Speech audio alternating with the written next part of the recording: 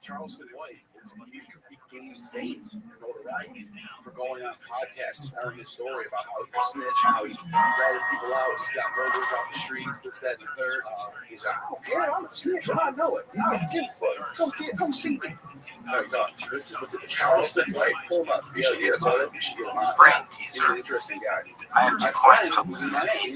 What are they? A diamond. Danza Project. Shout out to the Danza Project. I said one of them is Charleston, but the other one is okay. He's man and his son get into a car accident. They're rushed to the hospital. Doctor says, there's no way I can operate on this boy because he's my son. The doctor explains the man has got many from the soul. He's got a rock device on himself in the ice. Hunter, all Americans are ready to call. Yeah, and I already did. He blew up because of this comedy club. What? He don't care. He's not here. If you look at this, he's still a little bit right? He's that big.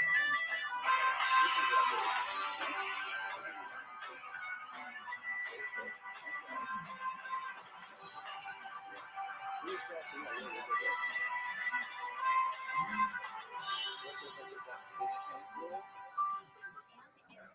Go back to the one before that. Right there. I bet you would talk about his snitching right here. Gang reform. I don't care who your day was. Teenage game, they're inspiring online actors. We might use certain jail time. I don't care how your day was either. I was just asking you because you asked me. Daddy set me up like yesterday. I worked, but then I went home to my condo. Carol came over, and we had sex. Oh, yeah. Never, ever, ever sleep with your boss. I'm so lucky that Jan and I only got to second base. What I want, Michael, is hour-by-hour log schedule for time. Well, that's really not the way I roll, because sometimes I'm in the zone, and sometimes I'm in the zone out. I was here this week. So, you want me to go on Amazon and find a dictionary? Jacksonville, Don't do it. Orlando, Miami. Oh, I already said Miami. Minnesota. Corporate, justify yourself. These are big cities like Buffalo, Tallahassee. These are all bigger than Buffalo. Woman's Buffalo's, first. so like, It's like mommy and daddy are fighting. Maybe Except mommy outranks daddy. These are all real cities. And mommy is way scarier. And I'm like it's just Hi, like Pam. weird I'm that so great. many cities are just in one So, state. Pam, I'd like you to keep a log of everything Michael does hour by hour. Analyze it for me, okay? Thanks, Pam. Well, it's the oldest state. It's the oldest. It's where. It's weird. Jan used to treat Michael like he was a 10-year-old, but lately it's like he's 5. Yeah, they named Florida after the city in Sicily. Very excited. Floridian. This is a city in Sicily Very called Floridian. Extremely It's actually excited. one of the classic texts from Very Lewis, Florida. I have spent a year here, Florida and City. I have to commit or get out. So, Dwight's the top salesman of the company, and he's taking me on my first sales call today. And I'm excited. St. Augustine? I am very excited. Ryan hasn't been a sale yet. But more importantly, he hasn't made the ally yet. He's going to be a slacker, loser, wise ass like Jim was.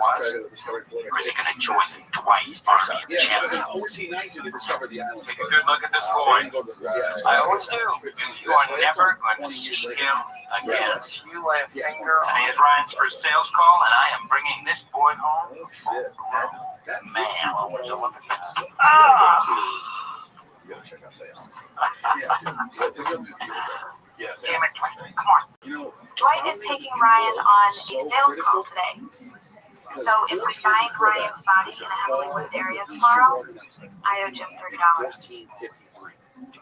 It's an old bet, but Take down the wall and it's a big business. Get in the car. They call themselves the Romans. I don't have a key. Don't you realize the key is inside you? There's still Romans in the East.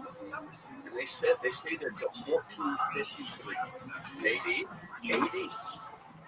He's the top salesman of the company. He's the top salesman of the company. He's the top salesman of the company. It's kind of funny because nobody wants to consider. No, but seriously, it's very Western centric. your ears are the key. 90% of a good sales call is listening. Only 10% is talking.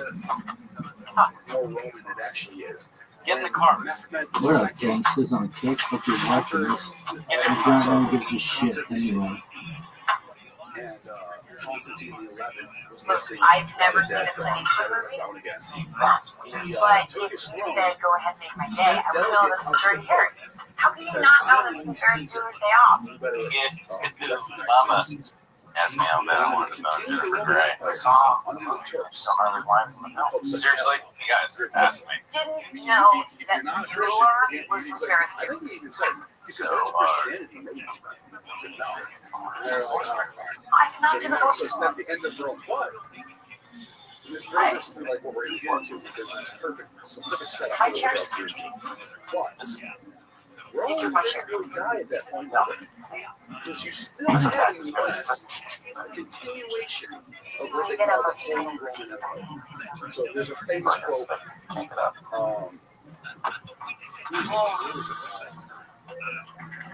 Voltaire. Voltaire famously says, Holy Roman Empire. It's not holy. It's not Roman. It's not an empire. So it's talking shit. But there are historians that say They're not talking first. That doesn't make sense to kind of lead the well, in the sense conversation. of holy, it's Christian. That just still gets to your point where they are Also, asking at some point, they become a Lutheran empire. Depending on who the emperor was. It could be a Lutheran empire. It could be a Catholic empire. And then it was So where's the sales Calvinist office? emperors. Calvinism. But they were always Sales office.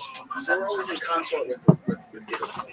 They were always, it was always the Holy Roman Empire, the Pope, hand in hand. Hey, Caselli. Take shit over. The That was cause. the world order. Cosby. The Franks started the Holy Roman Empire with Charlemagne.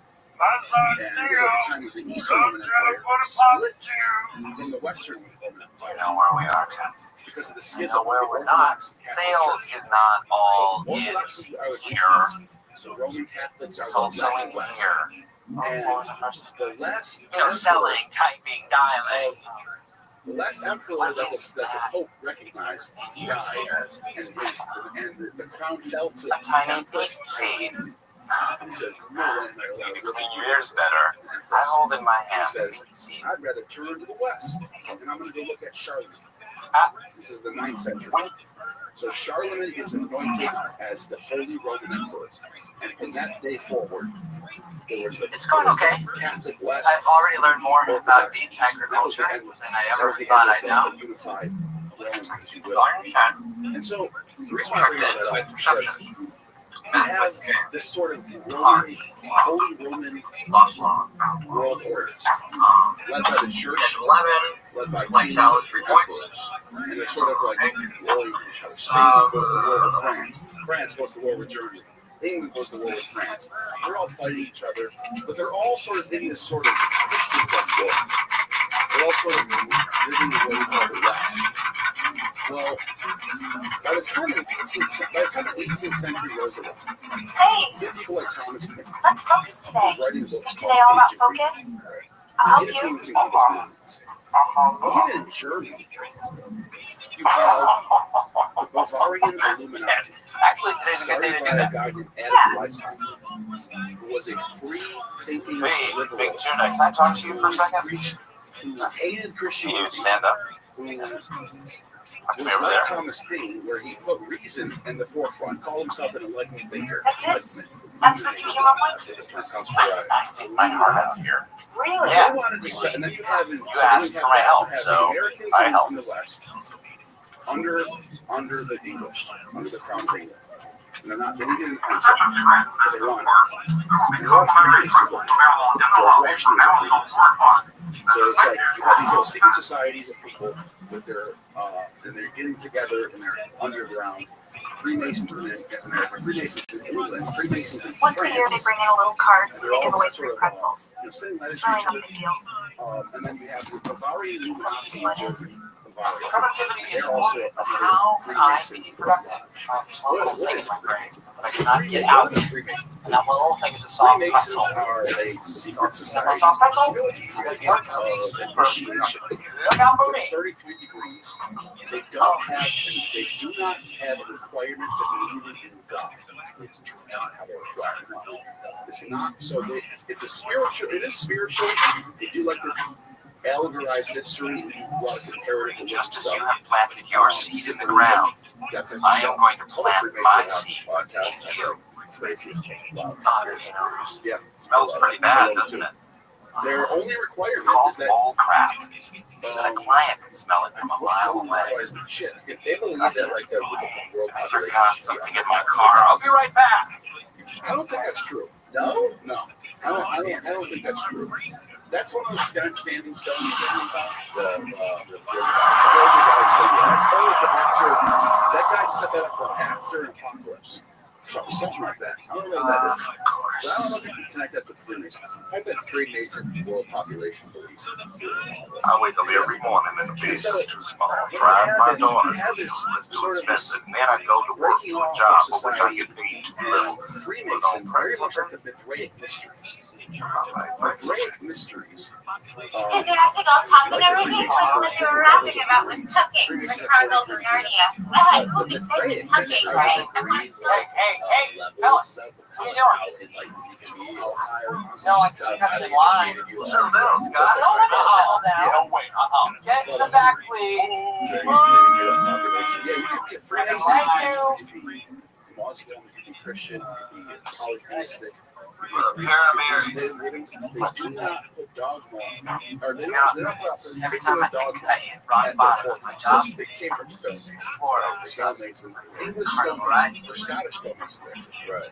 But it's in the 14th century they started. That's what? Okay, so in the 1300s, that's when Freemasons began to relationships. Yeah, that's it. That sounds But it's a great. fraternity of brothers who are getting together and sort of, making sure that everyone's. Congratulations, resourceful salesman. This is way different. The new You have passed the second challenge. I'm going to explain to you. To And Shrewd I'm Bar! going to lead this up to the idea that it might not be the Freemasons, Illuminati people that are the bad guys. So I'm taking a Sales? It's about people, right? During the second About Red understanding Scare, them, both secular and Christian learning how to get American along. agitators largely influenced by the work of Canadian Case study. conspiracy William Guy Carr, increasingly embraced To understand me, you have to know that I work in the city. But I live here on this small Notice how farm. it's Christians that are pushing that. Family farm. So the Christians Many and the shrubs Catholics born here. do not like Freemasons and Illuminati. The Catholic Church outlawed My grandfather was a the good man. German, the Holy Roman Empire outlawed Freemasonry as well.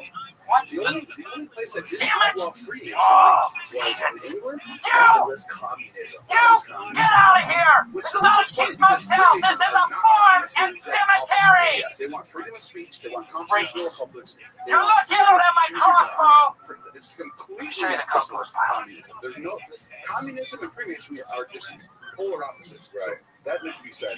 But England did not.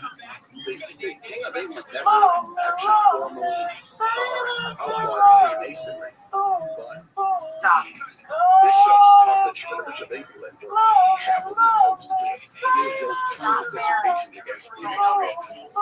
So that needs to be said.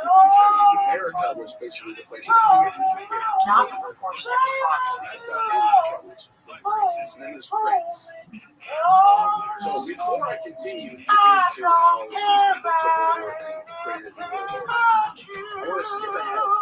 This is important. When Germany invaded France, and they went to Paris. They went into their judicial building. They found all types of Great. I thought you might want to use this time to authorize some checks. I gave you a video. Remember the video that was on for that documentary? Yeah, Hey, why don't you just go to your office, get some work done, and I'll bring your friends home. You're like a sort of race, and it's 1940, I think it was. You know, I just 1940. reported that It was the this beginning of document the World War today. II. Right, okay. proving to be the stars of patience and determination. There's Russian Freemasons hiding behind things. It's time for your next test. You have planted the bean seed. You have walked along lonely walls of loneliness. Right there. I was forgotten in college, so I know what you mean. The Yes. You know what your statue of problem is? Mithras. Okay. You know why you haven't made the sales? That was You think you broadcast know on everything. German You have to trust that maybe there are other people that think basically you. going, look, Are you ready to the learn? saviors of Germany. Are you ready for the final test? Freemasonic, Illuminati. Come on. And look at all these idols of Mithras everywhere. So they say the Freemason symbols on top. The scholars Hi, all please that tell me you stuff. have sweet This is blood. real. That's a real place in France. Going into their Glaze, judicial white chocolate, building. fudge, and then add caramel pigmentation, chocolate chip marshmallows, nuts, toffee, coconut, peanut butter drizzle, Oreo, sprinkles, and candy. That's hand That's Mithras. That's Is there any way that you could do all? Mithras. Thank you. His name actually means like contract. Please be seated. He's a mediator god. That's why contract, constitution. To have a constitutional republic is basically ruled by the What is that? Pay no attention to the spirits that haunt this hallowed ground. I was going to wait to get to the Statue of Liberty thing. Yes. Because My cousin to the lives here. but since we're Will on this always topic, be my best friend. where you asked, Unless things go well with Ryan today, in case I won't hang out with you so much. What is the greatest danger facing Thunder Mifflin? Outsourcing and consolidation of wrong. Flash floods. What is the true cause of Robert Mifflin's suicide? Let's look at that question. Passion. George Wrong. is the He one hated who himself. told you this. What is the Dharma Yeah, initiative? actually did. I can't believe that Ryan is not back yet. Statue of Liberty is based off the goddess Libertas. That's the goddess of the left. That's the Roman goddess Libertas. So what year? Like, so weird. What year is Libertas? He's not She weird. was around during He's the Roman just Republic. individualistic. No, he's So a freak. from You're a freak. 500 BC to 500 AD, something like that. Final Like, she's question, around forever. young Ryan Howard. So, but that's Statue of Liberty on the right. Yeah. But then there's the question of why does she have 7 rays, right? Michael And Scott. it's actually more complicated. I think there's more than just Libertas in the story. Is there another statue with 7 rays? The designer, his name is Frederick Not afraid of anything. Bartholdi. That's the guy who Also, I would have designed accepted it. fear is what it's all about. So he's going to be You cannot sell Now, while there's a undergoing God. fear. You need to God vanquish the fear. last One must pagan religion of wrestle fear before the to Romans, the the rest ground. You will now wrestle my country more. Okay, all right. Put you to the ground, okay? Don't just go. You're fine. I'm not doing this anymore. House is over. Ryan, Ryan, you're on the wrestle. Ryan. 7 ways God. 7 ways is the God. Soul Invictus Mithras. Mithras is picked by himself with his brother. What are all the animals? Soul Invictus Mithras are separate. But often, more often than not, Soul Invictus Mithras Ryan, is come on, one I'm God. sorry. 7 I'm rays. sorry. Both are sorry too. Look, he sent over So a that's basket painting of eggs, by the same guy. back He bacon. painted And this look, before he look at the erected griddle. the statue. Okay. So this is his own. This is the same guy, Frederick August of Bartholdi. Notice how he's emphasizing the 7 rays of the sun. Right. So there's a solar aspect here. No doubt about that. Keep going. That's not it. Oh, it was the one where he was a little idol. Just look up Still mad. Soul Invictus 7 rays. All right. So as you can see, there's a perfect example. The one in the middle, right there. That's Soul Invictus with 7 rays. And like I said, Soul Invictus and Mithras will merge together at the end of the woman. At the end of the woman. Look, that's not what I wanted, okay? I just wanted to go to sales call. Soul Invictus Mithras. The So sales there's call. Mithras with 7 rays. And then the one that we go to back to the emails where you find the 7 initiation layers. This is the last thing I want. And then we'll get back to what we're discussing. Yeah, this is important. So there's just like in Freemasonry is drawn heavily from the Mithras. Heavily. The initiation. The car. Go on. Here's the deal. Deal or no deal. The Phrygian cap Make a on the deal. top left. So what is the deal? Contract. Let's have much So time the to phrase. Phrygian Keep cap the on the phrase top real left. dollars in their heads. You know, he's the power of the conversation. That's why you're losing them on the cold call. Because you say the word please too much. Paintings are all over the Michael always says K-I-S-S. Keep it simple, stupid. Brain and mind starts my feelings every time. Phrygian cap on the top left. Okay. There's the Establish 7 time rays frame. crown. We're going to put everything into real dollars. But ask a lot of questions that all have different contracts. That way you better. Would like that. Yeah. So notice how I'm the going crown to has comment, 7 but not rays, copy. and it's a torch. That's a that's Hey, a toss. hey everyone, I am officially streamlining the official day of the Thomas, the sun runner. It's a symbol of liberty and the sun. So is this also liberty Mithraeus? Yes, I do believe so. Is it also the goddess Libertas? Yes. I think you can have both. I think it's definitely both. Last thing I want to show you is look at the first thing we have liberty. Click on that, click on that, where it says PJ. Yeah. Remember I saw that Phrygian cat? Yeah. That's the symbol of liberty. Second, I am insisting on increased accountability from every single one of these. What's going on? And I will be taking questions. There it is right there. That's the French Revolution. Okay. And they're wearing Phrygian caps. One question at a time. Yeah. So that's a Stanley, big I want weight you to hat. switch desks. I'm going to reorganize and restructure the layout of the office to maximize everything. I think we know what not to do on this earth, at least. And we are, after all, we're a company. Are we not? Are we not? Are we not? Are you with me? Are you with me? France and in Germany. And they're drawing from these old Roman Republic Mithraic sort of drawing from a soup of different ideas. And he's got his ties up.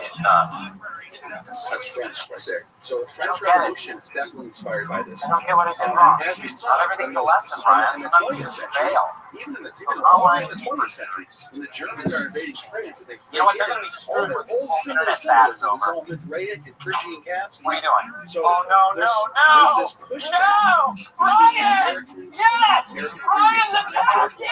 Washington was a Freemason, right? Come on! George Washington See him was under Memphis! this myth made up about him. And he went down and prayed Right, to give me Jesus. that. That never happened. That's made up. Never talked on any of the resources. The first time it's talked about was in like 20th century. So it didn't happen. He's on a sales call. You have it. No This is message. the crazy shit. You have an Right, Jim. English secret society with Freemasons that are heavily connected to the founding fathers, and they're called the Anacreontic Society. This is going to be big. We're talking about the Star Spangled Banner. Look up the Anacreontic Society. I gave you that one picture of them, but it's going to be on their Wikipedia anyway. ANA. That's one thing he said I love. Yeah. My wife. All right, go to My Wikipedia daughters. page. So this is a gentleman's club that started in London, and it's based on the Greek poet Anacreon, who lived on the island of Chios in the 6th century BCE. And their whole purpose was freedom, justice, drinking. And they dedicated the god that they worship with Dionysus. So they had a song. Now, a bunch of their Think about that all the time. a bunch of their members were, well, for example, some of their members were loyal to the Crown of England. A big example, Samuel Johnson was a famous poet. They met with them. He was part of their group. But there was also Freemasons that were there. Like James Boswell. James Boswell was a Freemason. He was This is a huge sale. Grand Master of the Grand Lodge of all Freemasonry. And this was during the year 1776. So you know he's, buddy, you know he's, affiliated with George Washington. Yes. During the year 1776, he's the Grand Lodge Master of all Freemasonry. He's a part of this club. So the Anacreontic Society, they exist. They from the 1770s all the way to the 1800s. I think right around 1810. I had to work late. And their whole purpose is to go back to the Greek way of life, the democratic republic way of life. Forget about the church. Forget about the Catholic Church. Forget about the Church of England. Forget about the Lutherans and all this crap, all this nonsense. We want the ways that the Greeks gave us. And they argue that. And this is another thing that Thomas Jefferson says in his letters. That common law, that we as we know it, has nothing to do with Christianity. It has to do with the ideals that were laid down by Greco-Roman republics. Everything we love about the West comes from them. Our architecture, our music, our theater, our comedy, our poetry. We have to go back before the church to get to that stuff. The roots of our culture comes from that. I typed 90. Shut Now up. we have to play the. I just make it this long time. One I was telling you It's about. true. This is Okay, I said average. 70? How many do you type? Really? Oh, it's not the brag. There it is. Okay. Come on, tell me. Right there. No. You have to tell me now. You're gonna play it. But I want to play the one that I gave you because it sounds way better. Okay. Actually, let's just play it. So, I'm watching the movie by myself because I just wanted a relaxing evening at home. And I'm freaking out. That movie is so scary. But I'm holding on because I'm waiting for Sandra Bullock to show up. No. How? What if I told you there's not the lyrics? Because I got it at Blockbuster and they don't put the pictures on the box. Now play the video. Would I make that up? Play the video that I gave you. I don't think you can see me easily. I saw it. Story. Oh, yeah, my fancy new apartment. I have one bedroom, one bathroom, and a closet. I have one kitchen. Wow, This is the original of the Star Spangled Banner. It's actually Yes. Okay. This was written in a free 1773, kitchen. and it was published in 1778. And it was one of the biggest songs that the revolutionary Americans were listening to. Let's play it. Okay, bye. Oh, yeah, I should probably. Oh, no, I was, you have to go? Yeah. No, I should probably. Okay. I mean, yeah.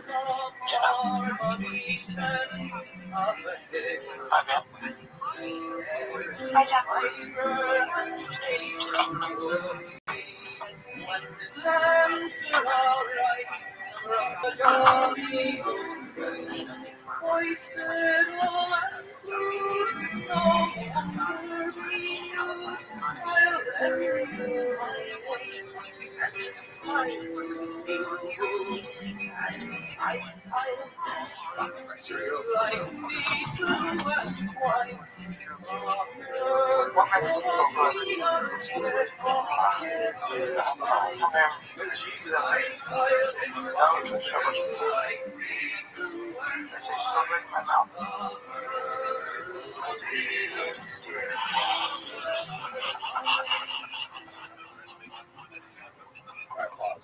Explain the Dionysus. That's the other Dionysus, the same guy. It's not like I'm saying they're they equate. That's two names for Dionysus. Dionysus is the god of wine, life, party, ritual culture, swelling of fruits, freedom. In Rome, he's called Liber Pater. That's where we get the word liberal from. He's the god of liberalism. He's the god of freedom. He's the liberal god. That's why at the Olympics, that was Dionysus, not Jesus. In blue, you saw that? The guy in blue that was Dionysus. Right. Jesus was the fat lady. There's the guy gas. Type in. Just look at a picture of the. It's supposed to be a reincarnation or a reproduction of the Last Supper, right? I don't think so. I think it's a painting about Dionysus. I'm talking about the recent yeah, I don't think it's supposed to be that. The thought it was type in Dionysus. Right there. Okay, yeah, right there. Right there.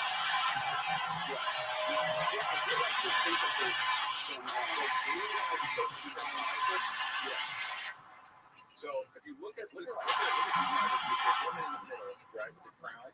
How many here? This is it. Look, she's got 7 rays on the crown, bro. Yeah, I know. I was gonna bring that up. You caught it first. Nice. Good job. Is she supposed to be Jesus? So you see where I'm going now. Is she supposed to be Jesus? No, she's not. But look it. I'm gonna prove it right now to all the idiots out there. So this guy who made this literally said this was supposed to be the Last Supper. No, you got too many right ears in your ear, bro. I get it. Look at this. Look at this. Here's the painting right here. Can I send this to him? Yes. I do too. Tonight, one of our most ethnic co-workers, Kelly, has invited us all to a Diwali This celebration. came out this week before the Last Supper. The Last Supper was inspired by this. Well, to have Kelly explain it. So let me look at the dates real quick. So let's look at the dates right now. Dutch painting. A lot of gods of unknown names. Issues, Last 20 Supper. minutes later, you find out that it's essentially a Hindu Halloween. So Okay, no, it's really actually true that the Last Supper did come out before this. material. So this feast of the gods might have been inspired by the Last Supper, but it's not Jesus. That's Apollo. And by the way, Apollo. Oh, look at that! The sun rays. Yeah. Right. This is the Olympians. It's the Olympics. Okay, so that means Christian ladies are this is a perfect Olympic ceremony. Those are the Olympic now, guess what? So between Meredith's minivan, if I borrow Bob's car, and get about 12 people. Someone told me this is earlier than It's on the calendar holiday. Hallmark doesn't even have a card for it. Yeah, let's read Hallmark is Indian life. Feast of the Gods all about the Renaissance painting, baby.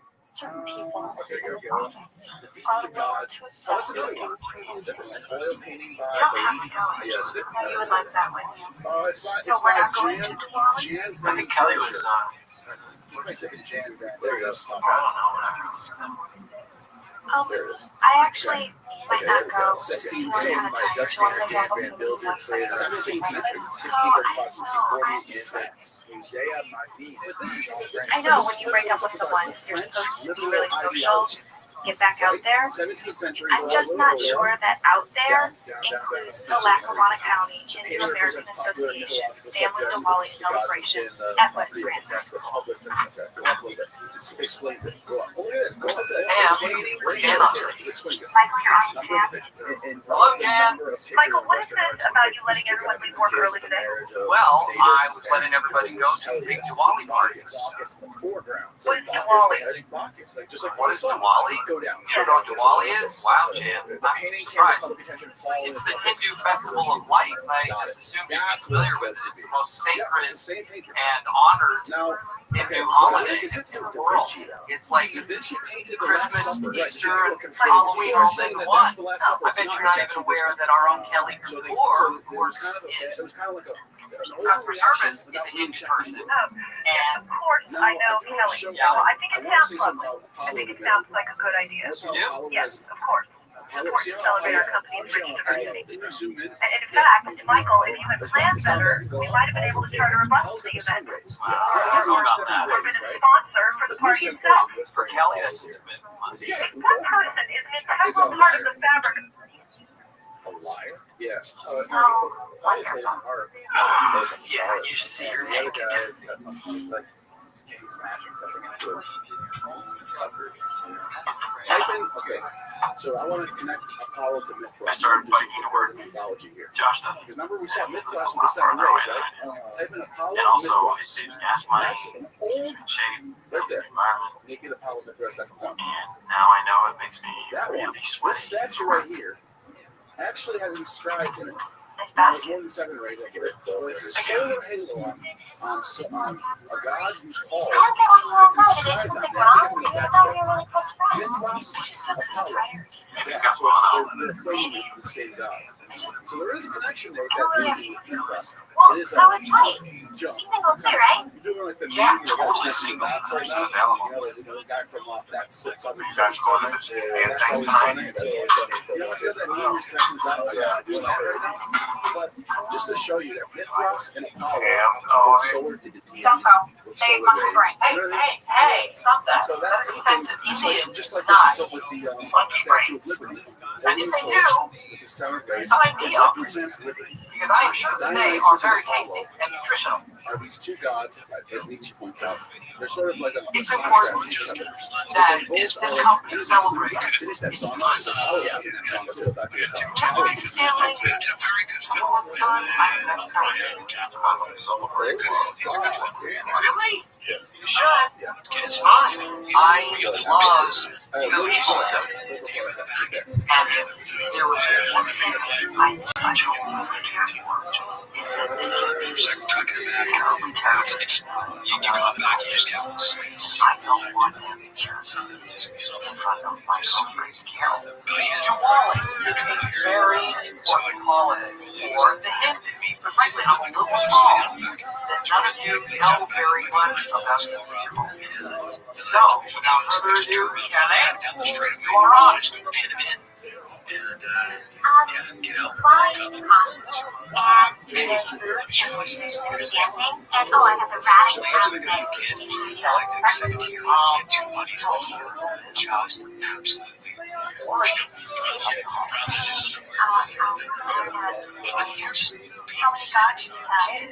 100, I think maybe more. Not rest down. What's your story?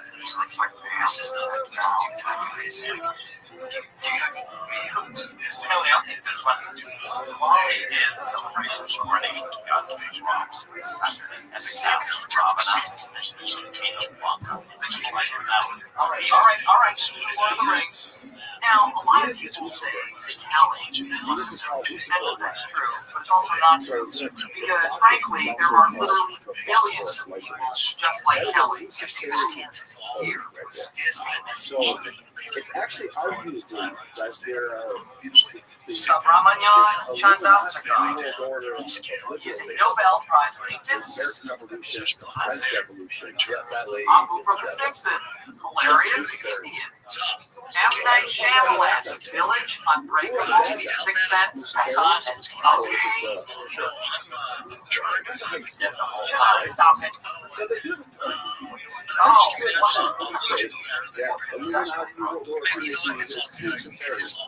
You're right, it is. And perhaps the most important person in culture.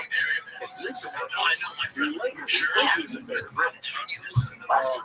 And then he became an actor. Okay, so the American Revolution, this briefly starts how did we get that to something right? How did it in 1815? So any questions? 40 plus 50 years later, Sometimes Francis I Key Scott really miss Jim. is in, I forgot what city, and is watching the Americans getting destroyed by the English, by the British Royal Navy. There it is. Francis Key Scott witnessed the bombardment of Fort McHenry by the British Royal Navy during the Battle of Baltimore.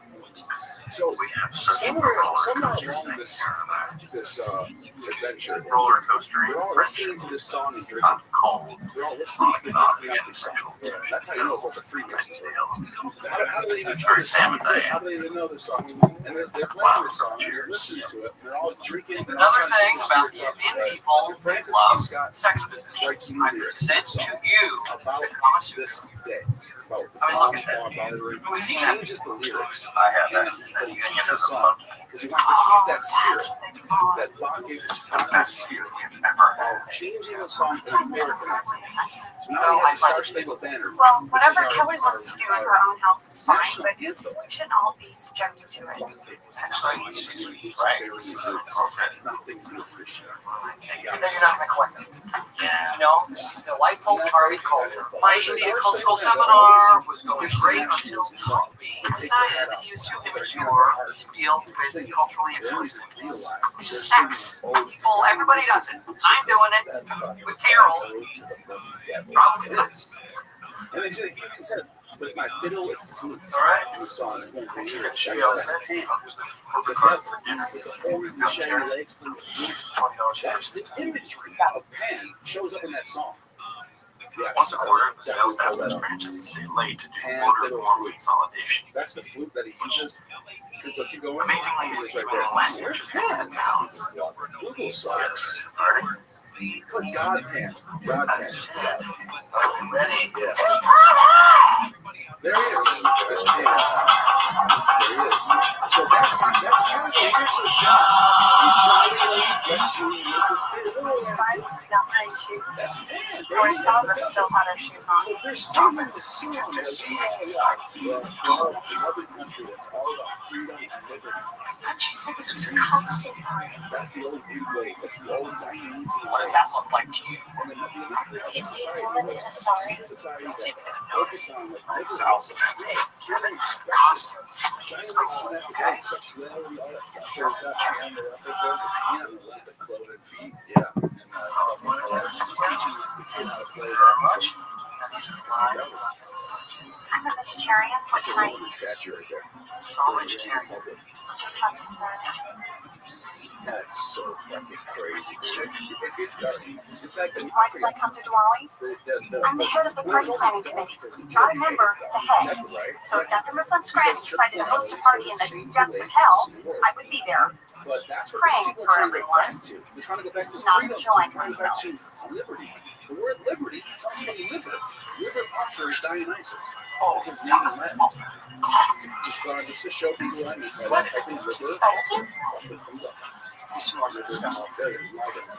That scores those mimosas. Basic Roman religion and mythology lie Very smart. street also. All they are is chocolate, graham cracker, and marshmallow. How difficult would that have been? The culture, their fertility and freedom was the So, you're Kelly's sisters, huh? Yeah, exact battle lesson good minute.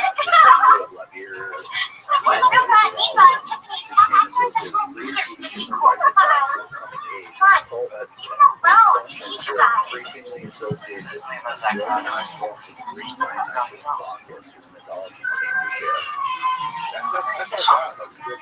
I decided to come. That's the God. That's the God. I feel a little underdressed, but French at least I'm not dressed like a slutty cheerleader, right? The end of Does that mean? the volume of reality. People downplay their you know, some of the French Revolution, their revolution. The Holy Roman Empire was disbanded in 1806. So what are they doing over there? What treaties they're writing, books they're writing, religion they're writing, was changing people's minds to the fact that the Holy Roman Empire falls in 1806. The Church of England's control over the New World falls in 1776. The French Revolution. What was the Right. Hi, I'm Carol. It's right around the The same wavy brown hair and the blue eyes. Michael talks about you a lot. Top of your class at physical school and you live on Shady Hill Road, right? 1848. Wow. So within a 50-year span, Sorry. these major Michael, me a lot. and as a result, the old Yes. Holy Yes. Order, What does he say? Church, Vatican control He done. says, And now I you love have you. a common law, He loves you. which is called the Napoleonic law.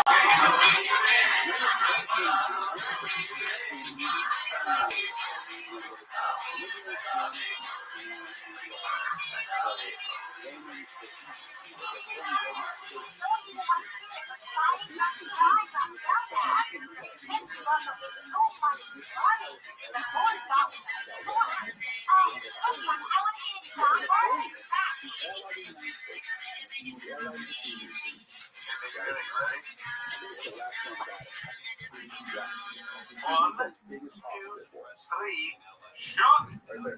Okay. Yeah. Oh, In Caligula, this is a coat of arms of Napoleon. So you have, by the way, that's what people are So you're studying to be an ear, nose, and throat doctor? Yeah. Which one's your favorite? I promise I won't tell anyone.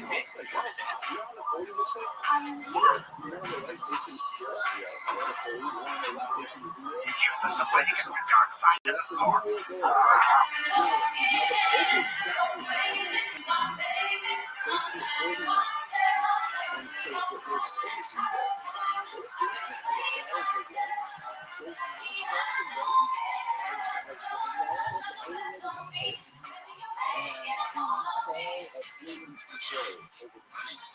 wow, 30 years. And you only met once before the wedding. Yes. Wow. So you have the fall of the Roman Empire, the fall of the French kingdom, and return of Napoleon. 2, Blow it up. 3, shot. And why is the Pope on his hands and knees with this? Because they defeated the Pope. They defeated the church. The end of the church. Now, why Caligula and Nero? Why them? Right. Those are the two things that are So you're studying to be an ear, nose, and throat doctor? Which one's your favorite? I promise I won't tell anyone. It's a new thing to the Christians. Yeah. He's useless to fight against the dark side of the force.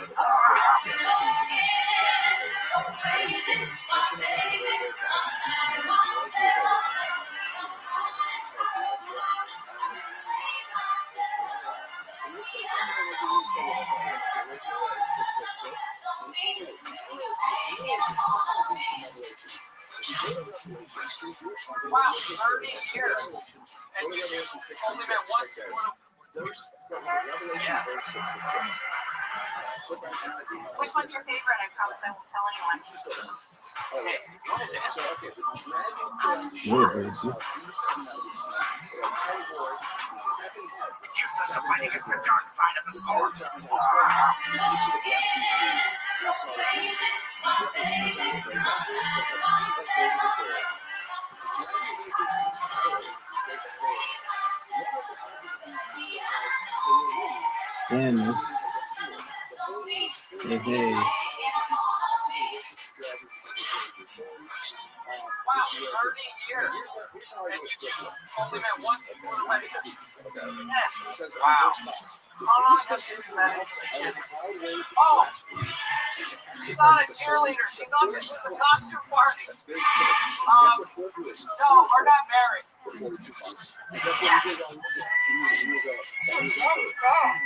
Very fair and very kind. So, tell me, is your marriage the kind of thing where when you die, she has to throw herself on a fire?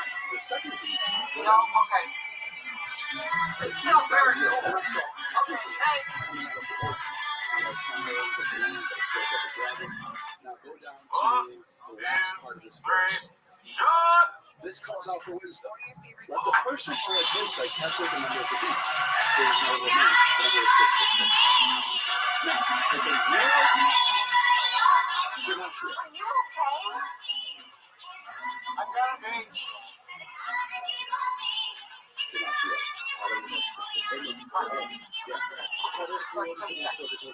Everyone, I'm sorry, should I have your attention, please?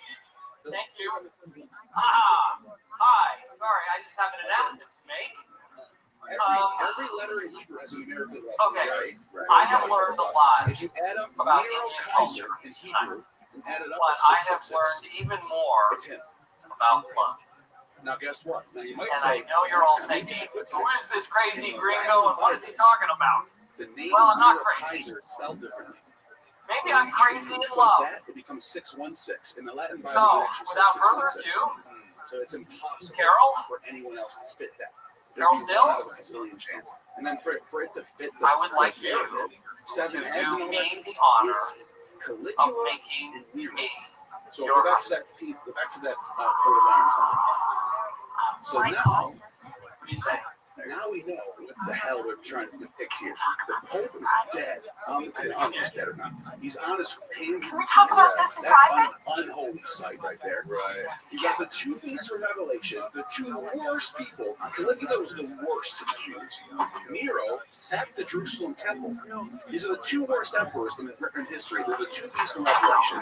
And then you have the bragging about everyone defeated all the rest. Look, see on the top where it says Jaffa, it's very blurry. But you see on the top of it, it says Jaffa. And it's Napoleon and he's only blasting away a bunch of people at Jaffa because he had won a battle there. Napoleon is bragging that this war, and the last thing I gotta show you guys this, you gotta see this. Look up the picture of Napoleon being anointed. This is the end of the church in control of the world. It's the new start with the world we live in today. Hey, you know what? Which is the world Why of don't I come constitutional with you? republics. It's the world of United America today. Call the It's thanks to Napoleon, George Washington, and the Freemasons. This is what. Hey, These are all amazing pages. Go to the first one, Coronation of Napoleon. Let's take a look at that. Listen up.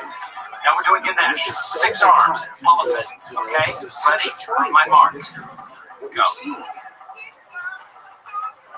Who's that supposed to be? That's what I want to see. Now, look at That's not a Hindu god. Well, I was intending, but I got promoted. So, compensation is a lot more competitive. He's saving money now. He's got the family at home. More travel and buy an Xbox. There's no more Holy Roman Empire. Now, England already lost their New York, and that's already is that anything you wanted to ask us tonight? sets up the same system that George Kelly's sets up fine. in Europe. But honestly, I just came here for the free Indian food. Still a lot of else. His is the last Leighton Caesar Augustus Alexander. Where am I He's the shooting? last. He's the Can you last. believe my boss proposed to his girlfriend in public? Nobody has come along. So, Michael. George Washington and And You would excuse me for a second? that's why they do two heads. You live in their world, the world that they designed. Napoleon, Thomas Jefferson, Thomas Jefferson. It's hot in there. But George Washington being the first president. Of the nine. Yes, right. Why? Right. Thomas Jefferson. Looked like you were having fun. So he crushed the church. I am. You should come dance with us. We have to watch our shoes so they don't get stolen. Now think about Who are you this. texting? No one. They say X-Men all left up for enjoying themselves, but they're not. They just realize their world is over. It's the apocalypse. They do not want Napoleon. Let's check out a different one. This guy's like sad. Yeah, that's probably what the painter is trying to do. Andy, no acapella. Sorry, I just lost. He's lucky that So this is the fork in the road where we're being ruled by religion versus being ruled by law. Yes. Go up. The one right there on the right there. That's him being anointed. You know what anointed means, right? He's being Oh, come on, guys. You know what it means to be Christ. He's Christing. He's being Christed.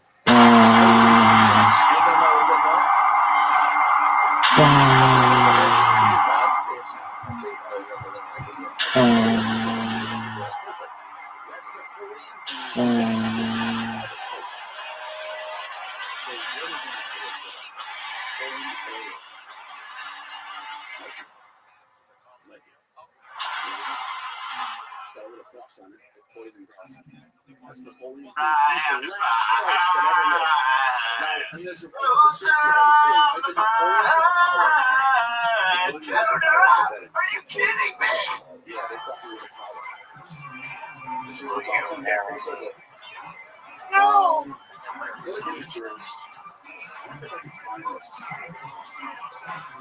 There's like a conspiracy theory. There's a conspiracy theory about Napoleon. It's a 3.5 Oh, is that? Where are you going? Going That's home. it. There's a painting of Napoleon as a pilot.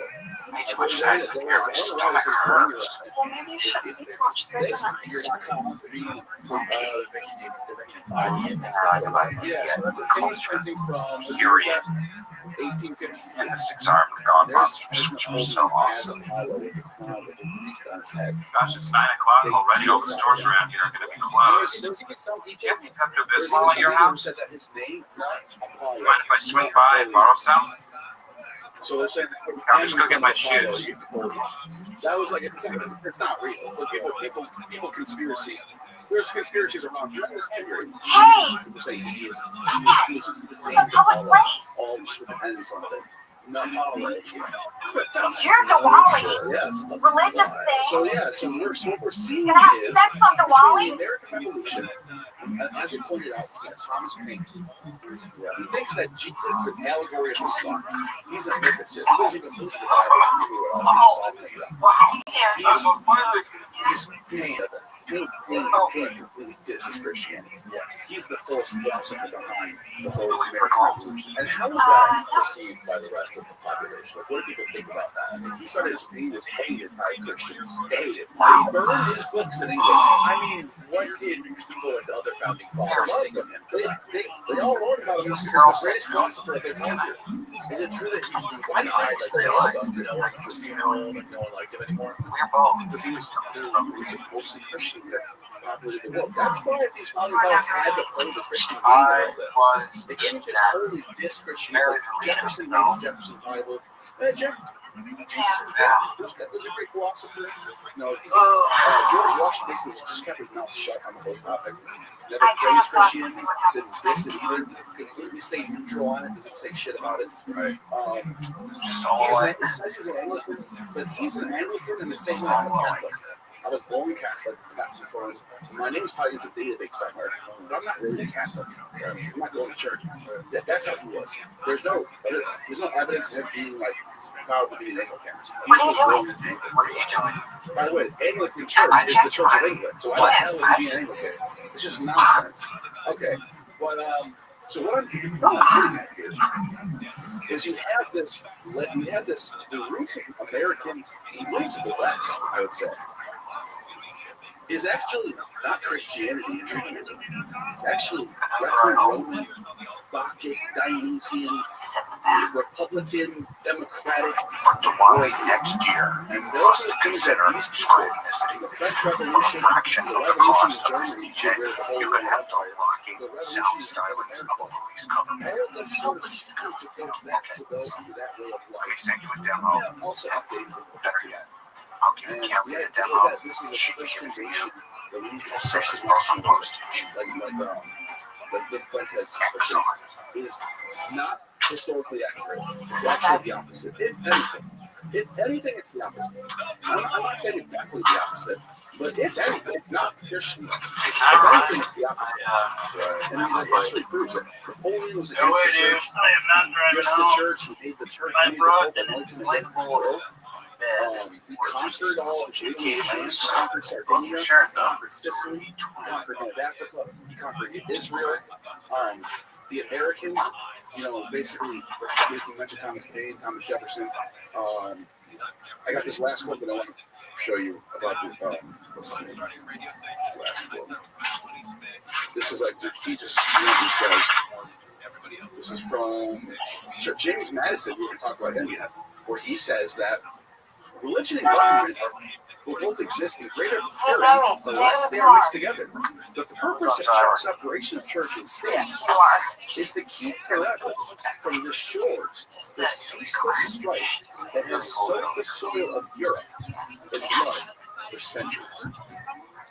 Like he's basically saying, Europe for the last 10 centuries, we need to end that. And that's not the way we want to go. Just don't puke on anything. Which is, if you think about it, that's basically what's led to today. Civil rights movements, people wanting to be free. That's sort of the new God that we're under, which is Dionysus, if you think about it.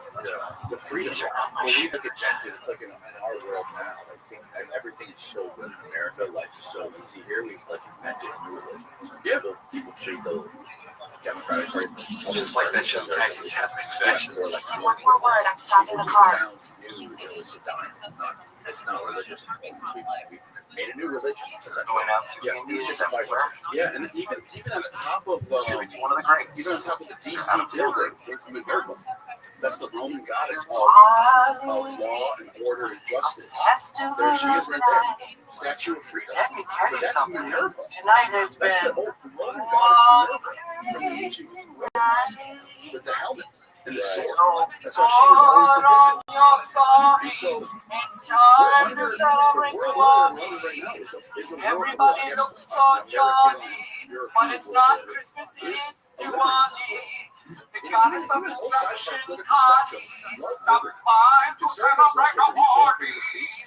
Don't invite any zombies. So it's like, One the new celebration dilemma, of your you warning. have creepy Long religion, this new day sort of party. Christian So have nationalist some fun in the morning. creeping If back you're into Indian and the you right love wing. to party, But a lot of have a conservative happy, libertarians happy, happy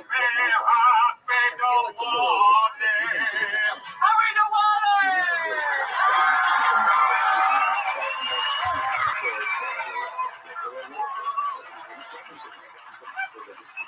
People are, for the most part, supporting Trump, right? So we gotta throw him a bummer every now and then. He's doing what he's playing the game like the founding fathers did, right? Because he's like, these people are Christians, so I gotta play the game a little bit. Yes, exactly. And the Thomas Paine thing is super interesting. Like reading her book about the age of reason. Like I told you, like the quote out of that book that I love the most, where he was saying, "It's only by the exercise of reason that man can come to discover God." And he's like, take away that reason, and you'll be capable of understanding anything. And it makes sense the way he elucidates it, where he's saying, like you don't come from nothing. Everything comes from something. Any reasonable person can understand that one thing. But where did the first thing come from? Where did the first thing come from? Usually you can't fill in that book. So we fill in the book with that. Got it again. Because there's we have to be able to understand the way the universe works some way. Right? That's exactly what most people saying in the agreement. Yes. Laying out, you've always believed that the gods were in control of the ring, or in control of tsunamis, floods, right? then we figured out what was really happening. There's a science behind it. There's a cause and effect. And then we said, okay, well, God's behind the other cause, the sun. Or why is the earth moving? Why are the stars moving? God's got to be that. Right? And it's moving into the gaps where you end up getting. I don't have a ton of contact with Restream, but before I left, I took a box of Dwight's dictionary. So from time to time, I send Dwight faxes from himself, from the future. The other great thing, right? Dwight, at 8 a.m. today, someone poisons the coffee. Do not drink the coffee. More instructions will follow. Anybody explaining the future of law, for example. If I go into a courtroom and I give testimony based on this source, saying I got this evidence from somebody who's anonymous, that would never hold up in a court of law. Not even in real life. If I told you something, I told you I heard something from somebody who's anonymous, that you believe that you chose to, well, you have no reason to believe what I'm saying.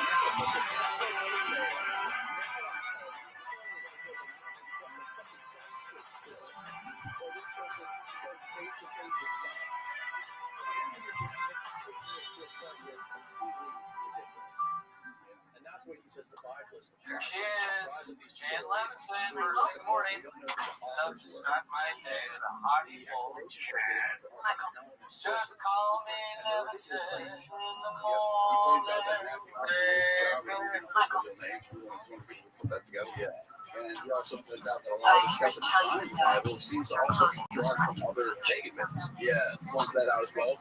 And as you said, The board voted last night to the sources for the claims, a big example is Paul's. Paul's epistle, Corinthians is the big one. In Corinthians, Paul says that Jesus returned 500 people.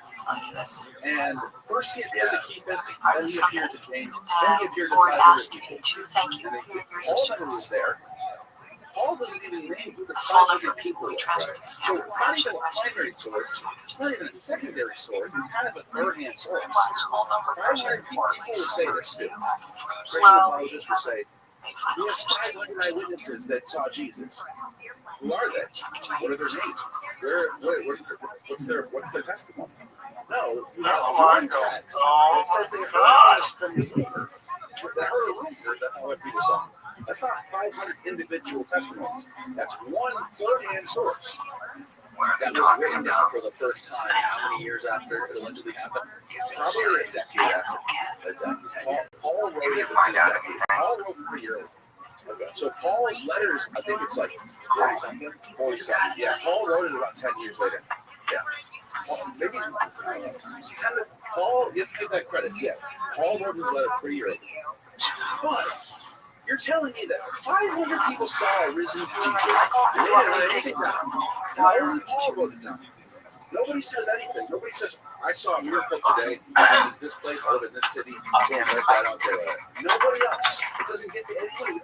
Only Paul is the only one that knows this. Sorry. And I think some pointed out on the first podcast that in the Old It's all about numbers. Testament, they're writing It's just about talent.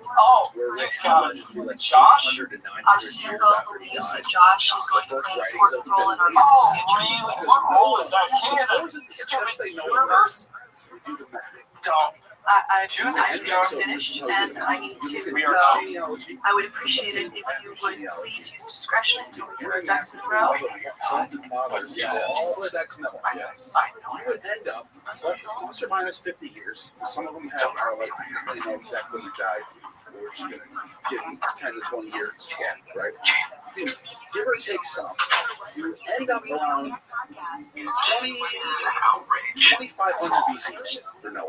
I think that's what we get. 2000 BC for Noah. Give or take some. Let's see Josh just to give replace it, when did Noah live? Let's see Josh find another Stanley. You think Stanley's growing trees? So I was going to say, I'm in the middle. Stanley tree. Give or take some. We don't know exactly when, but at the latest, it's going to be 3,000. At the shortest, that's if we're doing all the math about who the fathers of Josiah, Hezekiah, all the people in Jesus' genealogy going back to Noah. Right. You end up somewhere between there. Okay. So 3,000. So the story of Noah. So let's go with the latest, or let's go with the earliest. So fast. Let's get them both. Let's go at 1998 BC. Let's say Noah Stranger. died in 1998 That just sounds weird. Okay. Sorry, I just feel like we haven't talked in a while. The story of Noah doesn't show up in literature until 300 BC. The first time Noah shows up in anyone's sources is 300 BC. That's over 1,000 years plus, 1,600 years. 1,600 When you years become close with someone, you develop a kind of sixth sense. Read their moods like a book. And right now, the title of Michael's book is Something Weird is Going On. You have Colon. Kalion, you have What did Jan say? but those don't mention Noah. Those are other guys. The Michael Scott story. Noah stuff. Yeah, Michael Scott. Noah shows up. Noah shows up in the primary sources of 300. Let's see, like 1,600 years have gone. That's why you said 900. I said it's more. 600. And that's if you take them the latest dates. It might even be more than that. Like if I said 2,500, we're looking at 2,000 years before Noah shows up. It's made up mythology. Let's just be real here. Yeah. You know? I know. It gives a lot of people comfort to think that we have it all figured out. Religion's always been correct. This physical chick in my life. But I'm not saying I'm just saying that this one isn't true. But I don't know if it's true. I can't tell you. Leaving it open. I think that's what they're broken. And then he also said that he thinks that the book of Job is the one book that doesn't belong. You just said that we're going to be Early gone. messages. Michael, what's going on? What did Jan say to you? Oh, he said the book of Job. He said it stands totally disconnected from the other books. What's up, everybody? Because it doesn't mention Abraham or Noah or Jacob or tribes. It doesn't even mention Israel. And it makes me go out there and their names. Yeah, It's over. It has there's no zodiac figures in it, and there's no We are evidence that screwed. Jews knew anything about this stuff. Dunder Mifflin Scranton is being shut down. They do eventually. But I know what he means. I know what he means. He said they had no knowledge of astronomy at the time it was written. Yes. Yes. So He's long. saying when Job was supposed to Jan told me just we leave wouldn't it have that information yet. It would have been centuries later. Boss, Michael, do we still have jobs? And that's the thing, yeah, Job's a weird book. It does stand in its own category. This is the worst. It doesn't even happen in Israel. It happens in the land of Uz. Nobody even knows. UZ. Nobody even knows what that is. It never mentions the 12 tribes. Doesn't mention This has Jerusalem. been great. Doesn't mention Jacob or Noah or Moses. So let's get back to work and do the best job that we can. Just randomly by itself. Toby, I'd like to see you in my office, please. Look at the location next to the Old Testament promise of the birth of man, United Please. It's mentioned it is most often theorized that the land was, so they don't really know for sure. Right. Anything you dedicate yourself to, you like no Tony? It makes perfect sense that it would have to be. Yeah, so I just want to That's just a start. This address is a phone number. is that I don't want to blame these anyone in revolutions that particular. happened between the end of I the think 18th everyone's century to blame. through the mid If I could just say, if Ryan is laid off, I will kill myself, like Romeo and Juliet. not by I'm Judeo-Christian clearing his list. I analyzed Dunder Mifflin for the business school class and predicted that they would close this branch 6 months rejection ago. of those things. So, And that's what actually, kind of a big not built on. Not built on the ethics of opposing Judeo-Christianity and living sort of the old Roman Republic.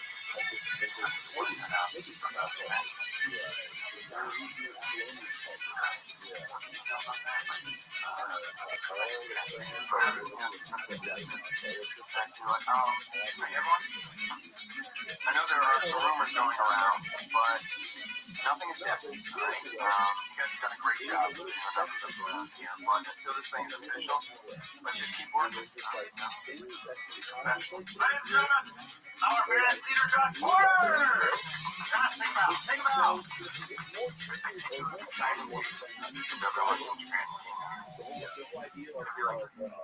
going very good.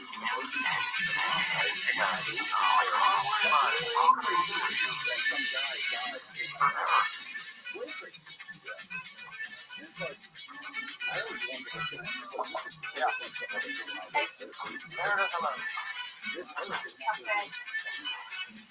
So listen, I know you're seeing someone, but I'm still with.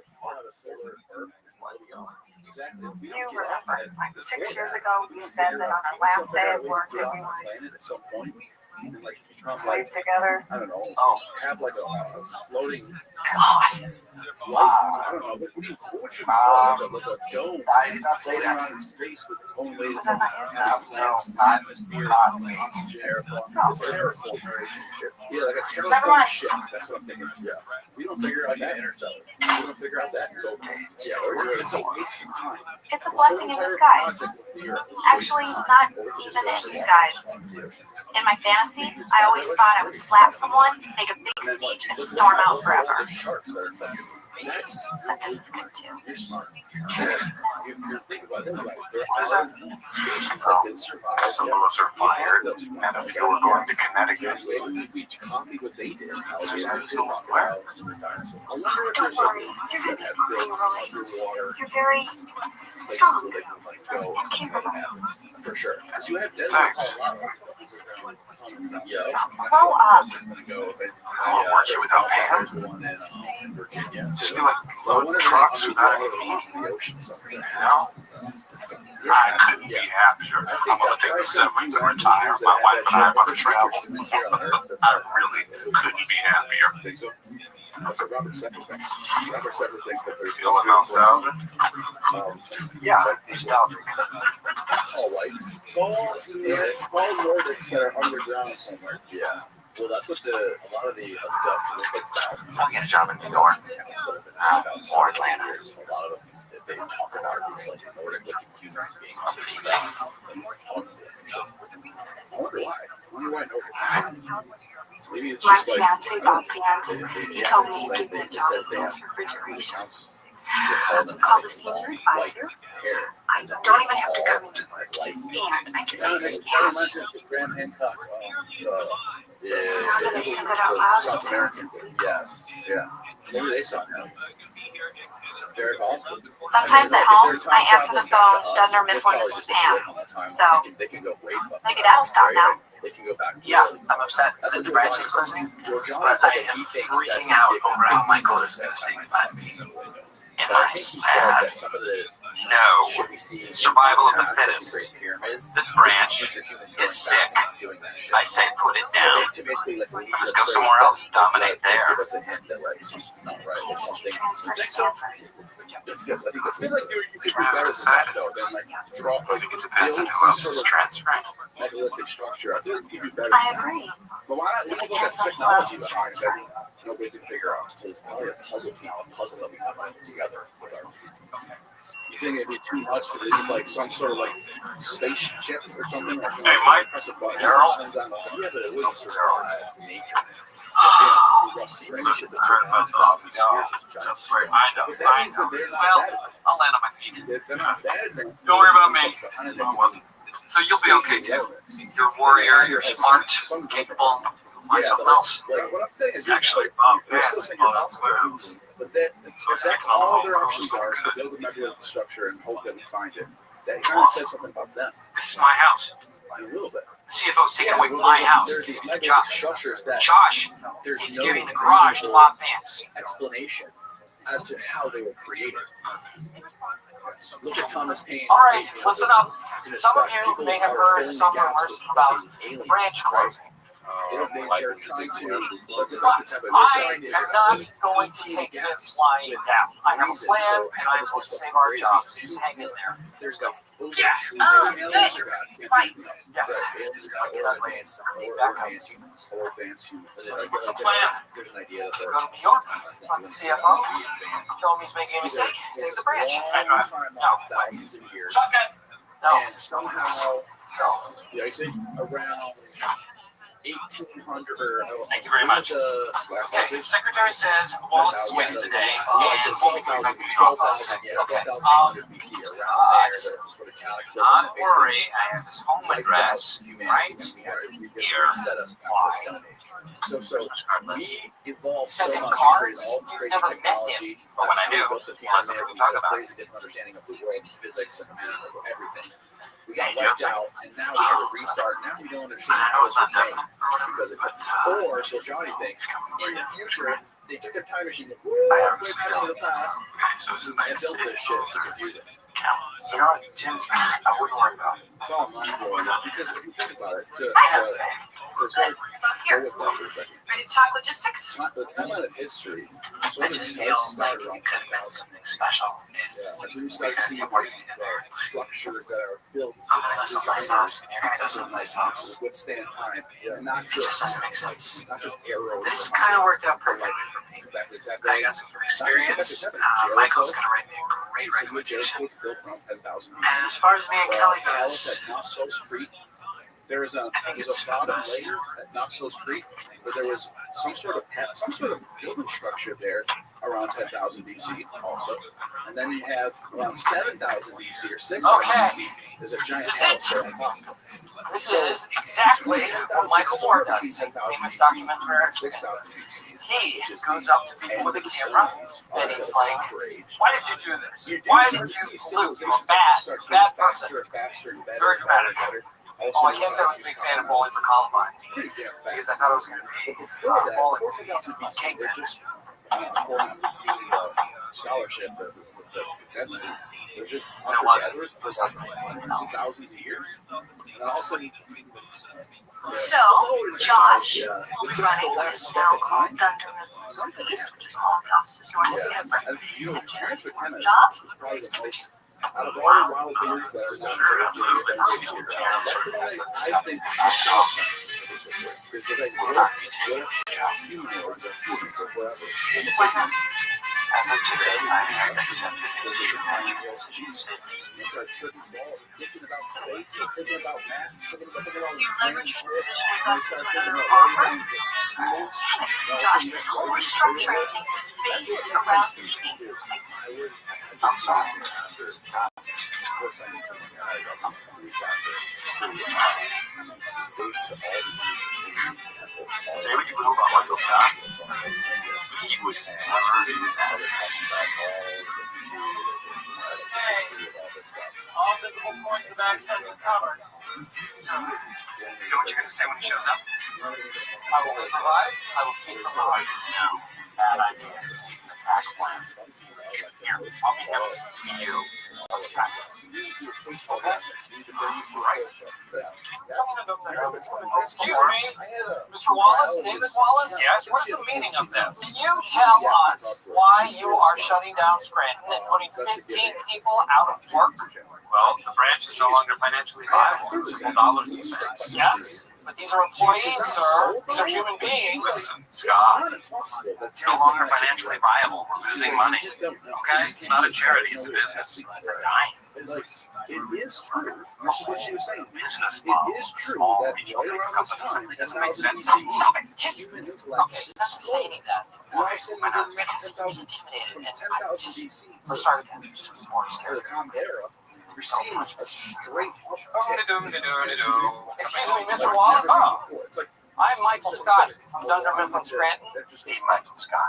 Yes, sir. Straight uptick. You're putting 15 employees out of work, sir. Did you realize you were doing that? And it's like those People, I hadn't thought of it that way before. How does that make you It's feel? nothing compared to the hundreds of millions of years that things have been. The Earth has been alive. He's not going to say this anymore. Nothing. Let's try it Steve, again. pull up that temple that Kadeem was showing us. That's a really old temple in reference, India too. that's Coming home from work. Mr. Wallace! It's all one That's it. stone. Just skip it. It's insane. There's this Yeah, giant temple. You might know. I will improvise in the moment. Kids can plan something like this. I will just improvise it. And it's this beautiful. I've studied, so I know what I'm doing. Yeah, Kali. Yes. Go to images. Go to images. I know exactly what I'm going to say. Oh, I have yeah. everything It's the detailed. largest of the I want to do temples at the Allura Cave. So that's Well, all no, I carved can in. teach It's you. carved out of one rock. They literally they excavated it. So like they cut out all the negative space. It's not built like something we built. So they would have to find one giant rock to do this. Yeah, exactly. How do they know that one giant rock? It's a mountain made out of stone. Yeah, but what if the rock? What if the stone Would you had please like send the different? company directory? What if it had Serious? like a crack in it somewhere? Dude, Sure. how do you plan? That's what I'm saying. That's what I don't understand. This is mind blowing. What if there was a crack in it somewhere? How did they know that the whole thing was solid? Right, exactly.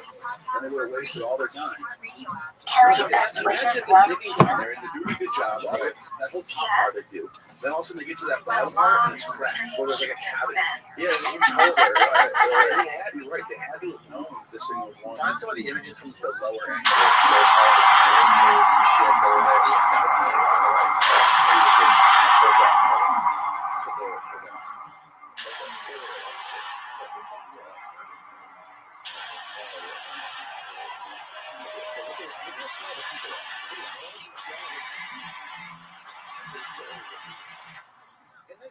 It's very similar to songs in Egyptian. You know, yeah, it's very. A lot of people have pointed out that Egyptians and Indians have been in contact for longer than we think. So, I'm still waiting here, but it looks like Scranton is going to absorb Stanford. Wow. And I know you just left there a couple months ago, but we would like to offer you the number 2 position at that branch. Yeah. Drug in his eyes. No, I'm not sure if I see his final form. This is quite awesome. I was like, oh my god. That's what it is. It's the Michael. It's psychedelic Personal drug. stuff. And yeah, but it says they literally put it in his eyes so that he can see. Isn't that awesome?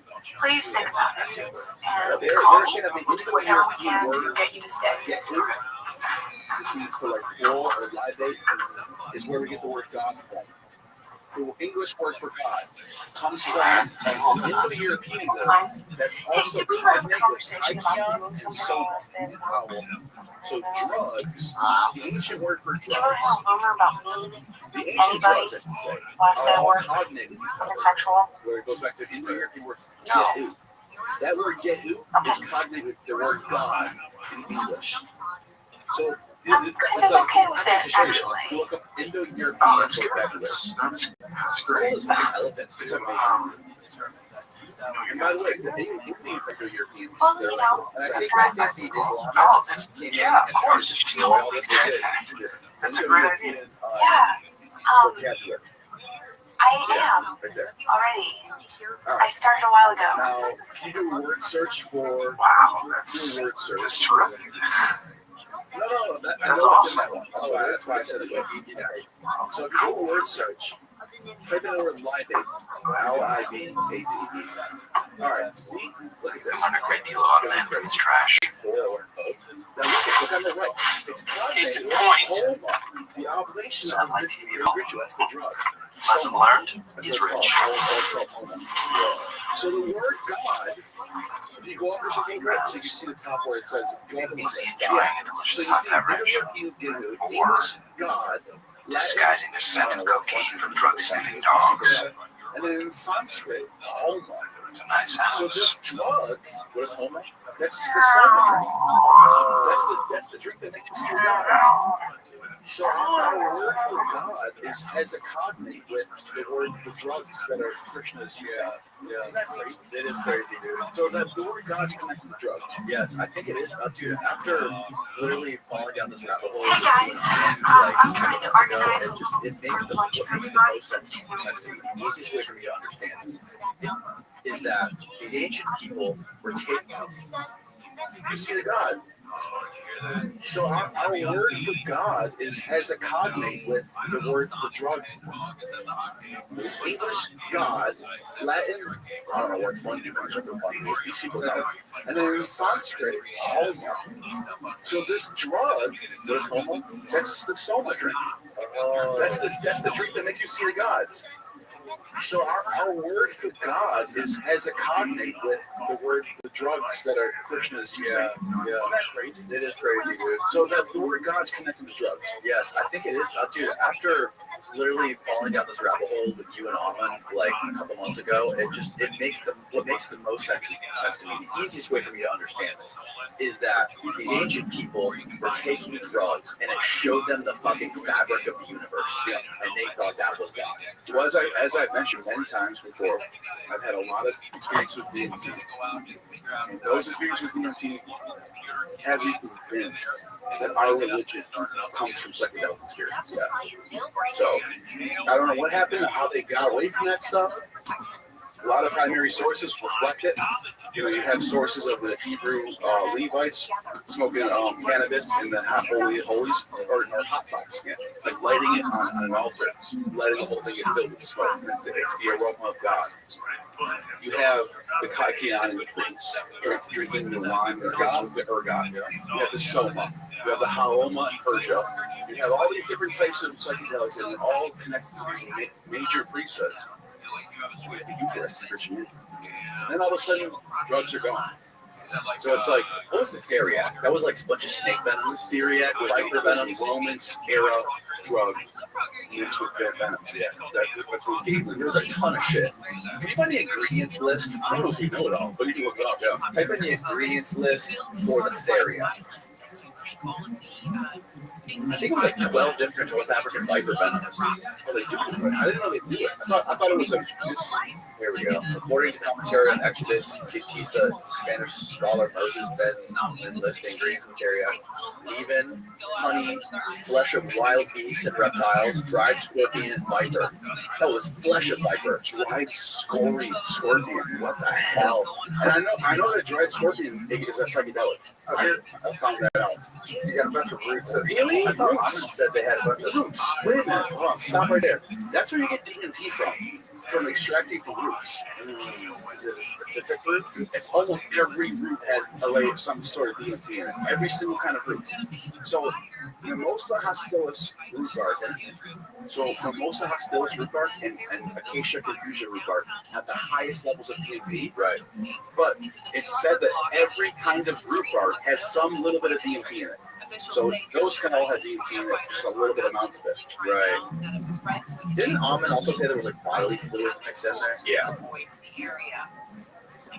Fruits and seeds. Oh, by the way, you have to add what's called Syrian root seeds to your acacia root bark to convert it from DMT to ayahuasca. Because it's an MAO inhibitor. Right. So those seeds might be an MAO inhibitor. How did they figure that shit out, dude? But if I had to guess, that's what's going on. You have the seeds, you have the MAO inhibitors, with the DMT roots, you have all this other type of stuff mixing up with this, making this super magic potion to meet the gods with. God, there's a ton of it. I know, it's nuts, dude. It's nuts. I wonder if anyone's tried to recreate it in modern times. I want to. Like, I want to do it. I want like some sort of like pharmacologist chemist. Yeah, I would help to try to do this shit. Try to make it. I don't know if it'd be ethical, if you really took almonds. If you took almonds, literally make DMT super easy. DMT is so easy to do. Acacia confusion root bark or Mimosa hostilis root bark. It's legal because you can use it as dye, purple dye. Purple dye, I'm not kidding. You could use it as purple dye. Done it before. Isn't that right, though? That's why I take almonds seriously. Dude, he's right. You know what I mean? So, okay, you can use it as purple dye, it's legal for that. Yeah. But if you don't use it for play, you can add it to hot boiled water, and you'll see the layers mix up together. You gotta add a caustic soda, mix it up with caustic soda, get it real hot, and then the layers start to separate. Shake it up real good. Probably let it sit for a day in a hot bath. Next day, you add the naphtha. Naphtha's in the Bible too. Well, anyways, naphtha's in the Bible. So you add the naphtha. Then you see a thin layer on top that's clear, and a big, thick purple layer on the bottom.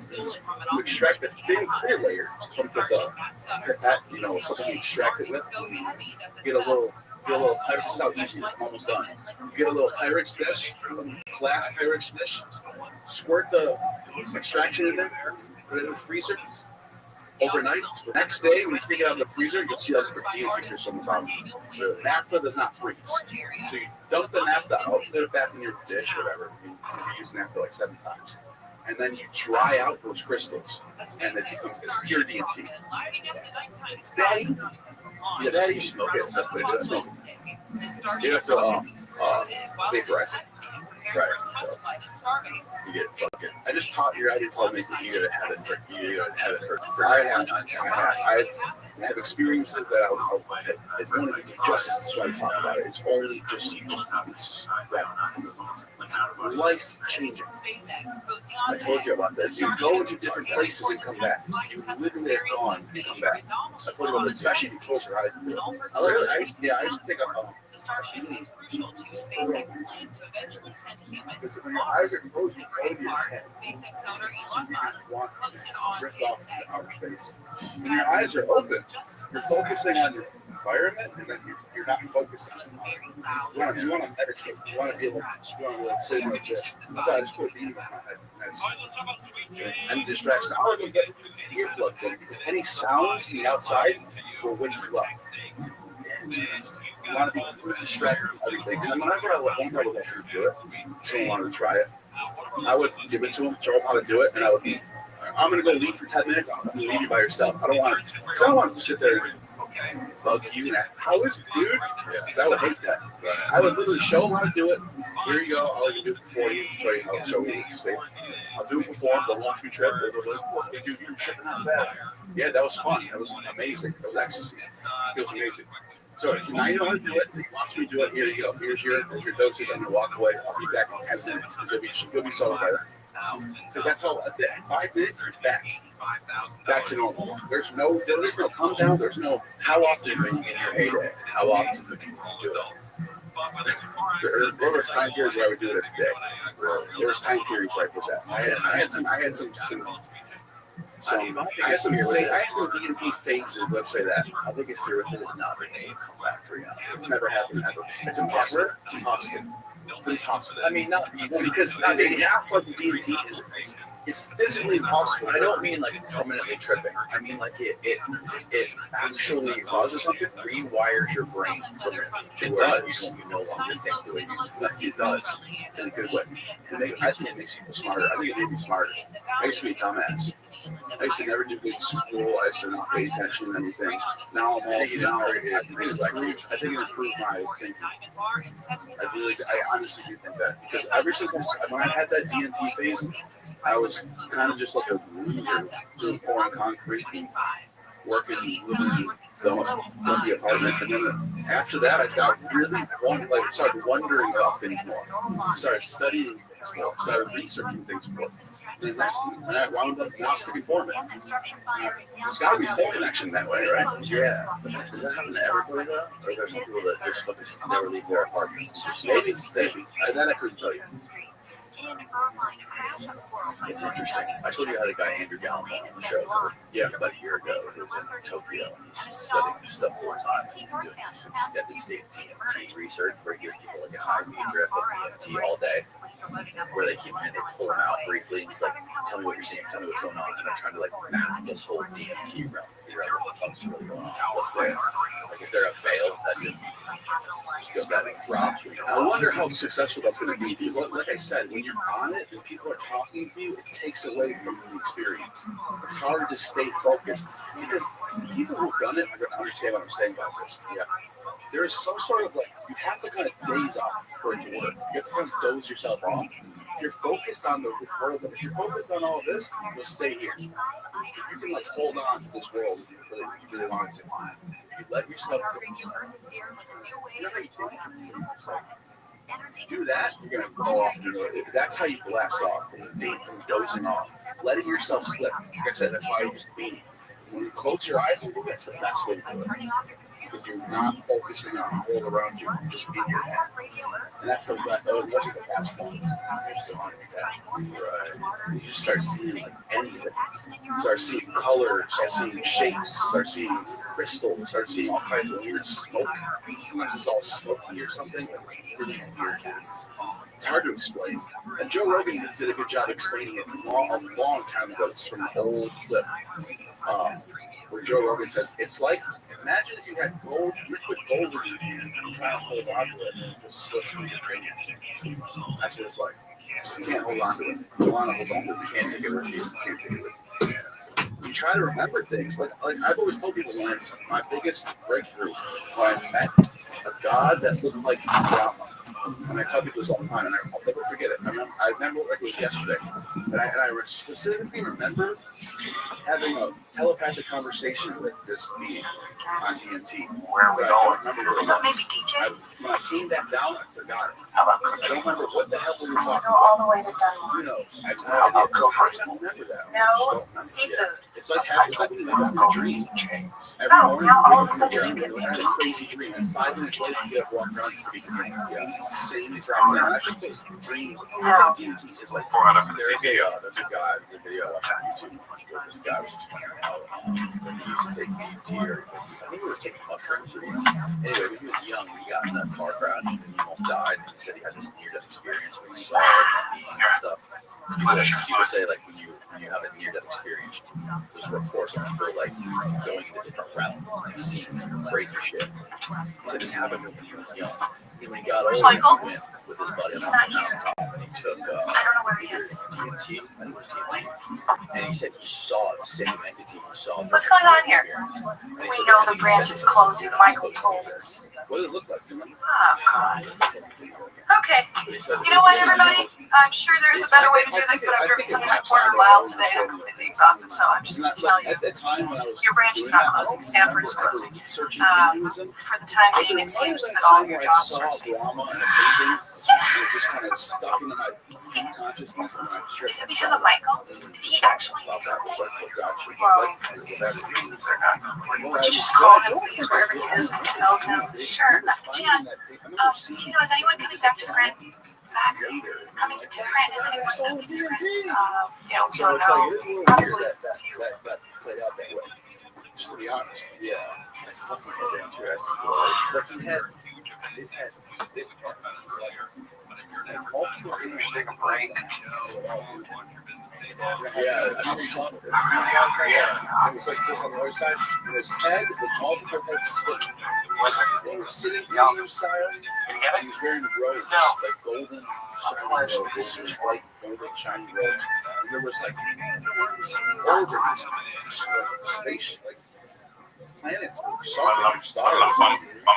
There's like Action News. Jim Albert will big tuna be transferring scrap? weird. And that was one of the biggest breakthroughs we ever had. Yeah, well, even if I don't get transferred, I'll probably fine. It's like life changing. Cornell has Then I had random ones. But one of the random ones that I had was me and my girlfriend at the time. want to go back and We went teach to the or park in some like forest somewhere, where. And I was driving the car. It was like way in your keys in the car. And she was pretty glad I was. I guess a few people might be coming from Stanford. And all of a sudden, the car Is Jim coming back? That's, started shooting lightning I bolts thought out. about I it. thought I was going to hit her. I don't know. Huh. Started shooting. I just don't want it to be weird. And all of a sudden, I was like, I turned around and I looked up and I saw in the This sky. is my job. That's what this. Yeah, Taking it might be weird. clouds. It was in the sky. Overall, though, so I'll have our job, so. Right? Oh, yeah. I don't know if you was a regular Where's the best deal of My mind just gone. I don't know. And the first time I ever did it, I was like, oh my god, I didn't know it was going to work or not. But I made it myself with my friend from Lebanon. I was a dude, was doing it with me. And I don't know how to talk like I know. But anyways, so we're at this part, we're making it. We do it. We had Better when I know about a job. vaporizer. Yeah. Best thing you can do for You'd actually move to Scranton. because it just perfectly Yeah, vaporizes let it. me think I would. New York City is 45 minutes down the road. And I look at my friend, he's got his face is just like multi I don't know if I were you. eye on his forehead, his third eye growing out of his head. Yeah, I might do that. I gotta I go like outside. this. like Went that. outside and the beautiful, everything was beautiful. The plants were like your faces on the sky was beautiful. Perfect sunny day. Then I looked up and I saw a spaceship fly by. And I'm not kidding, it looked so Thanks, man. I thought it was huge. It's like half the sky was a spaceship flying right past me. It's nice to have those 2 hours when I My thought it friend was just over. came back down from Now doing we've his got something to look forward to. Hey, great. And we Congratulations. walked out for 5 minutes and he was gone. He was like, feeling well? He's like, no. I'm like, that's it? Bummer. I remember people saying it takes 10, 15. Right. I remember looking at the number and how much time has gone by? Oh, hey. The third time we were he's like 5 minutes. I go, what? I thought like at least 20 minutes. He's like, no, that was 5 minutes. Well, So actually, the branches. yeah, what if all that shit's just there? Maybe my place in 20 That's minutes. another thing. All that shit you see on the shit you see on GMT is just tearing down your senses. It gives you an antenna. So like, all of a sudden now you're locked in like Bluetooth. Like you can hear it, you can see it. You know? It's kind of crazy thinking that you're getting fucking catapulted right into the fucking world of music. That's what this Rosicrucian shit. These people like have all these practices to like connect themselves to this ethereal consciousness. Yeah, I've heard about it. They have like different protocols to use like My first day, meditate. you hazed me by spring with a fire extinguisher. Recall their play their entire day, words and everything they did. My first sale, my promotion to assistant regional manager. To this other realm. Okay. Yeah. Does anyone swear by it? Rosicrucianism? Yeah, I heard that. I thought it was like a New Age Christian / spiritual mysticism. Yeah, it's more spiritual mysticism. Like they're really into What were your favorite moments? It's like what's the guy's name? All of them. The philosopher who wrote about the sphere. Chardon. Oh yeah. Yes, and the branches of All that stuff. Yeah, I don't know. Is anyone into that? No. I've met people. Pam, going to Port Richard. Great wine shot. No, thanks, guys. All right. Have fun. Cool. Eastern religions, Hey, Ryan, come in. meditation, I'll meet you there. and like feeling so control of their spine, and like letting them have like, some sort of psychedelic experience, like some meditation. Yeah. So I've heard people say that works. Yeah. By like hyperventilating with your breathing, like off type shit. Yeah, not the same kind of experience. There's, I guess, it's never been debunked yet, but it's not proven that like our brains have DMT. Yeah. Yeah. I think it's true. They say that there's theories. And that's what causes us to dream at night. Causes us to REM, like the REM. That makes perfect sense. You know, there's as someone who's done DMT, it's like dreaming. The pineal gland. I think we have a pineal gland in our brain, which is supposed to secrete DMT. I was expecting a separate that's supposed to be time off. DMT. It's responsible. But maybe this is good. I think Finding another job is a certain pain. reptiles. There's another annoying boss, another desk. I'd have to learn everything all over again. Really? To where it's So, like an eye. there are So you reasons have to an say old that. evolutionary data. Can you Google that? Can you Google, that would be cool if that's true. Reptile, pineal gland, retina. That's true. We have an actual eyeball in our brain. That would be like one that's been calcified. Yeah. It's not that bad. So like They offer you a job there. it's going to calcify your Interesting. calcify your third eye. Some yeah. reptiles like the green iguana have a Yeah, I'm partial happy eye, you said that. structure that contains a I mean, I don't think he's and a into me or lens anything, but located at the top of the head beneath the I'm skin. kind of into him. The partial eye is similar to the So, eye in there terms you go. of embryological development and as the genes expressed during this process, but it's usually covered by a thick scale that can be only differentiated between light and dark. It's not functional in most reptiles and fades as they mature, but some lizards can use it to detect blue and green light, which helps them tell time of day. Partial eye may also help reptiles sense danger and navigate by detecting shadows and What an shapes. idea. This was so stupid by a stupid idiot. If we're evolution, I let everybody down. believe in reptiles. Everybody hates me. Oh yeah. So do Greeks. I lost everybody a job. I don't know why. Nobody likes me anymore. Oh my god. What? that. Stanford is closed. Michael, we're not closed. Stanford is closed. They can steal Stanford is closed. We did it. censor, right? We did it. That's crazy.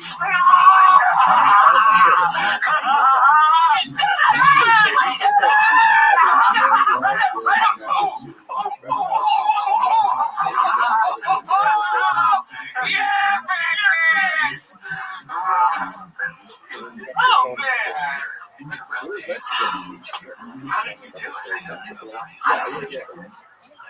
Yeah, there is a lot in there.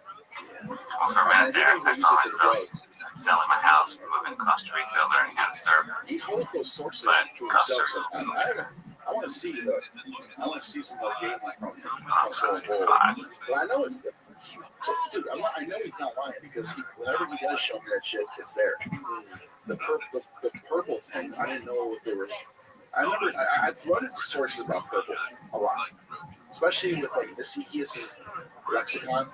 We have like purple Bake chants, and there's like the Bake chants, but they also can be purple. And I was like, okay, what about early purple? Well, there is this one source from Dioscorides. It does actually mention burning cassia purple, burnt purple.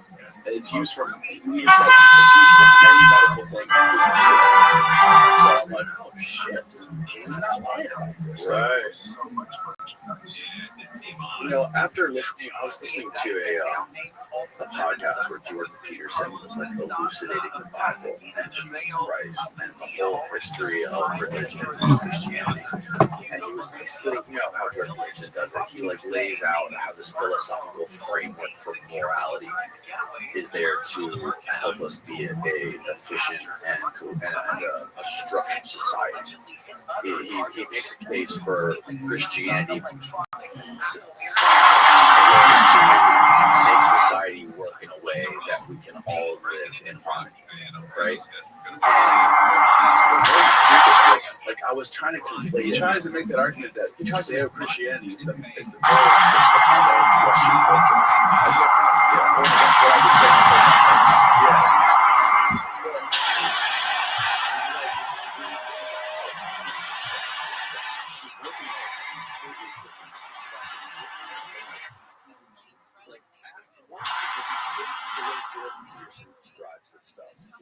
Describes all the philosophical, ethereal layers of how this is a structure for society.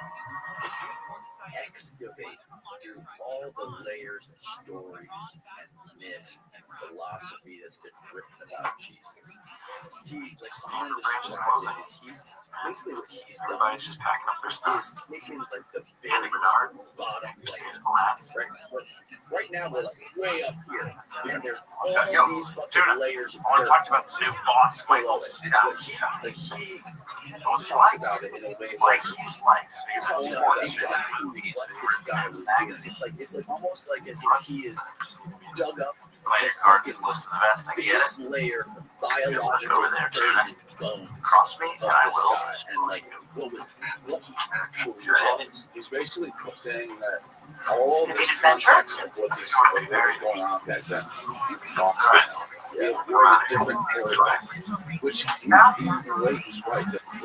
As I was talking about earlier in the podcast, the 19th or 18th century was a paradigm shift away from church run kingdoms, different kingdoms, all connected to the church, but not all liberalism, free speech. That was a paradigm shift. Before that, there was another paradigm shift. It was that What was your mile time? drug orgiastic war with philosophy, with people living ethically, with all that stuff. So it's like mixed together, right? Really quick? So he started bringing back that culture. He's bringing back the Biology of I it, have like my black peppers. the biology, the fucking I am fast. bolts and bones. To give you a reference point, I think somewhere He's between the steak pulled and a out the muffin. fucking skeleton And a of panther. what it actually was. Man, And that's this took me so long. deeply Oh, I'll buried just in send us. you later. But You compare the again, times. you have to Yeah. look at it. Are you ready? It's Set, go!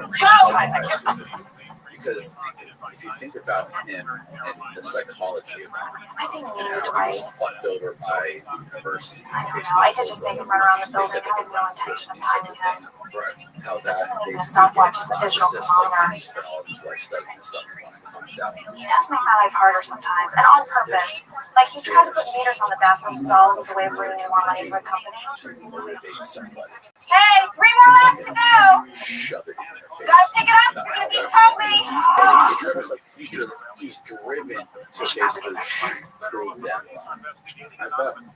And I always don't use it. I know he's It is his muse. He's got his muse, and that's what his muse is telling me. His muse is dead.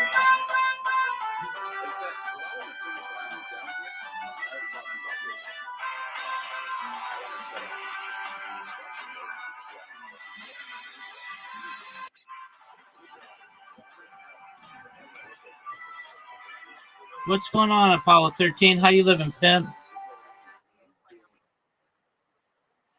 What's good in your neck of the woods?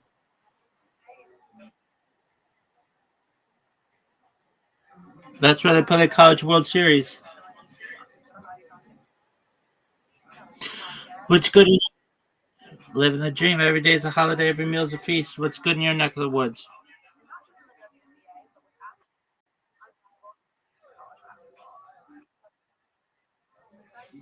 Did you ever look into any of those remote work positions? No way. What happened?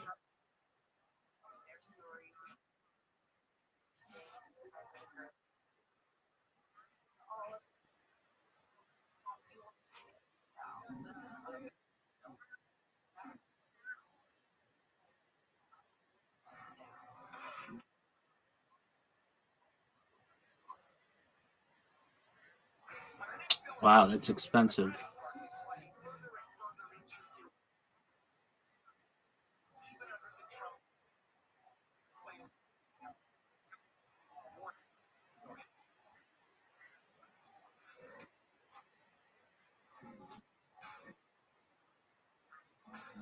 Right.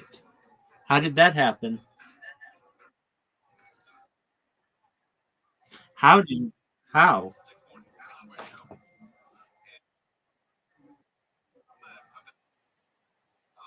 Yeah, to some extent.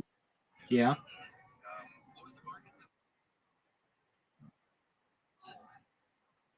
Right.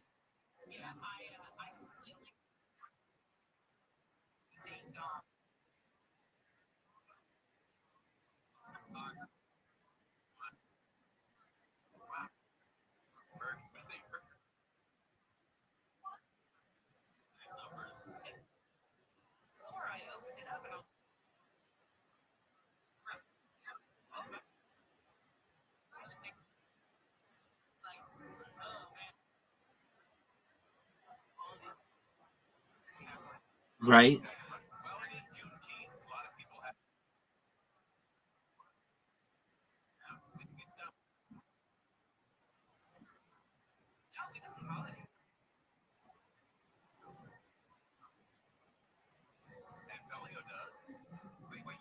Wow.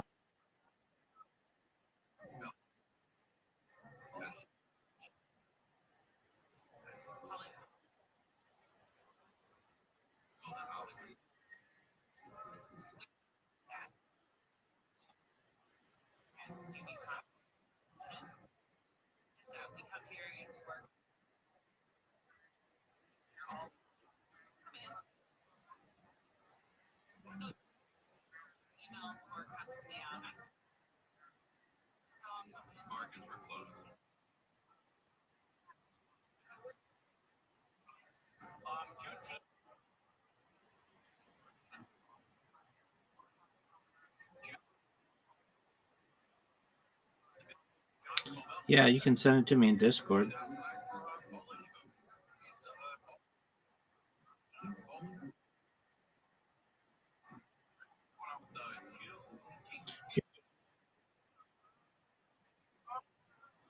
You're good. I mean, I understand what you're saying. So you're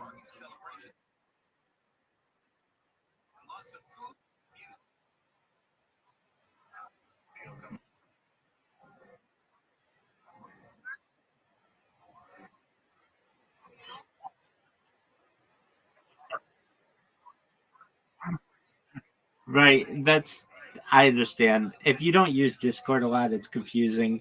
If you do, it's pretty easy. easy, but I understand. Okay, yeah, I'm live in there, but again, I've got like a million accounts. Here, I'll send you a message. I'll send you a message in Discord, and you just reply to the message in Discord. So you got your vehicle repaired. Did you have to delay your deliveries or anything?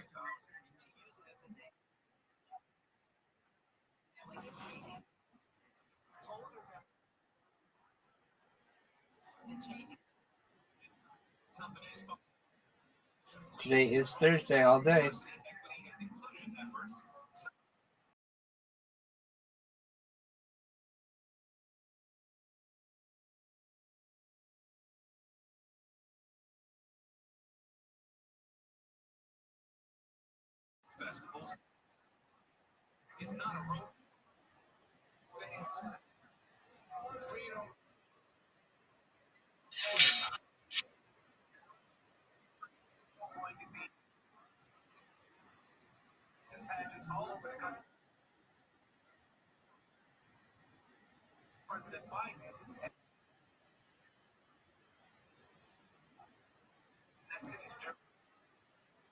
Yep.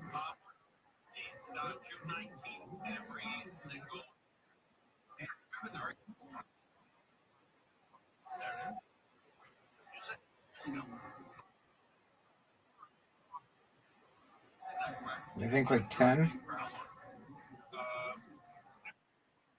something like that.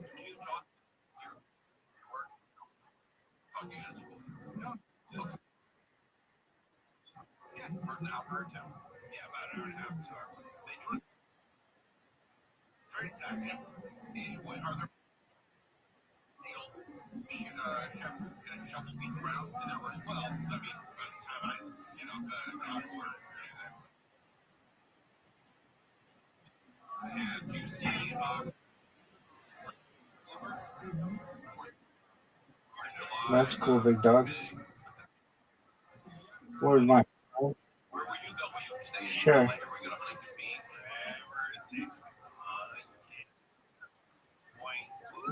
All right, I'm checking.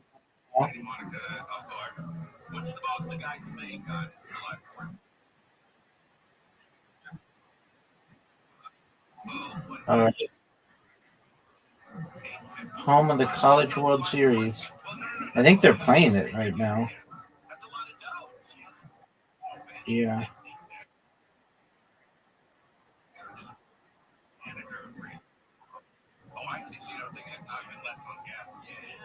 Do you like going over the? Go ahead. You were saying?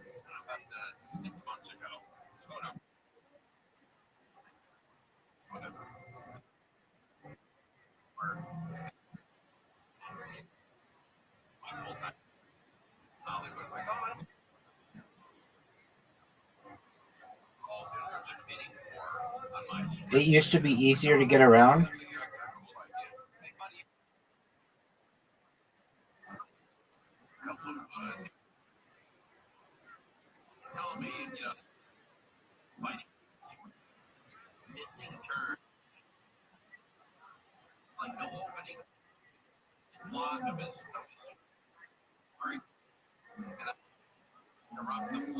Right. Um.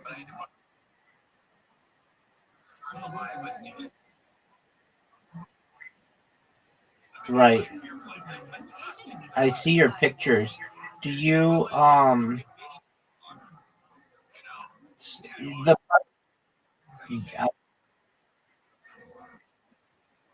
yeah, so that's the mixture?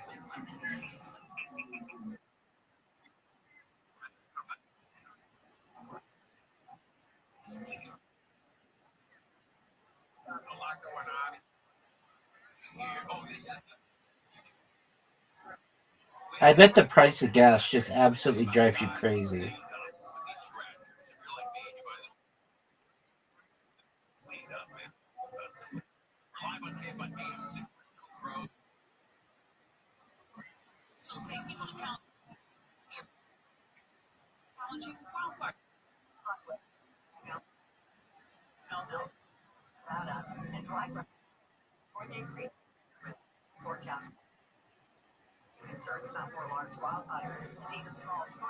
Yeah. Are you? Yeah. It's like,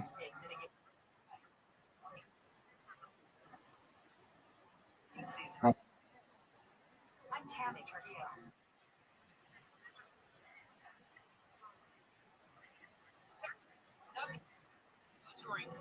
yeah.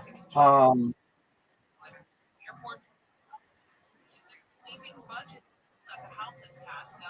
yeah.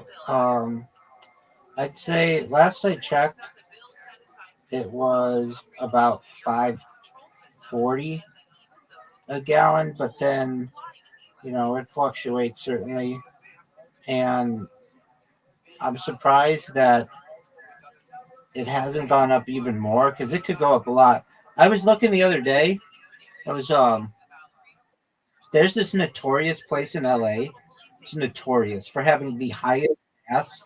It's in downtown, and it was like 7.80 a gallon. And yeah, and I've filled up there before, and it's like absolute robbery. I've actually filled up there on camera before. It's absolute robbery, but the reason why they get away with it is because there aren't any other gas stations around because it's like right downtown, right by the city, right by City Hall, and it's like it's just ridiculous. Like I'm surprised that they allow. Yeah, I'm surprised that they allow, like they don't consider it price gouging, but that one is always really high, and then in Malibu it's always really high. Irvine generally is a little higher than normal. We have like basically in this part of Orange County a gas desert. Like there's gas stations like in Irvine, but like you go to like a little like Newport Coast, like they don't allow gas stations in some areas. Like they do have them, a few of them on like PCH, but then you'll go like I don't know 3, 4, 5 miles, and there isn't one within a radius, which is pretty rare because there are so many people who live here. But like the county and the city governments don't want gas stations because when you have gas stations, then you have like oil leaks and all that other stuff, and so um, the the prices tend to be a little bit higher, uh, but they're not nearly as bad as some of the ones that are in like the like downtown city areas. But then I imagine, so is diesel more expensive now than regular? All right,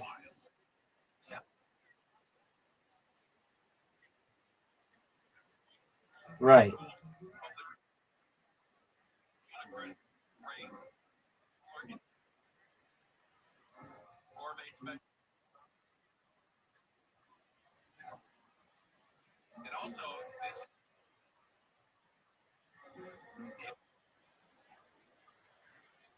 right. It used it used to be like, I mean, I know when I was younger, it was like 30% lower than normal gas was. It was always cheaper.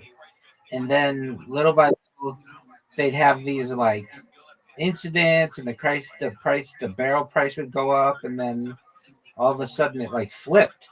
And now, like for a while they were the same price, but now diesel's more expensive than regular gas.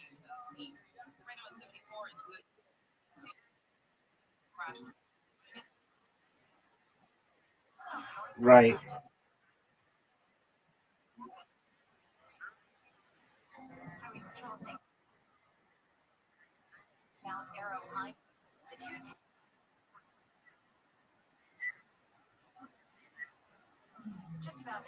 right. So when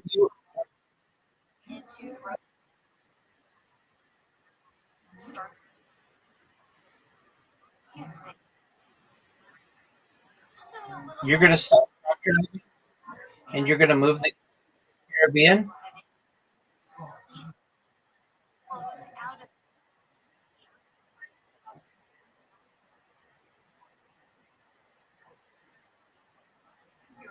That's baller, dude. And you're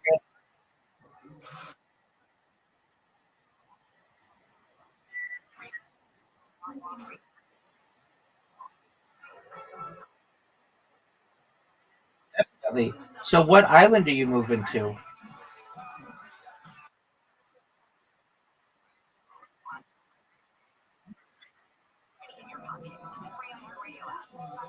Wow, you can just do that with a passport.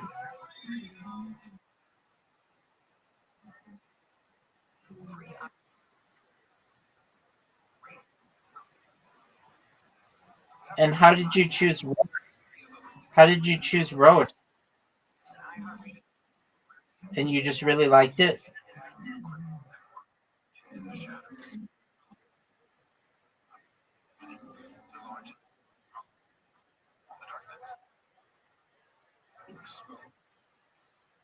Oh, okay. So you have like citizenship,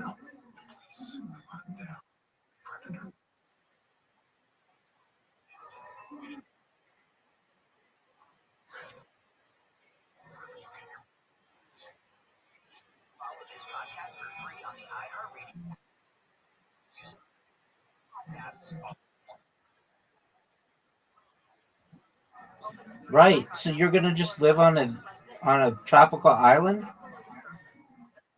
and dispatch vehicles. You're gonna like are you gonna have Starlink?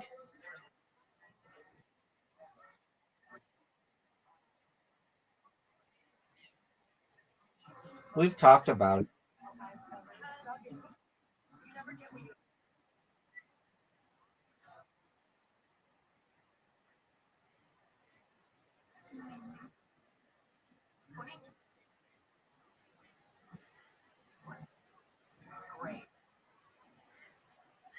That's amazing. So you're gonna sell the truck?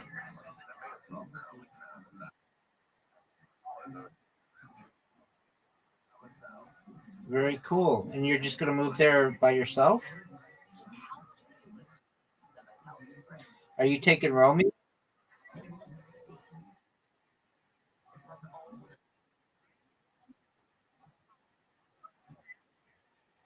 Right.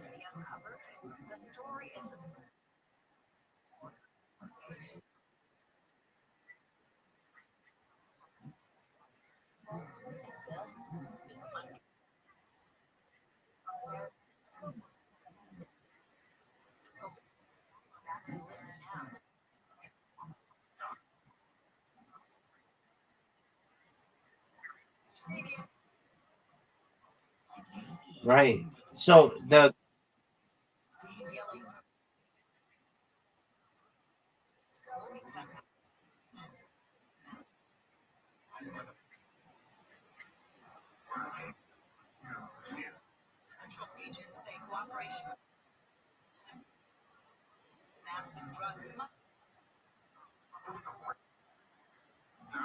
right, I get it.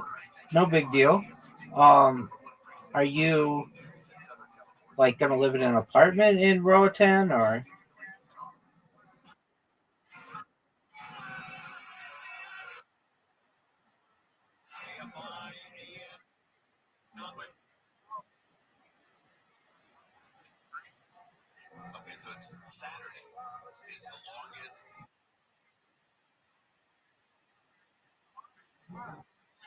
oh it's really cheap? That's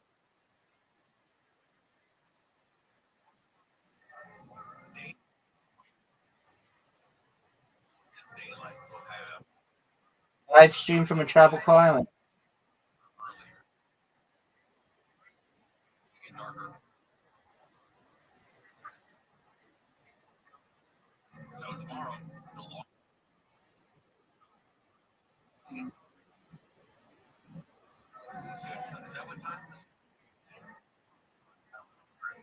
Right. Are there babes?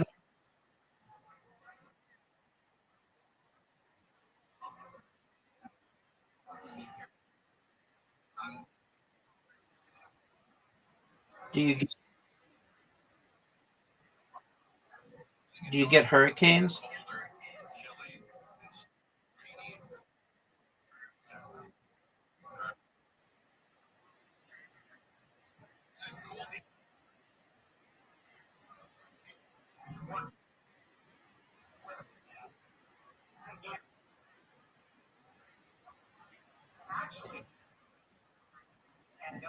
Right.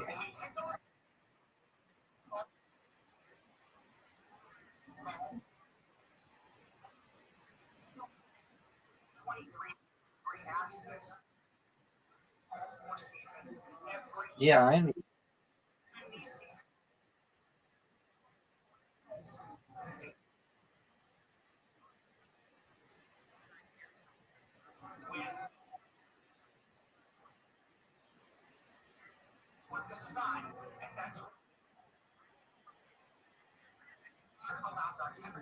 So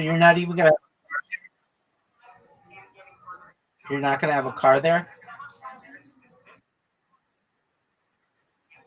That's baller.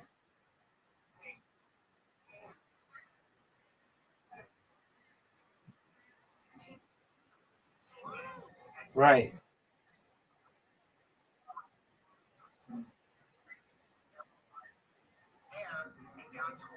That,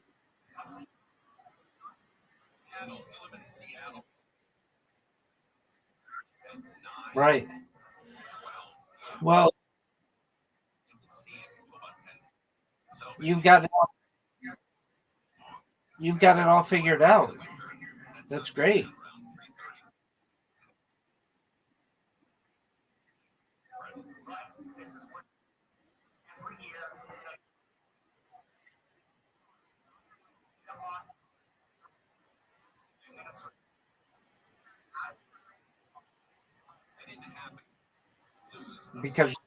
Because you were American? Right.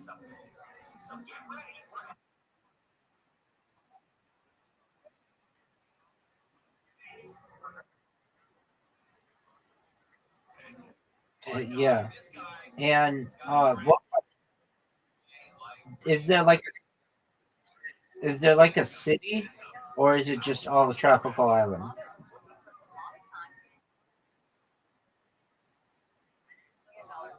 Okay, does it like what's the population of the biggest city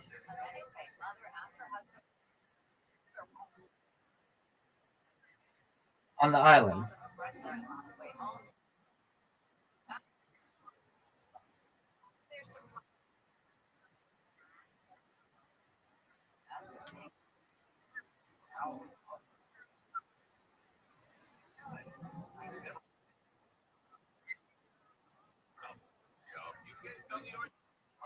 Yep.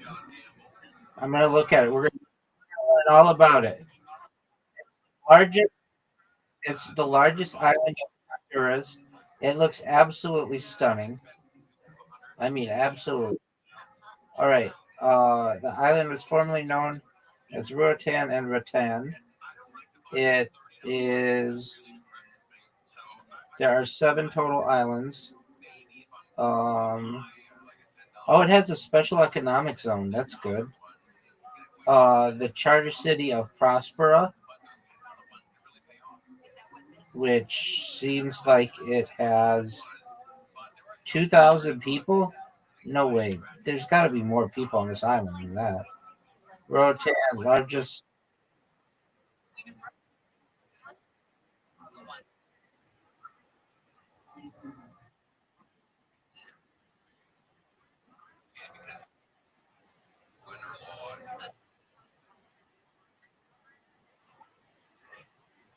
Yeah,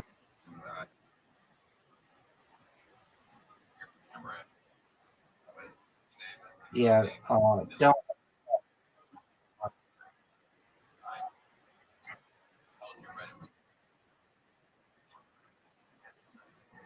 Yeah, you don't want to use that word. It's not going to make you sound very intelligent.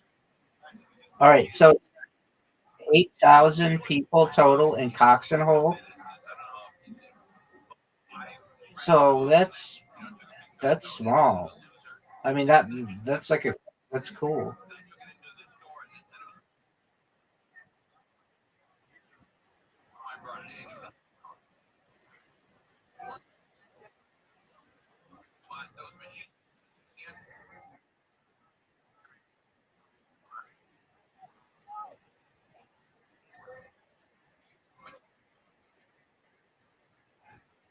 All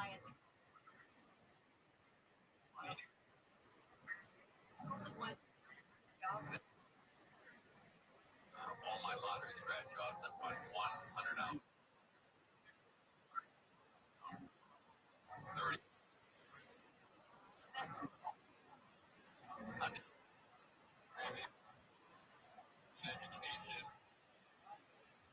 30. You mean scuba?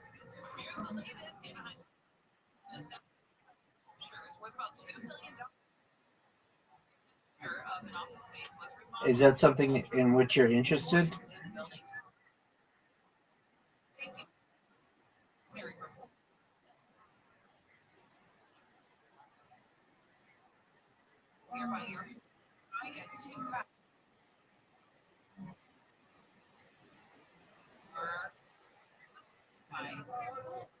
Yeah, are you going to be able to get your insulin there and everything?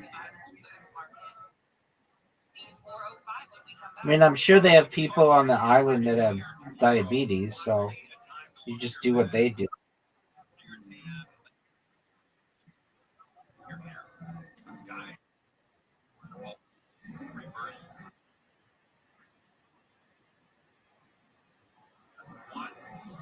Wow, so you really figured things out. You're going to be able to work remotely, which was always your dream. You're going to be able to use your experience, which was also a goal, and you're going to be able to live on an island. That's baller. Can't beat that. And your cost of living will be way down. You won't have any transportation costs. Healthcare will be down. Food will probably be down.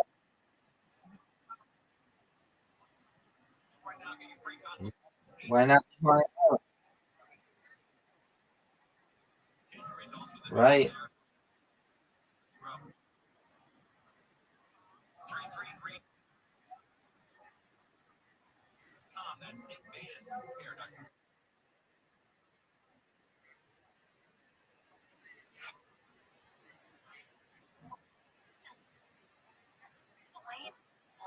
Yeah, I do my best not to get political.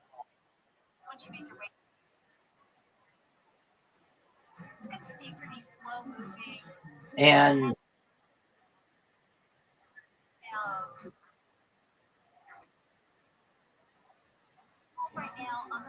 would you be interested in going on boats when you're in Roatan?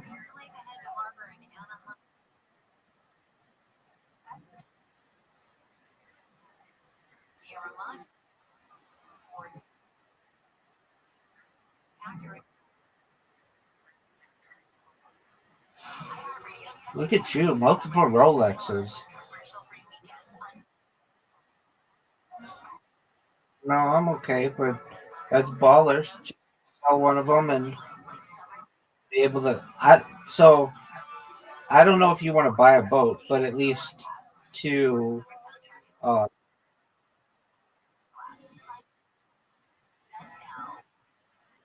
you don't want to do that. You don't want to do that.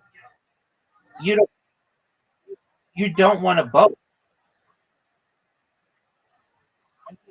Then what you then what you do is you take them out on a rented boat, and then you have a house or something like that. Dude, boats are a pain in the ass, especially if you're going to be in like a hurricane.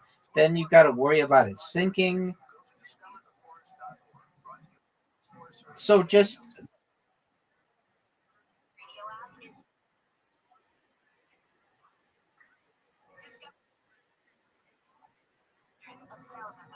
yeah, but I mean, why, why not just rent one?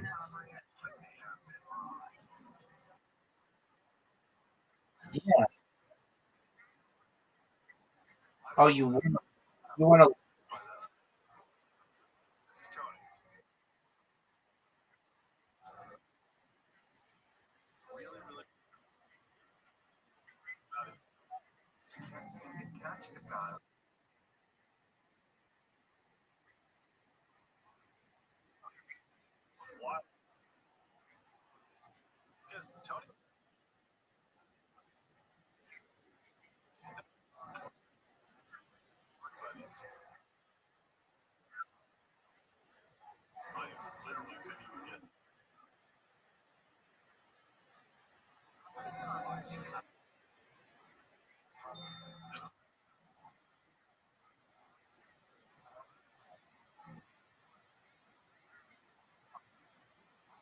Right.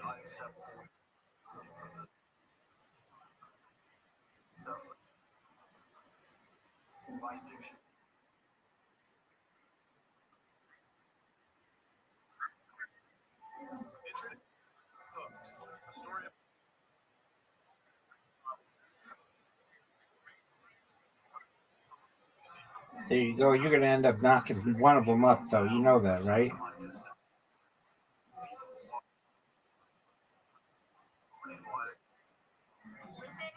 You don't want to be a dead dad. You don't want to be a good father.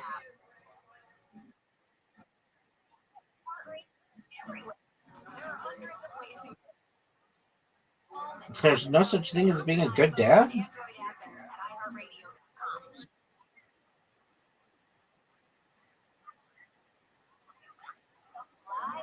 Oh, it happens, but I understand what you're saying.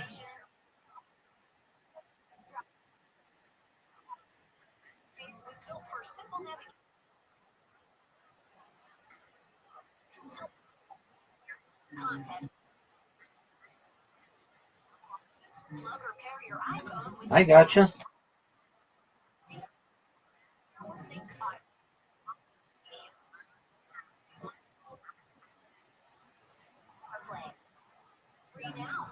Right.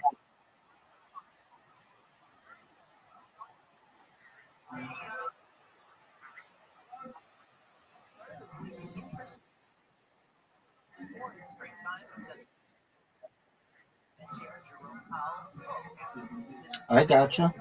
Are you good? Yeah, definitely. Are you when you move to Riancon, are you just planning on like taking what you can fit in your luggage and just going there, or are you gonna like ship a bunch of stuff? Okay,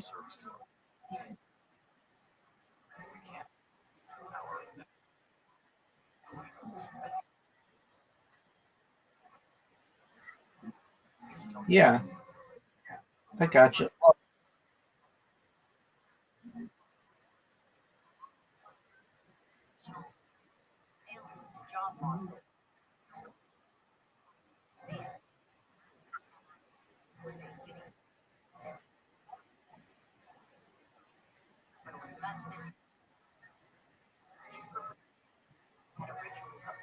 That makes sense. So, you know,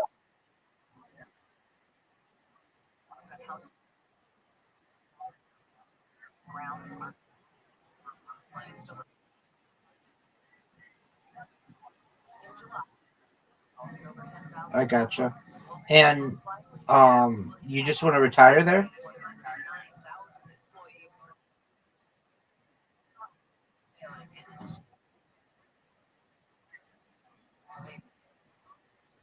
Right. And of anybody who knows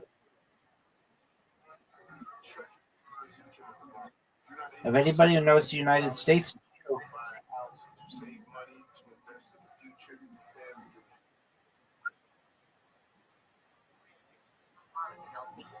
right, and make an excellent living.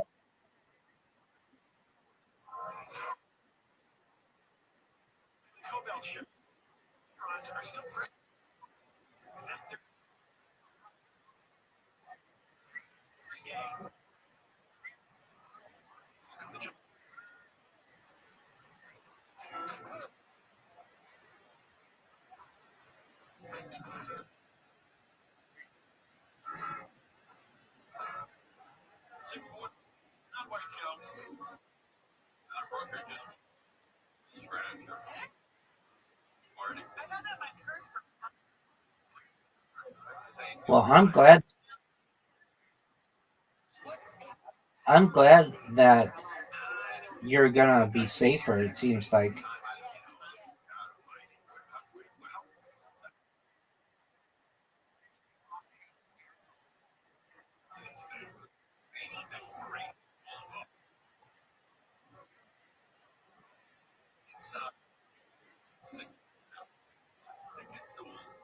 I get that.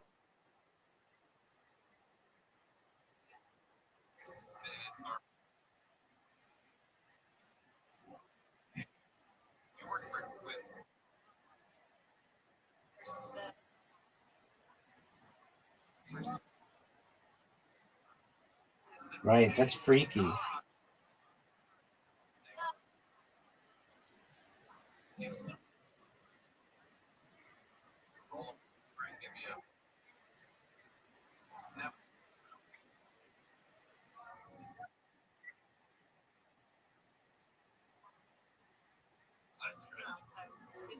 Right.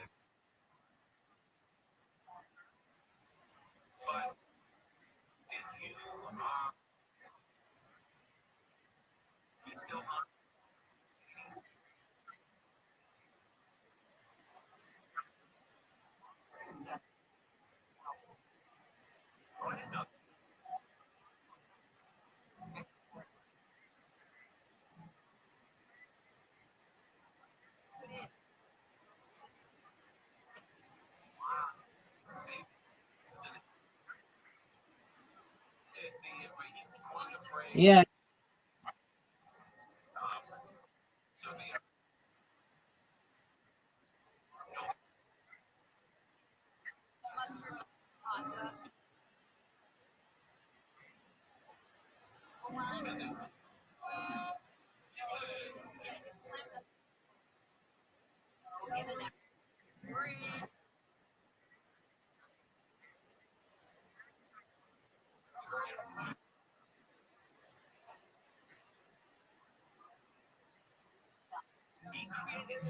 Right.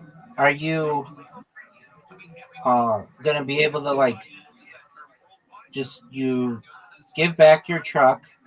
Are you gonna take any time in California to just like vacation or relax, or are you going straight to the Caribbean?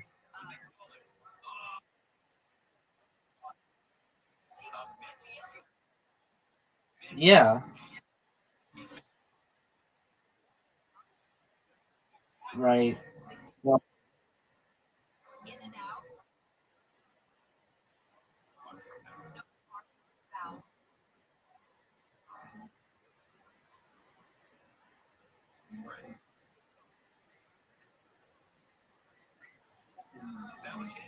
oh, you mean Huntington Beach? Well, the world the World Series of surfing is in Huntington Beach. Yeah, and Huntington Beach is known as Surf City, USA.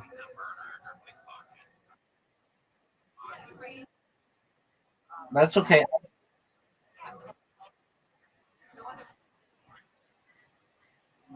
Yeah, there are two cities in California that vie for the term Surf City, USA.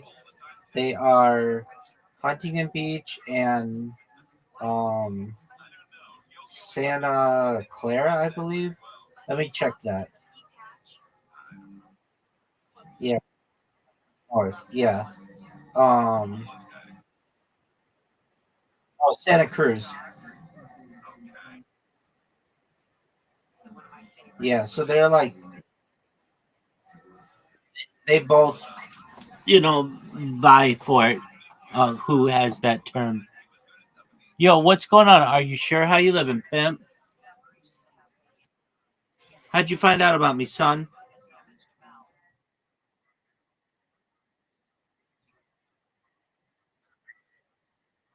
Excellent. What Discord did you find me in? That's okay. What's good in your neck of the woods, son? Excellent. Oh, how's that going? Oh, that sucks. Do you mind if I tell you about myself? I'm Rabbi Rothschild. I stream my life 24 hours a day, 7 days a week, 365 days a year for world peace. I've been doing so for more than 3.5 years. I have more data archived on the internet than any person in global history. Have you ever seen the movie The Truman Show or the television show Big Brother? Okay, that's all right. Basically, it's a concept of just always having a camera on you. I've seen the death of a queen, the birth of AI, the coronation of a king, and everything in between. In 2018, The Economist magazine stated that data had overtaken petroleum as Earth's number one resource, and I have more data archived on the internet than any person ever. You can basically go back to any minute of any hour of any day for the last almost 4 years and find out not just what I was doing, but what was going on in the world. And I do so again for world peace. I, no, I'll let him go. That's fine. So Apollo 13, are you thinking like are you excited to retire from? Oh, here, we're back. What up? Are you sure? You're good. So that's what I do. I stream my life all the time. So I'm always available here if you ever need anything. I'm here to be a positive person. I'm here to have an optimistic view on the future and just give people hope.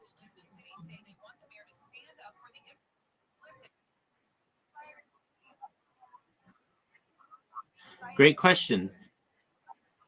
Yeah, I mean, if I had it my way, we would sit both sides at a table, live stream it, give them a big map and a crayon, and say, you draw the borders.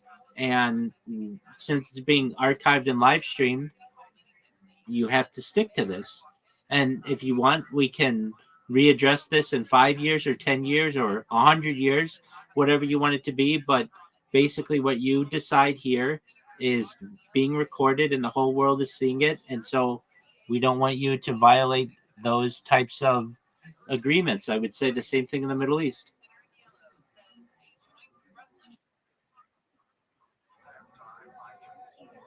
So that's what I would do. What do you like to do aside from play Marvel Rivals?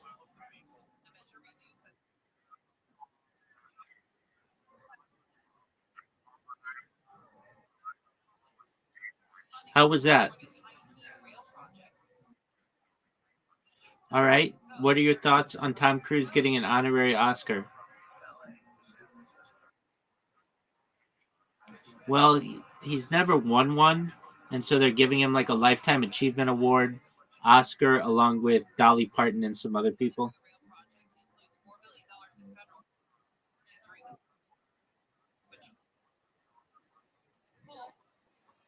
I'm agreeing with you.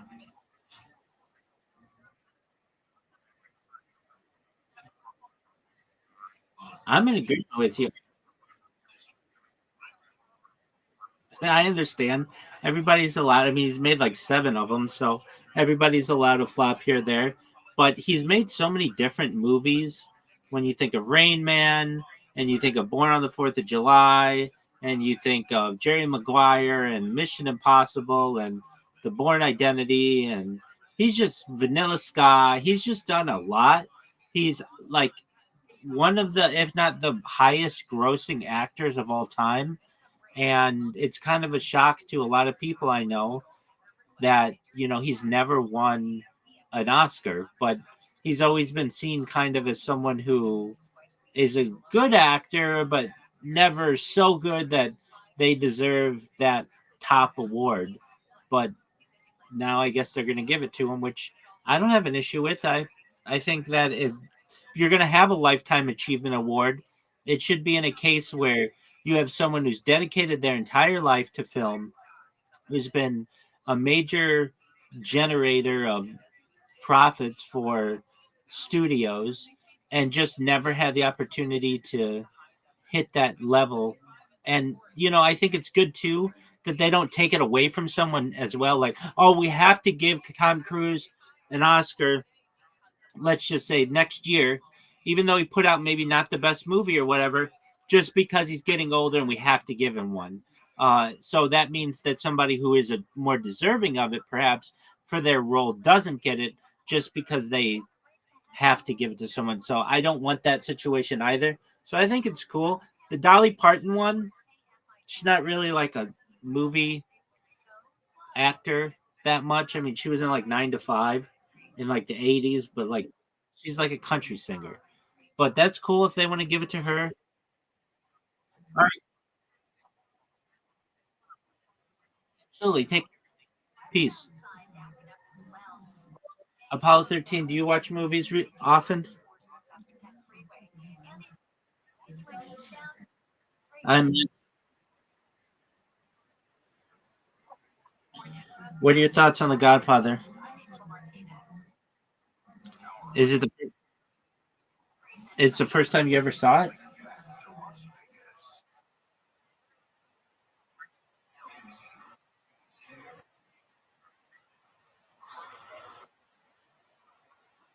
Yeah, dude. Those are the first lines from Goodfellas, which is probably my favorite gangster movie.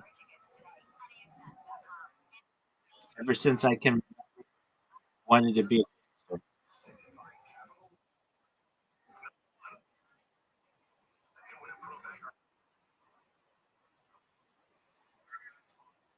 Yeah, I mean,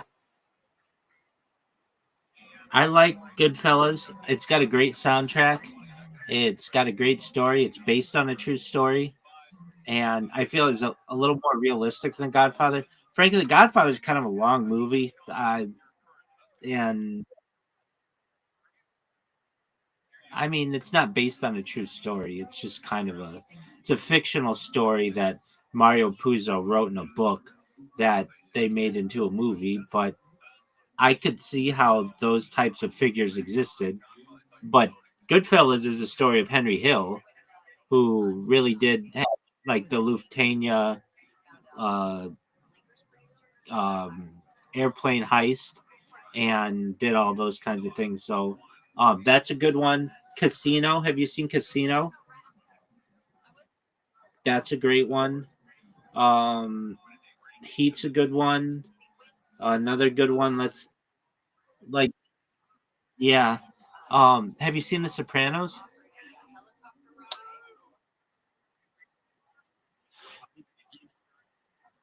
You know, I have,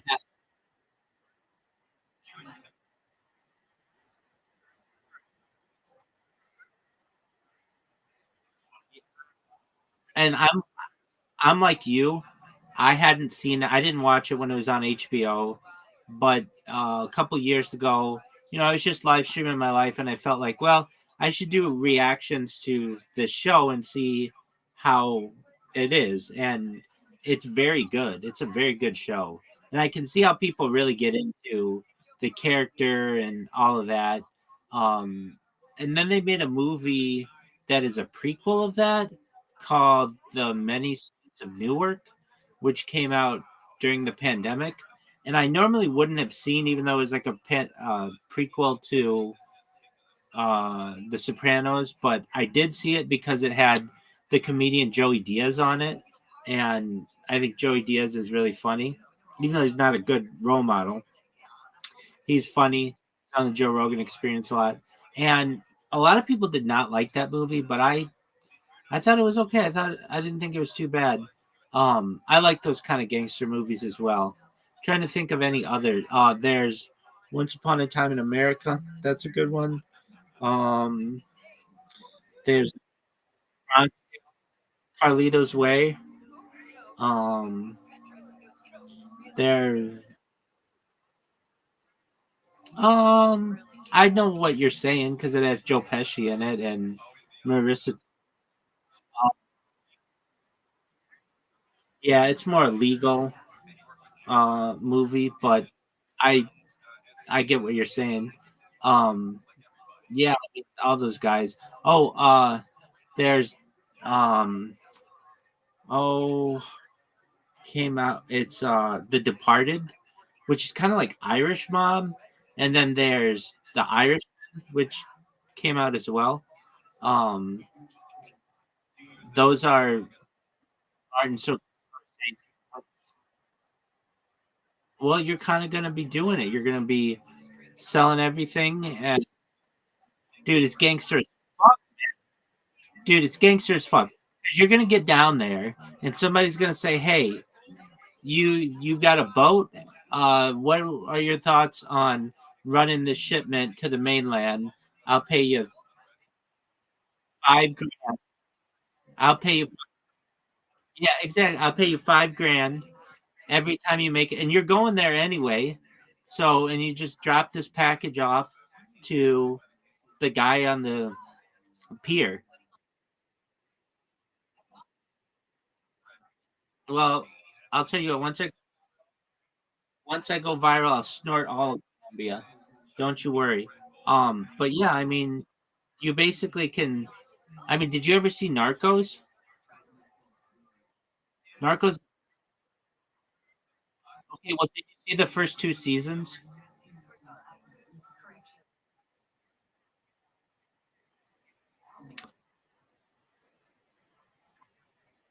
All right. Well, it's very good.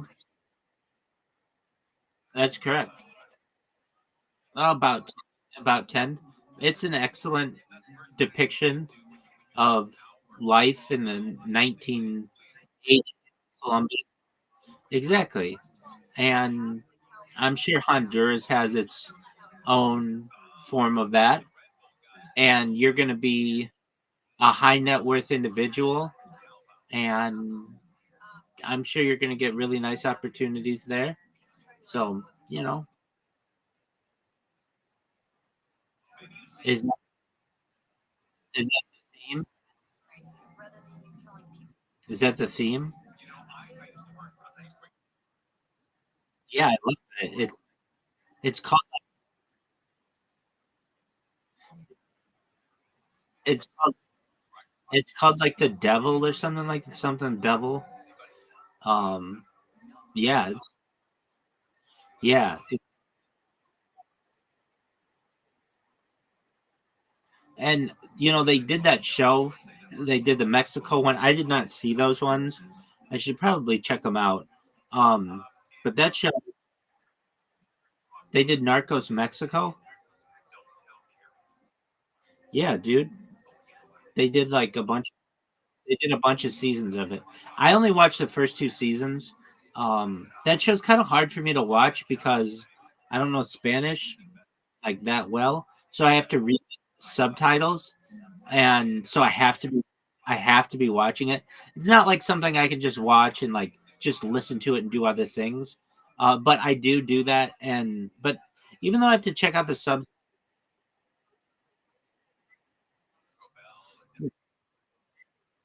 yeah. Well, I mean, I I've got the subtitles, so I could just check them out. But I'd say that show was at least like 30% in English, so there was that aspect. Um, but yeah, that's kind of I don't want to say the life you're going to be living, but to some extent, there's if yeah, if you wanted to be, I'm sure somebody's got to get coked to. Yeah, yeah, exactly.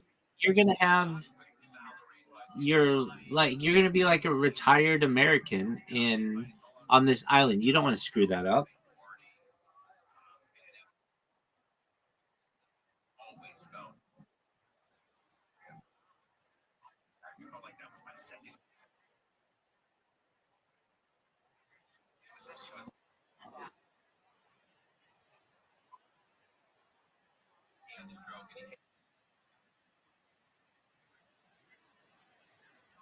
Exactly. Have you seen right? Have you seen the pictures of him?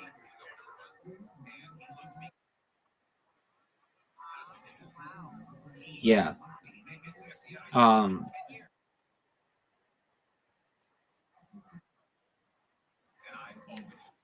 Well, he can't get the steroids he was on.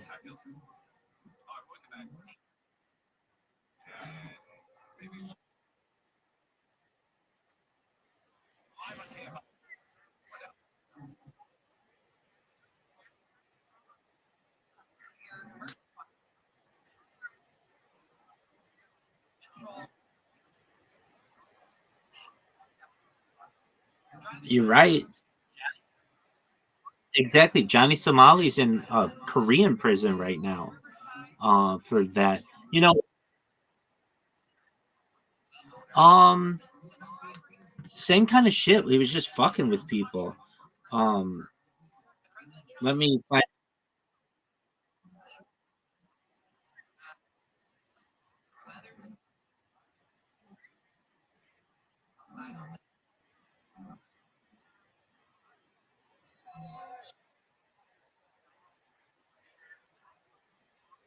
So here's right. So here's what he did. He would just disruptive and offensive behavior, which led to detention in several countries, including Japan in 2023, Israel in 2024, South Korea in late 2024. In South Korea, he faced multiple charges stemming from various incidents. Notably, he was involved in a controversy for creating and distributing deepfake videos depicting himself engaging in sexual acts with female South Korean streamers without their consent. These actions have led to serious legal repercussions, where he faces 31 years in prison during the severity of the charges. So, I mean, like that stupid thing to do.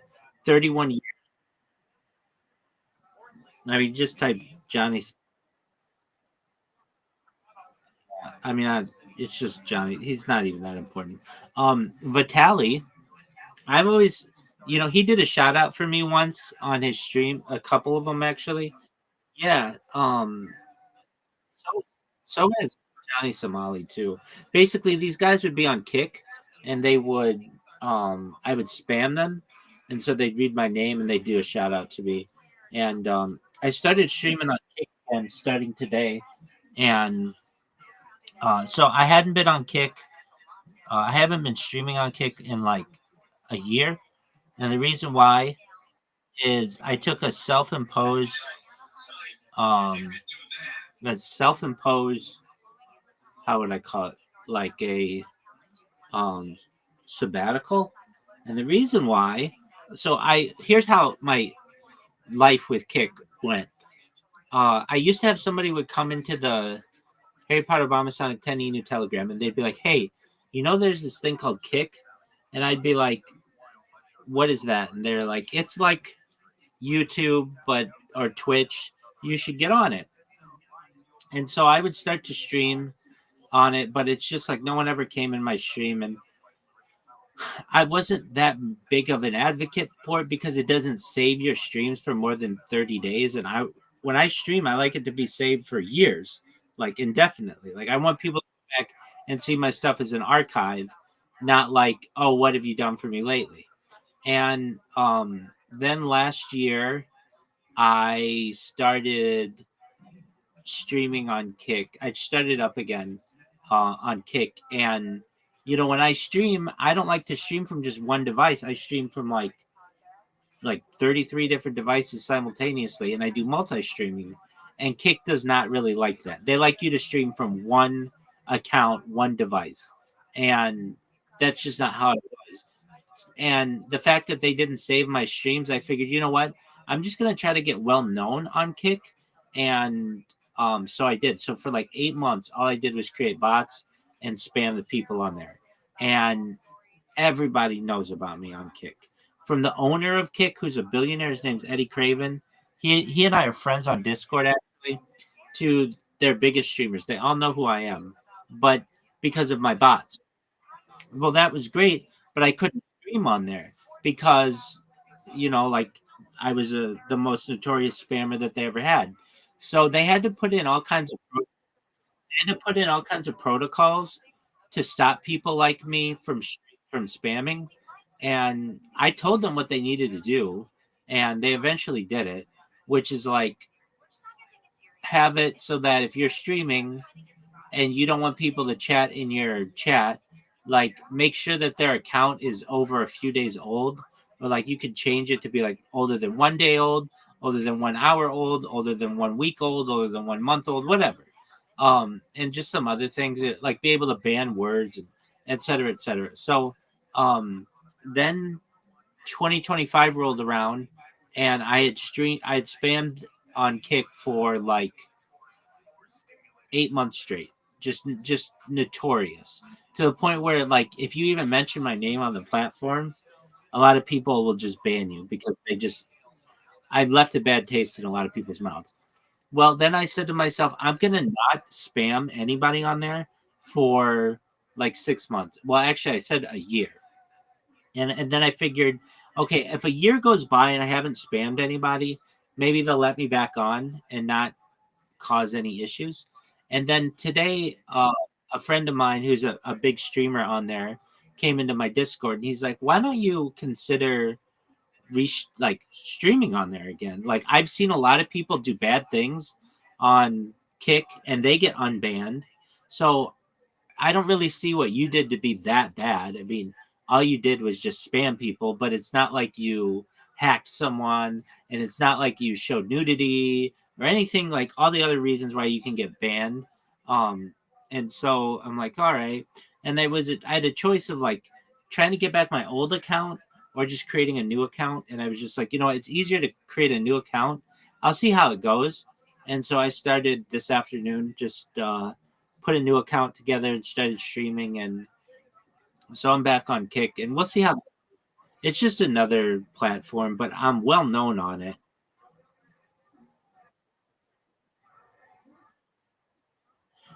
Yeah, they can pay you up to like $24 an hour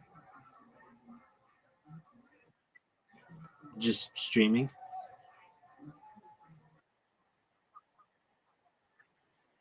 So they have something. It used to be known as the Kick Creator Incentive Program, KCIP. Now it's just known as Kick Partners. But basically, so long as you meet their metrics, they pay you an hourly rate to stream. So what are the metrics? You need to have like now they could have changed since I last looked at them, but at the time it was like 75 followers, and you had to stream like at least 30 hours a week or something like that, or 30 hours a month. So 30 hours a month, I think it was. Um, and you had to stream like you needed your chat to be you needed to have like a certain number of unique chatters, but basically so long as you meet their criteria, then and you just connect your bank account, they pay you an hourly rate to stream. So like my friend who was in here earlier today, he gets an hourly rate from them to just sit on his ass and listen to music and talk with his chat. And like he now I don't want that program because that means I can't stream on other platforms. The thing is, if you're going to do that program, that's cool, but you can't stream on different platforms. It's like against their terms. So if you're going to do it, you have to just stream on Kick. And my bread and butter is YouTube, and I don't like. And the reason why is because YouTube archives my stuff. So no, I've tried, but my content is not advertised. Are you? Very cool. I tried, but my content was not deemed as advertiser friendly, and I understand because I show copyrighted material and stuff. But if you since you have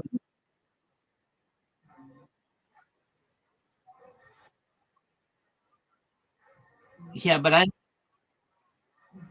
I don't really care about that. I care about archiving of the footage. That's what matters to me.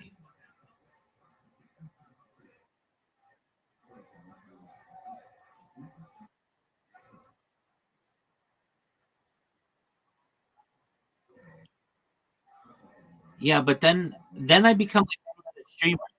My thing is then I become like any other streamer, and that's not important to me.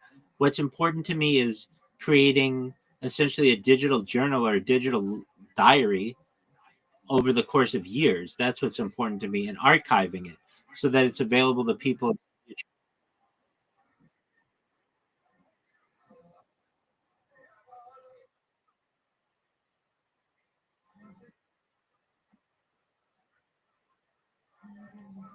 Um,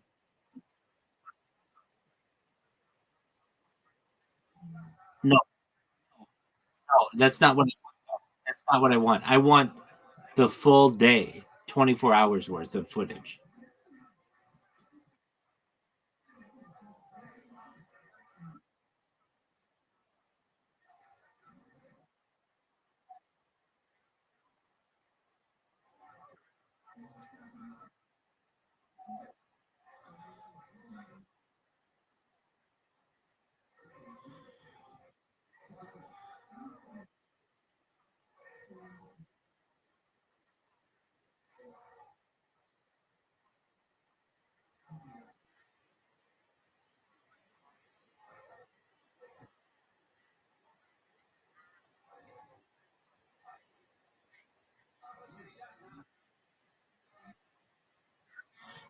I get it. I don't do it to be profitable. If I did, I would just quit streaming and work a 9 to 5 job and make 6 figures like I was. I recognize that I could potentially have a major amount of influence on the world if I gave up all of that and just streamed and lived within my means. And that's what I do. And I'm okay with not monetizing it. If I need to work, I can always take projects, and that allows me to have additional income and allows me to 100%. Absolutely. Yeah. So, I mean, every time, I mean, you're like basically part of, you've got like a role on the live stream. All of that's really important to me.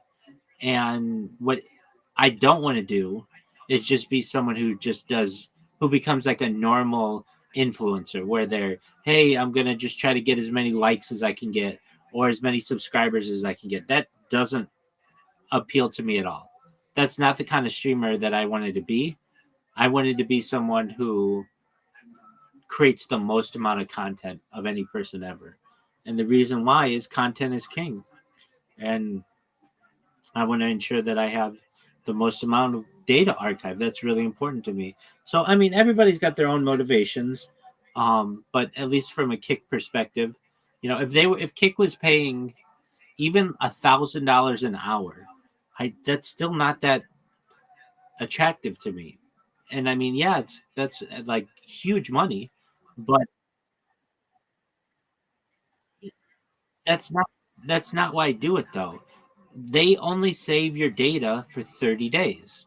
And if they say you can only stream on their platform, that's not attractive to me. What is attractive to me is the fact that in 100 years, somebody can go and see what I was doing on a given day. That's what's important to me.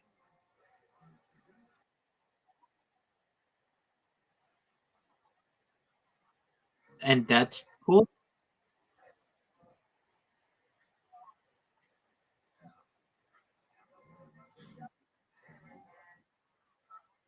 And people do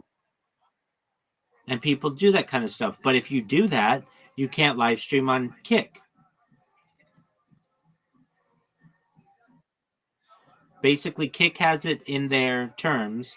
If you're going to be a part of the Kick creator program or the Kick partner program, you cannot multi-stream. So that means I can't live stream on YouTube. I can't live stream on Twitch. I can't live stream on Trovo or DLive or any of the other ones. And I don't want them to take that away from me. There's a lot of freedom that I enjoy of being able to multi-stream. And so if I needed the money to be able to, and I didn't have another way to provide for myself, well, then I would have to uh, perhaps just be with Kick. But I'm not in that position. So I just basically have Kick as an afterthought. It's on there and people chat with me. But if anything, I have like a big, um, like a big, almost like billboard, but a big graphic that says, just come to my Discord if you want to talk. And because I'd rather just be able to talk with people. And it'll grow. All I have to do is just keep it going, and I'll get random people in there. I mean, this Discord isn't yet a year old, and it has 1,700 people in it, and that's just basically just random people coming in here, finding it, and joining. So the same will kind of happen with Kick. Do you think you would want to live stream or become a streamer in the Caribbean? Well, that's cool. There's this guy. Go ahead. Go ahead. The only thing.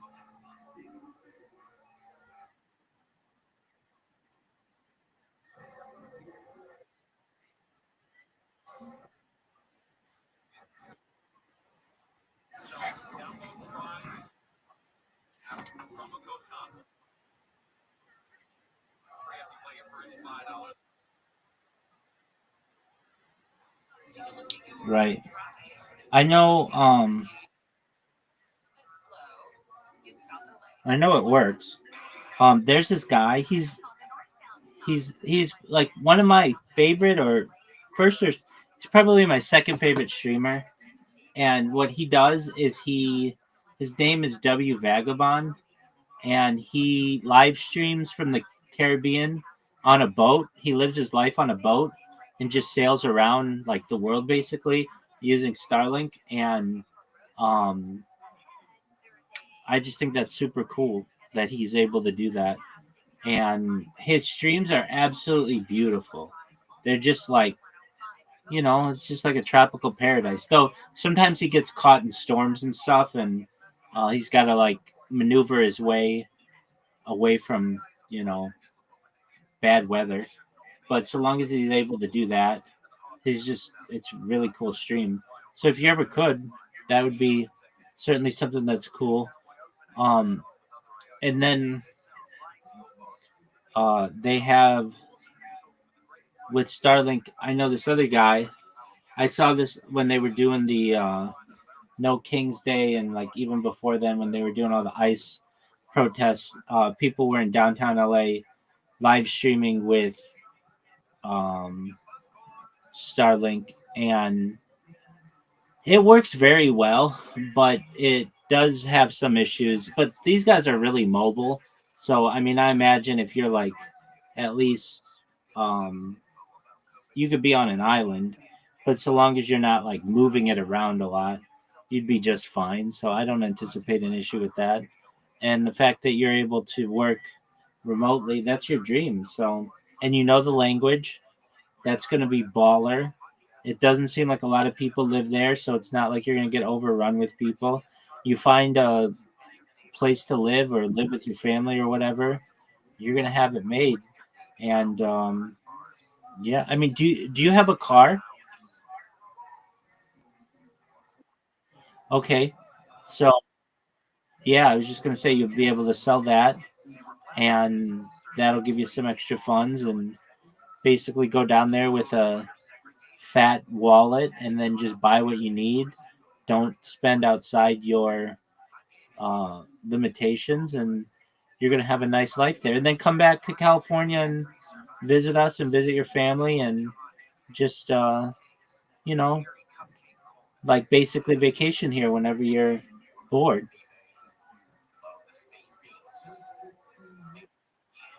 Well, that sounds great.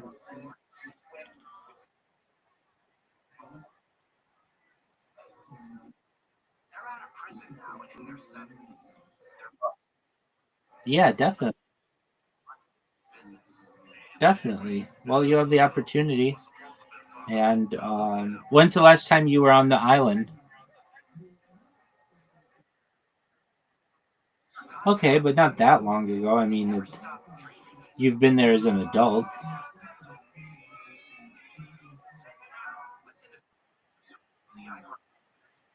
Yeah. Well,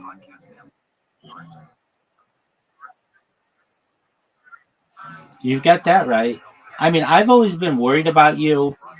You're like a modern day cowboy, and you get stuck in, or you don't, but you can get stuck in the mountains and in the snow and on ice. And with how they may be replacing a lot of positions with robots and like AI drivers and um, autonomous vehicles, that's that's always been a concern of mine for you. But being a dispatcher, you're going to have a really great opportunity to be able to help people. There's something about which you're passionate. You have a lot of experience. So all power to you, my man.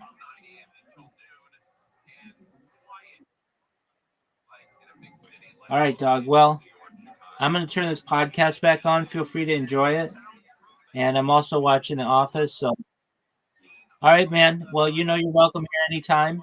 Thank you for the update and safe travels, okay? Absolutely. Peace out, Apollo. Working an office room and an extra bedroom for people to come in so I can have Shout out to Apollo. guests come in. Sounds like a great gig. And that way, I can get I said it depends. Probably not. I reached out Possibly. to My branch is absorbing the Stanford branch. Or as I like to put it, my family is doubling its size. That's all I'm going to say about it. So I have a gigantic performance ahead of me. And I have to get into my head and focus. And this is Don't Spell Marketing. Nash, male, age 37, local complexion, supplier relations, and a caught a fish who was standing next to a man who caught a fish in Key West, Florida. It wasn't clear on the Google image search. That's Andy Bernard. I would use Bernard with fire. he doesn't deserve the time. Like, it's not worth his time to even talk to somebody. I'm not firing somebody the first day.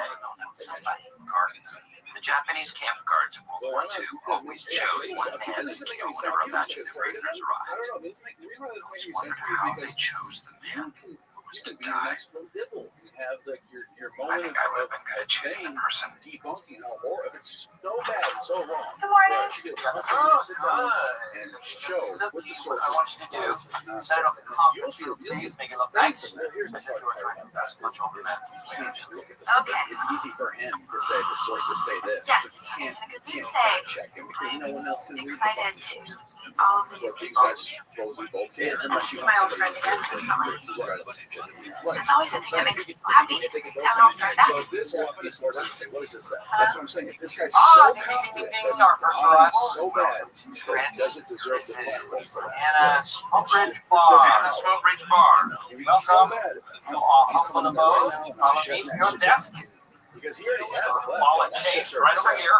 Yeah. So you're just letting him. Now you're letting You know, a lot of him these down people, without this is the only family they Yeah. have. So you are platforming by not. As far as I'm concerned. So that way, that guy can't be that smart. For me to just think about that right now. Ah, That's there he is. logically makes Tony, no sense, right? what's your last name? Gardner. I knew that. There you go. Gift bag for you. Yeah, and the fact that he's so dedicated to this, like he's so Well, rare. just for He gifts. refuses to monetize. My thanks, Chelsea. And coupons. There's lots around screen. All right, let me show you your area. You know, it's interesting. Come on, big guy. I have everything it's supposed to be. No. Hi. I'm Pam. Yeah, I love your sweater.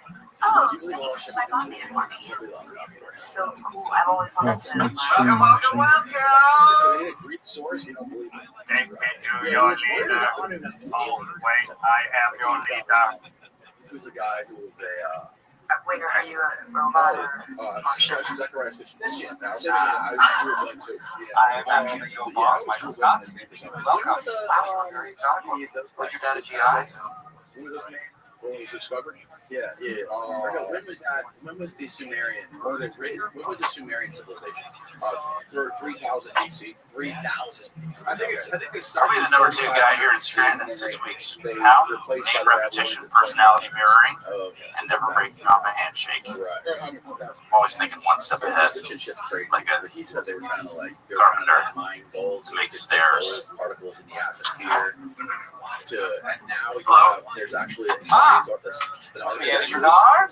Aloha and welcome. And you must be Michael Scott. Aloha and Recently, climate scientists came Oh, out and said very good. particles Welcome in to the our atmosphere stop climate change. little kingdom. Can you find that? See if that's real? That's true. It's for you. Good point. Type in like climate scientist gold particles in atmosphere. See if that's real. I saw Nifty. that. They are nifty. You know who I really like? Is this guy, Andy Bernard. He has got this very likable way about him. Gold might be used. It's gonna be a YouTube video. Now you can do That's why they need the password. Right? Just no way. Get him out of here. We don't want to use this guy in here. Good to see you, man. How are you, Mark Nash, I presume? This is a little gift bag for you, free of charge. Follow me. I will show you where all the snags work. Your desk. Oh my God, it's really you. Just doing a little joke here. I know, I don't care. Awesome. It's good to be back. I think it's really good. It's really good to see you. You too. Where do I stay? 2018. For the first time, No idea. friends. Always have friends. Global scale observation of the limb and disc. Well. But when the cat dragged me to Stanford, what is fact? I saw something. I've heard about this. I saw an article about this.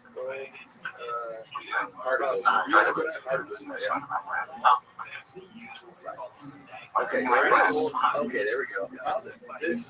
My highlight, Jim. Yeah, physics.org. Stop acting like an Tiny idiot. gold particles can help harness energy from the sun to break down pollution.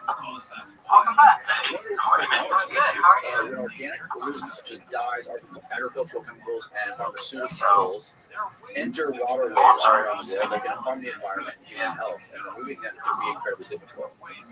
Substances that absorb energy from light can be used to accelerate the rate of chemical reaction. Solve the problem, the researchers say, set on finding photocatalysts that can harness much more of the solar spectrum. If you can use solar light, it's cheaper and much more available than UV light. Gold nanoparticles.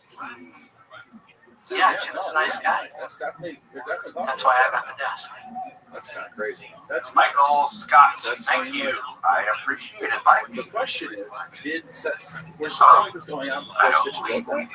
Or is Stitch just guess right? No, this came out. Andy Bernard, the regional director in charge of That's like 3 You're reporting maybe that. My title has manager. What do you say? I'm a director. All the Stitch haters. John Stone said is the highest title there. No, that's some good things. I I'm know not everything right. about Yeah. I know everything about film. Or maybe it's translations. Congratulations. Yeah. I go with Stanley Noah Kramer when I go for Sumerian translations because I love his translated text. That's what I found the story about Inanna. Is he still alive or not? I think he might have just recently died. He's an older scholar. I don't know if he's alive or dead or not, but that's the question. But he translated the descent of Inanna, the catabasis of Inanna. She dies for 3 days and then resurrects and brings the dead up. All right, Jeff. See you later. So that's like a clear example of dying, rising God. All the way back in China. Yeah. His hair's flipping out. It's like the moderator of the odds. There's something with that 3 day thing that shows up in the So when Dan McClellan came on the show, he was Welcome. How are you? How you living, pimp? What's new?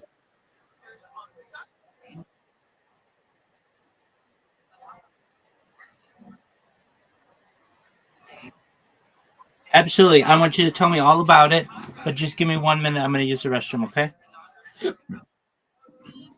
Shout out to Tony Montana.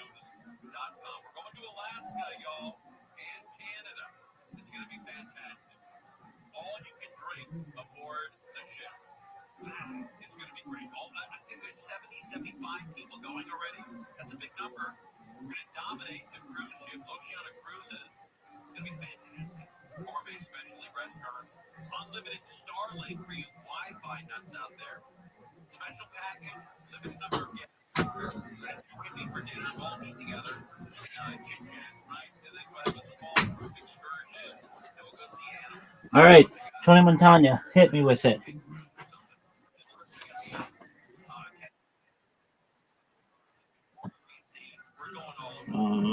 Are you on a phone or are you on a computer?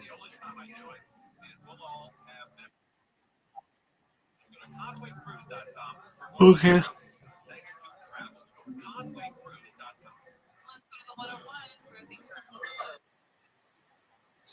Right.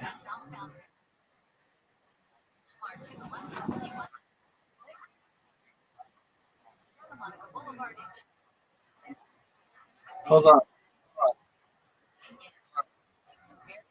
Uh, to what account did you send it?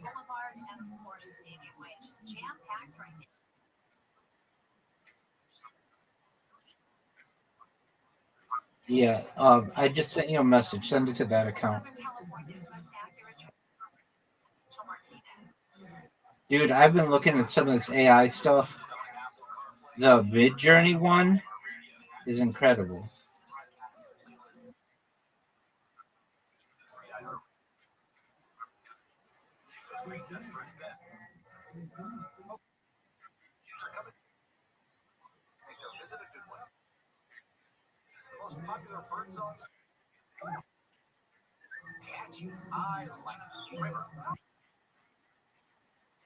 Looks totally realistic. That's AI?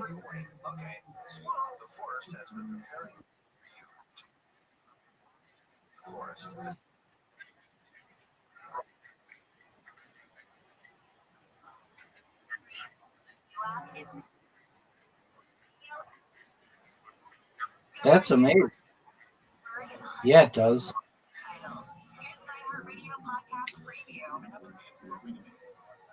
That's really cool, man. Body wise, pure Himalayan shilajit gold gummies. That's baller.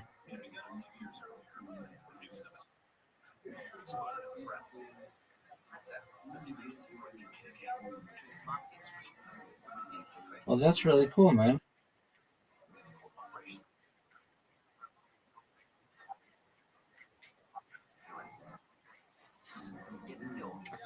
Dude, the Mid Journey one.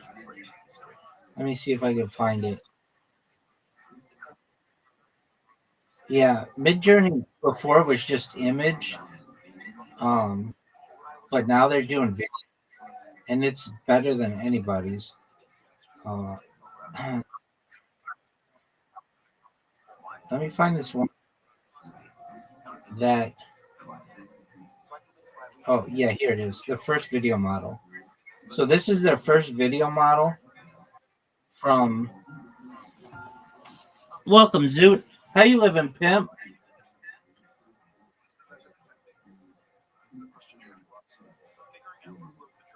Um. Okay.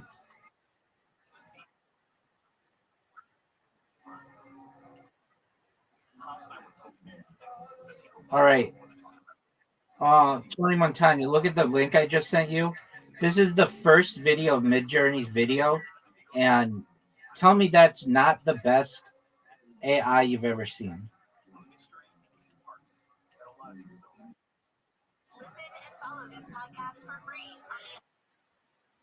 It's all AI.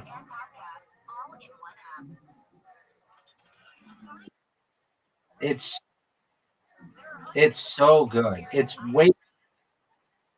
way better than it. Isn't that crazy? Yes, it is.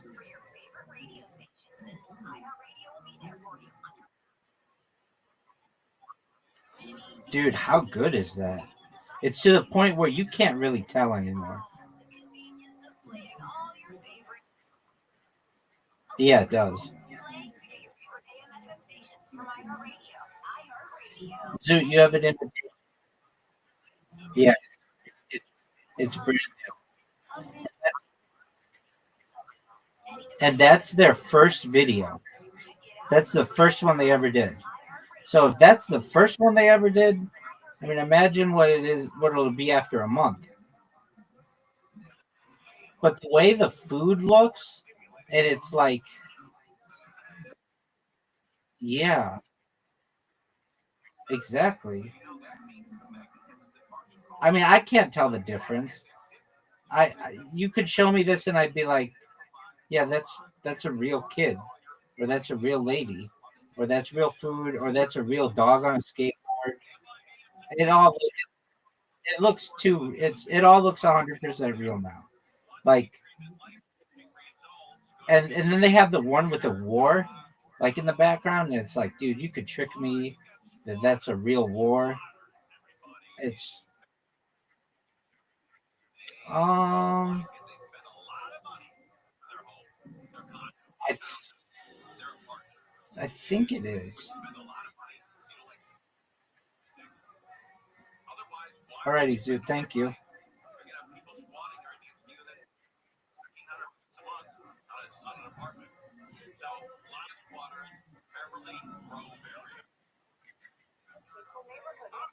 Yeah, I'm ready for a bullseye zoo. Um, Tony Montana, if you're wondering what we're doing, we're playing darts. That's what you're hearing in the background. But yeah, you should check out and see if you can get that Mid Journey to do. I do too. Previously, it was like available within Discord. Mid Journey has like the biggest Discord of any Discord server. It has like 2.5 million.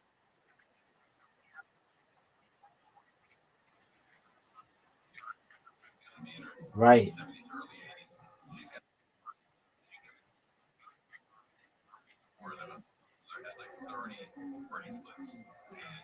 And just the quality of it is, I mean, you can you could make a whole you could make a whole movie of that.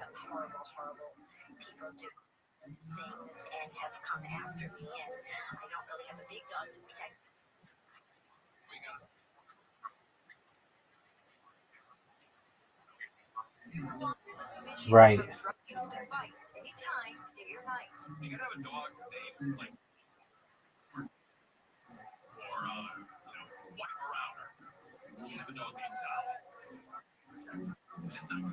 It's become a serious public safety issue. I mean, they knock on windows when they're too, I'm assuming, drugged up to figure out how to get back in. At least 7 fires, neighbors say, have broken out since squatters took over.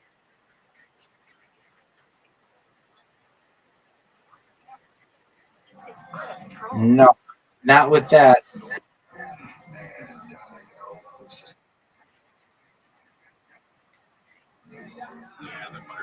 Well, they've got the wrong ones.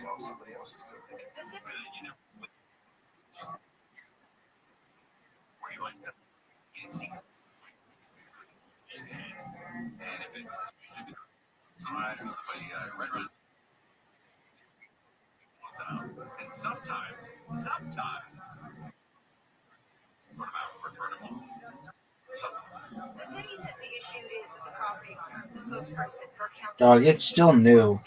I don't think it's oversaturated at all.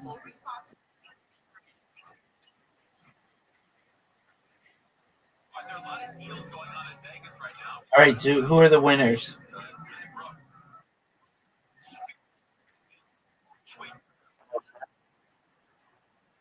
Yeah,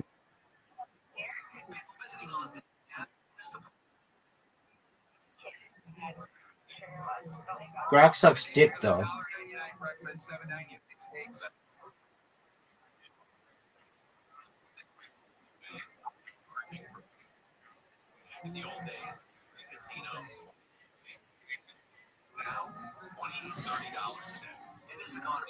I mean,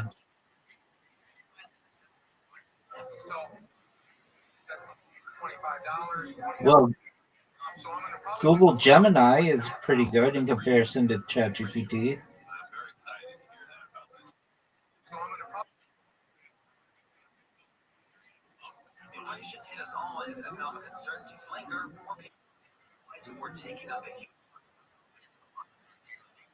In Las Vegas. So far this year, it is down about 6.5%. Despite that decline, convention attendance is up nearly 2%. Gaming revenue on the strip is slightly down, but downtown, where it tends to be cheaper, it is slightly up. Yeah, that's where that guy was dancing. Remember? Oh, fuck.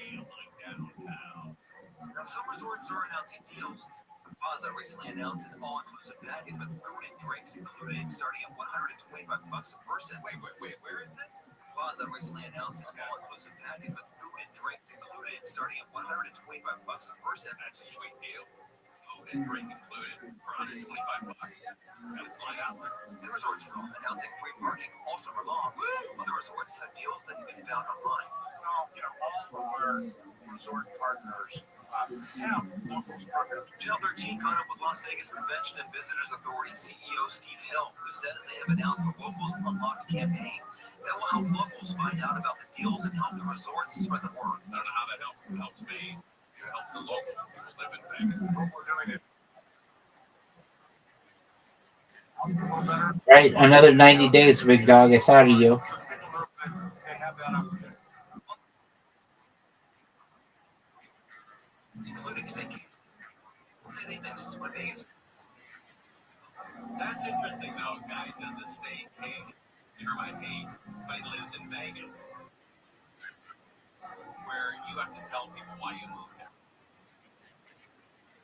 Say a movie, whatever. You say you moved to Vegas, you have to say, oh, it's a job. You have to say something. You moved to Vegas, people think you. I advocate. So guess what? A lot of the time they're right. But hotel, you pay an idea. 6 Dude, speak into your microphone, man.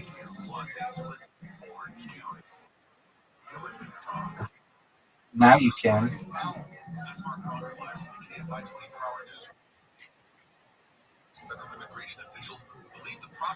Tell him how you did it, Zoot.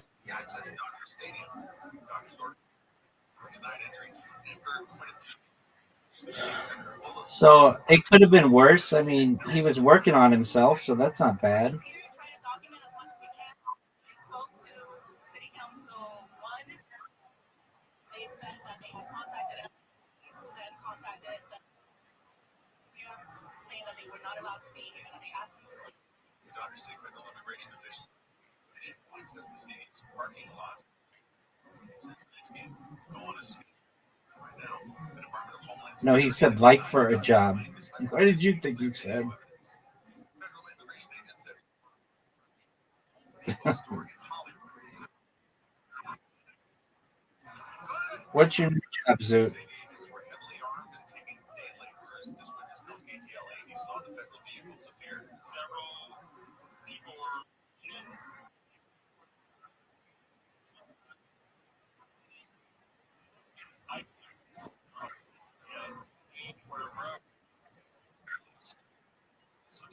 And they pay you to do that?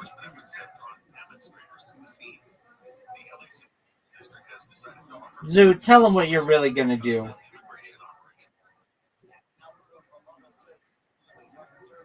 Do you want me to tell him what you're really going to do?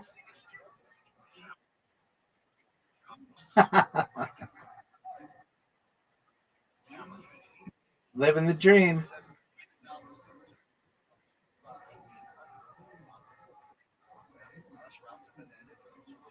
I have been listening to this motherfucker talk about getting a six-pack for the last 6 months. And whatever. And he's almost... Yeah, he's pretty close.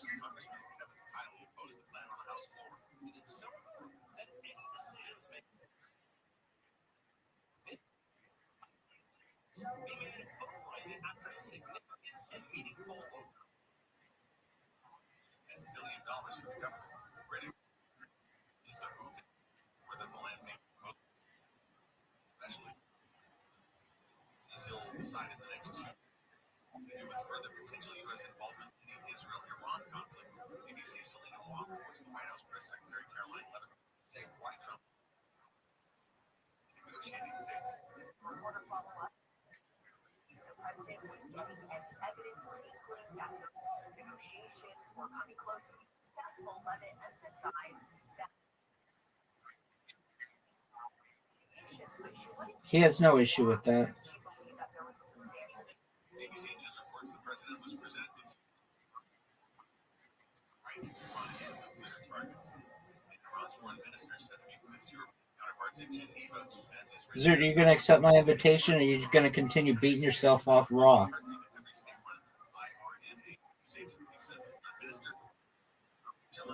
Yeah.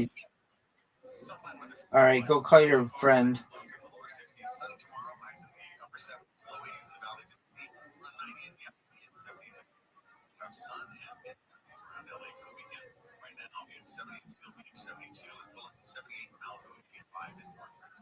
And they can't find financial report. They can Juneteenth off traffic isn't so we'll head straight to a crash on the 710 South Gate. That's heading northbound right before Imperial Highway.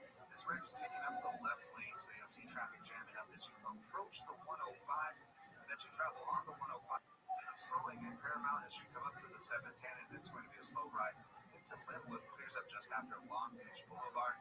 As you travel on the 10 eastbound at Mid-City, watch for some brake lights as you approach Robertson. The drive stays slow to just before Crenshaw. Southbound side of the 405 in West LA. Once you get to the 10, seeing some slowing there, it's going to start to clear up as you come across the 90. As you travel on the 101 southbound in Hollywood, seeing some traffic picking up as you approach Northie. It's a busy ride there. So downtown LA. Because the King James, the King James had all these different like bishops or whatever, and they got together. Don't care. They You all report to me. That's all that matters. The rest of us work out on yourselves, okay? And then work it out on yourselves. Please, I have a company to run. Let me run the company. Will you? wanted to say what they want to say. So they made little changes in certain parts. They wanted to censor. They went with manuscript. They went with certain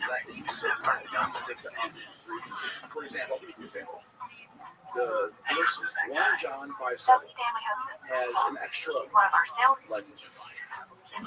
10 words at the end that doesn't show up in any of the manuscripts, and it's a Trinity. It happens to be a Trinity verse that says that God and the Father and the Son are one. And that doesn't show up in any of the original manuscripts. It's only in the Bible. They choose that one. So basically, they're making a Bible that's perfect, has no contradictions, completely uniform, and it's in English. And it's the first time it's ever been done like that. They also start the numbering system at that time. That's why when you find newer Bibles, NIV for example, that says verse omitted. So let's say that you're reading Mark, and all of a sudden it says Mark. Verse 8 says Jesus went to the waterfront. And verse 9 says verse omitted. And then verse 10 back. People go, what's going on? These scholars are evil. They delete the verses. The King James has the verse. That's because the King James has added verses. And it's not that the NIV's deleting verses. They're going back to the original manuscripts. They didn't have that verse. So they have to omit the verse because they're using the same numbering system that the King James started. They have to have the same numbering system in order to be able to compare Bibles. So, because they use the same numbering system, they have to omit verses. And it's not that the secret satanic scholars delete Bible verses. It's because I wore the shirt. Using the original manuscripts, and the King James Bible is actually a secret evil ones. I'm just kidding. They're the ones that added the verses. Somebody broke it down on the internet. They asked questions, guys. Where Jesus was placed in the Tanakh or whatever that is. And they're making it. Where all the past tense and present tense words changed to future tense, yet all the other uses of that word because they want to make it more Christianized. But the Old Testament has all Jesus in it. Right. So I'll give you another kind of example. The Old Testament, they want to have the Old Testament point to Jesus more obviously. Okay. They can't add Jesus. All right, get it back. They don't make it look like it's Jesus is there. So I'm I think it's Daniel. In the book of Daniel, where it talks about the sons of God. It says, oh my God, I have so much to tell you. Yes, Daniel, Tom Cruise and Katie Holmes, they had a baby and they named it Surrey. And then Brad Pitt and Angelina Jolie, they had a baby too and they named it Shiloh. And those babies are amazing. And it translates in Greek as angelos. It just means angel. So in Hebrew, Beniel means angel. Everybody settled in? Good. Why don't y'all proceed in the conference room? So basically, what the verse says, should I say, angel, the banquet hall? In the King James Bible, they take the plural away, and they say, and something within the Son of God. safe. The official So it's like, there's Jesus. Merger Day, all family, welcome breakfast. Come on in. What they're doing is they're unifying the Bible so that it all is harmonized. Hey, Shepherd. No, yes, only. They harmonize the Old Testament and the New Yes, Testament. They yes, harmonize all the Gospels. consider it And they count. basically chose Strictly the temporal. translation. Well, then consider it The poison. perfect Bible. It's not mean It's to a just good Bible to read if you're looking for a nice welcome, poetic help yourself. Shakespearean Bible. Yeah, it seems like Dan was very, it's like pretty nuanced in a lot of things. He doesn't just go by the book. Okay, do not worry. All of your questions very are critical. about to be answered. Yeah, and even the silent. I was just talking to Derek about this. Derek wanted to interview me Let's about face it, moving to a new job can be very stressful. So I have made an orientation video, especially for you newcomers. But it's not like any orientation video that any of you have ever seen. It's funny. It's got a little bit of a zing to it. And I hope that it gives you a flavor of what we're all about here at Underneath. And what we're all about here is Scranton. So let's just all act together and watch Lazy Scranton. Get new mom, play the grill, baby. Follow me and play. Too much run down East and Trinity. The electric city. They call it Scranton. What? The electric city. Scranton. What? The electric city. Called Woodcut School is convinced by a spider. But just that it's covered by your house. Carolina. It reminds me of the orientation video Michael showed on my first Scranton Witch Project. So he was getting defensive. I am so scared And said, when people don't label their personal food. You got to call money if you want. Check it out, yo. And we're not going to do what is it? Takes it on his life. The little cargo with the compact cost. But he's puffed so up far. because he knows a lot about one area. He gets puffed up in other I thought it areas. would be an A or an A That's plus. my But criticism. I And what do you forgot think that there's about an A what plus. is your current stance on the idea that This is Karen Filippelli. Please leave a message. I don't have the ability to test out which one came This is first. Karen If I had to Filippelli. guess, I think the most convincing is that the Torah was written first. The Septuagint was translated around exactly the same time, like within decades was translated. This is Karen Filippelli. After it was Please written. leave I a think message. the I will original not. text was, not even all of it though. I think there are original recompositions of the Bible. For example, some of the Old Testament texts are written in Greek first. There's parts of Daniel that are written in Greek first. There are parts of Songs of Solomon that could have been written in Greek first. There are Psalms that were written in Greek first, back in the Hebrew. Some of it was Greek.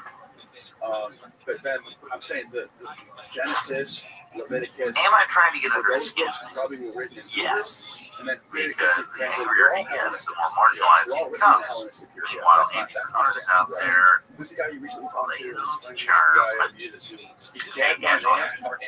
and Heather, I've had too. Both talked about it. Giannis and Heather, Giannis and Heather was like, yeah, it was probably written around that time. But they don't start practicing it until 150 BC. That's what he says. He says that they probably started writing it around the 3rd century BC, and they don't start practicing until 150 BC. Gad Barnea was like, it's so clear. Before 300 BC, there's no mention of the Bible, there's no sources of the Bible, no evidence of the Bible. After 300 BC, also the Bible is so clear the evidence points this way. So that's my, if you had to ask me what came first, probably Hebrew scrolls first. Individual Hebrew scrolls of Genesis, next to Leviticus, next to Chronicles and Kings and the Prophets. They're all individual scrolls. But then they get brought to Alexandria and they're translated into Greek. And all gets compiled together. Right. That makes the most sense. Well, shit. So when do I get to hear everything? For 3 hours. Are you still getting unpacked, That or was fantastic. want to grab a coffee or Getting something? hungry. Oh, you want to do Patreon? All right, we're going to do Patreon. We got some questions. Oh, yeah, no. So we're going to do a Whenever. Patreon. But tell Sorry people to to interrupt. follow the podcast. Now, stay informed on YouTube. That's it. And I'm also on Twitter /X. Okay. All right. And look up Gnostic Informer on there. I have a second channel that I upload clips on. You can find links right through the main channel. But just look up Mouth to the Floor on YouTube. It comes right up. But yeah, we'll link it all below. Hail Satan, everybody. Hail Satan.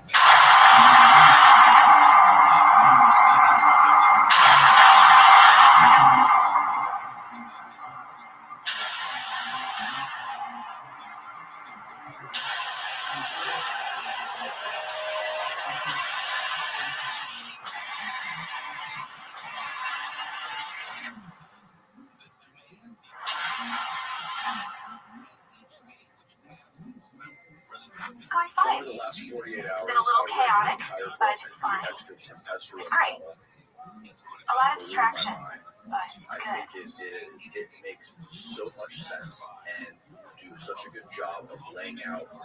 Take a picture, it'll last longer. I'm sorry, it's just it's a little distracting. Just for that, my brother's alien abduction accounts and UFO experiences of people have. You sort of just like lay out how you got into this whole thing, how you got into business. Yeah, no, it's kind of a long and winding road, to say the least. It started similar to a lot of people's experience. On his computer. What is that, a screen time? That's right. It's my left breast. It was laid on your shelf. It was sitting out just like that. How did you right place? Right time. Yeah, the house I grew up in, sitting on the living room shelf, faced out just like that. What does it smell?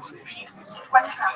Because my biological father saw UFO. Fresh He from somewhere. was veterinarian. Like a funeral home. Wow, you find it. And he described it as this never. I think I'm just allergic to it. But he said him and his My colleague perfume, pressed the it's just hill, my they could see crazy it nose. at a distance, not too far, It's different smells. meters or so. Bob And Vance I bought was this sent perfume shot for me to and the Becca truck. Thomas in I was there Orlando. above me. It's made from Shot real back pine. across the horizon. Who's Bob Vance? Maybe another 5 or 6 A seconds. lot to learn about this Straight up dance. into the sky, trying to speed. And I overheard him tell me a story. I don't know. These people think they are. I've sat down where the villas are stinky perfumes for years.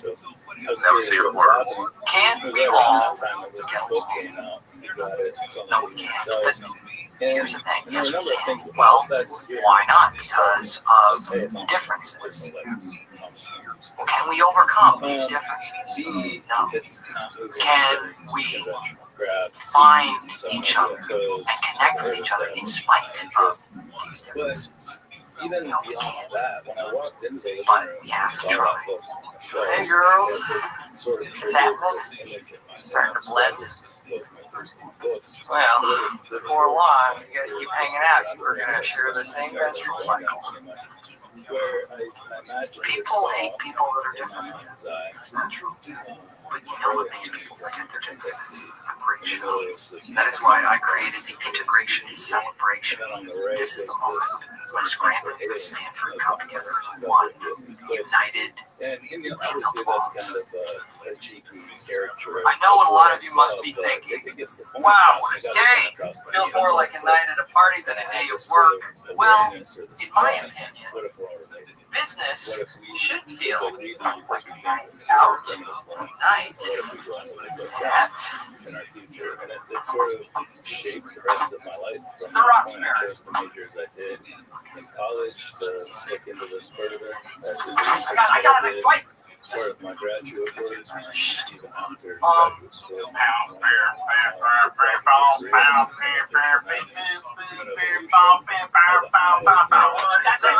That's okay, man. I'll hurt. Okay, there we go.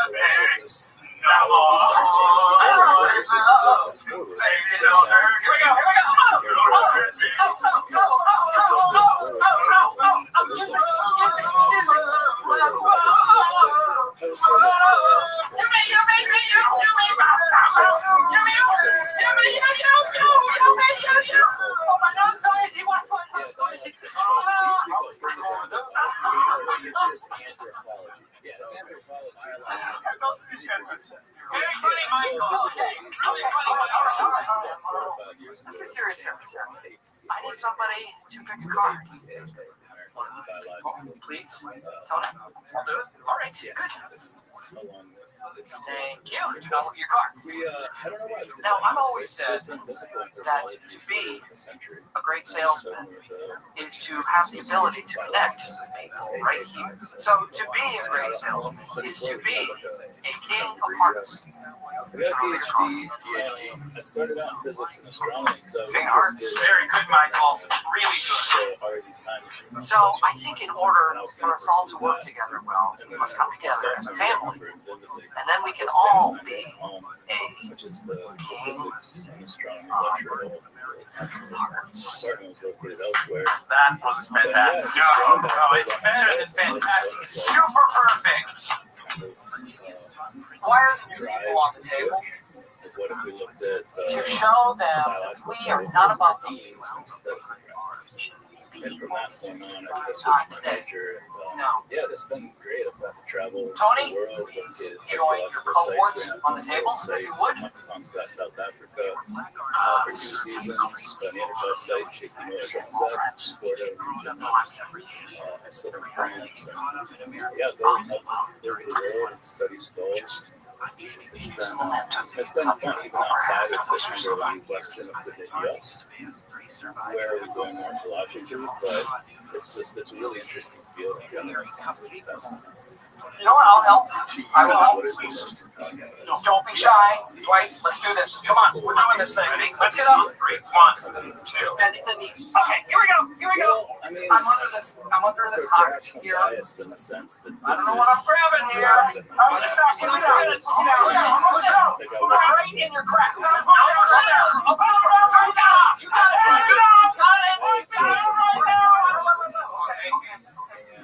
He's obviously switched major to study this. It was more about. It's hard because we're at a place now where we say that we're possibly using crap. It's just not a good word. There's still squeeze you in. I can't work here. I have to work. Seagulls, swamp gas, throughout history. You can't quit on the first day.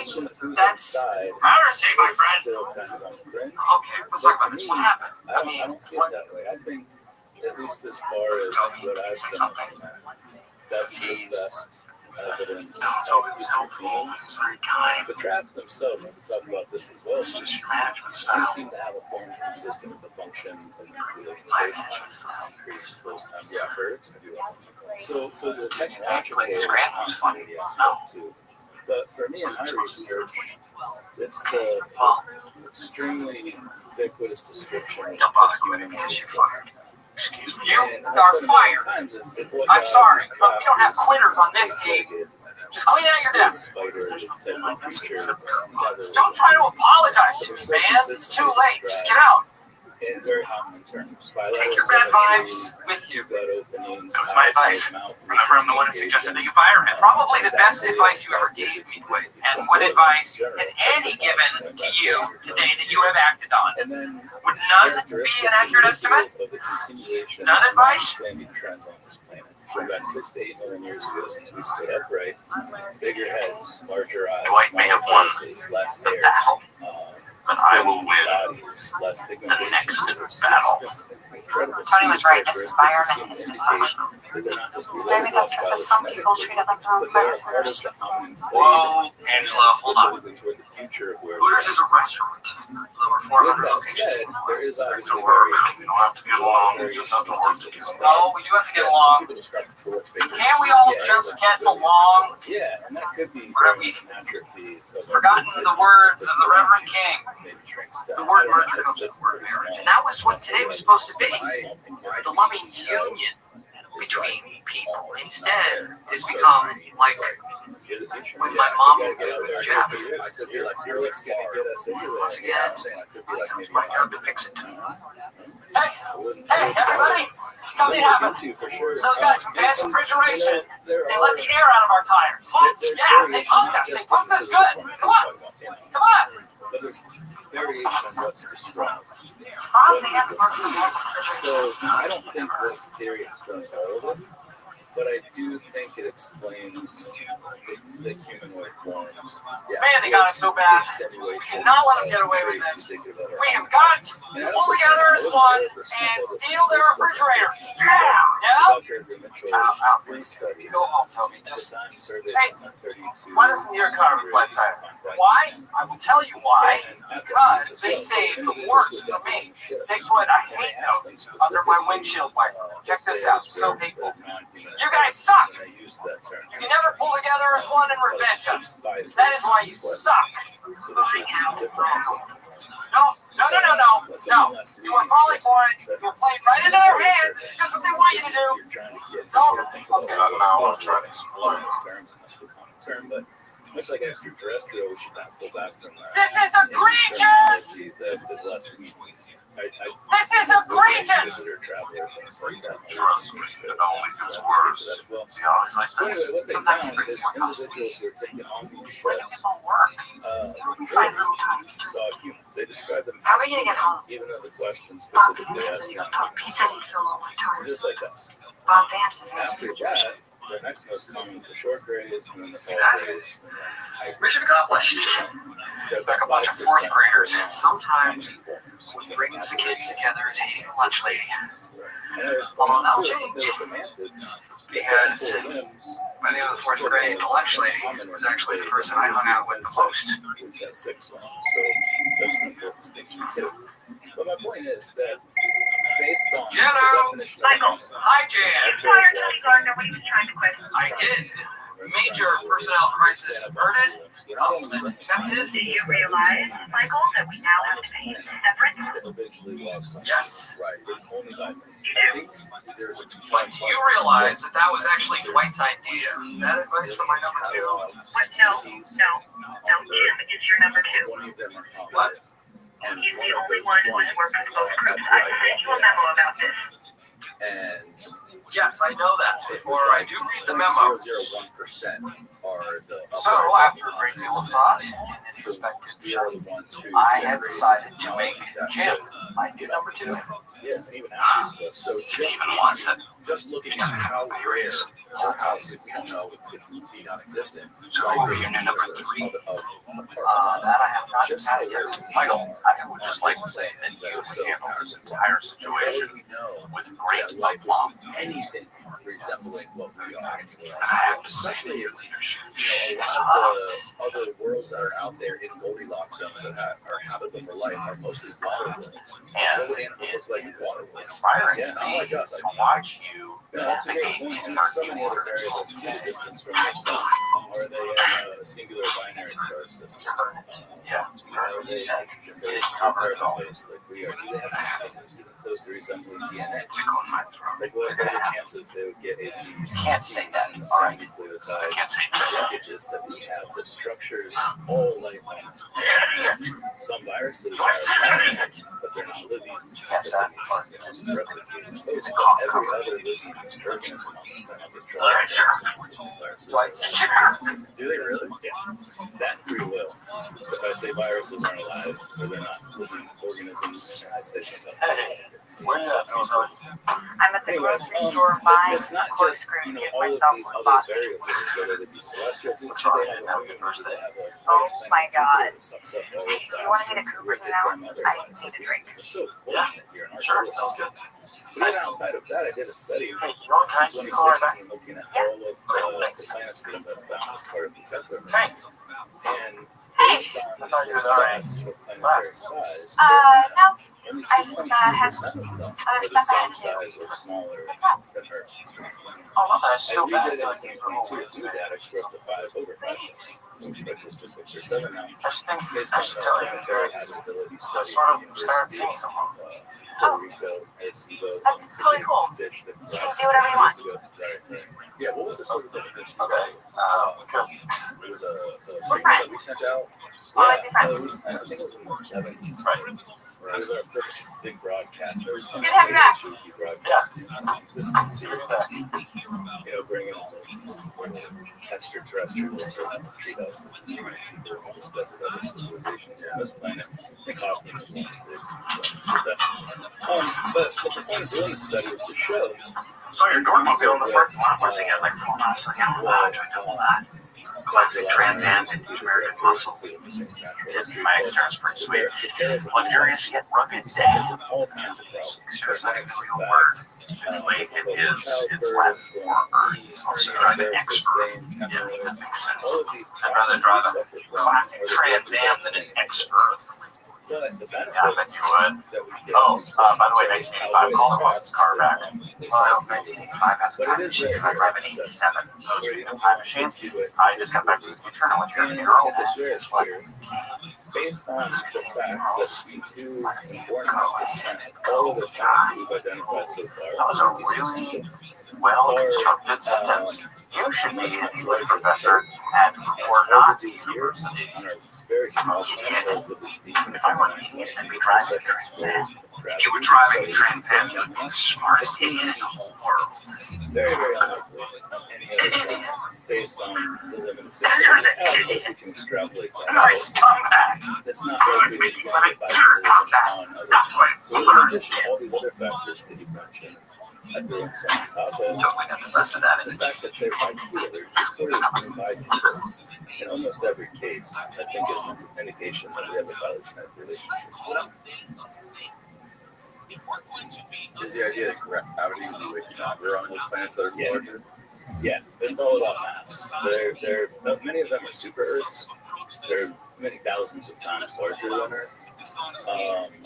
Some are close, but even a little bit of mass increase, even going to 1 point. And I did, in doing the study, I went up to 1.5 the mass of Earth, just to have a little picture. Saying, well, if we only make 1.5 the size of Earth more, which is a little generous, I think, because bipedalism is almost non-existent here. But I did allow for that, and it was still in play to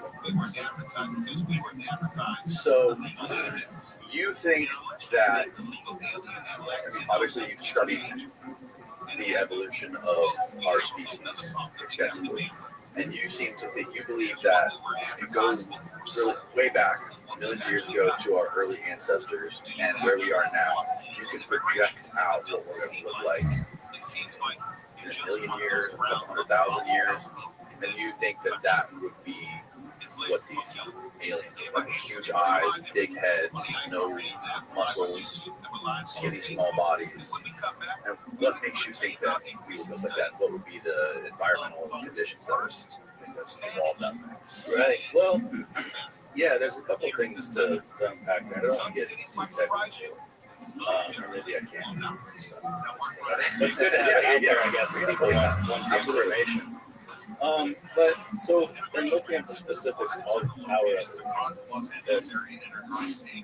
but a lot of people write to me and be like, yeah, this makes sense. You know, we'll blow up this planet out in space, we're going underground, so that's why our eyes will be bigger, see in the dark or whatever. Maybe, I don't know. But that's speculation. And I try to avoid speculating in these books and instead focus on long-term trends that are understandable in the context of those trends. What happens? And we might be able to extrapolate those a little bit, and I do that, but extrapolation isn't necessarily the same thing as speculation, because we have data that can back up that trend. You can see how that will occur in the future. So a couple of important ones are obviously brain size. Going back to the time of Australopithecus africanus, right between when we stood up, right? They're kind of bigger, right? Much smaller. Oh, really? I Yeah. thought they were bigger. 3.5 million years ago, they were they're about 420 cubic centimeters. On average, modern human brains are 1,600 cubic centimeters. So about the third the size of our brain, about the same size as chimpanzees, a little bit bigger than chimpanzees. It wasn't until we get beyond the Australopithecines, Homo habilis, you see a little jump, and then the Homo erectus. Throughout the time of Homo erectus, we start to see an accelerating curve. It gets bigger, and by the time you get to Homo gigantus, all of those, it's getting to the point where they look more like the first cranial skeletons almost the same. It's a little more robust based on what they did, but their craniofacial anatomy is still pretty primitive. Their mouth and face, the low sloping forehead, big eye ridges, simply because their forehead hasn't, the brain hasn't grown out to the top of the eyes yet. And in addition to us being a biped, we're all mammal with a brain that's right on top of it. And it's interesting. Yeah, it's something that I took this study of prenatal evolution and applied it to biomedical context to see if the two main changes throughout common evolution are an increase in brain size, moves forward, and expands into the lateral. One of the characteristics that defines anatomic genetic sapiens is we have neurocranial brains expansion extent. So we have like bobbleheads basically. And our faces are shrunk back. So we have this trade-off between the brain and the face. Brain grows out, expands, face gets smaller, teeth get smaller, and we have a chin. As that happens, we have what's called a mental eminence, where our teeth and our masticatory muscles retract and access so much that we have little chins to access. Right. This has a lot to do with, from what I understand, this has a lot to do with the way we ate in our diets back then, like chewing meat all the time. Yeah, and tool use too. We started getting able to cut our meat, we could cook our meat, which is big. Going back 1.8 million years ago, we started using fire. And we can also process our food, cut it in small strips, cook it, we can pound out fibrous plant materials. There was an offshoot here, if you pull out on that.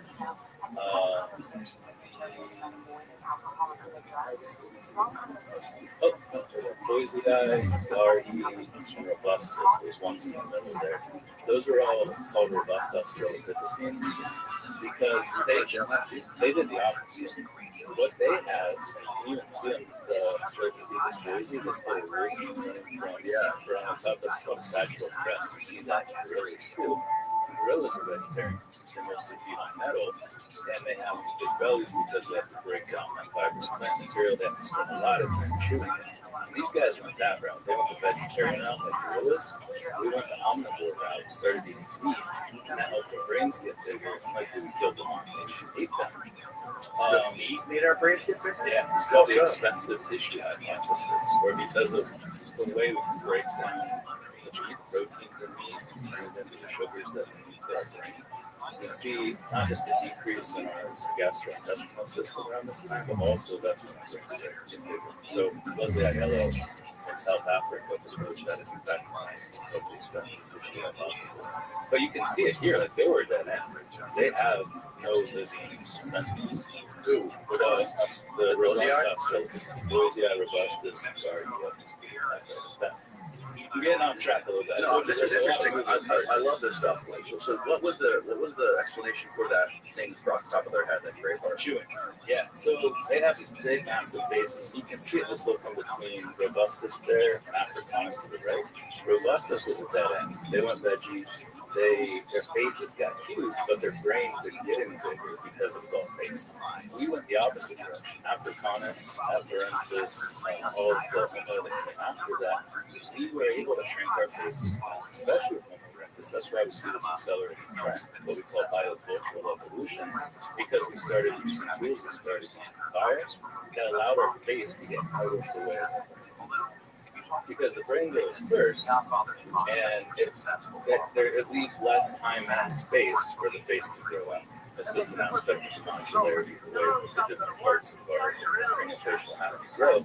But when we needed a face, when we were constantly chewing fibrous plant material, the face had to be there. There's selection for it. Once we relax that selective pressure, the teeth get smaller, masticatory muscles get smaller. The temporalis muscles are the ones that will come up and attach to that side of the chest. The upper australopithecines. Now they attach right here, all the way down here. We have very thin skulls. Our brain can grow over our eyes. And like I started to say earlier, one of the things I look at in biomedical sense is how that impacts vision. You have juvenile onset myopia, astigmatism, which what you see with the highly myopic eye is it's a long change. And myopic meaning short-term distance. We call it farsighted, but you can't see things at a distance. Nearsighted, it's sort of weird how they phrased it. We say nearsighted, but you can't see things at a distance. I'm very nearsighted, -5 to have. But what happens is the eye is expanded, from front to back. And what it does is it changes the focal length, where the image focuses in front of the retina instead of on.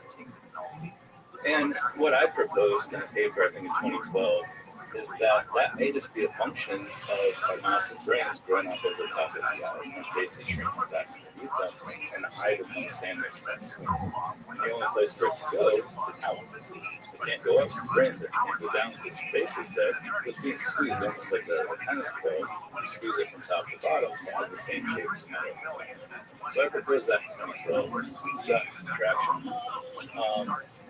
In any case, sorry. So where does that go, though, if you extrapolate out to the future? Right, and that's why it's extrapolation and not speculation, because this is a 6 to potentially 8 million year old trend. This has been happening regardless of where we live on this planet, what our political system, group size, economic system is like. This is just happening. Right. So if you project that into the future, and it is an acceleration, and this doesn't even take into account how they might be manipulating us in some way, to look at the hybrid program. Too. This is just strictly what's been happening over the course of the entirety of time. To add another little side angle here, I also have some images in that second book where I show, based on some geometric morphometric analyses I did, how the shape of our skulls is likely to change with another dominant trend called craniofacial feminization, which is where basically our skull shape is turning more female. And what happens there, this is largely as a result of self-domestication. We've been domesticating ourselves for about the last 30,000 years. Can you explain that? What does that mean? Well, in the same way that we see morphological changes in cows and sheep and foxes, which are the first studies that see, it's called craniofacial feminization. Craniofacial. So in the same way that when we domesticate foxes, very quickly they go from having pointy ears to segment ears, from a tail that comes up to a tail that comes down. They start barking. They do all these things that we see in domesticated dogs. Similar things happen to us. There's this suite of characteristics that change in us simply because we've been domesticated ourselves. With agriculture, about 12,000 years ago, that ramped up tremendously. We started to be more domesticated. And a lot of the reason for it is because we're selecting for what are called pro-social behaviors. When we were hunter-gatherers, if somebody pissed us off, we would just leave and go somewhere else. We take our plan and we go to a different area. As space fills up, it gets harder to do that. Because the main reason space fills up is because of agriculture. People just don't have the ability to move, and why would you? If you spend all of this time tending to the soil, feeding, moving bugs through the fields, you're going to stay there. You're going to reap what you sow. So we stay in the same place. We're forced to get along with people. And what that does is it creates more pro-social behaviors, we get along, and that exacerbates these trends toward craniofacial feminization. So what I did, again, sorry if this is getting too technical, but I did a geometric morphometric analysis which factors out size. So we can just look at the shape of a male and female skull.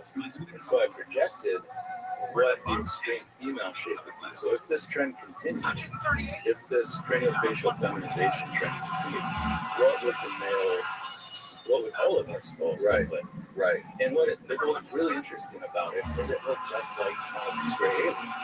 You had a forehead that was higher, you had a more forward brain, and you had even more mediolateral expansion of the parietal versus if you look at these classic images, even like Skinny Bob, or these videos where they depict these things, they have that big round hair with that twitch. And the parietal lobes are actually what has been expanded most throughout the last 200,000 to 300,000 years. So it doesn't say this is what is going to happen, but it shows if this trend continues. So wait, we would have more of these characteristics consistent with that of these gray aliens. Another interesting thing, so I showed this in a video lecture sometimes, so I did a video of how we go from extreme male to extreme female, is that the orbits go up. And that's what people so often describe in this case of close contact. The eyes are bigger, and that would likely be another rabbit hole. It's very technical. But I'll give you maybe a brief example. Let's go down there. But the eyes are described as being larger and rounder. If they come up and you can see that in this animation from this geometric morphometric analysis, going from extreme male to extreme female. Is that something you can find online? No, I have it. I could send it to you. Look up it later. Just type in Look at let's pull up a picture of Whitney's age. That's a great example of that. Yeah, and it's classic. Every single person describes it. There are these haunting eyes that you see. The windows are the eyes to the soul, and it's like they're mesmerized by the soul of these highly intelligent, highly conscious, empathetic creatures.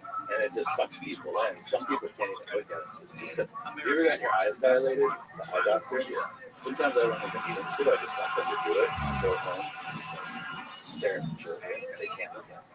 It just freaks them out too much, you know? Really? Yeah, and they don't know, so I'll have sunglasses on school. Start screaming. Because, yeah, it's freaky. You know, even like someone on acid, they're very poor Adderall. Yeah. People talk to people people's jacked on Adderall. And those are just normal sound styles. Those are modern human sounds. We're talking about, you know, these great aliens with these massive pupils already, even bigger. People really struggle to look in them. It's crazy. So, okay, you explained earlier though, like how the brain would grow like forward and take up all this space and like crush the eyes. But then, how do you explain the eyes getting huge and wrapping around like that? Yeah, no, it's a great question. The main thing I pointed this out in that 2012 kind of hypotheses paper too. One of the main reasons why the eye will grow larger is because our brains have grown larger throughout evolution. The eye is part of the brain. The eye is part of the brain. Yeah. So it grows out of the telencephalon of the brain, the forward brain, basically, during early fetal ontogeny. So it is part of the brain. It grows out from the brain. And more importantly, they appear to be links because of something called pleiotropy, where you can have the same gene or set of genes controlling seemingly different anatomical parts. So we see the eye and brain as being different, but because it grows out of the brain and it's governed by the same genes, it is essentially the same thing. So as the brain gets larger, we would also expect the eye to grow. And then, yeah, couple that with, and again, this isn't necessarily going to happen. It's just a model based on this dominant trend of craniofacial feminization over the last 30,000 years. But couple that with the fact that we do see this expansion and posterior rotation of the upper part of the eye, which I find to be really interesting. Yeah, it makes so much sense. There's a bunch of other compelling reasons for these creatures to be time travelers. But to me, another interesting thing was how there's the steady researchers who say there's no evidence of like traffic or superhighways of any kind of ships or any kind of crafts coming in and out of our atmosphere. There's nothing going on in space. It's super quiet, but there's all these electromagnetic anomalies that are happening around the world, and especially in the places where a lot of these experiences or a lot of these sightings of UFOs have happened. How do you explain the electromagnetic anomalies? Yeah, before we get into that, I forgot one bit of evidence related to the morphological thing. So for people fast forwarding through this, just hit they're not. Listen to the whole show because you might miss an ad. You might miss an ad, so stay with us. But I did just want to bookend this with one other thing that I think is pretty compelling, which is also technical, so I want to just squish them together and that's called paedomorphosis, which is an aspect of neon. It's a very common thing in evolutionary biology, where as an adult, you have characteristics more indicative of the juveniles of your ancestors. So let's say that another way. That when you have the descendants of, say, Group A, when they've reached full maturity and they've finished ontogeny, as we call it in life history something, they look more like the kids of their ancestors. So that is interesting to me because it's yet another, I would argue, line of evidence to suggest that they know, because that's a trend that also characterizes homo evolution. We look more like the kids of our ancestors. And that is also described in a number of cases in close encounters. You have Terry Lovelace, Cornelius Van Cody. So what are those kids doing out there in the field under this breath? Mentioned Travis Walton often too, where he described them as overgrown fetuses.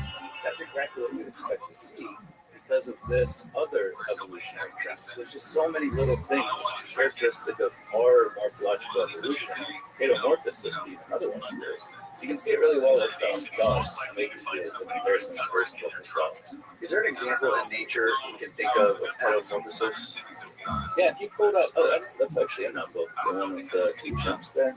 Bottom right. Bottom right. Yeah, so if you look at the baby chimp, it has a larger, more projected forehead, smaller, more recessed and retracted, more facial mapping. But as an adult, once it reaches full maturity, its face is all the way shrunk down. It's got a little sloping forehead, and the brow ridge. So that's just another example over a long period since we split with them. It's the bifurcation of the chimp line. They look much more like baby chimps. Yeah, they look like, I think I said in my book, they look like some of those hairy grandmas.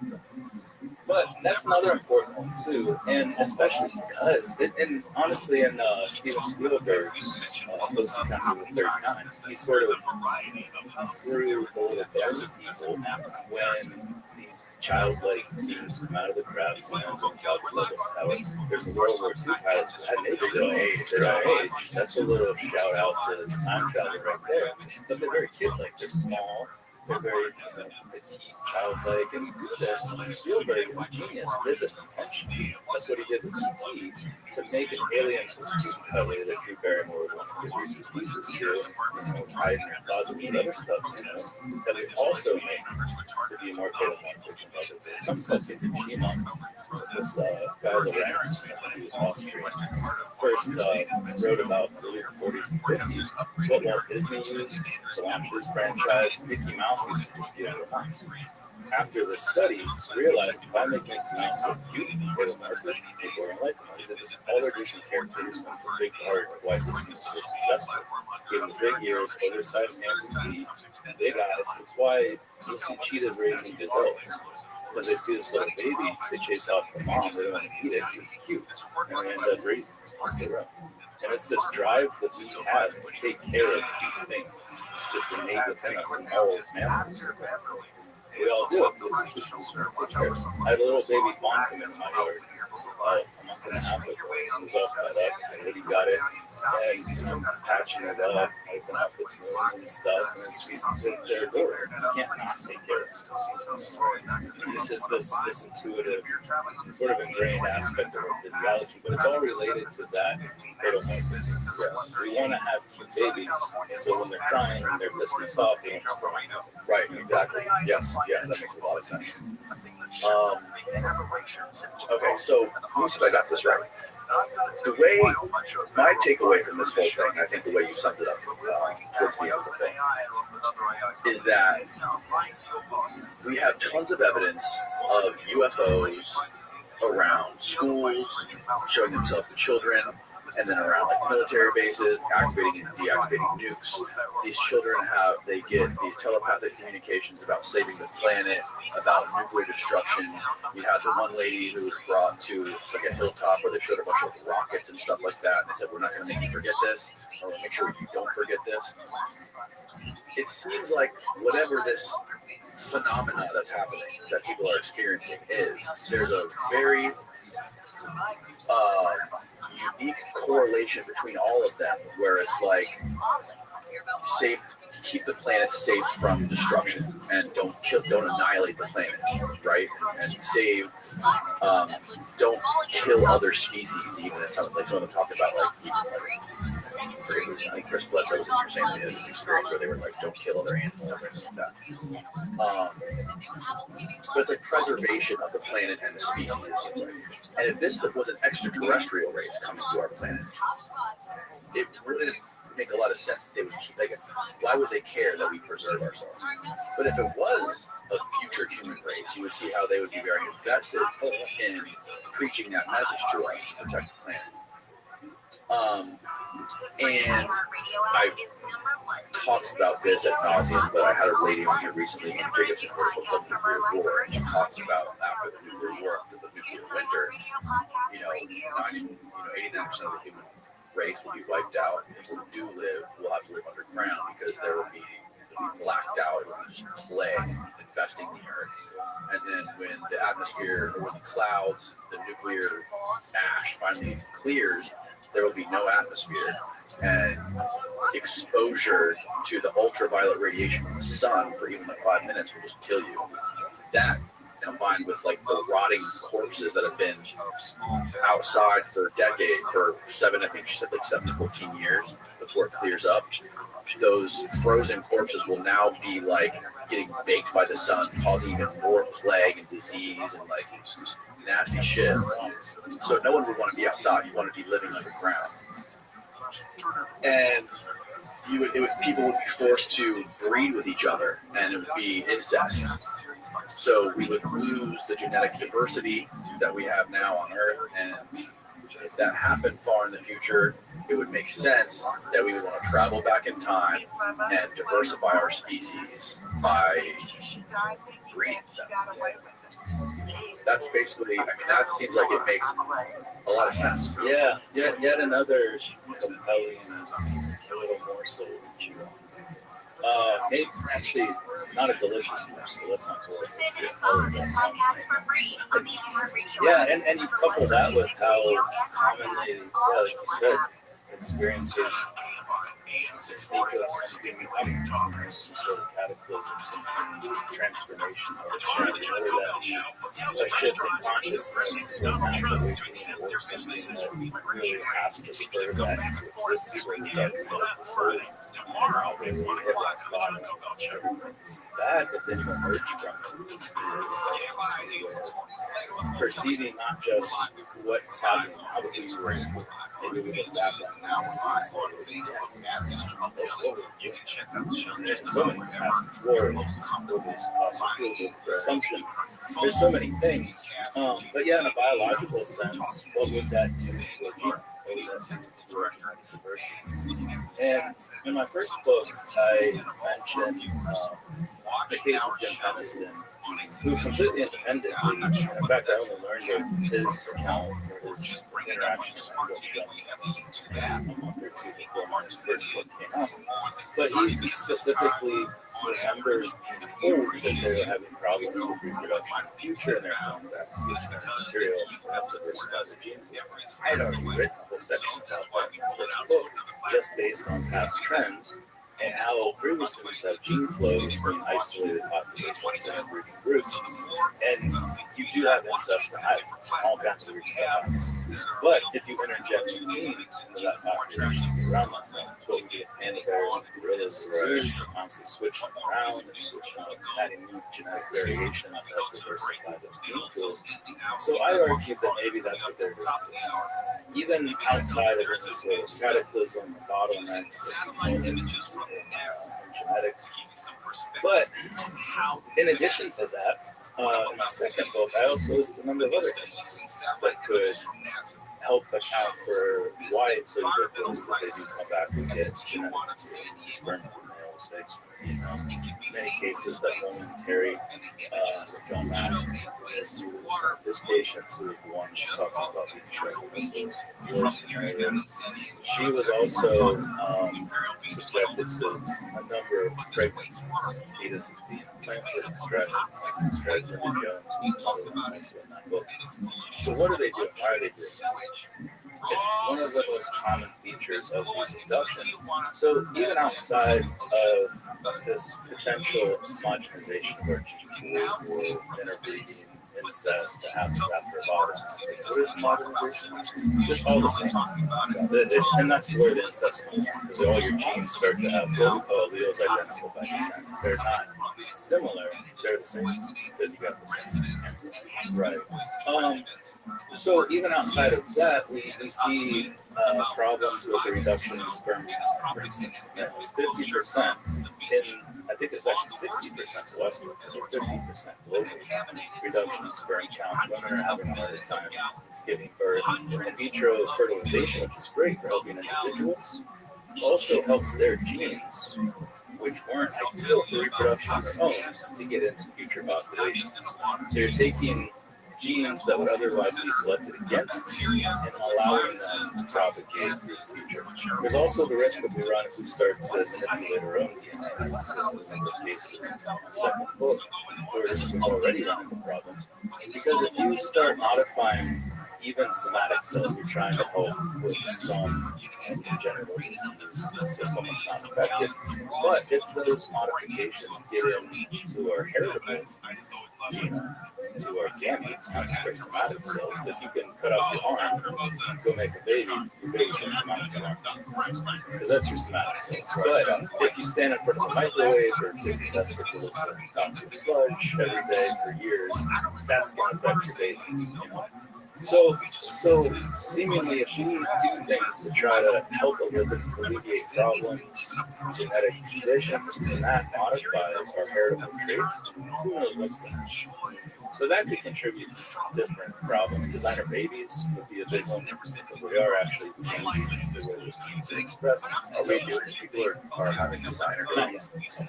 I believe it's still illegal. But it seems like it'll start with trying to cure. Even that could cause these symptoms. It's a good idea.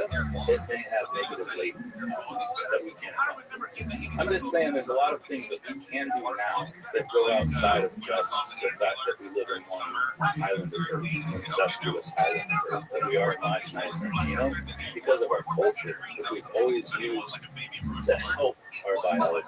Anyway, there's just a lot of reasons why they might want to come back together.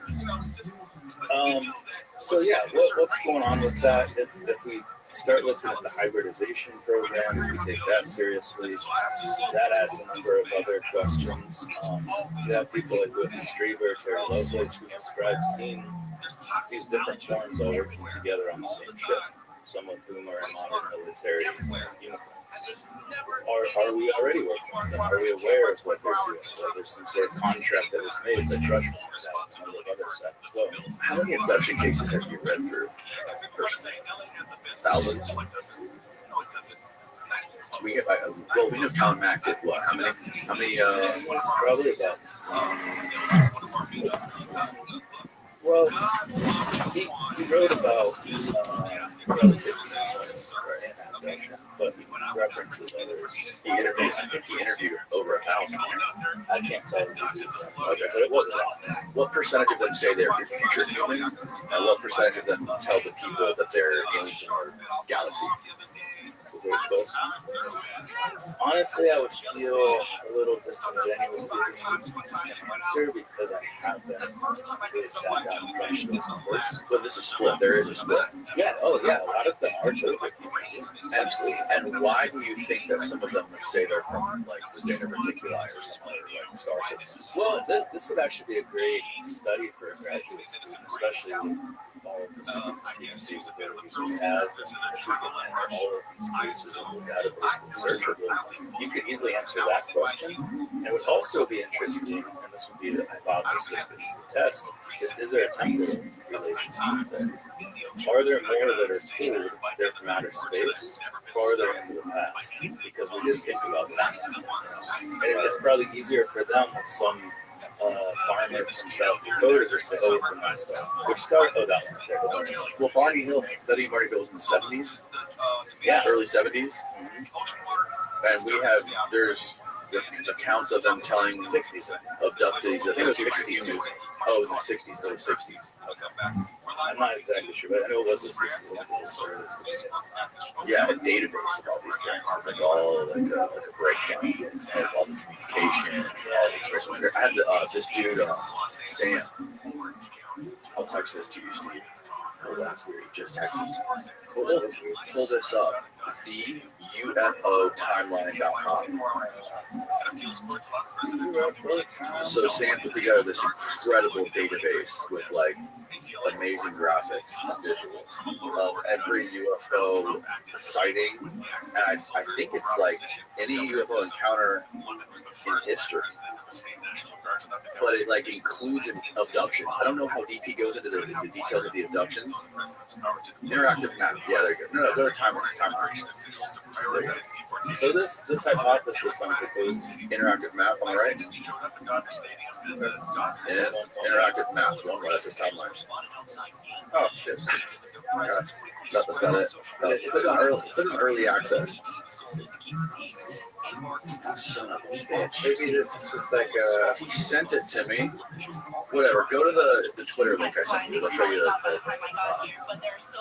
it'll show you a little demonstration of it. wow, that's so awesome. Yeah, that's it. So yeah, so you can like scroll through. That's the timeline at the top. It shows you like the year that everything happens. Shows you, but look at this, a breakdown of craft type, shape, entity type. Yeah, this is exactly what we do. This is insane. Yeah, so for years. if you could have the details of each of these cases, the hypothesis I'm proposing is that more recent time, you have more of them saying we're from the future, whereas farther back they say, or like Betty Hill, where she was supposedly showing the star map. This woman, Kim Fisher was her last name, tried to even reconstruct that. Carl Sagan and other astrophysicists looked at it, eventually rejected it because it didn't fit, and it's data. But of course, if you throw 5 or 6 stars up there, you're going to find something that matters. It looks like monkeys and typewriters or like Shakespeare's works. Yeah, so she claimed that they showed her some sort of 3D star map that had like 12 stars in it, and they like tried to put her in a trance, put her in a flow state to figure out what it looked like. Exactly. And what's interesting is this guy, Michael Swartz, who wrote this critique against this time travel theory back in the 80s and 90s, actually made more of a case for it than he did against it. And I talk about that in my second book as well. But he was like, you can't argue that the time travel theory is real without also accounting for Betty Hill and Star. Because that proves that they're from outer space. I'm like, bro, that's one data point. You know, I have much respect for this guy, tons of respect. That's one data point. You also can't base all of your arguments against the theory on one singular data point that eventually was gone on to be shown if it wasn't true. And even more interestingly, the video I just sent you to send Steve shows Betty Hill holding this 3D model of the being that she interacted with, that she took to biological anthropologists who told her, oh, that's what we're going to look like in the future. Betty Hill's deep time travel. A lot of people don't realize that. They get off of the star map and they're like, oh, she must think that they're extraterrestrial. They told her she's deep time travel. Really? Yeah, and when she did, but toward the end of her life, she was squarely on the side because she saw in this form that that's exactly what we're going to look like, and she was told that by experts. Steve, you get that video in a second? The YouTube video? I think small more of this for now. And actually, it's white's actually yellow on this one. This is a cucumber. We put yellow to emphasize. So you need Visine or Okay, now, June has been evaluated by, I don't know how many physical anthropologists, but what he looks like now, if we continue along the path of evolution, this is what we're going to look like in 25,000 years. And would we be mammalian, reptilian, or insectoid, or a combination of the three? I mean, because if you look at the way we're on nuclear, there was a nuclear exposure in Japan, for instance, and radiation causes mutation. And if you look along the lines of evolution, we lost our appendix, for instance. People say, well, we lose our little toe because we don't need it. The brain capacity gets larger, we become more spindly because we don't need muscle because it's mind over matter, correct? That's the We're going to be like we are concepts. I mean, look at mankind. It's been around for about 2.6 million years. Depends on who you're talking about. It's subjective. So they've got the bodies. So that's basically what the astronaut looked like. Can I ask you something? When they put that needle back on board the graphic, put the needle into your navel, some have speculated that perhaps they were taking eggs or ovum, or but you don't think so? Because someone projected that. Isn't it interesting if you correlate that with tested babies years on? Well, because, you know, at the time this happened, doctors said, oh, it's absolutely impossible to put a needle in somebody's navel. They were probably well, they're going to touch it. And I think the process was developed in a hospital down in Houston, Texas. Shortly after. Yeah. Did they do Steve, see when this video was published? It escaped. 99. Oh, 99. Wow. It's date here. Isn't that cool though? I think it's a fun little nuance because we got stuck on the long 108-minute interview. Yeah, we got stuck on the star map. That dominated the conversation. But she thinks they're future humans. Yeah. And she doesn't think that we were trying to extract her eggs, though. No, I think originally she thought that was a pregnancy test or something. It's been pointed out to me. So I don't know why they were doing what they were doing there, but and so much of what they do is mysterious to us because we don't have the technology, we don't have the anatomy that they have, diseases, viruses. There's just so much. So, have you noticed any biological correlation between all the people that have gone through these experiments or been a part of these breeding programs? Like, do they have anything in common? Me personally, no. But I mean, there's the caudate containment study that Gary Nolan did, where they see more connections with Which can be an effective trauma, right? Yeah, and there may be some relationship with disassociation, with intuition, empathy, just sensing other people, and if that's the case, then this has been argued too, that there's the case to be made that maybe it's an antenna. Those connections to be more connected to this thing.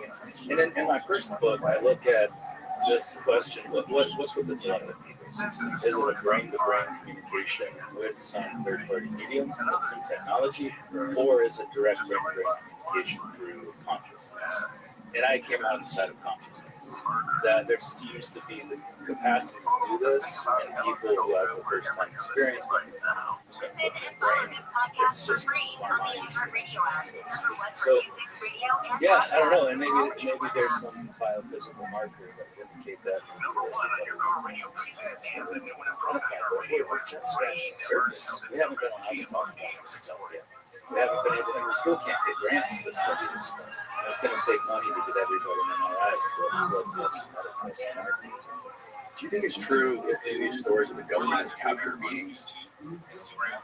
I don't know. Roswell or I'm on anything the like fence that? about that. Because you have these videos. The alien autopsy, like that one was fake, but it was allegedly based on the footage. They just recreated it. You have people like Dan Burrish, who claims to have been a part of these. He was, I guess, sampling this J-Rod individual from some claim to have been future image from some 45 or 55,000 years in the future, the image specifically. So yeah, you look at all of this, even going back 10 years, that was on nonsense. Now with Rush, his testimony, and everything else, you kind of have to start putting all of these pieces together and looking at them holistically. Like, maybe there's something to it. Are you familiar with James Fox's version of the documentary? Yeah, the aliens that were I captured. watched it with him on the screen. Really? With So I think that case happened, that crashing version in Brazil was in 1992, I believe. I could be off by a couple of years, 92 or 96, maybe. Maybe I'm getting that conflated. yeah, I think it was that. It was early 90s, and one of the beings was captured, brought to a hospital. They said it reeked of sulfur. It was sulfur. They said the hospital smelled like sulfur for weeks afterwards. So you interviewed the X-ray technician, and he said the things had cloven feet and red eyes. And then apparently the U.S. Air Force came in and took the thing and left. And there were tons of military people. So if this story is real, which it seems like there is, they interviewed so many witnesses around the town. And Doctors. the girls who saw it initially, I think they found footprints in the yard. Right. They encountered it. Yeah, no, that's a Can you pull up a picture? Can you pull a picture of the Virginia, Brazil? There you go. You got Steve today. Like, that's a new one right there. I haven't seen that one, but that's close. That's close to what he explained. The red eyes, the brown, oily skin. The fingers were different. I think it had 3 fingers, maybe. Like, this one seems a little off. Yeah. It seems a little off from the. This doesn't seem to fit the abduction encounters. No, but it's a data point, so we got to take into Right. You can't throw anything out. Right. He said there was 3 horns on the head too. Like that one on the top left kind of shows those 3 horns. That one looks like 3 like bubbles or something. One thing I often wonder too is if the contacts that are so commonly seen on these are some sort of vision, protective shield, maybe like technology of some sort that allows like a $6 million man focus in and change the amount of light. Right.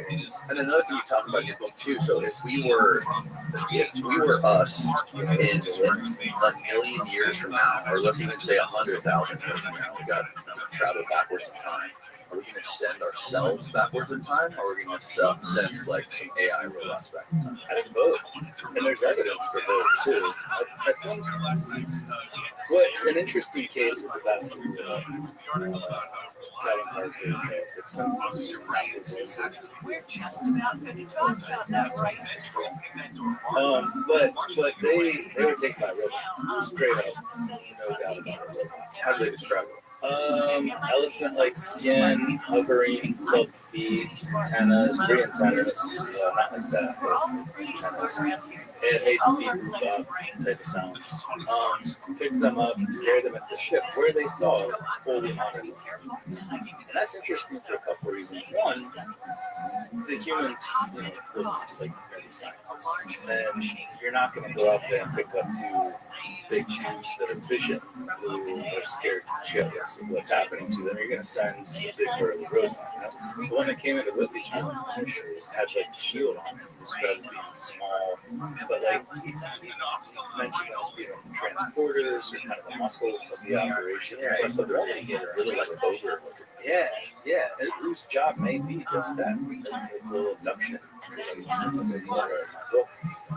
But then there's also the small grays and then the woman, the tall gray woman, who seemingly have traits indicative of a more distant point in our future, a more evolved consciousness, and the ability to control these other forms. It's almost like they're using their mind to control what's happening, to orchestrate this thing, and to keep people calm to the best of their abilities at this moment. So I absolutely think they're not just going to use robots that get the past the case, but that we would eventually bioengineer the robot to get past moving parts and things that break down the world. But we could 3D print a biological being, right? Yeah, or even just hybridize using genetic manipulation. Same way we went from teosinte, the corn of cob used to be about 3 inches tall, to big delicious ear right now.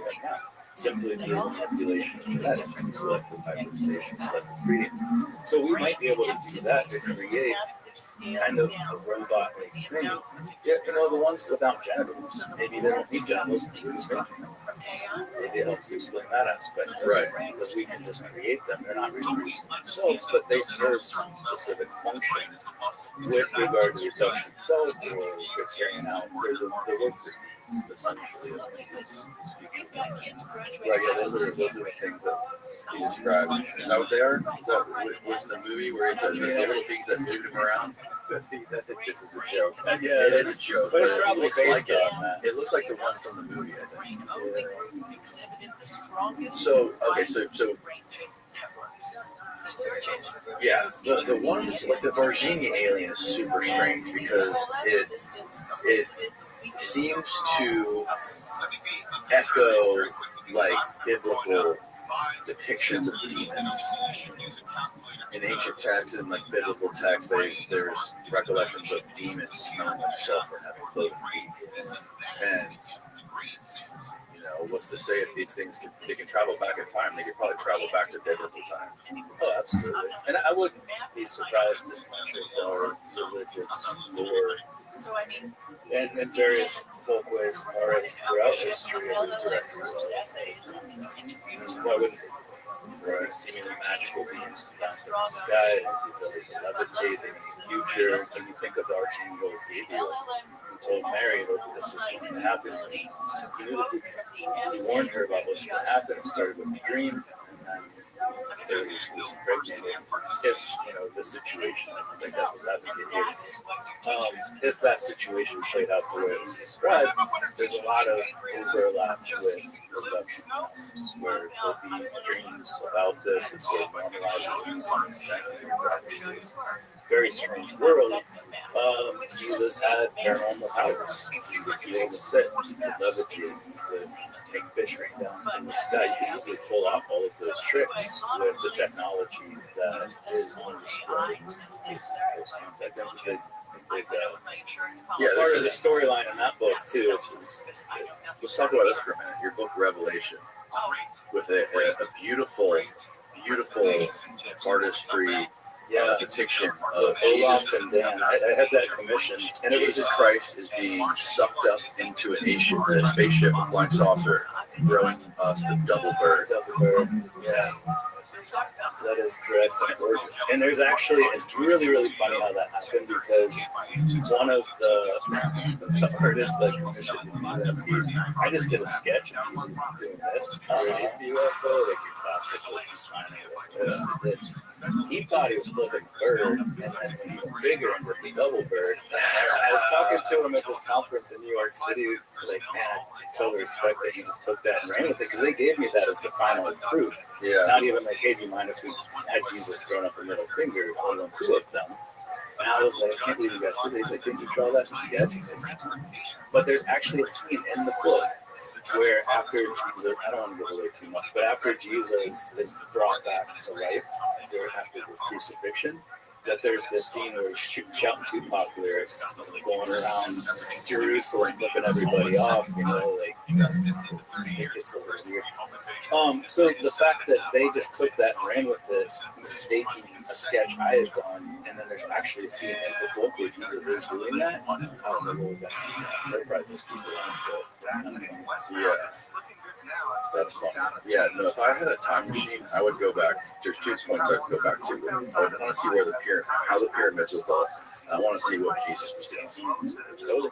There was actually in Kirkonic Slaughterhouse 5, that was one of the things they did too, to go back and see if Jesus actually died during crucifixion, or if it was sort of just a dramatic thing to help spur. I mean, that's one of the main parts of the faith. You see the process Jesus' life everywhere.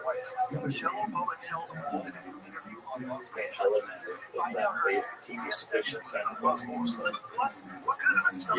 Yeah, I mean, it's a huge mystery, right? If you want to believe it, but the truth is about the Gospels is that they were written, most of them, hundreds of years later, and they were written not by people who witnessed stuff, but they were basically people who wrote them were writing them based on testimony of people who told them that things happened, and it was hundreds of years later. So, and there's so many books that were taken out too.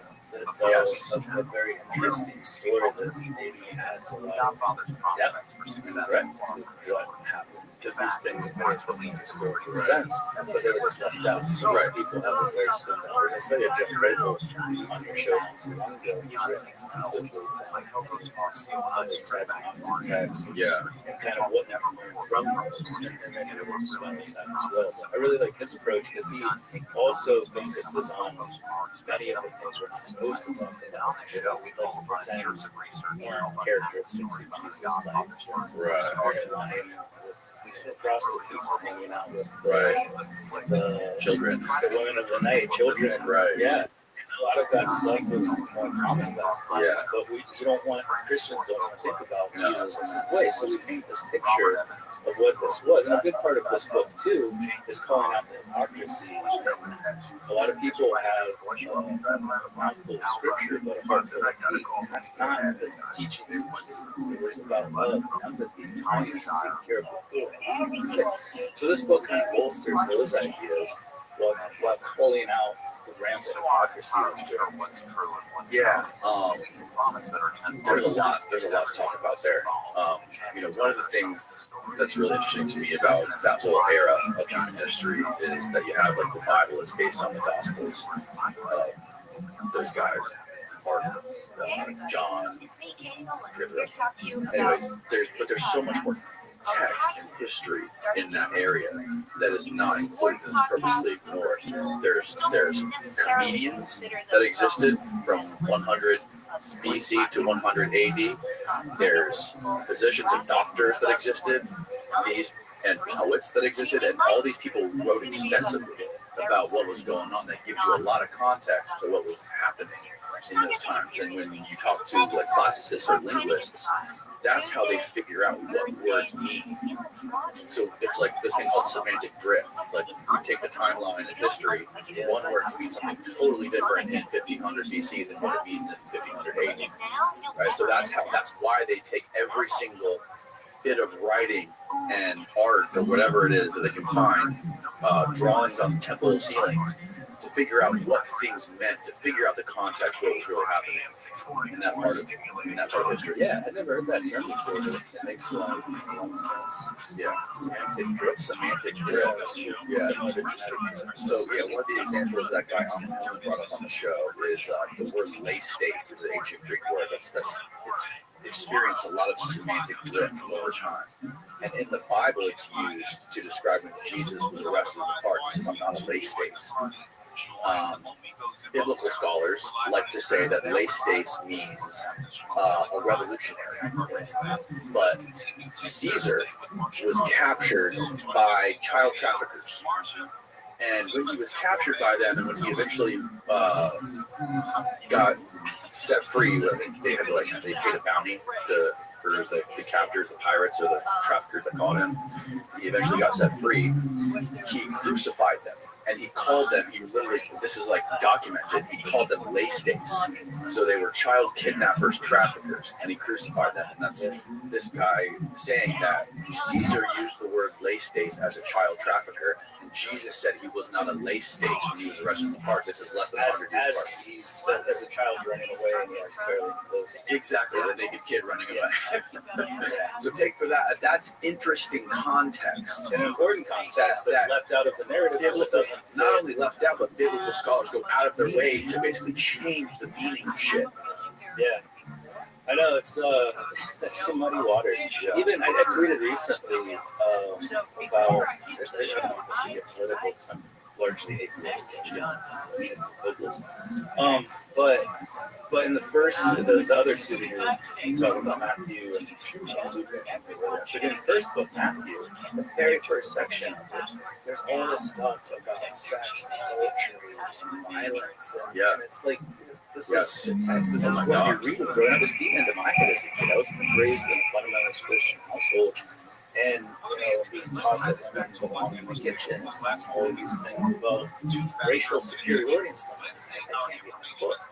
It's just really what we're being taught to reflect on as we get older. Jesus Christ, a lot of that isn't. Yeah, but there's also crazy shit about prostitutes. And children and slaughtering children. Yeah, like literally going in and slaughtering women and keeping. Like I've been reading the Bible on and off like the last few months because I've really been getting into it recently from the guests that I've had in, and there's a part that I just listened to. I was listening to audio Bible that talks about how they would go in, kill all the women and children and boys, but they would keep like the prepubescent girls that were virgins because they could breed with them. And that's Darfur. That's what happened in the genocide in Darfur and many other conflicts throughout the world. It's weird, and I'm not. It's also full of contradictions too. Like there's tons of timeline contradictions, especially when it comes to Noah and some of the things that happen. Yeah, and I'm not here to bash the Bible or anything per se. I only bring it up because there is something to be said for the original teachings of this one religion, this historical figure. And I did hold on to those parts. It's more religious than I'm apolitical these days, but I do there's remember definitely those a part of parts. framework. And I think there's something to that, and especially in the context of where we're going as a species. And maybe the intent was to introduce those ideas of empathy and for others, taking care of others, into this time 2,000 plus years ago, and that was supposed to take off and resonate. Failed experiment, if that was the case, because everybody just took out swords and started fighting each other with these different prophets and ideas. Who's a prophet, who's not a prophet. But what if, that is the future of humanity? What if they sent back this highly evolved, highly conscious, highly empathetic individual to carry out this mission that will help move us in that direction to become more like them, to evolve our consciousness even more. Did it work? No. But you could see how that might be something they would try to do. But then it gets into questions like, are we just in some kind of simulation? Are we an experiment? Are we just throwing things in here and there? Can we change the past? Do we know what's going to happen in the block universe? I'm not saying that's the case. It's just a fun thought experiment. That's a big part of what this book was, is to sort of think about a lot of religious lore in the context of real contact with future humans and what the intention behind that might have been and what the ramifications of those interjections are. Right. And there's also a point in the extraterrestrial model book where the two brothers they basically came across a flying saucer that was just had these two dudes who didn't look like great aliens. They looked like humans, like exercising outside the ship. And they brought they came back a bunch of times, like weeks apart, and they eventually brought them in, just showed them stuff, answered all their questions, gave them a tour, except one. They asked them about Jesus, right? And that was the one question they could not answer. I find that fascinating. Jeff Crapo actually was at a conference with them at the S1 Institute in 2022, and he had a little PowerPoint producing the main things we're going to talk about in this really iconic place in Cliffsides outside of Big Sur, and he brought that up in his little slide. And he brought up Aston, I forget his name, it's the guy who interviewed Leo Rorschach about this interaction. But he brought that up specifically. Like, this was the one question. Answer all these questions about electromagnetism, language, travel in space and time, and they wouldn't talk about Jesus. And Jeff was like, we all need to think about that. What does that mean? Whether it's extraterrestrial, time travel, whatever. What does that mean? He pulled out the importance of that too. I'm glad you did, because I think it is really telling. And it ties into what I was just talking about. How do these things relate if they are future humans and they are coming back? They must be aware. If they can go back from hundreds of thousands of years in the future to now, they can certainly go back to. And they must be aware that it's influencing our cultures tremendously. Cranial morphine, the cranial boarding, intentional cranial modification is the technical term for it. Yeah. We see this across the world through time. Almost every major civilization throughout the world, and a lot of small ones even. But why? Why are they forcing their children's head, which must have been tremendously painful? Why are they doing this unless there's some huge reason for it? And even there was a study here in 1995 where they interviewed people about it because our ancestors were instructed by the gods to do it. That's what they said. Who are these gods? The gods, if they're future humans, if they're aliens, whether they're future humans or not, have big heads. How do you get in that shape? Squish your heads and your chest. So, yeah, there's so many things. The cave paintings with there's so many. And if they're doing that, it's influencing these cultures. If it's influencing and creating the major religions of the world, how do they see it? How do they see what they're doing? That ain't your Star Trek non-interference prime directive type shit. They're clearly influencing past and present, and potentially their own future. There's so many questions. I don't have an answer. It's something I've been thinking about. So if they ask them, I don't know what they ask them, is Jesus real? Or is religion? Is all this stuff real? I mean, I would guess that would be I forget the exact phrase, but something like that. If it was real, and they knew it was real, why would they not answer? However, if it was not real, and they told the kids it was not real, you would see that would affect us. If something. Yeah, right. No, that's a good point. We break it down even more. Yeah, how does that aversion factor in both cases? Real and not real. Yeah. I had Eric Walker and he was explaining. Love Eric.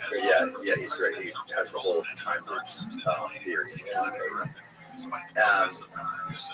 He was explaining to me, and I don't remember it perfectly, but there's like a time travel paradox, basically, or a paradox to it. We go back in time and we affect ourselves. It's going to basically affect them in the future so they can't exist. And that all ties into the block universe versus the multiverse. Yeah, Eric is big time team block, for sure. And I am too for the most part, only because it is the dominant paradigm to explain time. And for people for the explain the basic differences between the block universe and the multiverse. Sure. So in the block universe model, and I always recommend an article.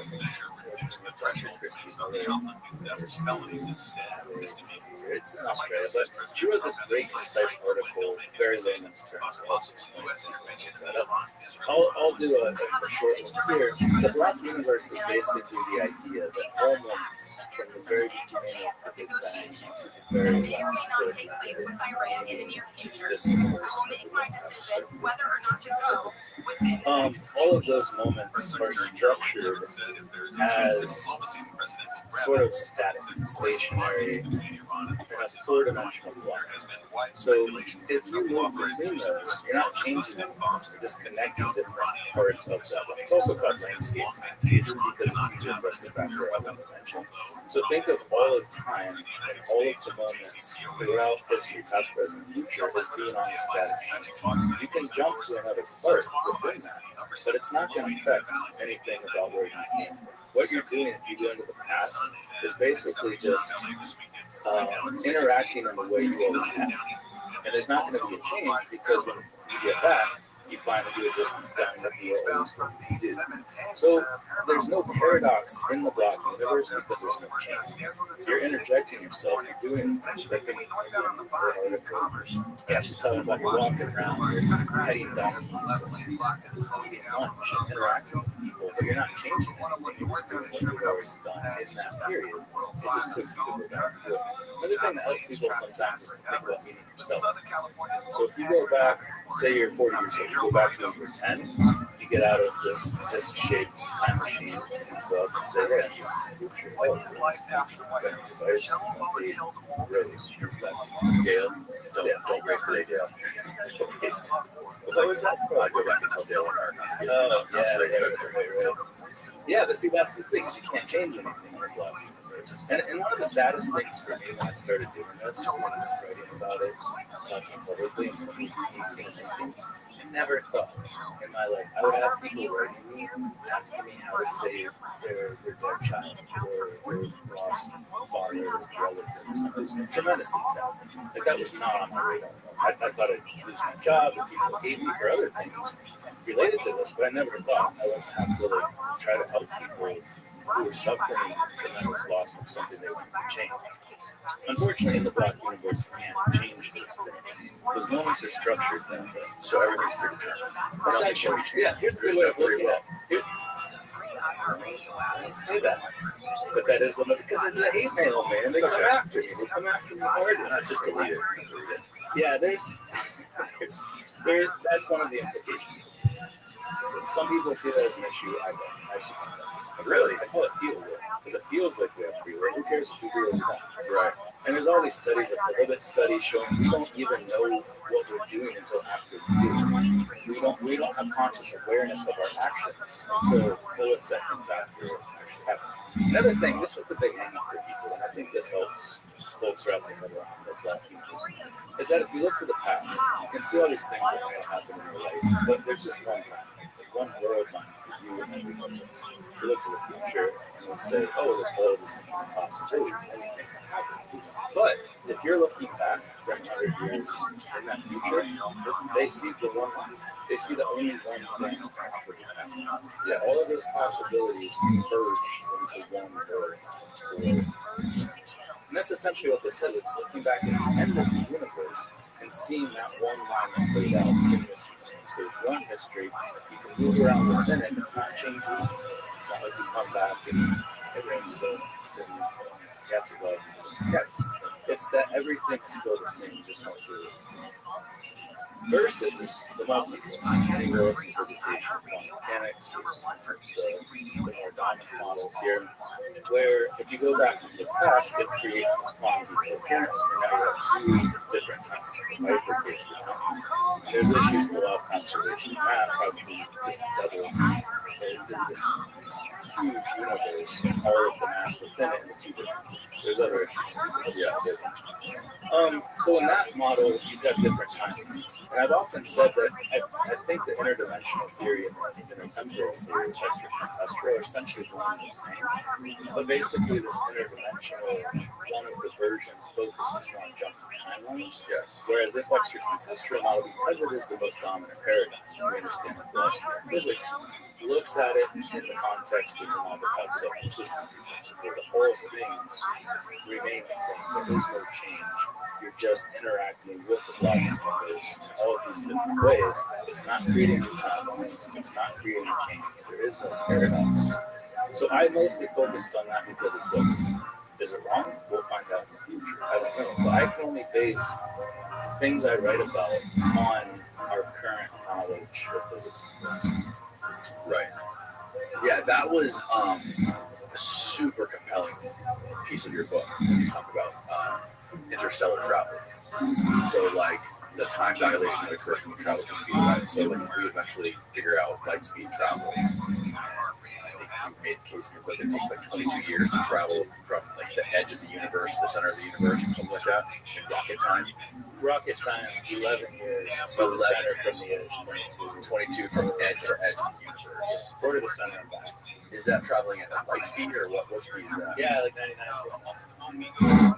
Okay. But yeah, so that's 100,000 years of Earth time. Or no, from like edge to edge, it was like 2 million years, right? No, it was 100,000. Yeah, so an 22-year round trip. This is based on space is his name. But yeah, well-known physicist did these calculations. I don't have to do that math, but yeah, he said that 22-year round trip in your ship, very doable, would be 100,000 years based on the basic calculations. Right. I think it was called electricity. Yeah, which is it's displayed nicely in Interstellar how he goes off and comes back and his daughter's like 9 years old. Exactly. Yeah. And the argument I made is that if we're going to do interstellar travel, we're going to need to also conquer backward time travel. Right. You don't want to just get back to your planet and have everybody dead. You want to get back to your time too. It's hilarious how you explained that if we sent a crew of astronauts out to explore the edge of the galaxy, and they were 25 years into their trip, and then all of a sudden, like a set of astronauts pulled up next to them in like 10 minutes with their belly full of breakfast. That wasn't mine. I pulled that. A guy was writing about my book. Yeah. On Medium. Those were his words. Yeah, I was quoting him. I can't remember his name. Trevor. That's hilarious. Yeah, because he put that so well. They're on a 25-year trip to the edge of the galaxy, but that's really like 100,000 years on Earth. Which we can easily develop technology that's so much more advanced by then, and they can travel probably 10 times. And it was a great point, one that I hadn't thought of. Yeah. As soon as I read that, I was like, damn, that's really good. Because, yeah, if things are speeding up on Earth, what's the point of even trying to send somebody out? Because they're going to get all this way, and this very fancy technology, and then you just catch right up to them. Because everything's going so fast back on Earth. And I've never even thought about that, but Trevor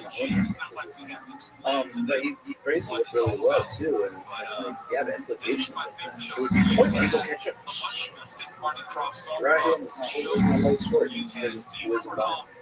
Yeah, that's such a paradox. It would render it pointless, right? You spend your whole life traveling, and then Earth just catches up, and you're here like in this primitive spaceship. What's the point? Yeah, but at what point do we do it with that in mind? Like where do you draw the line? Because at some point you're going to want to do it. Right. Well, it would make sense that we would want to figure out time travel first, so we can go back and get back to that time in our life. Yeah, because then you already know. Go forward. And actually, a friend of mine, St. Drama, he's a professor of anthropology as well at the University of Chicago, but he made a little cameo in the book. He's the guy that I had in there proposing the super technological singularity, like people talk about a singularity. But he's saying, like, if these are future humans, at some point, if we know who they are and we have access to all of the knowledge of the future, we instantly become part of it. Like, it's the singularity. All of the information, all the technology is available to us. And we could solve some problems, we could cure all these diseases. We will be them instantly. It's pretty wild to think about. I think it's a solid thing. Other people can think that when I think a lot of people speculate that the singularity is going to happen in 2030, 2040. The people ever talk about when we might be able to figure out time travel or actually experiment with time travel? Well, what's interesting is that if time travel exists, we have time travel at all points in the past of that. So there really is no point where time travel becomes essentially, because think about it, like, we say we don't have time travel yet, but it exists 100 years in the future. Someone from 100 years in the future can come back and pick us up now and take us to whatever point in the past they want to. We didn't have it, but because it's accessible to the people in the future that do, it's also accessible to us. It's kind of the same thing as that super technological singularity, where all of these things and these capabilities become available to us at whatever point they decide to let us know. And that may be a part of what this disclosure movement is too, shifting us toward that. Because finally we're not the humans trying to have a conversation with ants. We're the humans trying to have a conversation with more advanced humans. So do you think these government programs where they have these crash vehicles, these reverse engineering programs, these are time machines that they have? Yeah. And I think about it too, like, if they are, say this time machine crashed in Roswell, let's just use the Roswell. It's, people see this as a paradox too, even though it's also a paradox of the universe. But if you go back in time and crash this thing outside the desert of Roswell in 1947, those people didn't create that thing, crashed everywhere. But they're reverse engineering it, they're figuring out how to use it, to make it, fly it, how it manipulates space-time, and eventually you develop that same machine that goes back and crashes in 1947, starts over, and this infinite time of self-consistent events that are connected across two different points in the black universe. But where the paradox comes from, it's called the bootstrap paradox, is because people think there has to be an origin. There has to be a creator. They say, who created it? There must be a paradox. But not. That thing's always existed in those bookended, connected points in space. People in the past didn't create it because it crashed in their time. People in the future didn't create it because it took the reverse engineering of people who had to initially create that. So it's like, I always say it's like looking for a corner on a rounded ball. There is no corner, it's not a block, it's a ball. It doesn't matter, it's just always existed. But it violates our fragile sensibilities about linear time and cause and effect. One of the first things we do in kindergarten, we're given this little thing we got cut out the page where we put down orders. We're taught from a very young age, brainwashed almost, that linear time is all there is. It's not the case. We come back to time travel. And why do you think these things technically and physically can live this time machine? You read the case you made in the book from the guys who were given one guy who saw the thing hovering above the lake or the river and something like that. He was showing the schematics how the thing operated. You claim that's how a time machine works. Who do they take? Yeah, well, what they told us is that they extracted hydrogen from in order to or have something. Again, these were very entirely. They spoke to him verbally. They said they spoke 500 languages. Make an interesting correlation in that book because the case study right before it was Mike and Mayor Rorschach in South Dakota. The one with Udo Rotema was in outside of I live, and they both literally spoke 500 languages. Shits look very similar, had very similar appearances and clothing. I wonder if maybe they were the same. If it was the same group, they just happened to come across these two different groups of individuals. But that makes sense. You could use the oxygen to breathe. use the hydrogen for power. I kind of feel that maybe they're using something more, that they've grabbed the case on zero energy, cold fusion, perhaps, because they're going to use a lot of energy to do this. In any case, yeah, so it seems that the craft themselves, as I mentioned earlier, we have this expression in biology, the form follows function. And you can use this with anything. You can look at the form of a fork and think, well, that probably stabs somebody. You can use it obviously to warrant conditions. But the form of these crafts seem to indicate the function of backward time travel. So what I did, because I don't understand how to backward time travel, I'm an anthropologist, nobody understands how to do that. What I did is I started with Einstein's 1950 equation on general relativity, which was from 1905 as a special relativity, just but how time and space are relative. That was the point of the electrodynamics of moving bodies. 1915, we talked about how there's a curvature in space-time, which was largely developed in association with his mentor, Minkowski's space-time, so the same understanding that we have today. So it's relative. When you travel at a high rate of speed, as we were talking about right before we started back up, everything's compressed. We're going away from the Earth, and it looks like everything stops. You look back and it's crazy. Because you're moving at the same speed as the light that left the Earth at that same time. As you turn around from that, you're not blasting through all of those moments that you missed as you were traveling, and then a whole bunch more because you compressed space and time. So by the time you get back, everybody's been older, as we just talked about.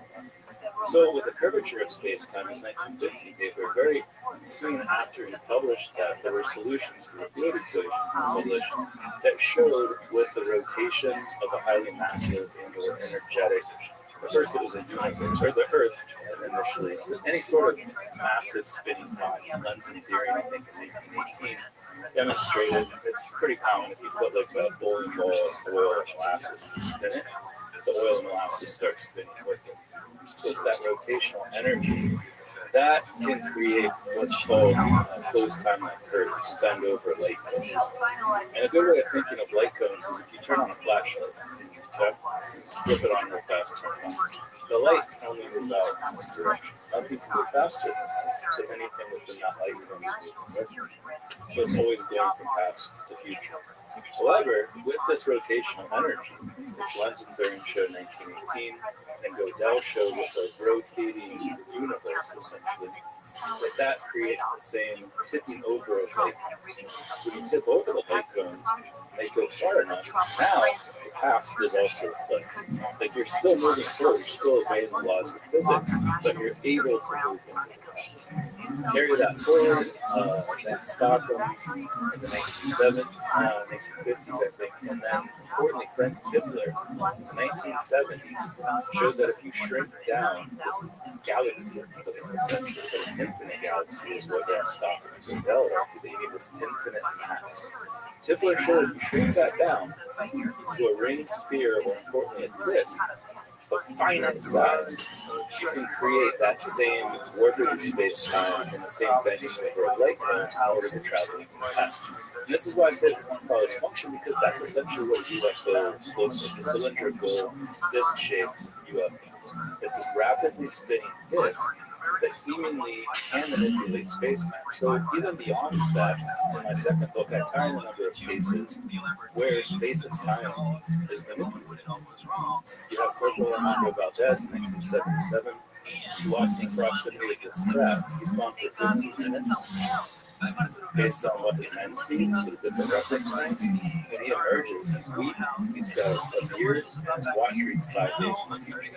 Because for him, he was gone 5 days. To his men, he was gone 15. And there's case after case like that. I try to highlight a number of them in the extraterrestrial model because it demonstrates that what is happening, these things might be time machines itself. They're able to manipulate space-time. If things like that are happening and they can get control of it, what's keeping them from going back in the past? And based on the Fermi paradox, he famously said there's all these aliens, where are they? This potentially helps explain that we are seeing future humans. But if they are going into the past, why don't we see them? I think we are. I think we're inside the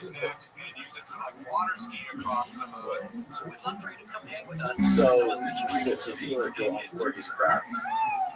They can somehow, who's ever manipulating them, they can somehow make time stand still. Or they can they don't make time stand still, but they're like, I don't understand why time would move faster. Like, where are they going? I think what's happening is that inside the craft, everything feels time moves as you would experience not the speed of light. But there's this what Jim Peniston called a sphere of influence. When he approached the craft and approached the forest in 1980, all of a sudden he's described as walking through water. Like everything was different. It felt like his movements, labor, time was moving differently. It's seemingly what's happening is that there is this sphere of influence, and Corporal Amando Valdez crossed this. He walked into that sphere of influence. Time disappeared because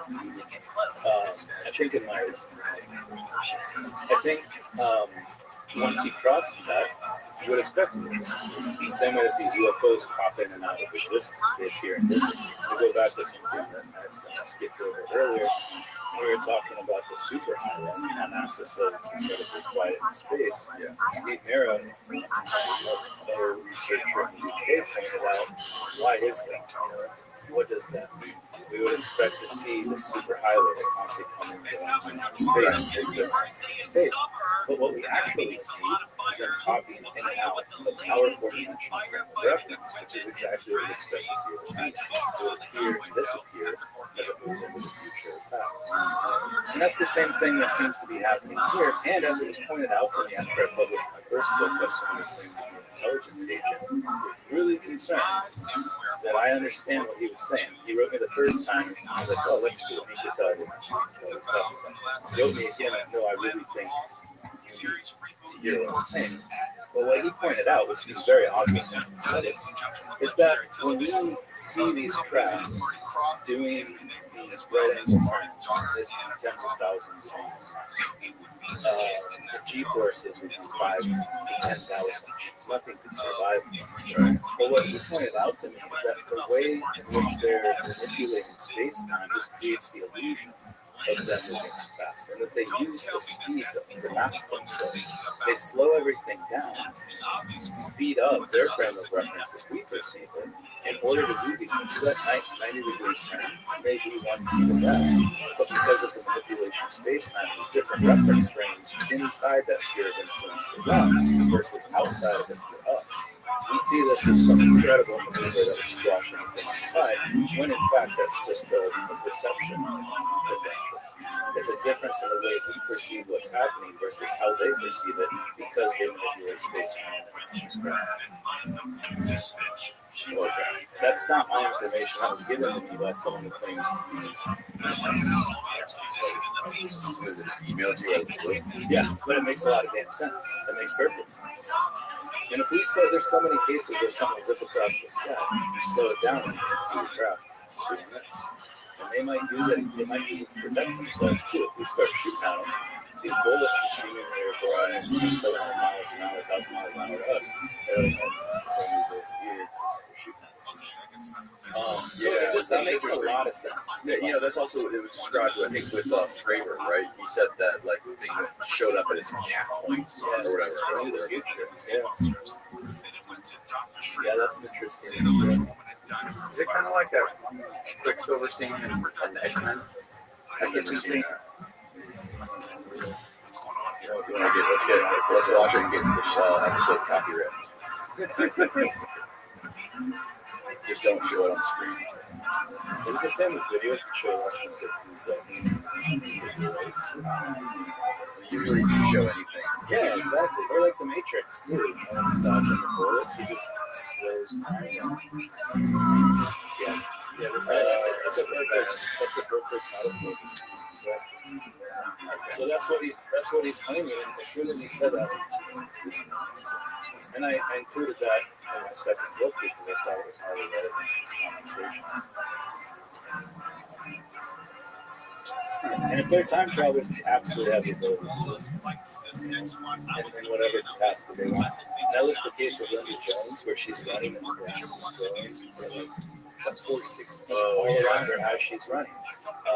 You have a study that was done where Travis Walton was presented, and the trees in the vicinity of where he was taken grew 20 times faster than the trees just outside of that surface. So again, inside the craft, once you cross over that threshold, I think everything is how they perceive it.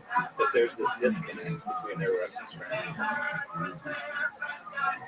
And Travis Walton also, he finally got found out. He came back, it was a couple days later, and had a beard grown out. Yeah, that one could be that he was just gone now. There's also that fact on Earth. Yeah, Earth. Yeah, because he was in a bad state. He sees his ambulance unintentionally. And interestingly, the case with Mike and Leo Rorschach in South Dakota, they specifically said we need to ground the ship before we touch it because they're cool kids and they were like, all right, yeah, we need to ground it first. Yeah. And then Travis just ran up on him. He's like, cool, you're okay. So he ran up on him, got zapped by this electromagnetic discharge. And when he woke up, there were these two old rays around him and he had all this medical. So seemingly he had sort of an emergency visit based on what happened. It would take time to heal. So I don't know if that was a manipulation space time. I think it was just gone that long. But one of the last cases, which you probably remember if you just read it, was the one of Amy Islands in Australia. Oh yeah, where she was gone for what she claimed was 7 days in the presence of this man. She wasn't calling an alien. She wasn't a man. And there was a witness to this one. There was a witness. Her friend Petra came out to the storm. He woke her up. She sees Amy being taken out through the window into this large cylindrical, this big craft, and disappears, freaks out. Husband wakes up, freaks out, starts running around where she goes. Goes to the heavens, whatever. Not the case. Eventually, he's like, seriously, where'd she go? And yeah, they call the cops. And this is interesting for a couple of reasons. I'll finish the story and then I'll try to backtrack a little. Fascinating. But she ended up about 790 kilometers away. Okay. An hour and a half after she was taken. So what that indicates to me is that, and they told her, we're going to drop you off somewhere different. We're going to put you somewhere else because you can't go back to the right. But they did drop her off closer to the time at which she was taken. And I think because her husband and friend were freaking out. Like, it almost seems like an empathetic, nice thing to do. You know, if she was gone for 7 days, they have the ability to travel back in time.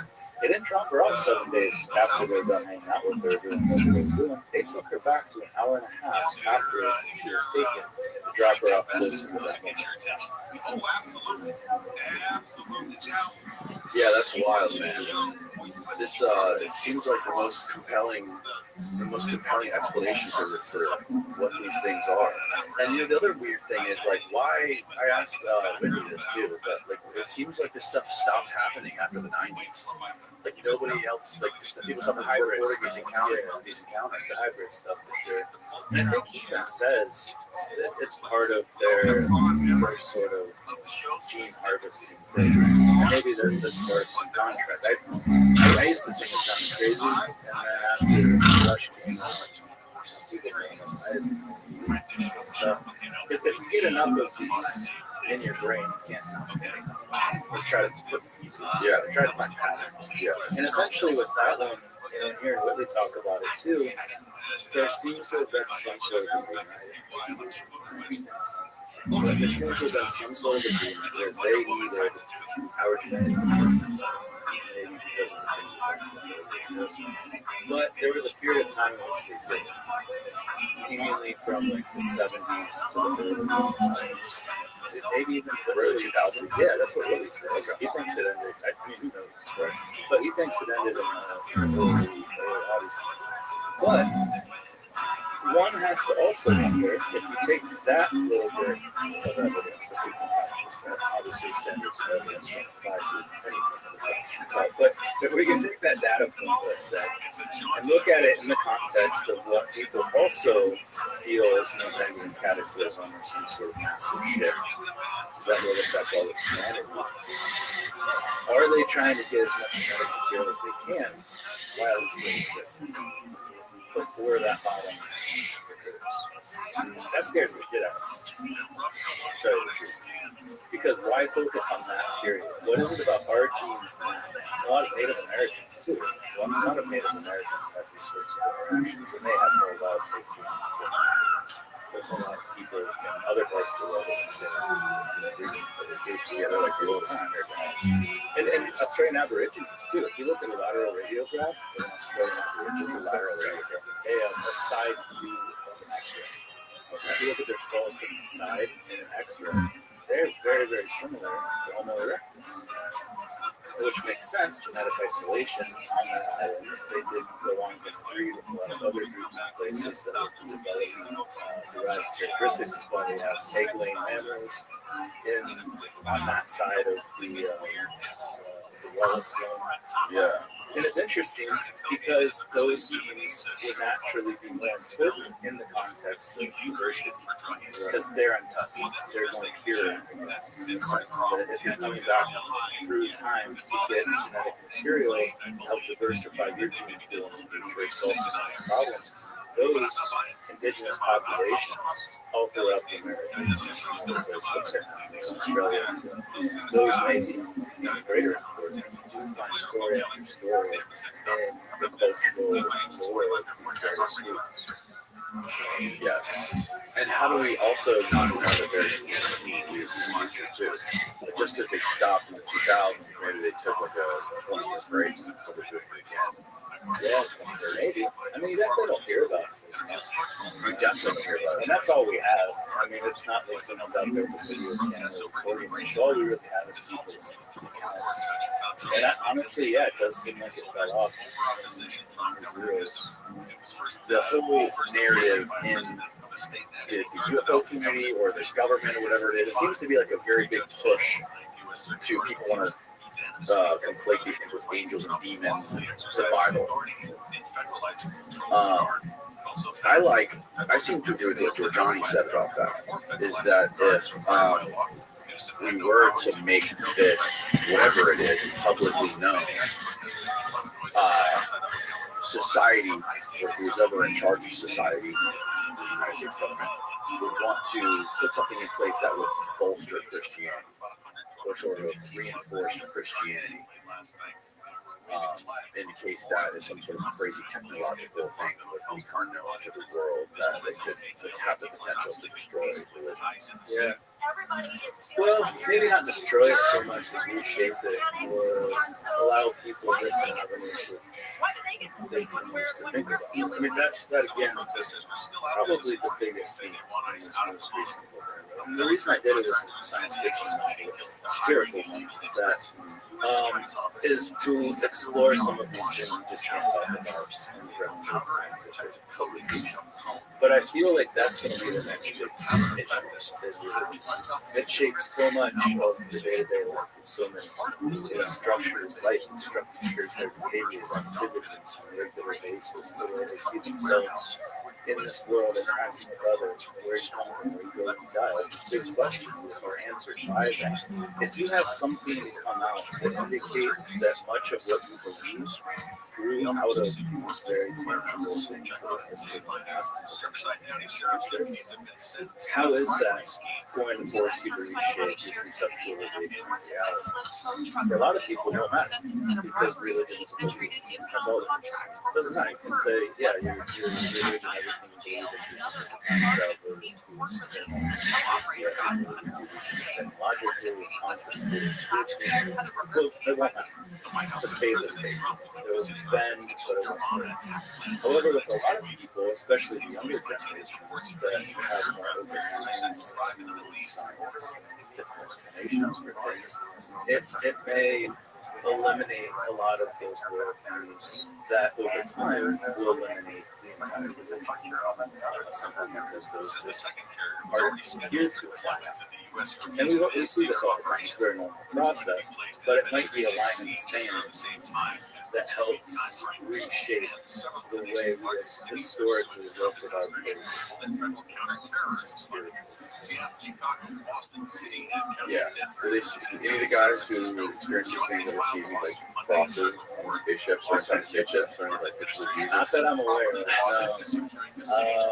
That would be interesting though if there were different factions. Do you think like the ones that created Jesus? Yeah. Real big into their achievements. Do you think that the human timeline has been linear as far as evolution goes, or do you think it's potential that there was a more advanced human civilization that got wiped out by a cataclysm? No, there's no evidence for that. And it wouldn't make sense. Also, it wouldn't make sense in the process of evolutionary change. You go back 6 million years in the past, the earliest ancestors, they were just starting to stand up. They didn't have any of the same traits we had and wouldn't for another 4 million years. Nothing really happened in that period. What we were mostly doing was adapting. We stood upright around the time of Lucy, 3.5 million years ago, People's Conferences. We see her pelvic morphology looks pretty normal. The head still took change. And it would be like that all the way up until about 800,000 years ago. Really, our brain started taking over. They started earlier. So, if there was any sort of chance that happened, it would have to be within that window, 800,000 years present.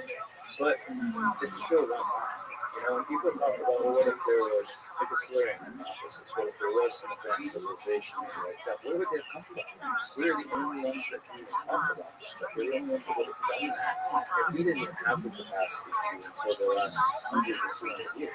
It's happening a lot faster, but it's all very recent. There's no physiological evidence there's no archaeological evidence that anything ever existed that would suggest civilization has that capability. Look at what we do. Look how successful we are. We exist on every part of this planet. We erect these massive structures, skyscrapers, and monuments. Once you have civilization, you get this. You get public works projects, you get these features, those would appear and be highly prolific throughout the world with any advanced civilization. Because we don't see those, there's no indication that there's a population that could ever be birthed up until. What about the evidence that has been? I've had a few people talking about this recently on the podcast. There was newspaper articles that were coming out in like I want to say it was like the late 1800s, early 1900s. Giants that were discovered, that were dug up in like New Mexico area, and there's actually, I think this was in like the New York Times. Can you pull up the newspaper articles of giant skeletons? Something Irene was talking about. Yeah, like click on any one of these. Giant skeletons, 10 to 12 feet tall, found in Mexican caves, Mexico City, Judas City, years ago. Indians are rising out of the cliff. Strange skeletons found. And that's so zooming on that. It says New York Times, and it says like April 5th. What's the date? Punch in. Son of a bitch. What does that say? 1886. Okay, this is 7 foot 8 square feet. They declared they had found bones of giant 32 feet. 32 feet high, Mexico City. Yeah, I mean, there's just like we don't. According to this, there are evidence of like giants that maybe could explain building the pyramids, but were they intelligent enough? And like how would people 4,000 or 5,000 years ago be able to create some of the things that we do have evidence for, like these? I don't know if you've ever seen these, because there's these dynastic Egyptian bases. These are made of like, this is a 3D print. But I had a guy who come in, he brought in 4 of them, and they're made of granite, and they brought them into an aerospace division of Rolls-Royce, I believe, where they have these light scanning machines, where they can essentially like measure them down to like the 1/1,000,000th of a centimeter, and they found out that they are perfectly symmetrical within one like the variation of the width of the human hair. And they're made out of one of the hardest stones on earth. And these like not only that, but these handles are built into them. And today, if we wanted to recreate that, it would have to be created on like a CNC machine, like a very advanced computer modeling machine. And hundreds of thousands of these have been found, and there's no explanation. Like it's absolutely impossible for this to be done with chisels, copper chisels. Is there a date associated with it? 2400 BC. Yeah, it's hard. Like I went on Ancient Aliens a few times. Reluctantly. Did you really? Yeah. I've been on 5 different episodes, maybe 2 different shoots. But I was reluctant because they're sort of your quintessential aliens, bro, and we really pull back from that as anthropologists because it's also a native racist. Because it's never European sites that we say that. We assume the Europeans are driving the time to build those things, but well, the ground people must have been held to Central America or whatever. But even beyond that, we do have a good sense of how they were making things. And once you relieve people of the burdens of agriculture, because the agricultural surplus allows people to do things that doesn't you have to toil in the field all day, then they have the ability to spend their day doing whatever it is. If you're enslaving thousands of people because your agricultural society didn't take over theirs and force them into slavery, you can use those people to do so we can understand how they did it. We don't need to alien the gaps the same way we got the gaps to everything else. We don't have to do that, so we can see how they did it and understand these massive public works projects as being a latent effect of That's what I'm saying. Like, wouldn't it be possible that instead of dating the creation of these and the pyramids to 4000 BC, wouldn't it be more reasonable than claiming it's aliens, saying that maybe it was like advanced humans before some sort of cataclysm that maybe like wiped them out and had to force us to reset? No, that's something I can get on board with. In fact, I made that argument at a lecture I gave in Phoenix last May. The May before this one, the previous May. Yeah, you said versions of which May this was. No, it's not relevant. Maybe we could edit that. In any case, I looked at this in the context of kind of what we're talking about, the Solarian hypothesis, that there are out-of-place artifacts that seemingly indicate that this thing was produced by more advanced species than was alive at that time. Not that they built the pyramids or anything, but what I argued is that you can have the same line of evolution in our technology, simple to complex, where it goes on into the future, and we start making things that, if found in our past, would confuse the hell. But that would only happen with backward time travel technology. So it's the same process of descent modification. We, in culture, talk about how it's cumulative. It's always built on even our languages that we speak, like that's semantic drift. Yeah. It's built on the evolution of language and the growth of change. Same thing with technology. We go from simple to complex in this evolution of compounded cultural complexity. But with the backward time machine, you jump over. Now you take that more advanced technology and the artifacts that you produce, and they exist in the and even things like Atlantis. If you can imagine that we do leave this planet, or it's inhospitable, but we go on to exist in the future, we have the ability to go back in the past and set up shop at a time that predates not just that. We could hide underwater, we could hide in mountains, or we could hide in plain sight. If it's before 70,000 years ago, Because humans didn't invent boats until 70,000 years ago. You can have this island all to yourself and nobody's going to find it because they don't have the technology to do so. So I think that can even help explain like these ideas of Atlantis, these lost civilizations. It wasn't some offshoot, but it was potentially humans from the future. This is the recurring theme in the Revelation book too. Humans from the future that have the option of living whatever pristine garden they would like on this planet. Yes. In a place prior to humans having the ability to discover it at that time. Right. Like right now, they're living in our Yeah, I mean, we're there. We check it out occasionally, but there's so much left. And yeah, maybe they do it in our time. And maybe these USOs, the underwater bases, these crypto-terrestrials. We've explored more of the moon than we have of our own ocean. Yeah, so the far side of the moon would be a good opportunity too, up until the 1960s when we started going there. So it's kind of the same thing that I was saying 70,000 years ago before boats. The moon would have been the perfect option up until the late 1960s. And even then, it's really weird what happened. Like us and the Russians are working together. We're in the Southern World War. No, back in the 60s. They had their missions, we had our missions. And there were these ideas about populating it, and go there, bases. And all of a sudden, we're like, nah, we don't want to go there. Why is that? What's happening on the moon? And the far side of the spectrum, it could be such a great place to build a base. If you were extraterrestrial, future humans, whatever, nobody's going to find you there. And even if they do, it's a select group of individuals who you can convince to just PR campaign hell out of best nobody wants to talk about it. That's exactly what happened. All of a sudden, they reversed the direction, and nobody's talking about these things. Popularly, do you think we really into the moon? Yeah. We definitely went to the moon. It's just what did they find up there? Yes, that's what piques my interest. And then you look at Ingo Swann as penetration kits. Case after case of other abductees. I read one called "The Abducted in the Line by this woman that just sent me this book about her abduction experience. She was standing in the space, crater on the moon, with this woman who was telepathically communicating with her, looking down at the space. Terry Lovelace claims to have seen this. This guy named Jerry Wills was taken up to this moon base and shown it and brought back. So he was coming back.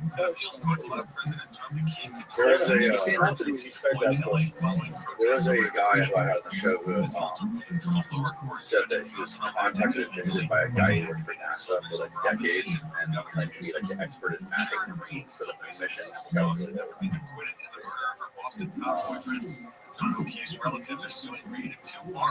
can't think of his name right now, but he wrote a couple books about the moon. But his job essentially was to basically like map out where they were going to go during those missions, during the Apollo missions, and like how to navigate it. Of course, you don't want to crash into right. And he allegedly told this guy Chris Bledsoe on a podcast that there were ancient structures, like mushroom-shaped structures that were ancient. And he's kind of like there's so many weird, interesting theories about the moon. You know, it's crazy. So apparently, like the moon, our moon is like the one moon that is perfectly placed, perfectly shaped to keep us in like the perfect gravitational balance to maintain life. And apparently, that's the only moon that exists that we know of that's that perfect. Yeah, what it does for our tides itself, and taking it out of the brunt of the asteroid impact. Yes. And I've heard it's fused. Yeah, well, I have heard that it's a honeycomb in itself too. There's the hollow emission. Well, yeah, hollow and honeycomb, it could be the same. But there was actually like a NASA thing that came out recently, which I think I talked about in like 10 podcasts already last month, that said that they found deep caves on the moon. And there's water. We're always told there's no atmosphere. There's no water. It has a fleeting atmosphere that will form. Yeah, I was watching on Stephen Colbert. I was in a group of people on a mission, but they're going to go to the moon, and then he's just jumping off point to go to Mars, water. It was so long. I don't know. Like, I'm not big into conspiracy theories, but other than the cheese movement thing, We're just not gonna take it seriously. Is this making sense? and then starting asking questions. There's a so Is that a real photo right there? Oh, no, I know the one in the middle is definitely not real, but the one on the right and the left. Is that a real lava tube on the moon? Is it lunar lava tube, Wikipedia? Apparently that's what it is. Look on the actual link so we can see the Wikipedia. Lunar lava tubes are lava tubes on the moon formed during the eruption of basaltic lava flows. When the surface of a lava flow cools. So there's lava. Yeah, it's interesting something like small. 100 meters. 100 meters. Did you know that's what this one is? Jesus Christ. Yeah, I don't know. A lot of questions. I did let some kid at a party one time. That within, we got $20. Had some people notarized when we were watching on some conversation. A normie. But I bet him $20 that within 10 years we would know as a society that there is that's how. Okay, so far south. Yeah. I also added an addendum for another $20 that it's the Air Force. Yeah. Air Force or Space Force NRO. The National Reconnaissance Office. There's like, we think of like the 3-letter agency. Funny, like Ann Jacobson pointed this out. There's like 18 or 20 3-letter agencies, intelligence agencies that we don't fucking know. Speaking of shit that scared the hell out of you, that interview scared the hell out of me. Which one? Jacobson. Annie. Yeah. Oh yeah. That was intense. Yeah. Especially in the context of all the stuff we've been talking about with the warnings, the experiencers have. I took some preventative action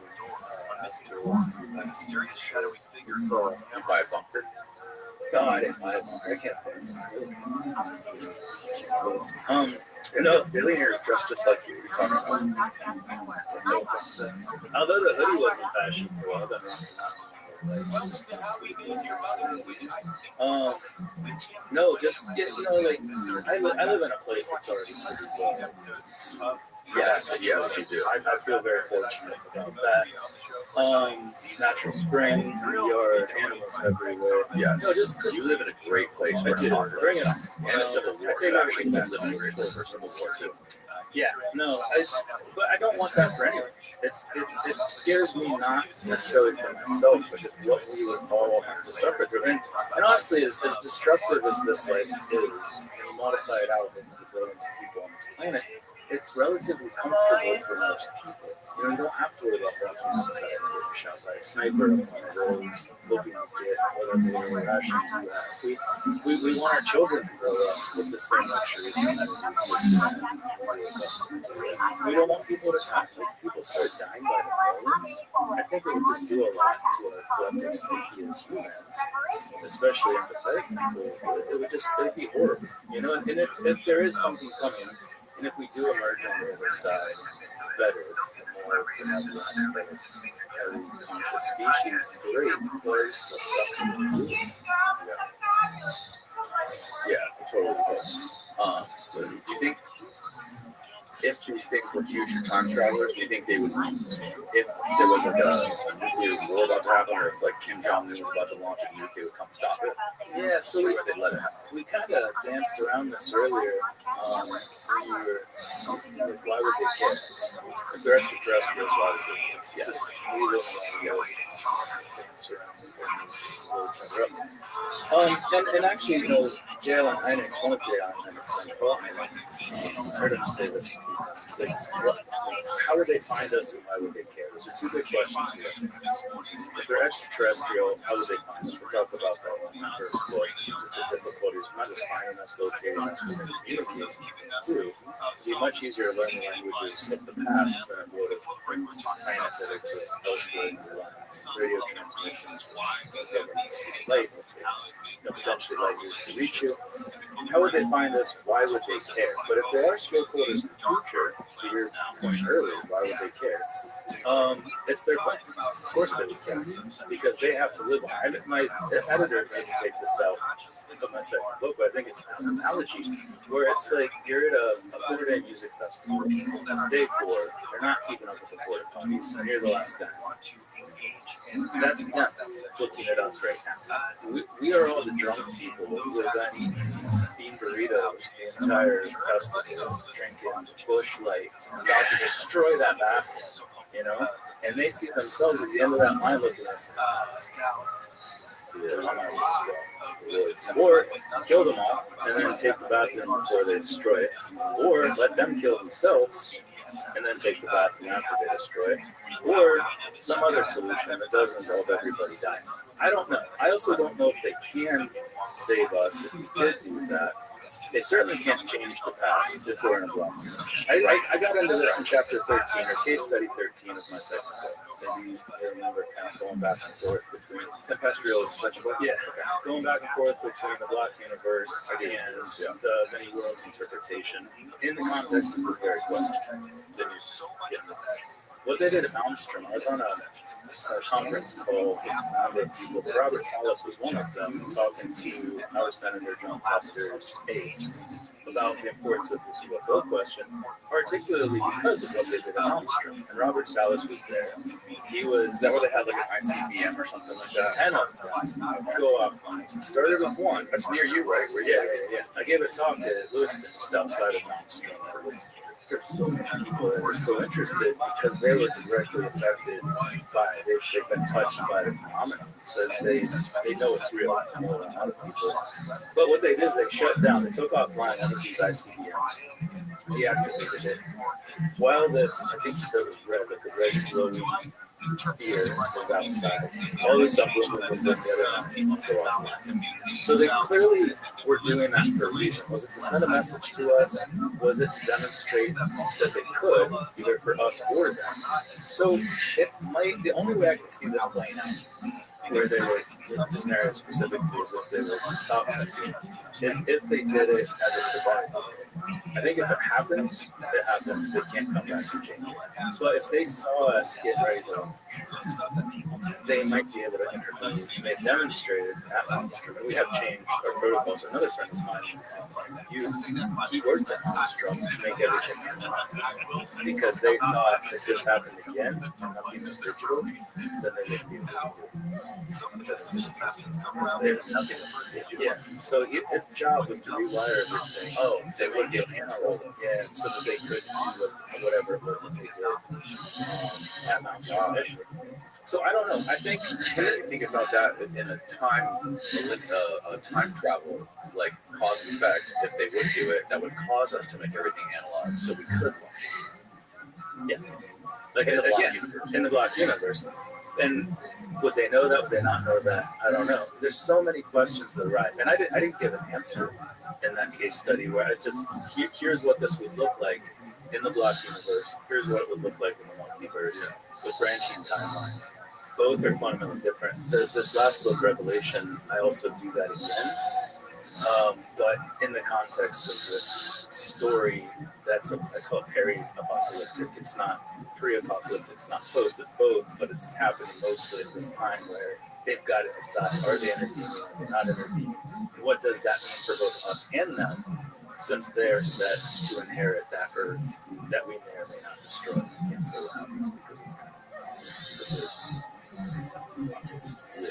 I mean, one of the things that he describes in your nuclear war book, which I don't think anybody knows unless they read the book, is how fragile the nuclear protocol is. Yeah, that was surprising, wasn't it? Yeah, because we have all those NRO satellites and all the planes and submarines that are tracking everything around the world. Wasn't it like 3 minutes or something? Like if one goes up, there's 3 minutes to decide what you're going to do. Yeah, and I think it's 6 minutes until the thing will hit. If it launched to North Korea, I think it's like 6 minutes until it actually hit. Or no, it's like 12 minutes until it hits us.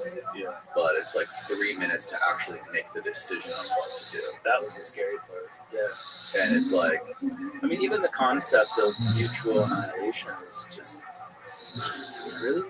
Yeah, the problem is though, if a rocket, if an ICBM launches, they have to immediately empty our nuclear silos, the ICBM silos that we have in the Midwest, because we have to assume that they're going to target those which are going to basically castrate us from having a return attack. So those have to go up.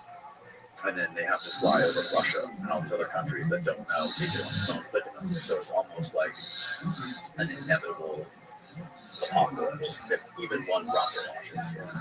It feels very fragile considering what we're doing. Yeah, that's the scariest part. You described that you were at some conference and something happened to you. You had some sort of like crazy experience. Yeah, there's been a lot of crazy experiences Really? lately. Because when you started writing about this, you had never had any kind of like. I'd never even seen a UFO. No, not at all. Actually, well, other than when I walked into my living room at age 8 or 9 and saw that book. Actually, it's funny. Right. When you and Eric were talking, Eric Gargo, you described, you guys were talking about precognition, how a lot of people create things or do things because they feel compelled to do it, but a lot of that might be their information coming from the future. Right. You described a situation that was almost exactly my life, where it's like, well, so you might do something, and then that information is traveling back, and so as a child, like you're compelled to do these things, and that's what I feel happened to me when I was 8 or 9 years old and I walked in, because it wasn't just those images that popped in my head; it came with something that I've since experienced about 3 or 4 times. That was sort of like a light, and like I hate the word download, but I don't know what else to use. There was information that came with that in retrospect, I framed it as precognition. I eventually had to explain, because I've had dream precognition my entire life, and I had to find a way to figure out what that was, because it was weird. I knew people before I met them. I knew what was going to happen in certain situations. I knew my wife and my children before. The first time I saw my wife, I was like, wait, who's that? And I knew her already. Really? We would go on to spend our lives together, and the children together, my houses together.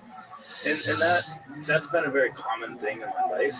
But I've also had 5 moments of conscious precognition, where, and one of them, ironically, was about a week before I was going down to be on a panel with Eric Wargo at the Opening Archives of the Impossible Conference at Rice University, where my wife was taking the kids to the bus stop, big snowstorm, missed the bus, had to follow me to the next bus stop. She goes to turn around in which looks like a flat area, but it was all drifted over by snow, sinks the car straight down this massive ditch. I didn't know any of this. I pick up my phone, I was like, oh, it's weird, my wife hasn't called the ditch yet. Instantly, the phone rings. She's never gotten stuck in the snow.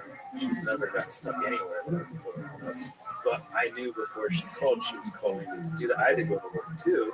Normally, I probably would have gotten pissed. But I spent an hour trying to dig that thing out and pull it out of my truck. But it was just like, oh, she hasn't called yet. And then the phone rings, telling me the thing that I just thought, it's weird she hasn't called me to do. And that's happened 4 or 5 other times. The thing as a kid, I feel was a precognitive moment. It shaped my whole life to want to do the things that we're talking about right now. Would that have happened without that? Probably not. So there's these connected moments in life. The one behind Morton Hall, when I decided to switch from physics to biological anthropology, it seems like there's these things, and there's actually this cool study being done. I encourage any of your listeners to reach out.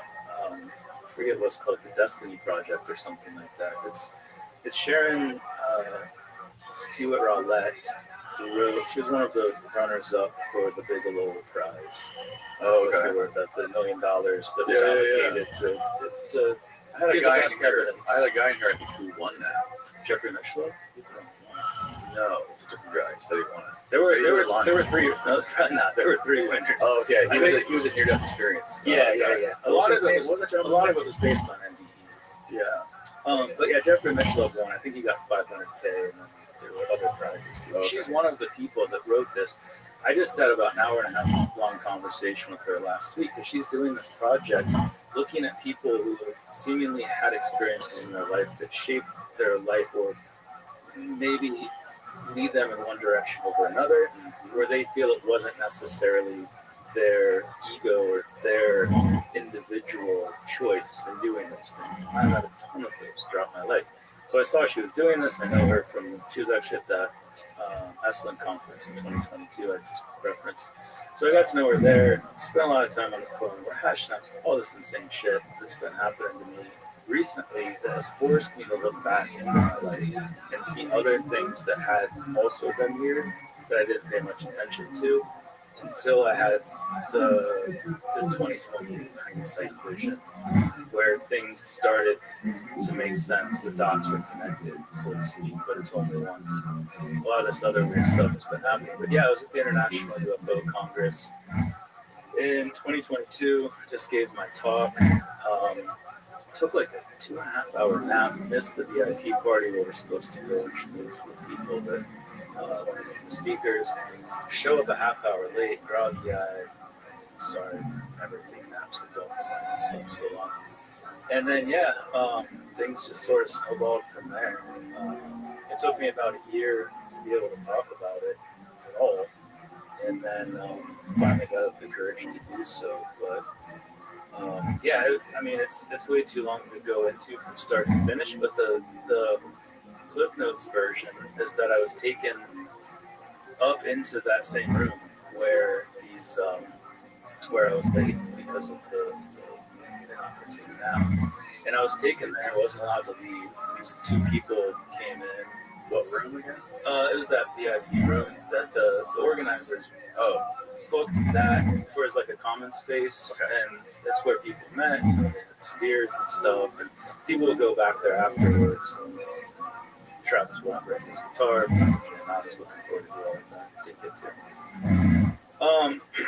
But they took me up there, started by telling me something that I'd only thought and never told anybody else. That was like, who is that? Well, I know who it is now. I didn't have any idea who it was at the time. It was a total stranger. But his name's Eric Mitchell, and he's also experiencing crazy stuff, like UFO stuff. Just a lot of sort of classic experiencer things, modifications to his psyche, his worldview. He's an experiencer. We all kind of walked him. Yeah. But at the time, I had no idea who he was. He was a random stranger that came in, pulled up his chair to where his knees in my crotch, like a very posing sort of body position. His face is right here. And he tells me something that I had never told anyone. A thought in my head, which was very effective. Because I was like, what is happening? Why was I kept here so long? Who is this guy? It wasn't him, as it turns out, in the strict sense of who an individual is with their own sense of ego. The best I can explain it is something called deep trance mediumship, where he was him in his body, but there was also something else, some other consciousness that sort of pushed his to the side and was speaking through him. Initially vocally, most of the conversation, say it was probably over a half-hour period, started out with verbal speech between him and the woman who brought me up there that was keeping me there. And then over the course of the next 10 minutes, it moved to entirely telepathic speech, where it almost felt like it was happening above my head. Like the three of us are communicating, oddly, in our same voices. Same voices without coming through the vocal cords. I can hear Heidi and Eric's voice in my head. I can hear my own voice when I speak without moving our mouths. None of us still to this day one of the weirdest things about them. It's just that and then a number of other things. They told me, they asked me, I was allowed to ask them questions about things. And then they got to the main point. The main point was to ask me not to stop doing what I was doing because I was getting really sick of it. And it is taxing, to travel and just talking to people constantly about these things. Unfortunately, I love talking to them. I said I've always been easily bored by the banality of reality. And that is very true. Like these conversations we're having are my favorite. I get really sick talking about them. Sure. With that said, UFO fatigue is real. Yeah, big time. Yeah, and it's it was hard. It was an especially hard period, and I was just done. And I didn't tell anybody that. I just went out to quit. How could you? That's easy. And then there were a number of other things that happened throughout this question and answer session. People are starting to come into the room. People see us out there and are worried about me, as I found out later. Some of them knew me, and at one point, 3 women came out.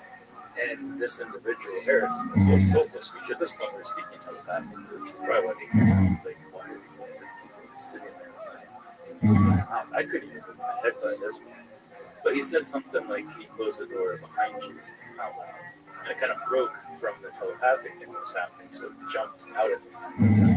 And then all three of them turned, walked back inside, and closed the door behind them. And that was all that was said. Nobody came out the rest of the time. By the time they released me, there's probably 20 people inside. I would guess. I would walk through 1,000 people to get out of there.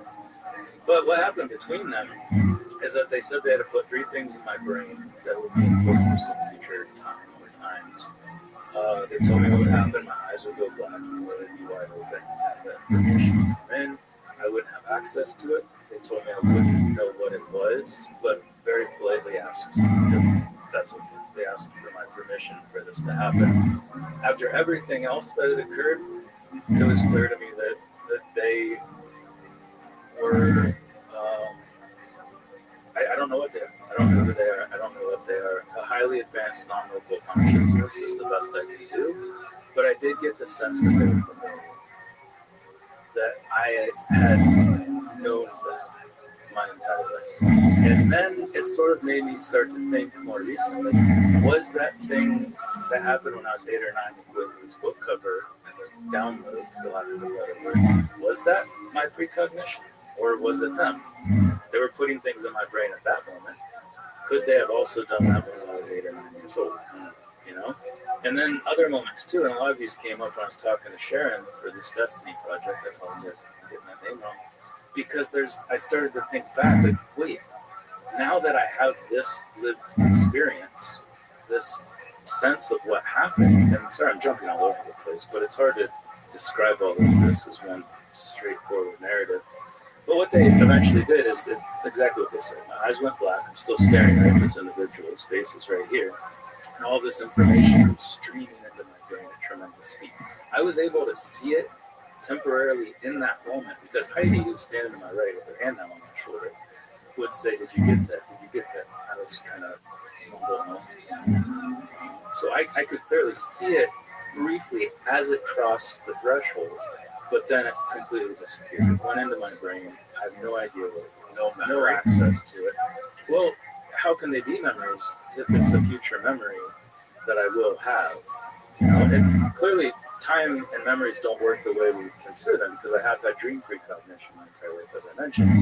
But those future events are in my brain for something that I guess is going to happen. But I have no idea what it is or when it's going to happen or what specifically are the events associated with it. But they politely asked me if they could put it in.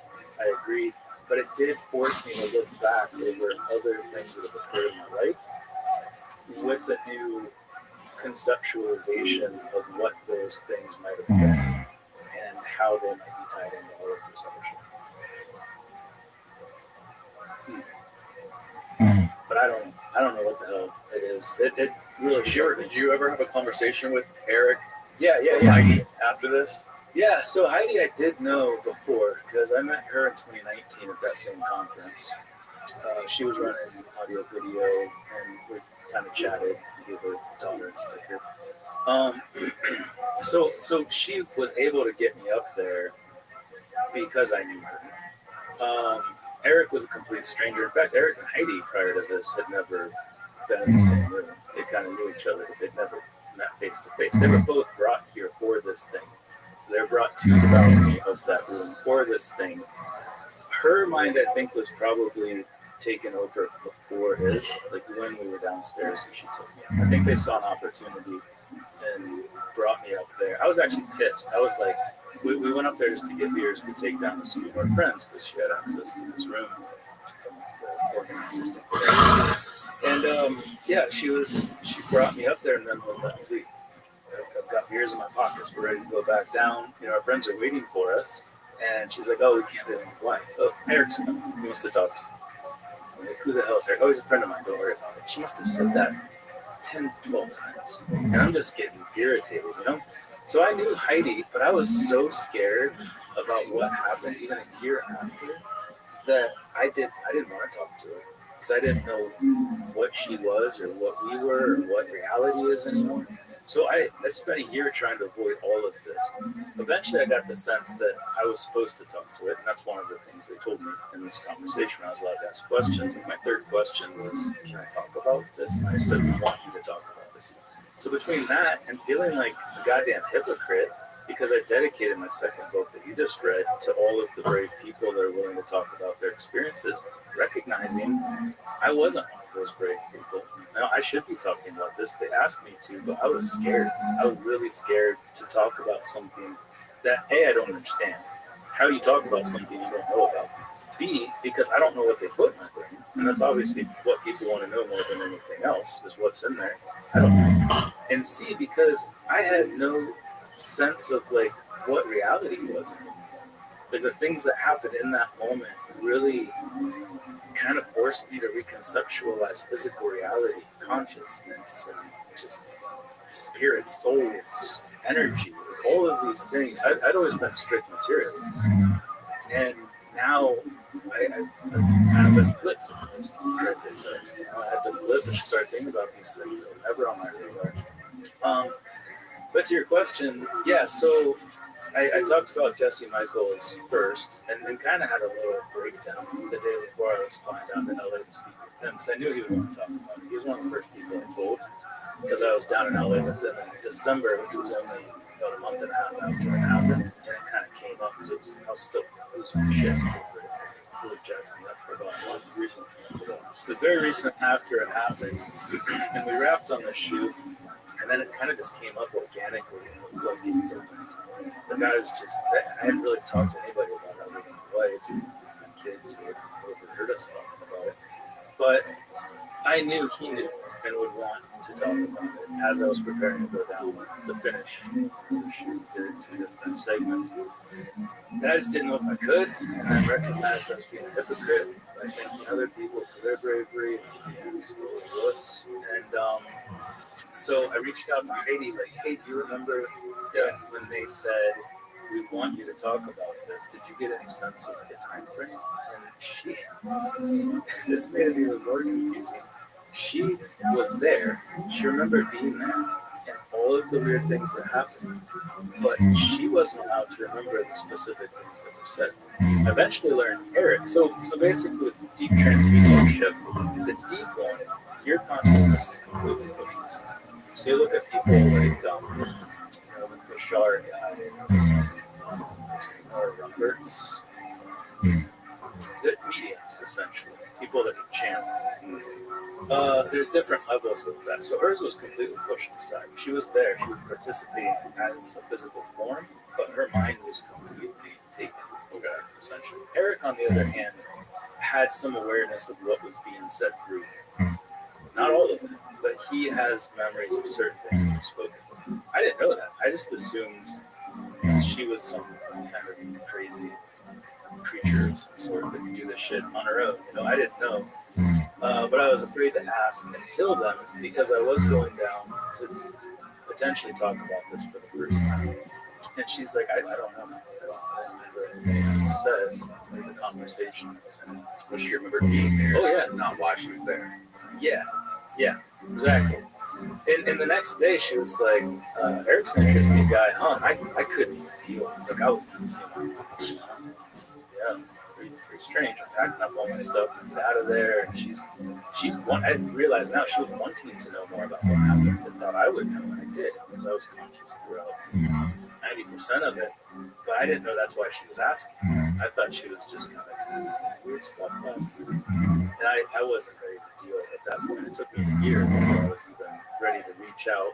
Like, hey, I might have to talk about this. Did you get a sense of when we're supposed to do that? So Jesse's doco comes out, and then I get a message from Eric. I think it was on Thanksgiving, and his face pops up, and I didn't know he was a real person. I didn't know who he was. And suddenly it's just this individual in front of me that knows my thoughts that I've never told anybody else. They know everything about my past. They know about my future. They know about all of our future and we put things in my brain for that future.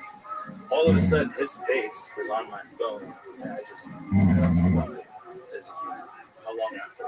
It was, well, that was October, a year later, it's November, so a year and a month, but it still brought back everything even after that. And I've since gotten to know Eric, and we chat from time to time, I've learned a lot about his experiences and the things that have happened to him and the way it's changed him physiologically. Is his brain, his antenna is cranked up really high. Yeah, no, it really challenged a lot of my preconceived notions of not just reality, but who I am, the ego, and living a life that may have not necessarily always been based on decisions I felt I was making for me by myself. Yeah, I still struggle with a lot of that stuff, but I think it's, I don't know, I think we should all be asking questions, and I'm not alone. You know, as I've started talking about this publicly, reluctantly, there's been so many folks who have reached out to me with similar experiences. It's not unique. I think it's just unique that I'm talking about it based on what I've sort of structured my career around, because it's risky. I'm not supposed to be. People thank me for talking about it. But I feel like we should. How are we going to learn? You know, if we don't talk about all of those things that exist around us, how are we going to learn about just how crazy this world is that we live in? What was Eric's specific memory of that moment? So for him, what he told me is that he knew he was coming up to meet Heidi. He didn't know what was happening. So Heidi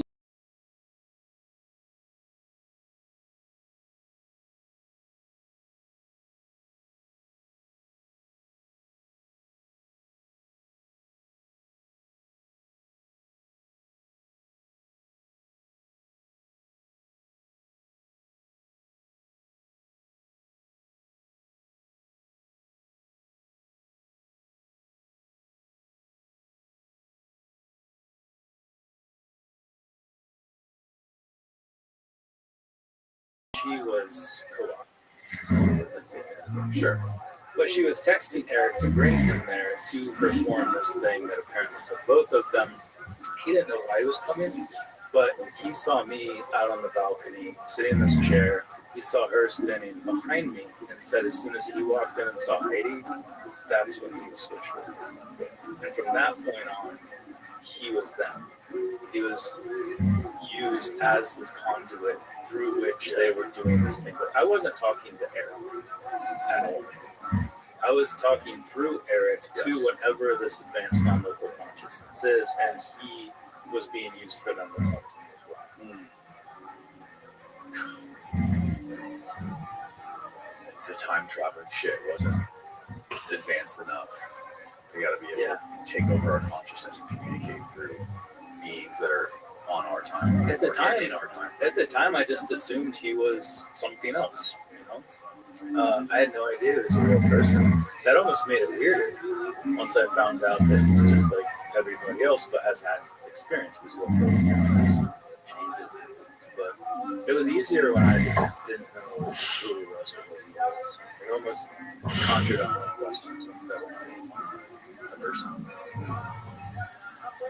It's wild shit, man. Yeah, no, it's been weird. There's been other things too that have happened, very similar things to that. And again, once I experienced that, I know what it is, what it feels like. But they did that to me again about 3 months later. I got the sense that there was something above my house. And actually, a lot of the things that have happened, can't be taken with a grain of salt because I don't have proof. This one that they did in Phoenix, I feel like they did intentionally. It made sure there were other people involved and there were people watching. Whether they manipulated them too, it seemed that they did. There was one individual inside that remembers feeling concern and seeing what was happening out there, but not a sense of like who was there. You can't put faces on the other people, which seems to indicate they were sort of being altered as well. Or the three people that came out turned in unison inside. That even out of my birthday. So yeah, I don't know. I don't know exactly how deep or how far those threads expand outside of what was happening on that balcony, but there were other people that can corroborate this. That's important. The other ones you could write off as just schizophrenia or just me experiencing something I don't understand, which is fine. I don't.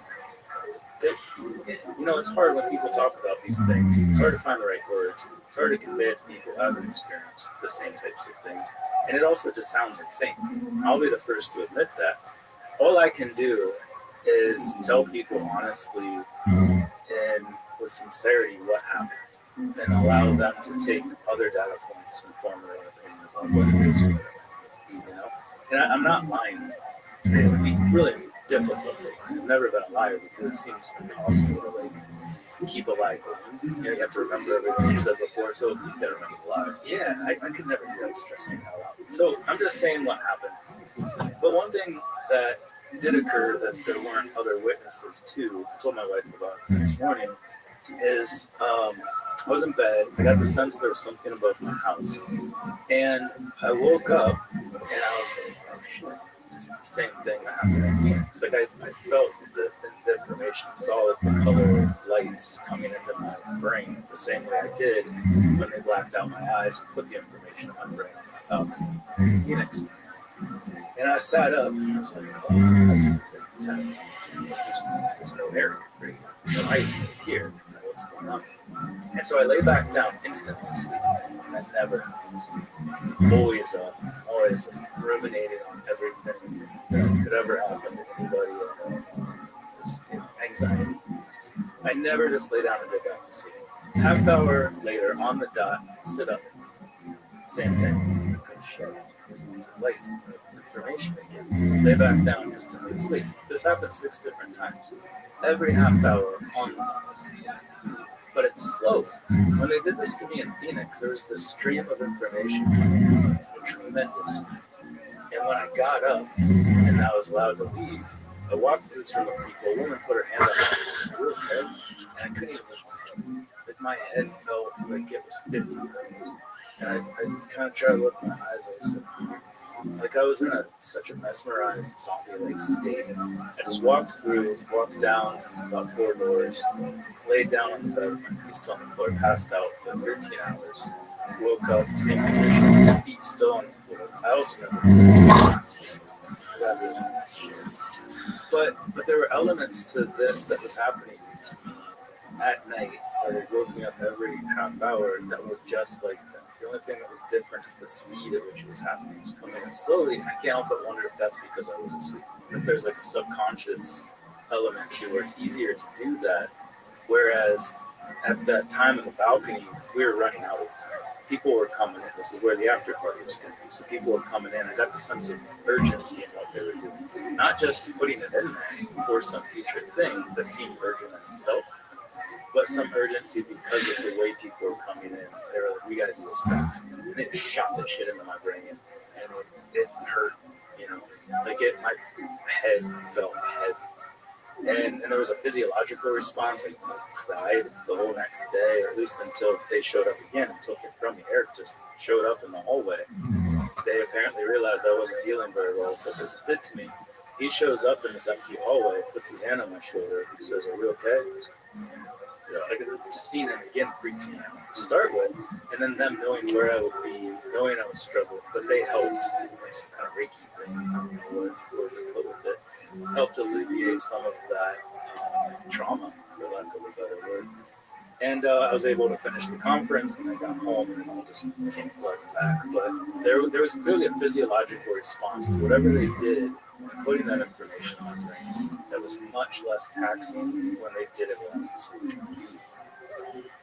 It's very interesting. The crazy thing about this whole thing is that everyone who has these experiences, they seem to be like, not all of them clearly, but a vast majority of the ones that I've heard spoken to, and they seem to be like super traumatic and like in some cases destroys them. Yeah, I've met those people too. Yeah.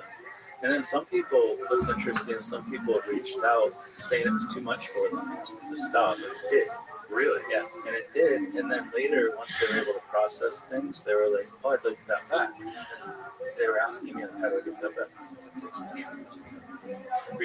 Rebuild the bridge. I don't know. But I've heard that from a lot of people. It was just too much. It was too much for me, honestly. Yeah. Like I was a mess for a solid 3 weeks, and then lingering on and off. And then I had sort of another spell about 6 months after, where I was just, I really wanted to know what physical reality is. What is this existence? Because when this happened to me and other things since, I really got the sense that this isn't the primary reality that we're a part of. Not base reality. Not base reality. Not source. Sort of simulation. Kind of, but I don't know. I don't know. Maybe. But more just like, the whole thing Bigelow was trying to do with best evidence for whether the we survive bodily death.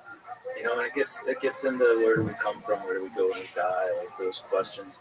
I feel like there's some sort of base reality rooted in consciousness, energy, and we are manifested forms of that in this physical plane, given different bodies and a different mode of perception in order to feel individual variations in this physical experience, in this plane of existence, that maybe contributes in some way to what is happening in this more transcendental, fundamental plane of source consciousness. If that makes sense. But I struggle, and I don't know. I still don't know. I didn't answer the damn question, but I was pissed about it. Like, I was really angry. Like, what are dreams? How does it connect to this? And I was just really jammed up for a while about that too. And since it's gotten better, but yeah, they're on and off for a period of 6 months to a year. And so yeah, I definitely empathize with people that did mess up more long term. I've kind of come to grips with it and formed a baseline of understanding. I still don't know what it is or how it relates to any of this, but it's at least become something.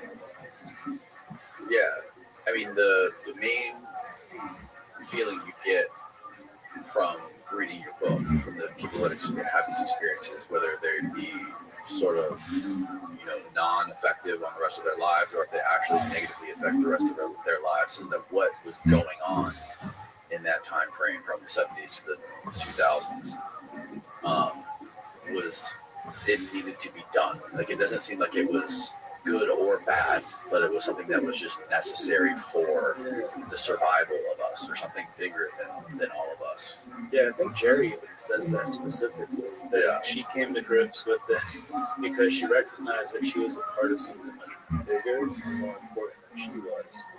And it's kind of sacrifice the individual for the greater good. Yeah, I think that's the sense that she got after a while, and then became more okay with, even though arguably horrific things happened to her her entire life since she was a small child. And then if we were to figure out backwards time travel, would that be the same as forwards time travel, or is that technologically different, or is it more difficult, or do you know anything about this? Yeah, forward time travel is easy. That's happening all the time. You have Mark and Scott Kelly went into space. Mark was already the older brother, but I think Scott Kelly was the one. The two astronauts, right? Yeah. Scott Kelly was the one, I think, that was in space for like just over a year. Right. And so Mark Kelly, as the older brother, aged another like 5 milliseconds compared to his younger brother Scott, because of time dilation, because of slow time. Yeah. So that's time travel into the future. Essentially, Mark Kelly time traveled into the future of his twin brother Scott. But yeah, time dilation, the twin paradox, that's future time travel. All you have to do to travel into the future is go really fast relative to the speed of light. The physics of backward time travel, philosophy of it, how we understand it, is different. It comes with a different set of conundrums. But I cited a paper by Ehrman and Cole, two separate papers, in I think the extraterrestrial model, where they looked at every criticism of backward time travel they could find in the literature. It's massive literature. Yeah. And the title of the paper was is time travel to the past good? And they said their conclusion was no, there's nothing in the laws of physics that would prevent backward time travel. And if that's the case, given human ingenuity and our ability to solve so many different problems, our ability to advance technology, if there's nothing that prohibits backward time travel, I think it's only a matter of time until we'll figure it out. We don't know how to do it now. We don't even know what time is. Speaking of like this physical reality versus some conscious reality that may exist outside of it, these two may be related. We don't know what time is. We know it's emergent. It's called an emergent phenomenon. That means it comes from something more fundamental that we haven't yet discovered. It's one of the few things that physicists will actually agree on. So until we know what that fundamental thing is, we can't know what time is because we can't see the whole picture. There's a big part of this puzzle that's missing. There's a huge part of the picture that's just pixelated and outside of our ability to focus on it. But that doesn't mean it's impossible, you know? And if it's not impossible, then we're going to figure it out eventually. And I think we already have. And I think what we're seeing in the form of these craft and the beings that pilot them is exactly that. It's an indication that we do figure it out in the future and use it to go back to whatever point in the past. Has anyone ever talked to you or reached out to you that could corroborate the fact that the government has these crafts and they are in fact time machines that they're trying to figure out how to work? Whether they be, depending on how credible they are, maybe they're credible, maybe they're not. Has anyone ever claimed it? Yeah, quite a few people actually. Really? Yeah. I'm not gonna pick and choose. I don't know whose names I could use. But we don't have to say their names. Yeah, some are people, other people would know. But yeah, it's been mentioned to me many times. Yeah, because you like if we had the technology and we were able to go back to the past, like you would have to be very careful. There would have to be, I would imagine you have to put regulations in place For sure. And rules on A, who could go, and B, like what are the rules? How much are you allowed to interact? Non-interference. Yeah. Right. And honestly, I think that bolsters the case for this theory, because an argument could be made: if these extraterrestrials are traveling light years to get here, millions of miles, why wouldn't they introduce themselves and arrive or kill us and take all of our stuff and slave us? Yes. But exactly. if they are coming from the future, you don't want a Back to the Future 2 scenario where Biff gets rich off of sports betting and just starts an empire, you know? Or maybe right, yeah. You imagine sports bettors making a killing off of it. Or like how you talk about is the tourist idea of like time tourists. Like let's get fucked up and go check out these crazy apes, in Las Vegas. Yeah, absolutely. I mean, or to go back and see Jesus' crucifixion, how they built the pyramids, and all these different landmarks. And I mentioned too in that same section of the book that the most visited sites are these ancient, historic, and prehistoric sites. That's where tourists want to go. So we go there and we imagine what it would look like. If you could actually go to the time that was like the period that they were making these things, you can see how they lived, interact with each other, understand there were poets and writers at the time of Jesus, and see what people are doing in their day-to-day lives.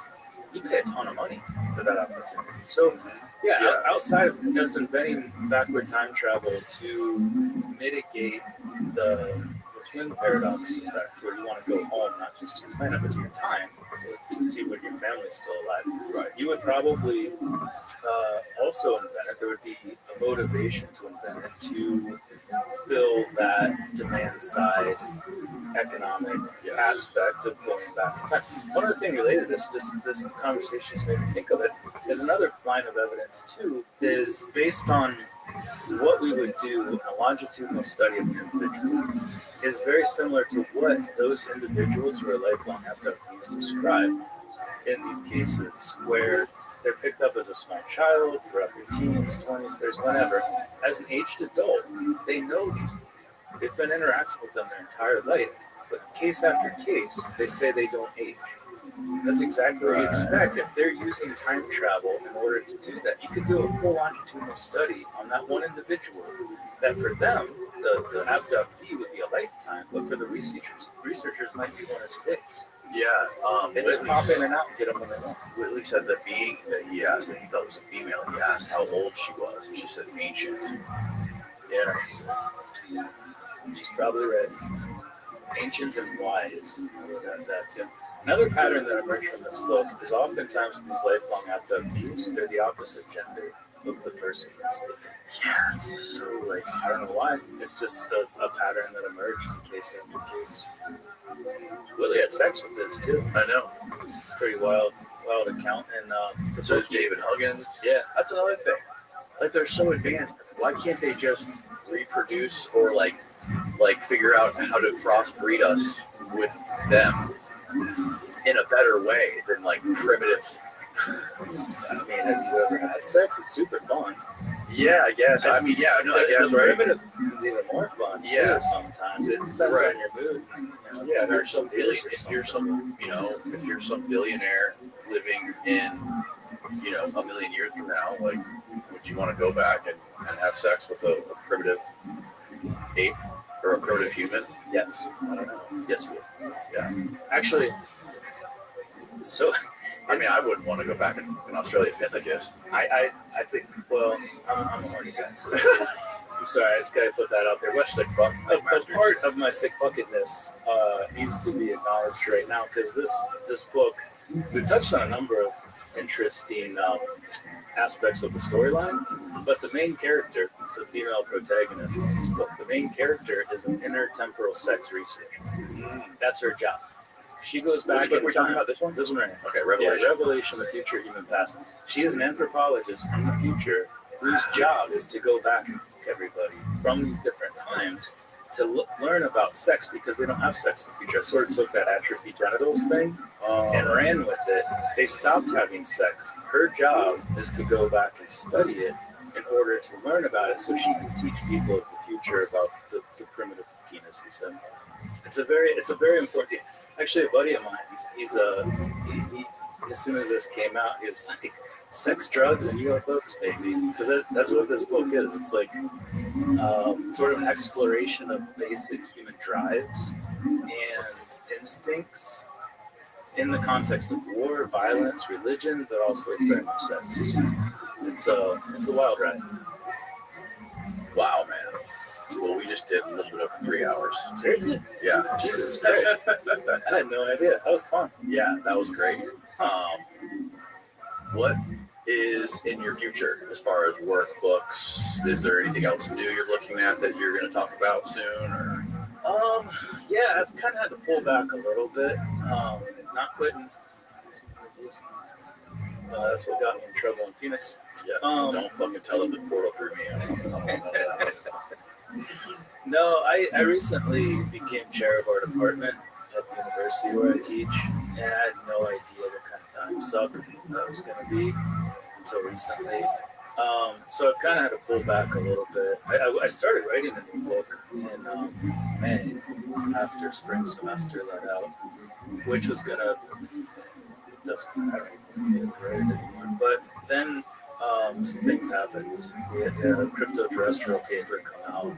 We sort of had to do a lot of public relations with that, some other things. And so yeah, long story short, I'm basically trying to focus on getting my legs beneath me, being the chair of our department, and focus on university jobs, family, and just being home more, being present in my children's lives. But I'm still obviously engaged in this topic. I can't not be. Like I said, it's one of the few things that I could talk about honestly for 3 hours. It's 20 minutes. I have no idea 3 hours.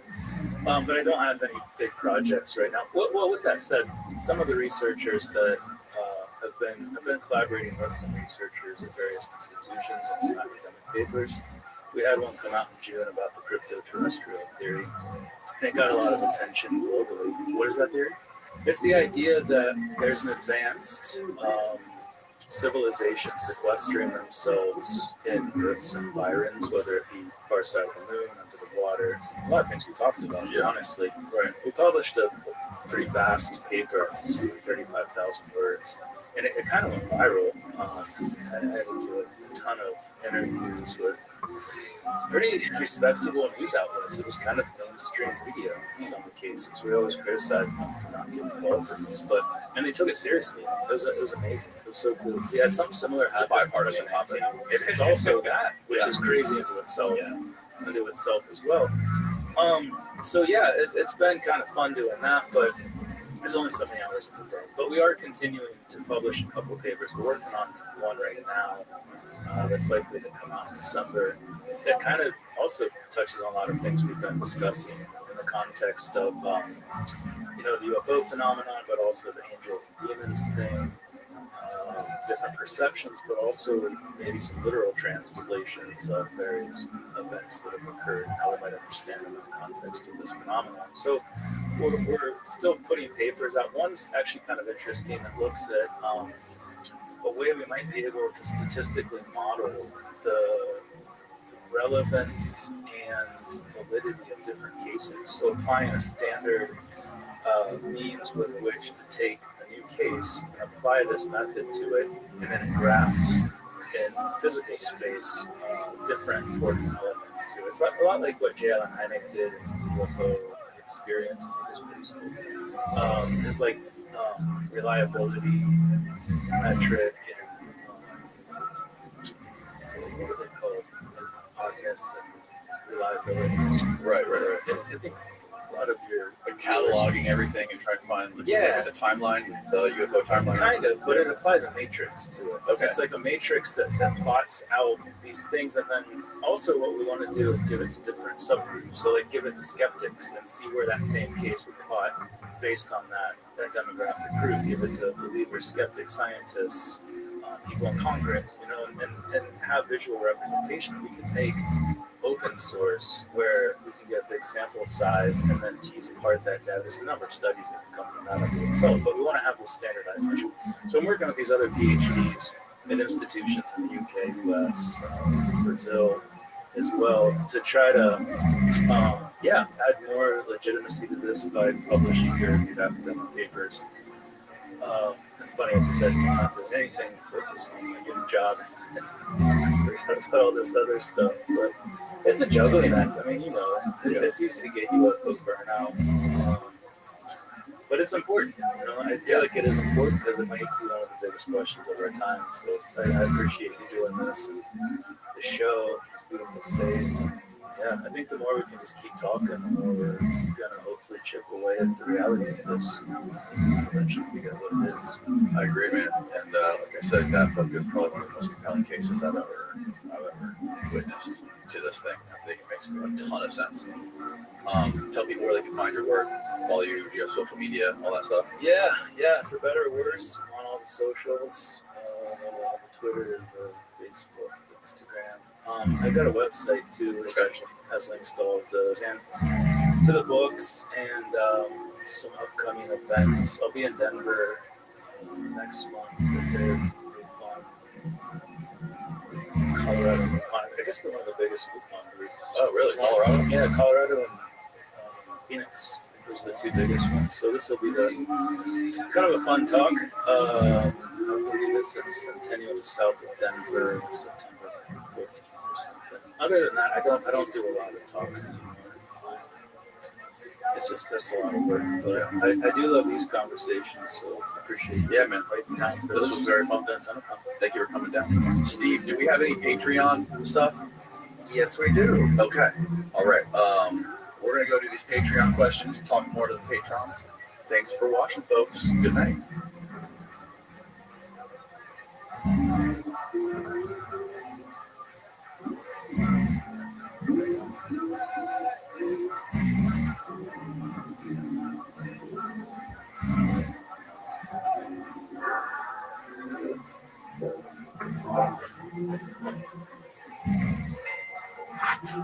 Man Lover is back. What's going on, back? Barry, it's always a pleasure and honor to be back on the page. We got a lot to talk about. A lot to talk about since the last episode where we spoke about aliens and demons, but that's not what we're going to talk about today. We're going to talk about the double standards that exist, in my opinion, when it comes to Muslims versus every other religion, and I can clearly. So I want to cover some of that in this episode. I also want to talk about what's going on with migrants in Europe and here in the U.S.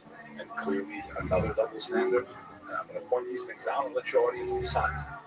Just before we get into this, I just want to clarify my stance on a few things. Number one, I don't believe in open doors. Not for America, not for Europe. That's number one.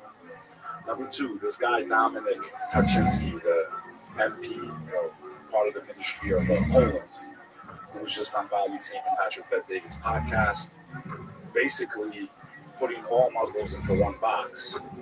I want to address some of those things that he does, and his hypocrisy and his double standards.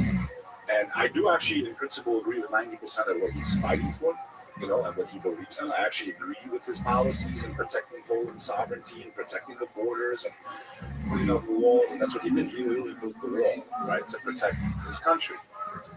But we're going to get into why he's a hypocrite. And then, lastly, I want to talk about, marriage and these slanderous accusations that are made against a religious figure of what is soon to be the world's largest religion. And that is the marriage of the Prophet Muhammad, peace and blessings be upon him, to his wife, Aisha. And the misperception people have and why it's important to address that issue publicly. And on top of that, just for the record, if someone tried to marry my daughter at 6 or 9 or 12, they would be hanging off the tree. So I want to clarify that stance. But I do want to show why anyone that wants to attack that really doesn't have a right. And I don't care what part of the world you come from, because you better start talking about your great-grandfathers first, especially you Europeans. And I'm European. You guys, before we want to attack the ancient Arabs of the 6th century and 7th century, you better look in the mirror to your uncles and your grandfathers from not even 8 years ago. Yeah, we're gonna, and I got receipts. So, how do you want me to take this thing?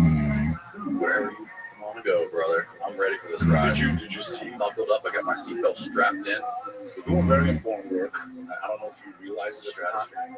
I don't know if you realize it. I mean, all of your work is important. But as far as interfaith understanding between Christians and Muslims, which I think is very important to push back, to not allow what I believe will be one of the main instigators of World War III, is an interreligious battle between Christians and Muslims. That's not something I want. And I don't think that's what Muslims want. I don't think that's what Christians want. But I feel like there's a lot of agitators in the background that's what they want. Why do you think it would be between Christians and Muslims?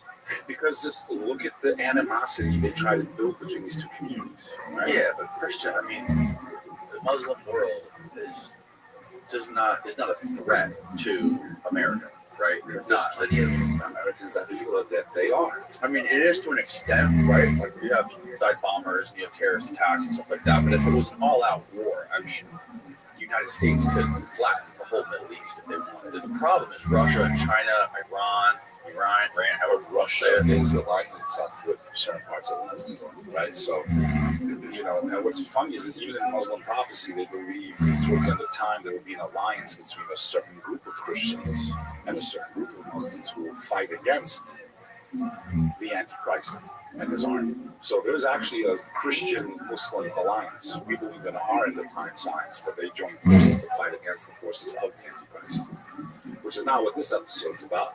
Who's the Antichrist? The Antichrist will be, and again, that's not the word for it in Islam. The word in Islam is the Dajjal. The Dajjal means the false one. Al-Dajjal, Al-Masih, Al-Dajjal, the false Messiah. Based on Christian and Muslim perspectives, that figure will be someone who rules from Jerusalem, who will be a physical being. You can see that there will be a human being who is, instead of the real Christ, instead of the real Messiah, Jesus, or Isa as they say in Arabic, there will be a human being who acts like he's the Messiah, who promises to save the world at a time when the world is in complete and utter chaos. And this person, this is also based on the Christian perspective, this person who will come to deceive humanity, to worship him instead of God, will be in place of the real Messiah. And the only place that he can fool the world that he's the chosen one is from Jerusalem itself. Because he has to occupy the third temple. He has to deceive humanity that he is the Messiah, not Jesus Christ himself. And that is in the Christian perspective and the Muslim perspective. You know, Revelations, end of the world, mark of the beast, that's more the Christian, look on it, but they both have the same concept of a false Messiah who will have supernatural power that will deceive the masses of humanity, except for those that either, depending on the denomination of Christianity, get raptured before that happens, or, are present during his time but don't fall into his deception. He's the great deceiver. In Islam, the symbol for the Antichrist is the one eye. The one eye that you see even on the back of the U.S. dollar. Now, what's interesting is when you look at that, it says, Annuitas Conceptus, I can't pronounce Latin that great. Novus Ordos Seclorum. It's a symbol of the house of Pharaoh. Pharaoh was the last human being on earth, right, who says, I am God. The Pharaoh of Egypt was, I am God, right? But he wasn't God, because he was destroyed by the true God. He was drowned at the bottom of that sea. That eye, which comes down, so my interpretation and many scholars is that the Annuitas Conceptus means he is pleased with our work. Well, who's pleased? Because that's what that means. Annuitas Conceptus. Who's pleased? What does that mean in what language? Latin. Now the Novus. Type it in, Steve. Novus Ordo Seclorum. If I'm not mistaken, that's the translation. Let's verify. We can pull up the. I know the Novus Ordo Seclorum means new secular order. What's the so the new secular order meaning when you wipe out religion, what do you wipe out? He favors our undertaking. Conceptus. He favors our undertaking. He is pleased with our work, is what it means. Well, if you're taking out religion, novus ordo seclorum, meaning a secular order. Secular means you're wiping out religion. When you wipe out religion, who are you wiping out in essence? You're wiping out God. So who could be pleased? It's not God the way they want us to think. Why would God be pleased that we're wiping out religion? Think about it.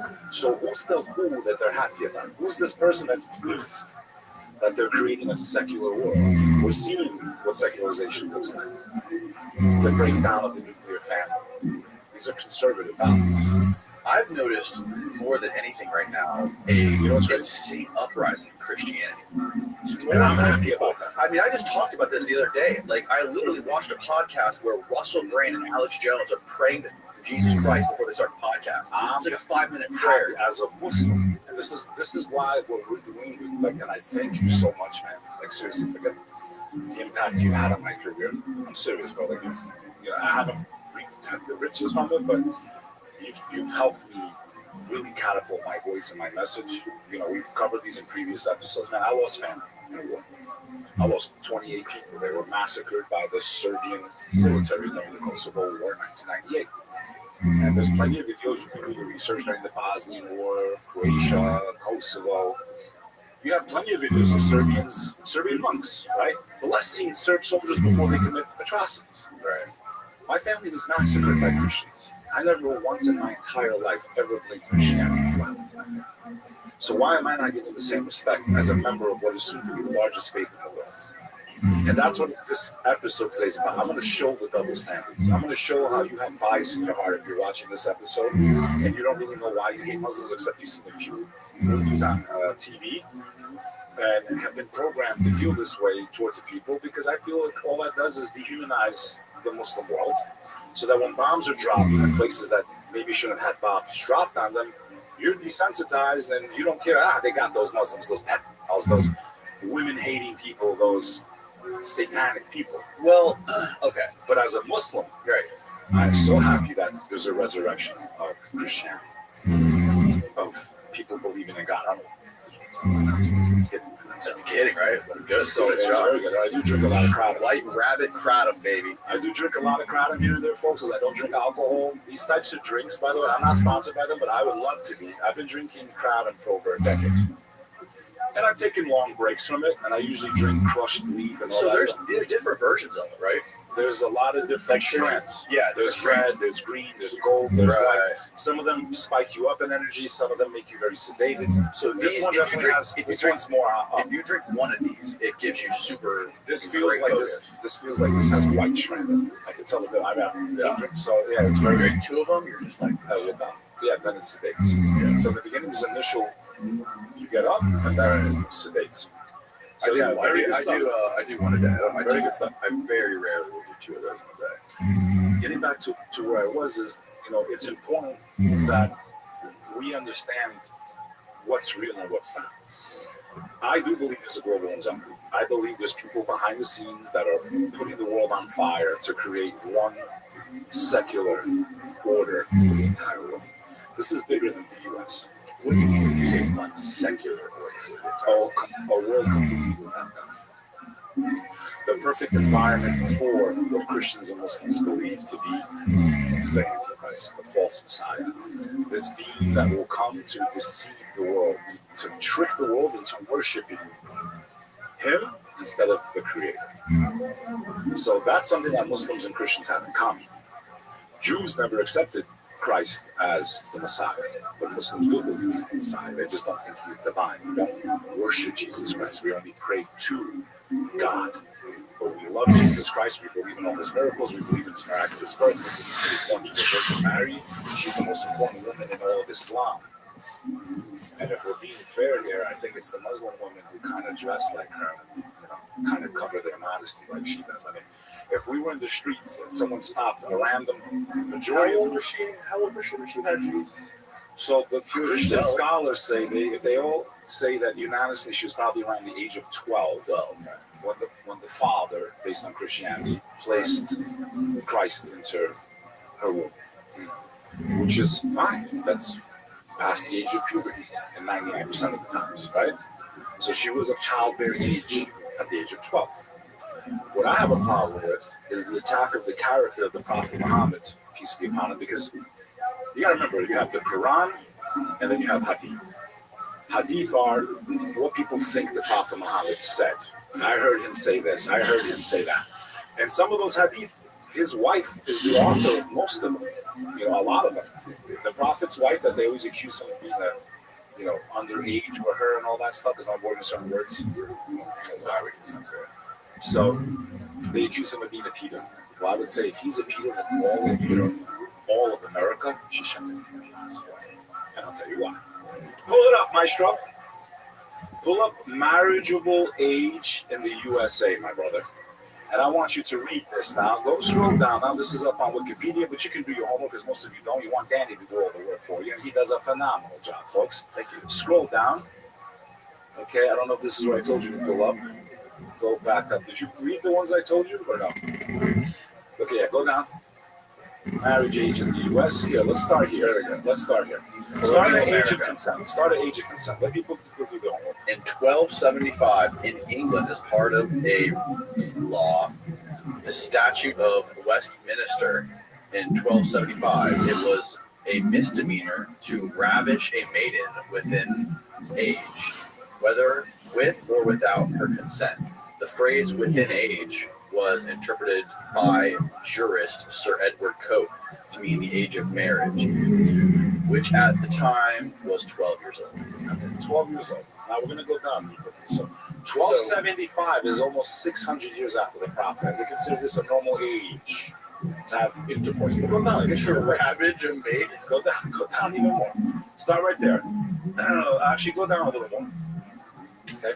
Age of consent here in the U.S. Go down. In Delaware, the age of consent is 10. Was 10. 10 at 1871. Now stop. Pause there for a second. 1871, Danny. Okay? 1,300 years after the life of the Prophet, peace be upon him. And they said, no, that's too old. No, 10 is too old. We got to lower that to 7. I don't know if that's because it's Joe Biden's home state. I don't know. Almost 100 years after America became a thing. Okay? And they want to go now and try to prejudge. And not in context. So let me give the context. Wait. Until 1871 was lowered to 7. Yes, that's why it's Joe Biden's home state. That's a lot of people's home state. A lot of politicians. Let's zoom out, Maestro. Continue down. 37 states. 1880. We're talking about 1,300 almost 1,300 years after the life of the Prophet Muhammad, 37 states set the age of consent at 10 years old. 10 states set the age to 12 and back and forth and so on and so forth. Okay? Hold that now. Let's go to the next one now. Pull up the royals in Europe. Let's pull it. This is America. Yeah. Okay, the age of consent was just changed a few years ago in New York. I think it was like 13, and they just officially changed it. Okay? How long ago did they change it? If I had a daughter, and somebody wanted to marry her at 10, I would bury them alive. Right. I'm not defending in that aspect, but we need to put things into historical context. And we can't just point and say, oh, you Arabs, oh, you Middle Easterners, oh, your prophet this and you this one. Let's look at Europe, man. These are the royals. People still love the Look at Mary, bro. Mary was 12. She was impregnated. She was cosmically By impregnated. the father. So was the father a pedo? Probably. But they don't have a problem attacking Muslims and creating Islamophobia and creating hatred. When if we look at their ancestors, this is all of Europe. 15 years old, 13 years old, 12 years old, they're married. Now, there's a difference between being engaged, Danny, and consummating the marriage. They were consummating these marriages, bro. 8 years old to a 30-year-old. Look at Cecile of France. Okay? Where's Cecile of France? Right there, 12th century. Okay? 8 to 9 was married. Yeah, okay. All right, good. So look at the yes, this is stuff ubiquitous. Yes, because the rule of the world, up until about 100 years ago, really until feminism, right? So their movement, women's child trafficking was also ubiquitous back then too. Not only was marrying kids really young and then doing stuff with children right after they hit puberty. I think the law in ancient Rome was if there was some sort of abuse of an underage kid, underage is defined by prepubescent, it wasn't even you don't even get in trouble. It was only a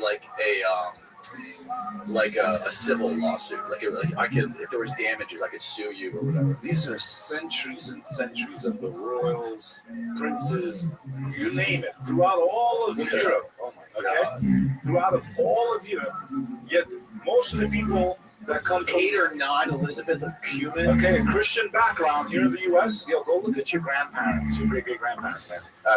They were pedos. They were pedos. And you guys want to attack what? Now let me set the background of the Prophet's marriage. No one knew her age. She wrote Hadith. I was around 6. I was around 8. But she didn't even know her own age. That's a fact.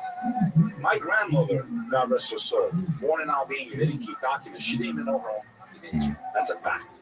I know Albanians that were engaged in the womb. They were engaged. Doesn't mean they consummated the marriage, but they were engaged. That's just the way the world was. Families traded. You have a son, I have a daughter. That's how they kept ties. That's how they kept power. That's throughout the world. Asia, if we pull up Asia right now, same thing, but we don't have to. You guys go do your homework. So where am I going with all this? Yeah, where are you going? First of all, anyone that marries a 10-year-old today should be hung. Okay?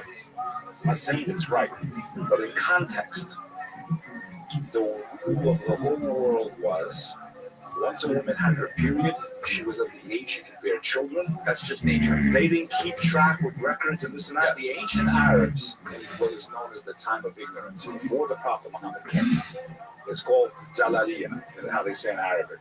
I'm not Arab, but I know some words. It was the time of ignorance. These are the people that were burying their daughters alive. They had a rule, the ancient Arabs, before Islam came to them, that if they had a daughter before they had a son, they were not allowed to keep the daughter. They had to have a son first. So they would bury, they're literally a couple of days old, they would go to the desert and bury that baby. Okay? If I'm not mistaken, you have what do you have? Kids, wife? 2 boys. Okay. So you would have been okay to have a girl now. But if you would have had 2 girls before a boy, you would have buried both of them alive. Literally days after they're born. This is before Islam came to them. Women were they would have identified as males, so they'd be fine. But you know what? Today's world, they would have got away with it. No, I'm a girl. I'm a boy. But so, people think they know the history. They listen to a couple of blips. They have people like Sam Shawan, who does these debates. And I find religious debate harmful. The only reason I'm stepping up to the plate is because I find it harmful. I find it harmful because my mission is the opposite. I don't want Muslims and Christians going at it. I'm trying to say, you guys have way more in common than you even want to admit. Clearly just proved it to you with receipts. Before you attack the nature. But then they'll say, well, Jesus did it. Well, his mother was pregnant at 12. Let's start there. Right. So if you want to be real, let's be real. But if we're going to debate to be harmful and not reach an understanding, I may never believe what you believe as a Christian. You may never believe what I believe as a Muslim. We even have a verse in the Quran that's called the non-believers. Or the Antichrists. And in that verse, God tells us to say to people, hey, you that don't believe as we do, I will never believe what you believe. You will never believe what I believe. To you, your way, and to me, my way. Meaning, God's going to judge us. No Muslim can tell a Christian he's going to hell, or a Jew. We're actually a religion that still promises them salvation. Meaning, if they follow what God sent to Jesus, which I don't think they have, and I don't think they follow, because of the corruption, the way the Bible was constructed 60 to 300 years after his alleged resurrection. It was written by people like Paul, who massacred the first Christians. It was spread by the Romans, who were pagan, which is why I believe the concept of the Trinity comes. But from the Islamic perspective, we believe as long as you follow the original teachings of Christ, like what he said in Mark chapter 10, and a man falls beneath, on his knees in front of Jesus and says, "Oh, good master, how do I see eternal life?" Jesus responds, "Good. Why do you call me good? Only God is good." So I'll ask the Protestant, you're telling me he's God, right? Okay, so why is God telling you not even to call him good? So how's Jesus God? Well, it's either the Bible's wrong and he's God, or he's not God and the Bible's right. You can't have both. We all can read simple English. This is it. Okay? Yes, brother. Rich Okay? position. And I can go on for days with this. Why do you call me good? Jesus answered, no one is good except God alone. You know the commandments. You shall not murder, you shall not commit adultery, you shall not steal false testimony. It will be harder for a wealthy person to go to heaven than a camel to go through the eye of a needle, correct? Is that down there? Let's see if I'm starting to memorize your book now, too. All I'm saying is this. It's not to prove who's right or wrong. By debating, all the Muslim and the Christian does is push people away from God, period. The only person that's happy is the devil. There's actually verses in the Quran. Look at that. It's easier for a camel to go through the eye of a needle than for someone who is rich to enter the kingdom of God. I quoted it? Huh? Did I quote it? I was on point, man. So, because people don't even know anything about my faith, I can quote the Christian's book. They'll take a couple sentences out of context and try to paint this picture.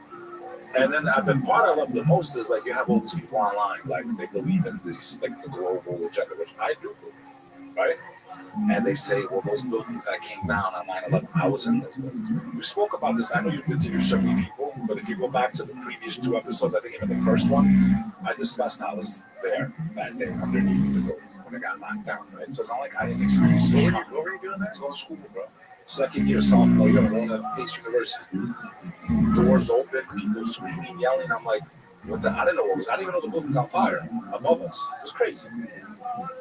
But I love how people go, I know that if the Muslims didn't do it, they just blamed them to start war. There's a lot of people that believe that, right? I'm talking about what do they believe? They believe that you're going really fast. They believe that those buildings were taken down to false flag and to do what they've done in the Middle East over the last 25 years. Right? There's large swaths of people that believe that, right? Okay, I'm not even getting into that, but I'm talking about even non-Christians. What I find it funny is if you believe that was a false flag and that those were destroyed by anyone else except the guy with the long beard who miraculously flew 2 jumbo jets into this building, and they miraculously found the passport on the floor, and they miraculously killed him and then dumped his body because they didn't want to give the American people the right.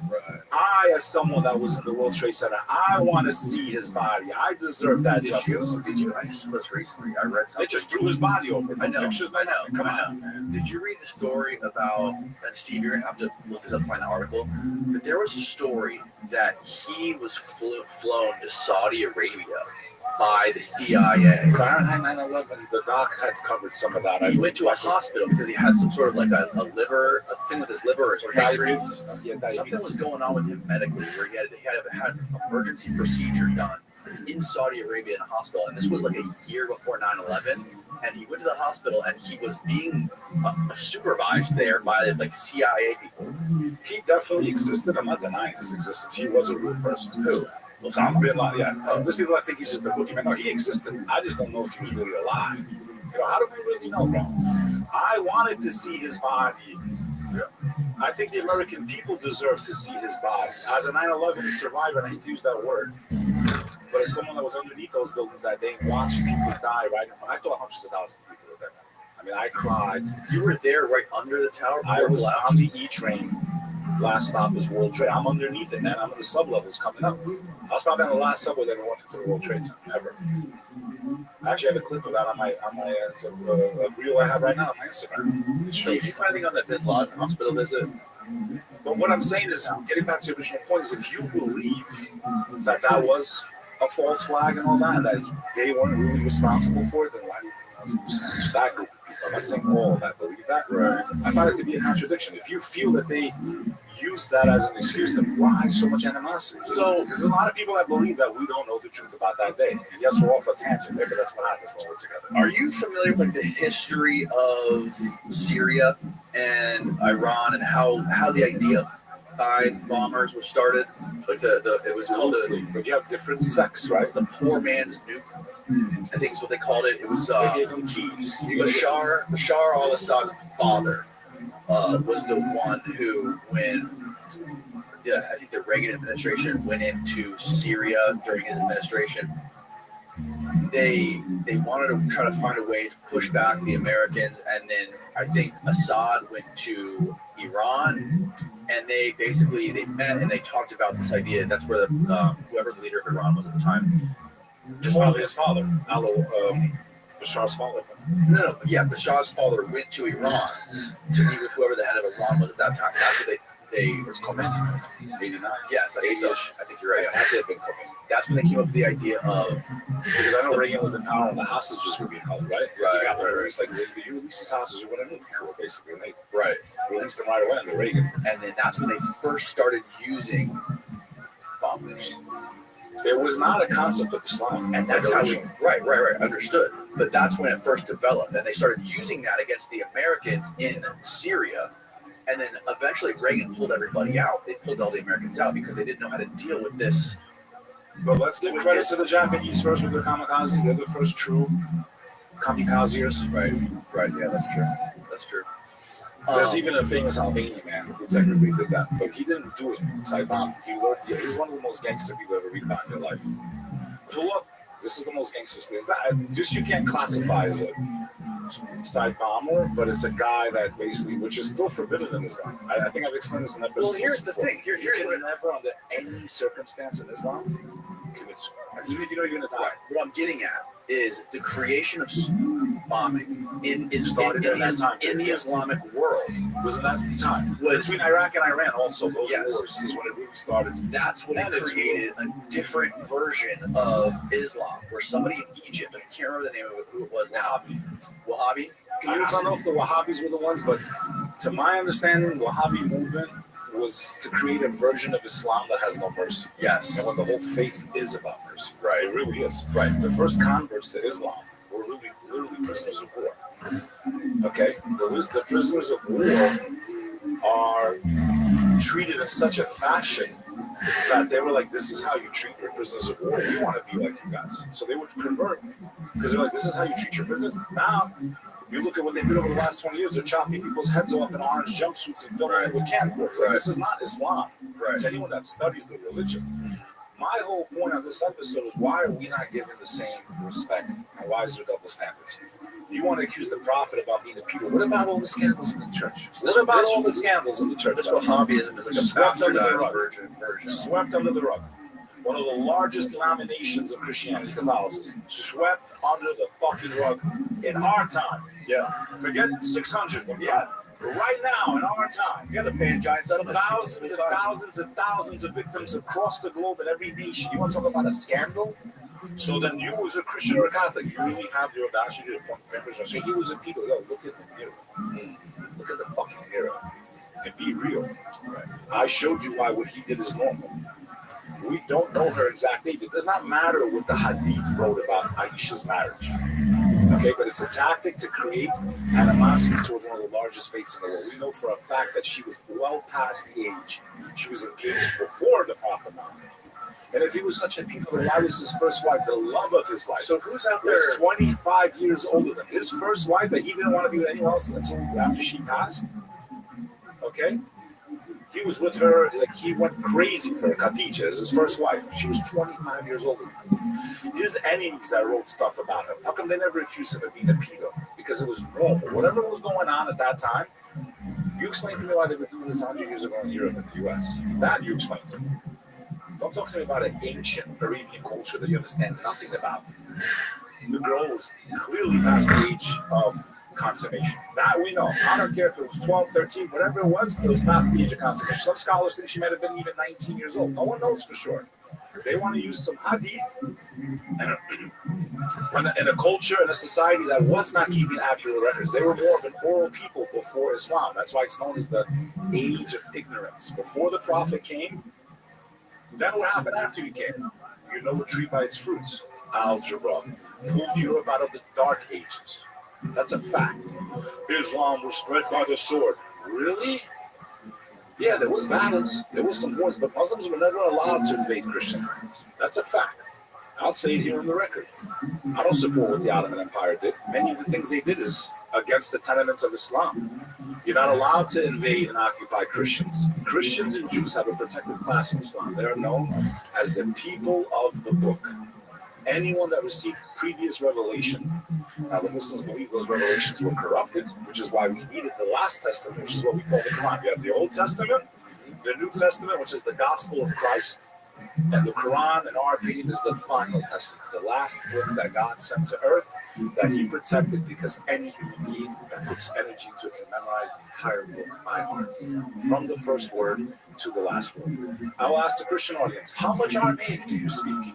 You can't even agree on what language Jesus Christ's book should be in. You have some in Greek, you have some in Koine Greek, by the way, it doesn't even exist anymore. Some of it's in ancient Aramaic, some of it's in Hebrew.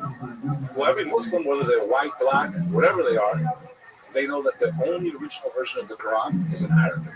Only in Arabic. We know anything that we read in English is a translation to the best of their ability. Where's the Quran verse? The six. Pull it up, brother. There's after the life of the prophets when they finally compiled. But before he died, he had many hafiz. Hafiz are those that can memorize the book by heart. I've witnessed this phenomenon many times in my life. During the month of Ramadan, you can witness this phenomenon. Okay?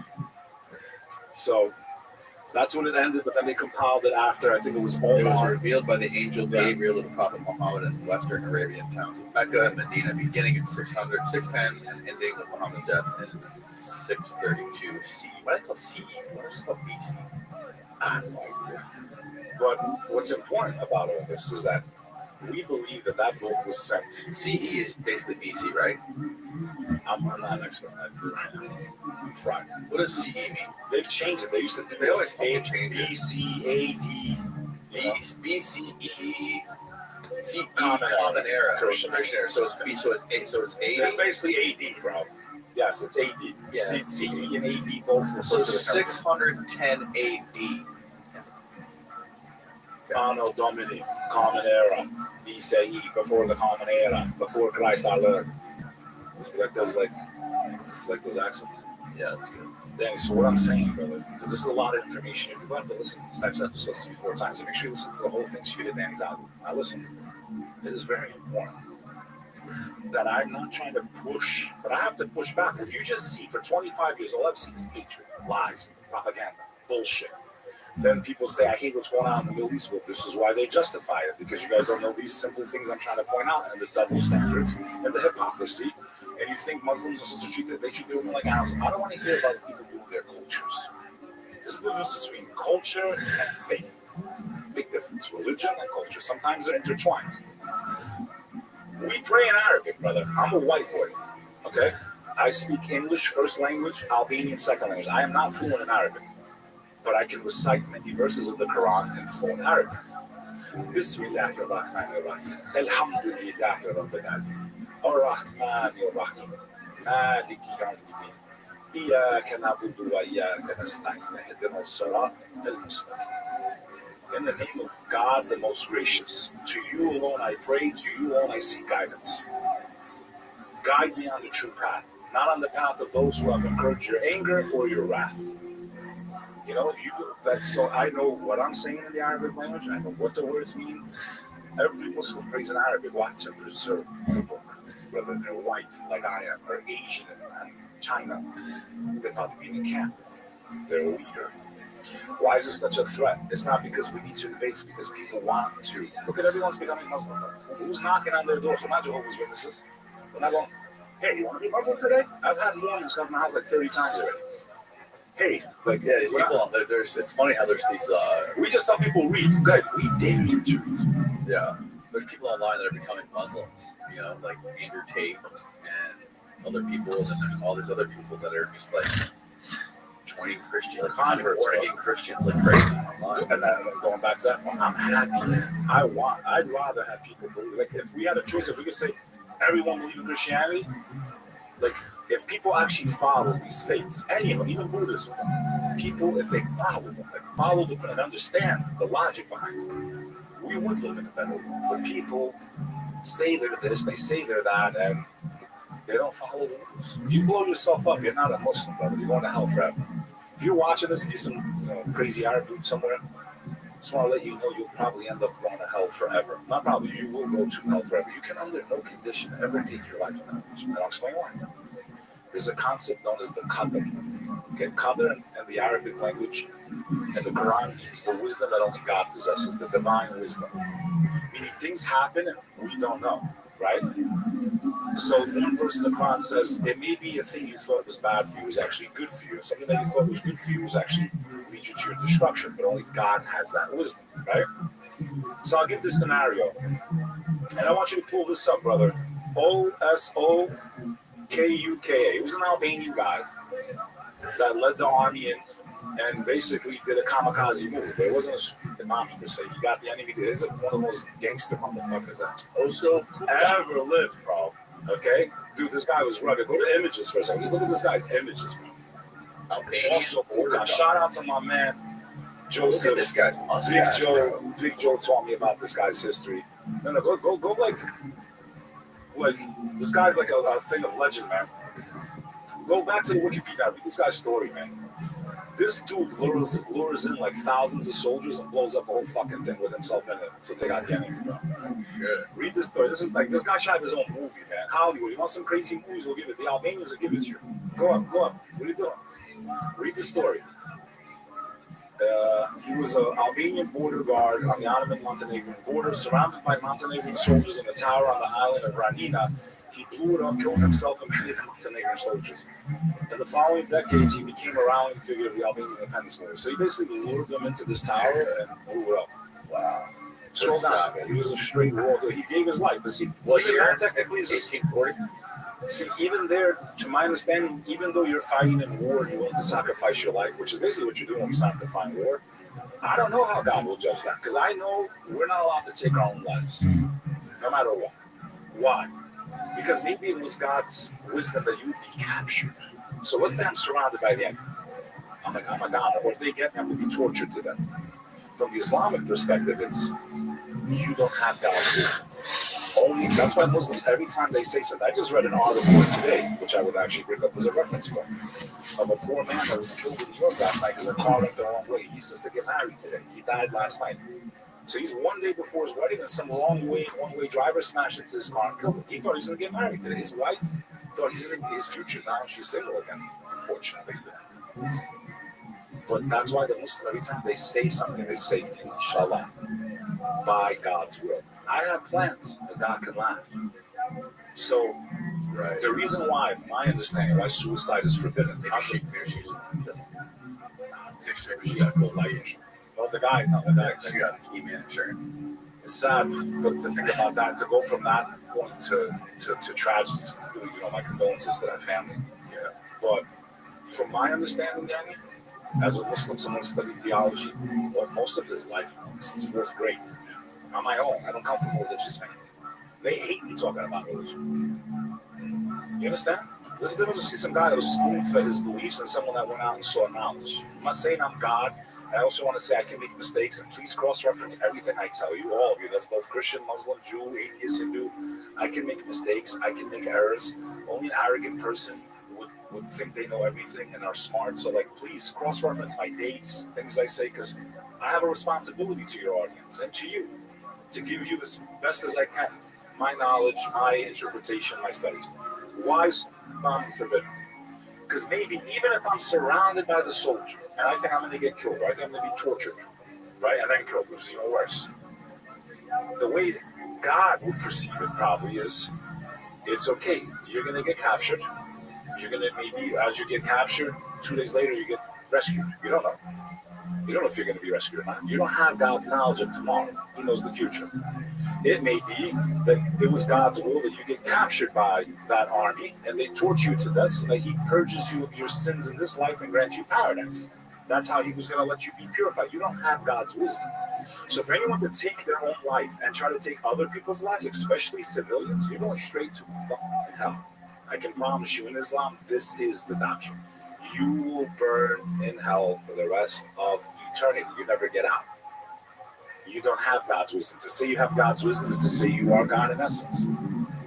And that's what people don't understand about this faith. It's not, the Muslims are coming for you. The Muslims are coming for you. This is what they've been telling you for 25. It's orange today. It's green today. The Muslims are coming for you. Why don't we look at it the other way? That guy in Poland, Dominic Tashkowski, whatever his name, pull up his he was just on Patrick Bet Dave's podcast. I don't know if you can play the clip. Listen to the bullshit that comes out of his mouth, man.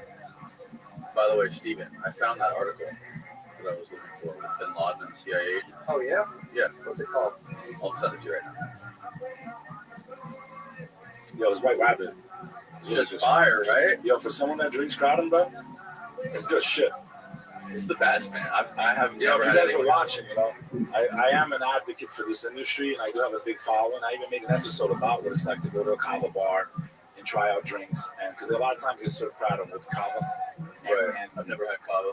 Yeah, kava is great, man, but I'm just allergic to it now. Really? Yeah, it sucks. I loved it, but kava led me to this. What does kava make you feel like? Kava is very chill, bro.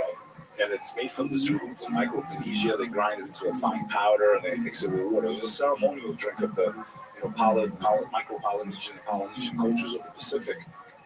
And they didn't have alcohol until the colonizers came, right? So they would drink this drink, and it's like, I think the legend has it that there was a mice or rats that were chewing on the root of this, and he saw that they were acting dumb. So he's like, hey, let me try it. And then that's how it was discovered, from what I understand. And then they make this drink with it. It tastes like paint. Okay, it literally tastes like if you took Benjamin Moore paint, mix it with water, and drink it. But you get it's like hey, everything that tastes makes you feel good tastes like shit anyway. Except for this. This tastes great. Delicious. This is mixed. I'm saying that it's raw form. You know what I mean? So they take the root, they mix it with water. It's really, really good. So a lot of people that want to give up alcohol, they drink kava. Right. People that want to like kind of have a crutch to get off of heroin or deeper drugs, they use kratom as a crutch, and it has saved a lot of people's lives. I think. I'm an advocate. I'm an advocate for the industry. It can be addictive, though. It can be, but so can anything else. Yeah, I've drank it for years. I've gone years, months without touching it. Some people, the problem is, I think what happens with it, Danny, the people that are addicted to drugs, a different type of drug, when they get sober, they use this as a clutch. They use it so much to try to curb, and that's not healthy. Right. Yeah, that's the only time that most people have a problem. Yeah, but they're addicted to anything. But at least they don't die right away. Right. Yeah, heroin, they're playing roulette. Right. Cocaine, they're playing roulette. Even alcohol. Get in a fucking car and drive when you're drunk. All right, here's the article that I was alluding to with the Bin Laden. CIA agent alleged to have met Bin Laden in July. French report claims terrorist leader stayed in Dubai hospital 2 months before September 11th. Osama bin Laden flew to Dubai for 10 days for treatment at an American hospital where he was visited by a local CIA agent, according to a French newspaper, Le Figaro. The disclosures are known to come from French intelligence, which is keen to reveal the ambitious role of CIA and to restrain Washington from extending the war to Iraq and elsewhere. Bin Laden is reported to have arrived in Dubai on July 4th from Quetta in Pakistan with his own personal doctor, nurse, and 4 bodyguards to be treated in the urology department. While there, he was visited by several members of his family and Saudi personalities and CIA. The CIA chief was seen in the lift on his way to see Bin Laden, and later, it is alleged, boasted to friends about his contact. He was recalled to Washington soon afterwards. And now he's probably in a ditch at the bottom of the Baltimore River. This was posted by Anthony Sampson in The Guardian on Wednesday, October 31st, 2001. Bro, brother, there's just so much shady stuff going on, man. I'm trying to stop World War III. Keep going down. Okay, maybe already started. This is fucking insane. So how do you explain that? How was he in an American hospital 2 months before 9/11 with the CIA people there?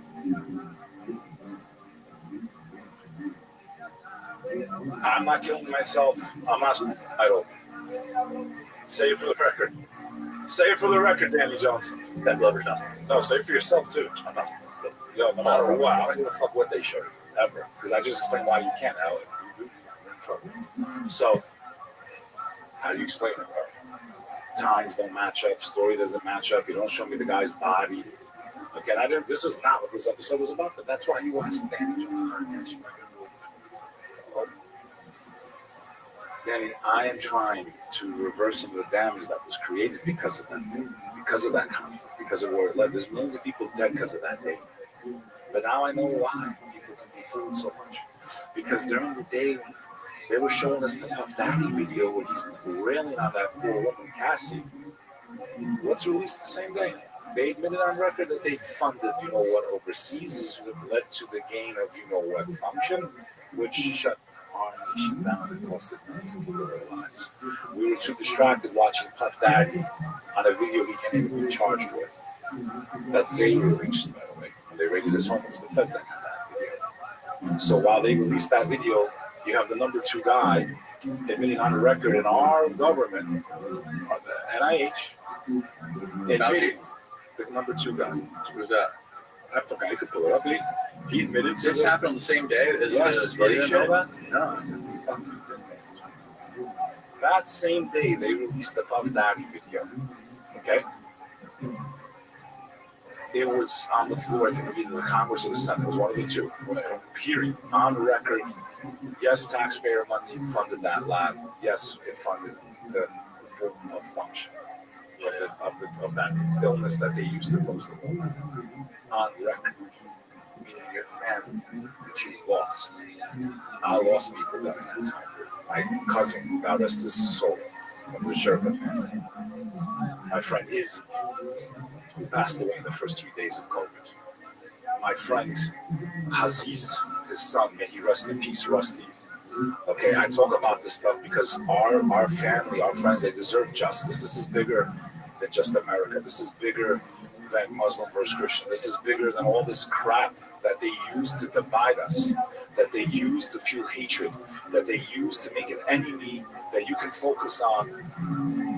When these people at the top of these, there you go, there's the video. This is on record, man. Play the fucking sound. NIH officially admits taxpayers funded gain of function research in Wuhan after years of denial. And only Rand Paul's talking about it, man. Still. Okay, your family died because of this. Your friends died. Your children deserve justice, man. Your marriages ended because of this. People got divorced. People lost their business. People lost their livelihood. They kept you caged in your homes. People are still traumatized. They're wearing masks. They're scared to breathe the air that God gave them. This is the damage done to our world, the fabric of society. You guys were focused on Puffy beating his girl. And it was on record that fucking day, bro. The same day that they released the Puffy video. The same day they released the video, it's on record. Look, and even you're one of the most read I know. You're one of the most in-the-know people. You didn't know about this, Danny Jones? No, I didn't. You think it was an accident that video was released the same day? Because that's all anybody was talking about that day. Yeah, here we go.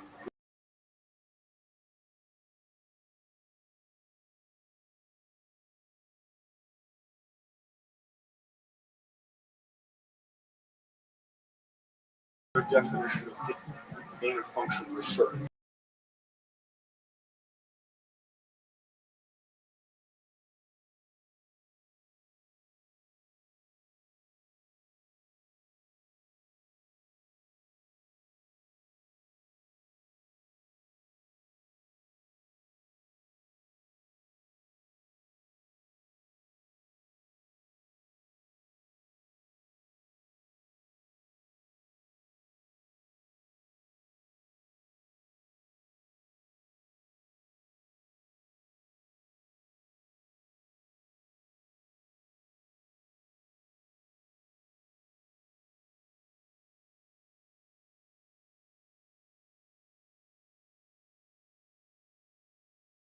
that you should take things and you don't want to. You can't speak your mind. These are anti-American. Did you see the video of Fauci? The video that the recorded phone call? We get one episode that breaks over half of it because the words we're using already video. That's not because the It's all right. We censor it. We'll be fine. We've been good. Our highlights go crazy. We've been in our highlights. Me and you go crazy. The high priest, because it's important. The high priests and church fathers at YouTube have really had us in their high regards. That we haven't gotten in trouble recently. It's time to fucking take it easy. You gotta cut out the inflammatory shit, man. What is that? Teach me, man. Give me a course. Fuck. I won't censor it. Censor it. Okay, so how does people know what we're talking about? That's the game you gotta play, man. Just stop saying this. You think it's a job harder? Can you find? Have you seen the? You know, it's even from now on. You should say from now on we use R to represent. Yeah, the video of Fauci where he's on the phone. It's a recorded phone call where he's talking to. I'm forgetting who he's talking to. Steve, maybe you can find the context for this. But he's basically saying like, no vaccinations, you're getting kicked out of school. No vaccinations, you're gonna lose your job. All this stuff. And he's like, that video was phenomenal. He's being arrogant about it. I just saw it. I won't mention it. A very good friend. Okay, she works in my community, and I saw she lost her eyesight, one eye, and her arm's like this. And I'm like, hey, what happened to you? She's like, I don't know. About 6 months after I took, you know what? She's like, this is what happened. She lost sight. She can't move her arm. She said her brother got massive blood clots in his heart. He survived. She's like, I know no matter what they say. She's like, that's what caused it. They didn't do real trials on it. They were both healthy. And they thought I was stupid because I'm like, hey, guys, after 9/11, they told me that the air was safe at Pace University. I knew it wasn't safe, so I let her walk out. Then I met with the fucking EPA, who ended up lying to all of us. Christine Todd Whitman's people at the time, former Jersey governor. And she reassured all the people of Southern Manhattan that we were safe. And guess what? Today is a multi-billion-dollar fund open for anyone that lived or worked or went to school in Lower Manhattan. And they said an apology after 10 years, after more people died from that. I promise you, trusting that the air was safe, then that fell in the town. Is that the fund that's funded by Saudi Arabia where they have to pay all the victims? Yeah, I guess it's still open too. I could still sue right now, probably get like 40, 50 grand. I don't know. I don't got time for that fucking. Play this real quick. So this is the Fauci thing. You think can be done about it? I have to say that I don't see a big solution other than some sort of mandatory vaccination. I know federal officials are going to use that term. Once people feel empowered and protected legally, you are going to have schools, universities, and colleges are going to say, you want to come to this college, buddy? You're going to get vaccinated. Lady, you're going to get vaccinated. Big corporations like Amazon and Facebook and all those others are going to say, you want to work for us, you get vaccinated. So let's not work for any of them. Proven that when you make it difficult for people in their lives, they lose their ideological bullshit and they get vaccinated. Yeah, you don't lose yours, you piece of shit. But they're gonna give us. Listen, we're that gonna guy get. Is the next that guy's the Antichrist. Listen, we're gonna get him, but that's not who I want. I want the motherfuckers above him that funded him, that used him as a cover guy. Because there's more to the story than him. They're gonna give us him. We're gonna get him. Public trial, with trial. People live in this illusion now. It's like it goes back to hyper normalization. People live in this dystopia. It's a hyper normalization thing. It's like the Soviet Union right before it fell. People live in this world where we think that the government and these politicians and these corporations control everything. They run everything. They control us. They have more power than us. But they realize that they really don't. Because did you see what happened with Theo Vaughn when he was interviewing Dana White a couple months ago? He was talking about, he randomly brought up how he was going to have on Robert Kennedy Jr. on his podcast, or he had Robert Kennedy Jr. on his podcast. And then one of his sponsors, Peloton, called him up and they were like, yo, we're not running the sponsorship on his podcast, A. B, we want you to take his podcast down, take that episode down. And Dana White's sitting there while they're recording. He's like, what? He's like, these people that sell fucking stationary bikes told you couldn't post a podcast with Robert F. Kennedy Jr., who's an American, who is like a lawyer who's done all this stuff. Like, they're telling you, first of all, they're going to subvert your free speech. Second of all, you have to silence this guy who's done lots of research and knows a lot about what he's talking about based on ideology. Exercise bike. Fucking people who sell exercise bikes are going to tell you to do this. And Dana White, like in the middle of the podcast, he's like, you know what? He talks to his guy on camera. He's like, what do we have in our UFC gym? What are the stationary bikes? The guy's like, Peloton. Rip them all out tomorrow and throw them in the trash. A week later, the CEO of Peloton literally steps down. He's fucking has to step down from the company. Fucking, you gotta fight. You gotta push back. Everyone online is saying fuck Peloton. It was like the worst. Billions of dollars. Push back, motherfuckers. Push back. People don't realize how much power that. I mean, obviously Theo Von's got a huge voice, but what's crazy to me is that people that are on the left, and I got no right or I've made this clear many times in public record. Do I lean towards the right in principles? You know where it's supposed to be. Yes, but do I think they're good? The politicians there are doing a good now. I believe in this country, everyone has the right to pursue their dream, their goals. Do in your bedroom what the fuck you want. Doesn't mean I agree with it. Doesn't mean I endorse it. Do whatever you want. It's not my business what you fuck or how you fuck. I don't care. Don't push your bullshit on me and my kids. And I promise you, we got no problems. No one has a problem, bro. Because we have to be fair. If we're gonna be, everyone gets to be treated the same. Cool. But that also means if you can't make kids yourself, shut the fuck up and say how this works. I will teach my children not to hate anyone. Don't tell me how to reach or teach my kids. If they decide to do something, that's on them later on in their life. I don't need this shit injected into their brains when they're fucking 5 years old, 10 years old. I don't need it. I respect everyone's decision to choose what they want to do. You have that right as an American. Leave me the fuck alone. Leave me and my kids alone. That's it. Leave us the fuck alone. Do your thing, man. You want two guys at the same time? You want to jump and chop? Go ahead, bro. Knock yourself out. Leave us alone. Do your thing. Go dance around, pull your things out, whatever it is. I don't care. I don't have a problem. Just leave me and my kids alone. That's all. If my kids decide that's something they do, I can't stop them. They turn 18, 19, 20. They feel that they want to do whatever they want to do. Go do it.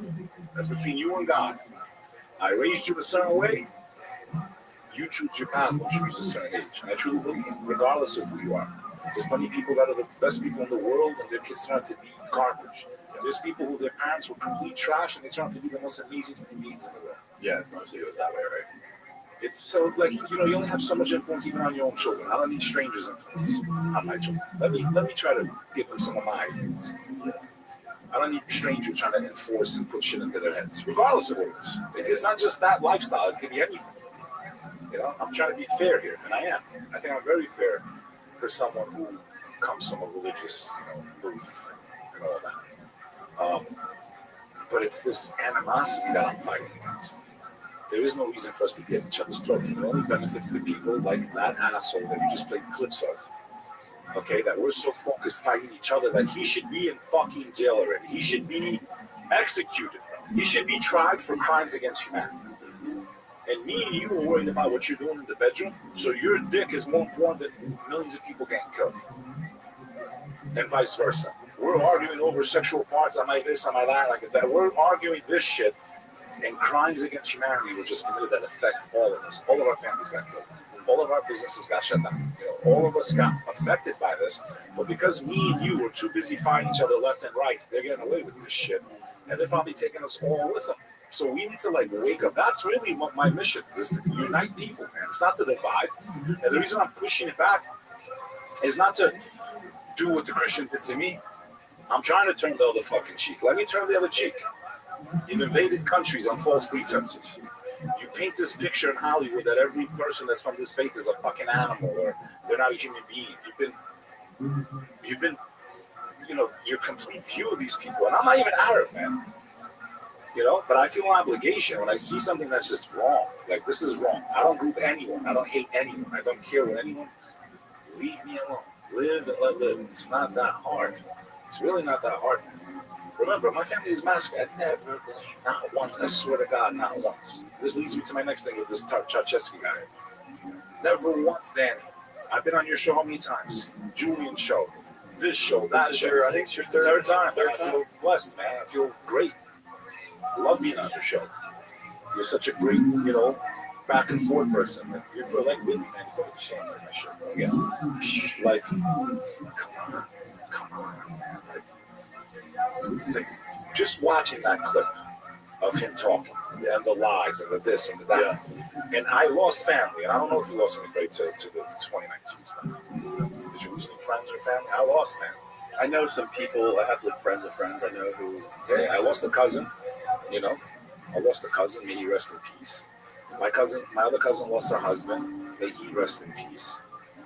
Okay, so it's like our dead deserve justice. What is? I mean, even the statistics. If you look at look at the actual statistics. If you really believe this shit, right? We had, I think, 16% of the COVID deaths across the world, and we are like, what percentage? Can you find the stats? What percentage of the world population the U.S. is? And if you adjust it per capita, basically by the amount of people we have in the country and how many deaths there were, we had like 10 times more deaths in our country compared to the next country in line as far as deaths. We have the. Do you think that's also caused by as long as we stayed down, as long as we did? How much we were closed? Not just that, no. Depressed and drinking. We have the highest comorbidities of any country. We have the highest percentage of obese people, obese young people, people with diabetes. How is this supposed to die? Any other fucking country. If I didn't lose weight, I've lost in my 70s since the last time I was on this. Yeah, bro, you look great. Okay, I'm telling you now, if you're heavy out there, if you're heavy, listen to me closely. You have to get that weight off of you. You are going to die. I was on the verge of death. If you are snoring in your sleep, if you have sleep apnea, until you get rid of that sleep apnea, you're never going to have energy. That's why you don't feel like working out. Please listen to me. Listen to me if you're fat out there. Yeah. From Danny Jones Podcast. Please cut out carbs, lose the weight you need to unrestrict your neck and your airflow. Once you stop snoring, you're going to wake up and have energy. It's going to be easier to move. If you got to use a crutch or something, Ozempic, whatever the fuck it is, I'm not a doctor, get medical advice. Use something because you will die. Okay, if you're 50, 60, 70, 80 pounds of weight, I feel alive again, man. It is worth it. It is worth living your life again. Being heavyweight and staying like that and making excuses for years, it's not fucking worth it. I will never be like that again. Bro, I'm back to life, man. I feel like I was born again. Losing 60 pounds is like the best thing that ever happened to me. Like, please save your life, man. Save your fucking life. Life is worth living. The reason you feel sad and you're depressed, you're tired all the time. You're not getting enough oxygen to your brain. This is a fact because I'm talking from my own experience, man. The minute the weight came off the neck, I'm not snoring. No more snoring. I had to start giving blood because my blood, because you lost weight. Just because of losing weight, man. How did you lose all the weight? What'd you do? I cut out carbs, man. Cut out carbs. So you're keto? I've done it twice, man. I just watched you eat a whole motherfucking like 5-pound cookie, bro. It's my birthday. Happy birthday. But it comes back quick. It comes back quick if you don't pay. Very quick. So please, man, save your lives, man. So tell me what your diet's like. Just no carbs, no sugar. Mostly meat, vegetables. What kind of sugar you eat? That is the worst you've seen me in a while. I mean, in general, like what kind of food are you eating every day? Usually steak. I'm going to steak. Yeah. Steak, cold cuts, burger without the bun, eggs, omelets, stuff like that. No carbs, veggies, cheese. That's great. My numbers are good. My cholesterol's good. Everything's fucking great. It's crazy how much that can help everything. People think that's the opposite. You eat too much meat, it can destroy. I mean, talk to your doctor, folks, but my cholesterol, everything got better. Any fruit? No fruit? Yeah, fruit is like when I'm really, really like, I can't take it and I want something nice. Yeah. It tastes like dessert. But once you start eating right, you're like, yes. Oh my God, it's not like it's fucking in England. The banana. Shout out to fuck them. They gotta pay us. There's this company, they make these bowls with coconut and then they put like fruits on it. It tastes like ice cream, bro. Like an acai bowl? But better. They make theirs like, they have that too, but they make like coconut. They gotta pay you. Fuck them. I give them too much money. I spend like $100 a week in that place. Really? In New York? Bowls. I'm not giving them a shot. What? If you want a shout out, pay Danny Jones Podcast. They don't have to pay, bro. 10 fucking years, man, to get here. How long have you been podcasting? How long have I? Not 10 years. That's like 2020. Damn, she just put my whole life to shit. I started before all of you fuckers, man. Before you. It's funny, laugh at it. I started before you, before Julian. I gotta get my game up, man. My problem's I'm too busy being the guest now. Yeah, you're great though. You're when I should go back to, but it's weird, man. Everyone's like, I want to hear you and not your guest anymore. So I was like, okay, I'm at the crossroads in my career. Do I go full blown motivational speaker? Some people are just better at solo. You know, like there's like Tim Dillon. He's great. I don't want to follow me, bro. I don't want to watch. That's great. I don't want to watch Tim Dillon sit there and interview somebody. He's not the same. If I watch him sit there and rant on shit, it's great. Same with Julian.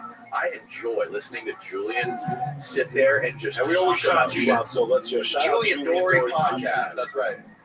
I love watching him sit there by himself and just riff on shit for an hour. It is so goddamn entertaining. The dude is a well right now on the block, bro. We should be shooting this shit back and forth all fucking day. I don't know why we're not doing the daily rant. Or at least I know, right? I'm right. Because I was literally, I wanted to strangle him. When I saw you and him in New York together.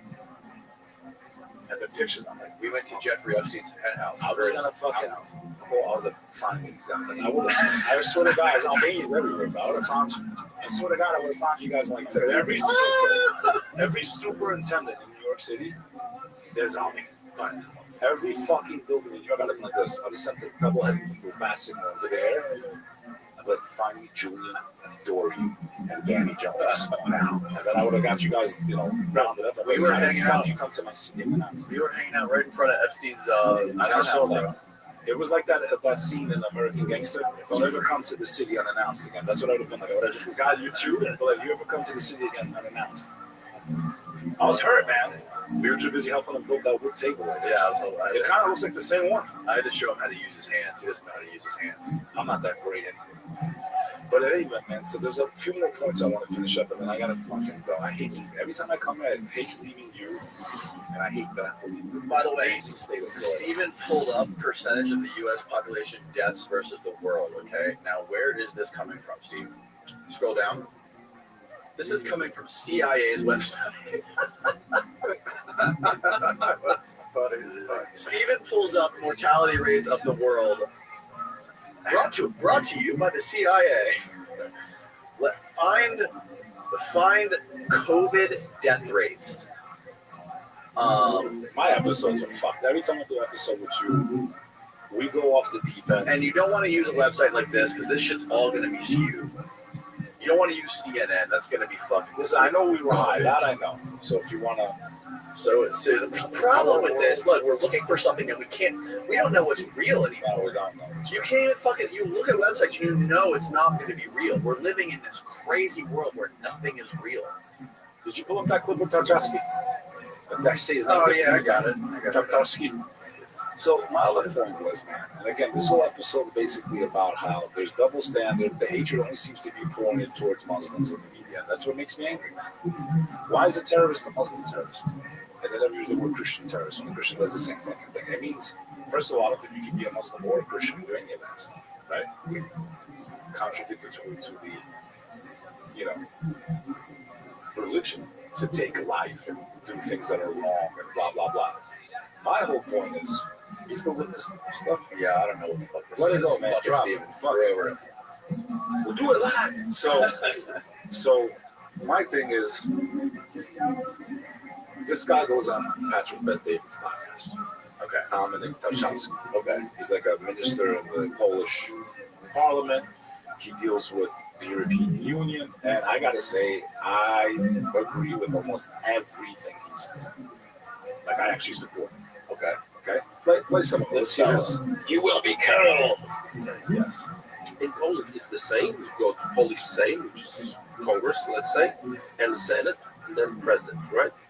So, and every country in the European Union has similar systems. We have 27 countries in the European Union, and from every country, we have delegates to the European Parliament. So it's over 700 members of European Parliament, depending on how big the country is, the population. The representatives, the delegations are different. So yeah, right there. Go back, right there. Here's you got it. Yeah, go ahead, Kelly, if you can play. How many refugees has Poland taken? 0. And you're proud of that? If you're asking me about Muslims illegal immigration, none, not even one will come to Poland. Not even one if it's illegal. We took over 2 million Ukrainians who are working, who are peaceful in Poland, who will not receive even one Muslim because this is what we promised. But I asked This not is one about system. illegal immigrants. I asked about refugees. And Juncker, the Commission President, says that you're racist. So that's actually two separate issues in itself. But he took refugees from Ukraine, but you don't want to take them from the Muslim. The Gaza Israel thing? I don't know. This is before that. Okay. But here's my whole thing. Pull up Polish involvement, Iraq war. Just pull it up. Now let's show you why he's a fucking thing. That's my only issue with him. Do I agree he should seal his borders, not just allow anyone in? Protect his citizens first, protect Polish people first? Absolutely. I wish our people would do it. I wish America was doing this. As an American, all the crime being committed in New York now, the most violent crime. I can't just say just them, because who knows if the media's pushing it more, but it is a lot. It seems every day it's the migrants, bro. And they are a desperate population, right? Pushing people off subway tracks. We have criminals from foreign government, foreign countries that we don't know who the fuck they are, bro. They're kicking people off subway platforms. They're robbing. They're raping. A 9-year-old was just raped on the Upper East Side. Cops just got shot. Every last one of them was a migrant. Okay? So we're letting them come in. They're committing horrible acts against the citizens of New York City and America. You have $5 billion of our resources used by Eric Adams in the last administration. Projected to hit $10 billion this year. You want to overtax the hell out of New York. You want to destroy business in New York. Everyone's leaving New York. Even companies have left, just like they're leaving California. So what the fuck are we supposed to do as New York? I love New York. I don't want my city. My city's fallen, man. There's no Batman coming to save us. So when are we going to wake up, left and right, and say there's something wrong here? But they got you an ideology, you fucking moron. They think that you're going to make abortion illegal, or that they're going to try to make your kids gay, and they got you two going at it while they fuck all of us. Yeah. That's what the fuck is going on. That's the crazy thing. You're scared that you're not going to be able to kill babies in your stomach anymore. You're scared they're going to make your kid gay. You fuckers go out. That's what's going on right now. That's the ideology that they have the lines drawn. And they play these strings. Meanwhile, these assholes are on Capitol Hill at the best restaurants in D.C., flying on private jets, preaching to you about climate control while they're sipping down bottles of the most expensive wine paid for by their lobbies, while me and you don't even have enough fucking money to feed our families. That 2 packs of Doritos, I couldn't believe what groceries costed last week when I went to go buy groceries. I was looking, I said, yo, we are in Weimar, Germany. We are in the end of this nation if we don't wake the fuck up, bro. Our dollar's well on its way out. Well on its way out. We bought lunch yesterday for my kids. Me and my wife, we bought like a chicken wrap and like a Cuban sandwich and like some tacos for my kid. It was $70. Taco Bell. Was that Taco Bell? No, it was like this. Oh, Taco Bell was like $40. Taco Bell. Taco Bell, bro. I'm not talking about the movie Demolition Man. It's insane, bro. Okay, $40. It was 2 soft tacos. I'm gonna fix it, bro. Listen, even if Trump is, he ain't fixing shit, bro. Because when you have that much corruption beneath you, no one man or woman can save you. No one man or woman can save our nation where it is right now. How much corruption is beneath in each position, each agency. How? Bro, even look at his first term. They didn't even let the guy work. How is he going to fix it this time, bro? Unless he declares some type of martial law and gets everyone out of power. And until we get public servants to be public about their financials before they go into office, just like they like to have us tortured with agencies, they should have to reveal everything they have publicly. You want to be public, right, motherfucker? You want to be public servant? We need to see who you are before you step in office. Every year while you're in office, an audit. Every year. And lobbying illegal term limits. That's how you begin to fix America. Unless that happens, we're done. We're finished. So, getting back to this guy, he wants to talk about, we will not take one Muslim refugee. But you helped create them, you fucking hypocrite. You helped create them with the rest of your Polak army. Look, Polish president, Polak. This sounds funny. That's racist. I love him. Hey, they call me a terrorist, I laugh. Strike that from the record. Don't really even know. We're exposed. They make those jokes themselves. Poland would send about 2,000 troops to the Persian Gulf to take part in the invasion. And the destabilization. Oh, this is a 2003 invasion. Okay. Yeah. And And he was like, we are proud. We do not take one Muslim refuge. Then why did you help create them? Why did you help destabilize the Middle East? This single action right here is what led to the Arab Spring. Didn't Russia help too? They all helped, bro. My point is this. I find it hypocritical. I'm not saying they should open their doors and let these people in, but you fucking made them. You helped create how desperate they are. Because they didn't have this flood of migration until Syria fell, Iraq fell, all these countries fell. Then you had this flood of the same way, the same way we have to instigate other countries, and even not just we have Muslim nations, but superpowers like Russia and China, trying to interfere with all of their fucking goals. But do you ever hear the migrants in America being classified as Christians? Because they're mostly Latino, the majority. They're Christian migrants. No, but most Latinos are Christians and Catholics. But they don't use that to reference them as the migrants, right? But the Europeans, they say, no, the Muslims. Like, why can't they just be called migrants? Well, you could be a migrant and be from Sudan. So if the majority are from Sudan, let's just say, or from Syria, should they be called Syrian migrants? Why does that have to be classified by religion? But they don't do it for the other religions. Yeah, these are the double standards. Most people don't know what fucking Syria is. But these are the double standards. Yeah. But I pointed out over and over. No, because they use these methodologies. Perceptions. It's the same way when a quote-unquote terrorist takes out people with a bomb, they make sure they put Muslim terrorists. When the asshole in New Zealand, it was New Zealand or Australia, went into the Christchurch, right, took out 100 people while they prayed. Crosses all over his rifles. Manifesto talking about Christianity. Playing Serbian nationalist music. Okay? He wasn't Serbian. Because he thought they were amazing because they were wiping out Muslims. That's why he looked up to the Serbians, right? The war that they did in Bosnia. This guy takes out 100 Muslims that literally they welcomed them in. Welcome, brother. The first words the Muslim guy said to him, welcome, brother. The guy opened fire. Okay? Killed 100 people while they're praying. Clearly a Christian extremist. Never called them a Christian terrorist. Why is that title only reserved for sick people, mentally ill people? Clearly, if I had to bet my life, pharmaceutical grade psychotropic drugs in every one last of these mass shooters, I'll bet my fucking life until the American people demand autopsies and blood work done on these mass shooters, we will never have the truth. But the clues are on your TV. The clues are on your TV.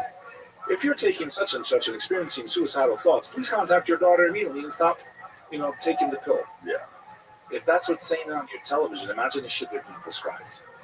Why aren't the American people demanding blood work on every mass shooter that should be made public? They did a mass shooting on the public. We want the mass fucking results of this blood test. I bet you there's a common denominator.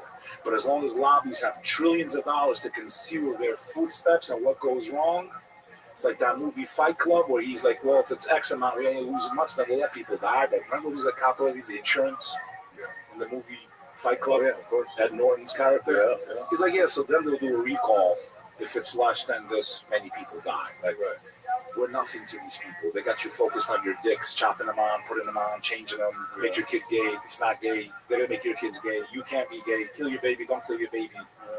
It's all ideology. Yeah, and they're destroying us. Both of us, you fucking idiots. Yeah.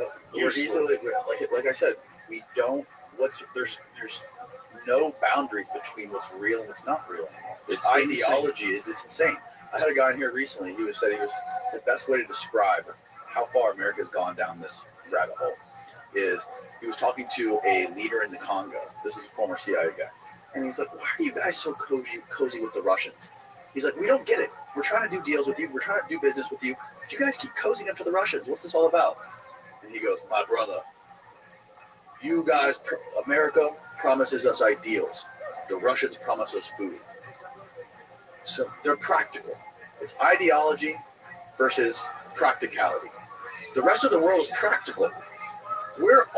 America is only ideological.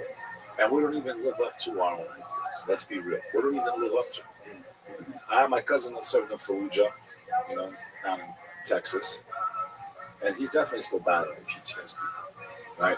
And I was sad to see that he's still, after all this. And he was in those battles in Fallujah, you understand? It was really bad. And when I got down to it, because he was having a few and he was a little loose and opened up, and I was like, let me see if there's some way I can help heal this guy a little bit. They do call me Beck Level for a reason. So I'm talking about healing them like that. So we start, asking him some stuff, and I'm like, man, why are you still counting these bricks on your conscience, man? Like, what's eating at your soul? And he tells me the story about how he was like, I believe a staff sergeant, and he had a crew, and his job was to train these Iraqi police that actually cared about their country, wanted to help build the democracy post-Saddam, and he gave them their word that he would never leave them down, or leave them on their own if they get into an attack, right? Because they were a target by all the insurgents from all the neighboring countries. It was a fucking war zone of many different countries, and agitators, 100%, foreign intelligence and all that shit. He goes one night, but they became, you're working with these people every day, and you think you're doing the right thing because he signed up young to protect America. You're proud of your nation. You feel like you're actually, taking down a piece of shit, which I thought Saddam was a piece of shit, and helping people get their freedom, and that's why he, signed up. He goes, man, I'm on the base one night, and just the walkie-talkie started going. Brian, they're coming for us. Look. The Iraqi police like, we're in trouble. We're being attacked. He's like, hey, we're coming. All of a sudden, his commander's like, step down, soldier. He's like, but these are our fucking guys. We trained them. We always told them we're not going to leave. Like, they're under attack. Stand the fuck down. He's hearing these guys begging him, calling his name, begging him. Please, you promised us. We're under trouble. He's like, well, I had to sit there. I couldn't take it anymore because I jumped in the fucking Jeep. Me and 3 of my guys, we didn't care if we were going to get court-martialed or anything. We went right for the fucking door. These soldiers pull guns up. I guess they get foreign soldiers to kind of guard the bases over there. So they don't have an American soldier guard. They have this is what he was explaining. Right. And they were like, basically, if you don't turn this Jeep around, we're going to open fire.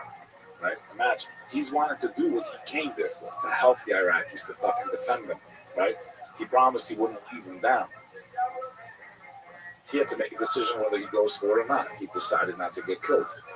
But he feels so guilty. I said, you didn't do anything wrong. You got to judge yourself sometimes on your intentions and not your actions. Why did you join the military? Did you join it to kill innocent people or protect innocent people? Is it protect innocent people? Did you do it to help America and defend America, or to oppress? He's like, I did it to defend America. So, okay. Those police, weren't you willing to literally risk your life? You jumped into a car. You were willing to drive off that base and try to go help them, right? He's like, yeah. He's like, but I hear their screams. Like, he's still haunted by the sounds of them screaming. Right? I said, my friend, you were willing to give your life. You were the one that was betrayed. You didn't betray them. The people above you betrayed you. They betrayed you and so many of our soldiers that they sent all over the world to fight corporate, feudalistic wars that benefit the American people zero. And I have family that, in my opinion, was used for these types of battles that, what the fuck did we accomplish in Afghanistan? What did we get? Cheaper heroin for a while? I mean, what did we get? Have you heard the stories of Afghanistan? We're sending like a couple $100 million or like $70 million a week to the Taliban. So like lower the to not grow, right? To not grow heroin.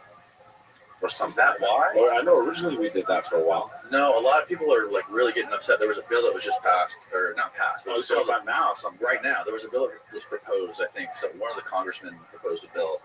I think it was Tim Burchett, to stop the funding of the Taliban. For some reason, we are giving the Taliban $70 million a week in taxpayer dollars. For some reason, we're funding them.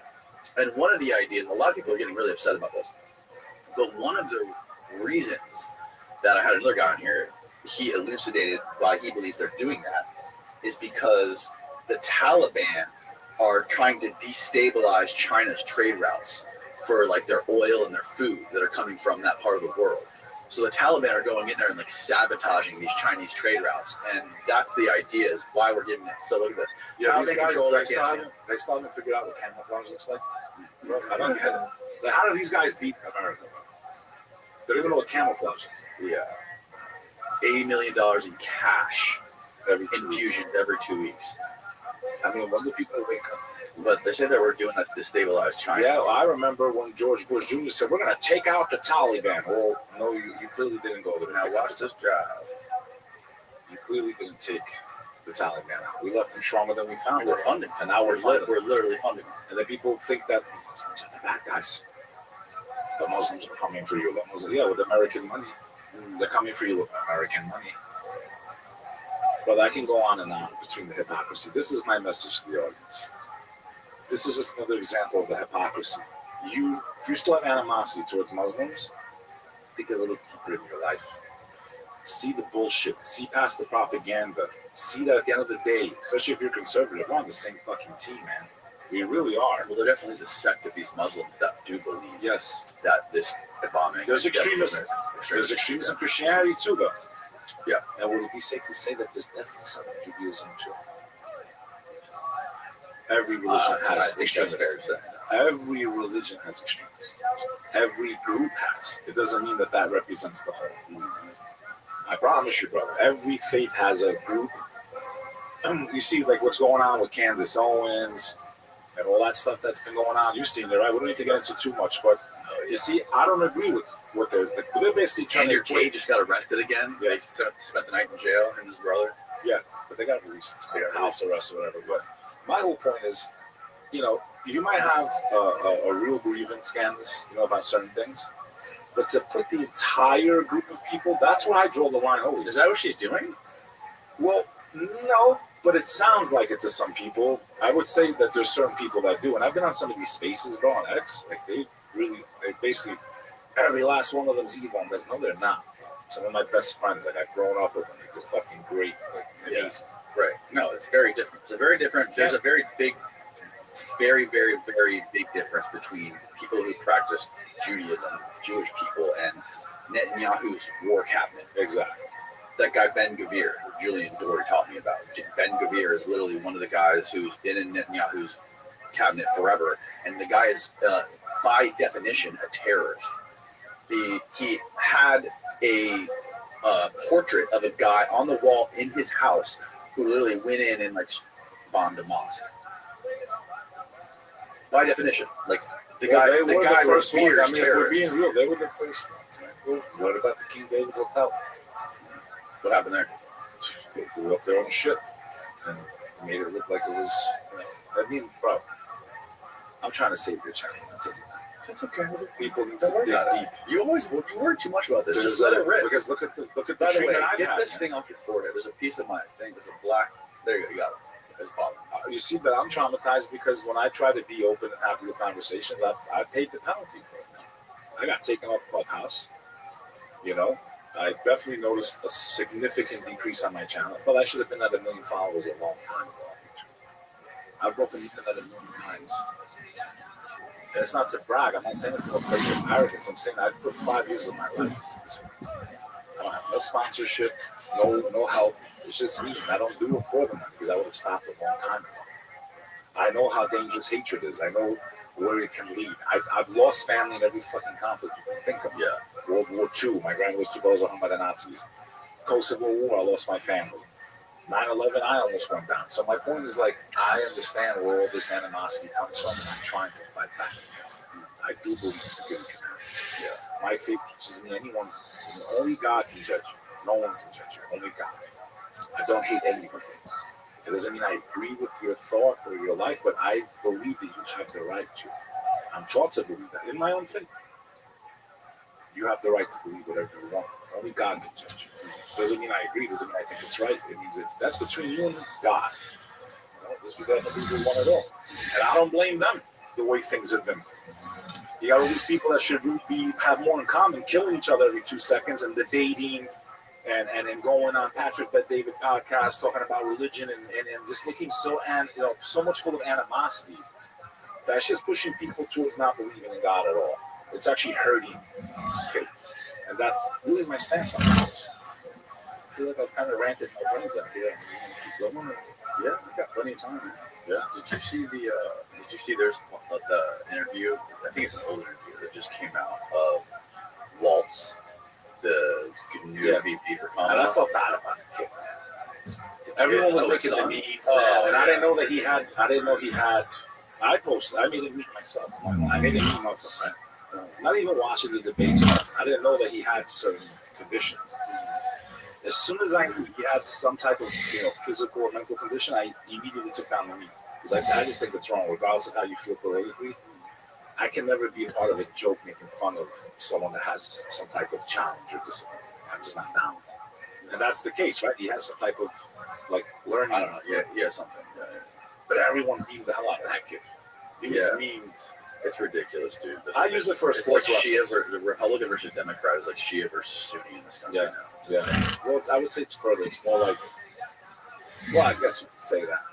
But the ideology between Sunni and Shia, it's not really that far off. It's just like who should be the ruler. You know, and then there's more deviations of that. But there should have never been the wars between the Sunni and Shia based on Islam. You know, and I just believe that's the devil at work. Same thing happened in Christianity. Same thing happened in Judaism. Even the Prophet Muhammad, in prophecies of the end of time, he said, what happened to the Christians and the Jews will happen to you also. They were like, well, what do you mean? Soon you will divide like the branches of a tree. There will be 72 versions of Christians, and only one of the versions is on the true path. This is what the Prophet Muhammad said. There will be 72 versions of Judaism, only one goes on the true path. He said there will be 73 versions. Well, we don't know what anything of Islam. We don't really know what the fuck anybody said. We weren't there. But we weren't there. Neither were the people who wrote the fucking Bible. But he said we would be more divided than those religions themselves. So imagine how we talk about how this man is supposed to be full of whatever. He said that the Islamic faith would divide, would split and fraction off, and that there would be more versions than even the Christians and the Jews. This is in his tradition. And that's happened. He predicted ISIS, by the way. I can give you his prophecy. He said, soon there will be those that come out from us, meaning out from the Muslims. They will grow their hair long like women's hair. But look at the pictures of fucking ISIS, bro. They'll have long hair. He said, soon they will raise black banners, and wherever they go, they will cause fitna.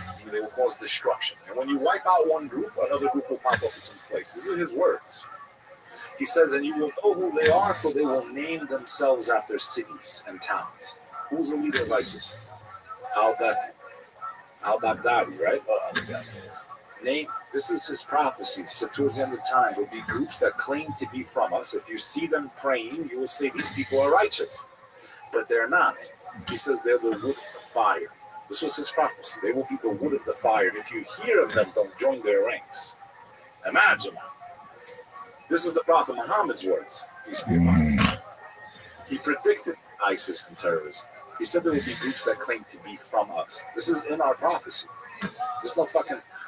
Like, you guys are all debating and stuff. The Muslims are like, this is the first time the Muslim scholars are like, it looks like we're probably, like, we're getting close to the end of time. Like, the Christians have been saying Jesus is coming. We believe he's coming too. But this is the first time, like, our scholars are like, it's not looking too good. Like, it might actually be the time. So, do you think Jesus really was a divine being? Do you think he really was? I don't think he was God. No, he was sent by the divine. So he was created the same way Adam was, or John the Baptist. God blew his soul into Mary's womb, but he didn't physically, do something with Mary. John the Baptist's parents never had physical relations to make. They were too old. His father was way past the age, and his mother was barren. She had no eggs. Jesus' cousin. Yeah, he had two parents, but they didn't have physical intercourse to create him. I don't know if a lot of people understand that. So yes, Jesus' birth was miraculous in the fact he had no father and there was no one physically there to get her pregnant. And of course, I do believe that as a Muslim. That sounds crazy. You believe in a fairy tale. You lost your forever. Like, that's one thing like Muslims and Christians laugh about. Like, everyone thinks we're fucking crazy that we believe in this woman Mary who got pregnant with no man. Right. Muslims and Christians. So, like, do you believe that the fucking sun and the moon stood still because a man on earth commanded them to? Or you believe some guy actually stood here on earth and talked face to face with God? You believe these crazy fairy tales? You believe, something that goes so against nature? Like, if I told you... Common sense, not even nature, just common sense. If I told you I had a conversation with God face to face, came down, sat in my studio yesterday, that I literally talked to God yesterday, he was standing right there. Would you believe me? So why do you believe... So if somebody you know, right? You know me. And I'm being fair. I'm not very fair. You know I'm not a liar, for the most part, for as well as you know me. And if I told you this, you probably wouldn't believe me. So why would you I might still give you more of a chance, though, for someone that I don't know at all, right? Like, because I at least know you now, kind of.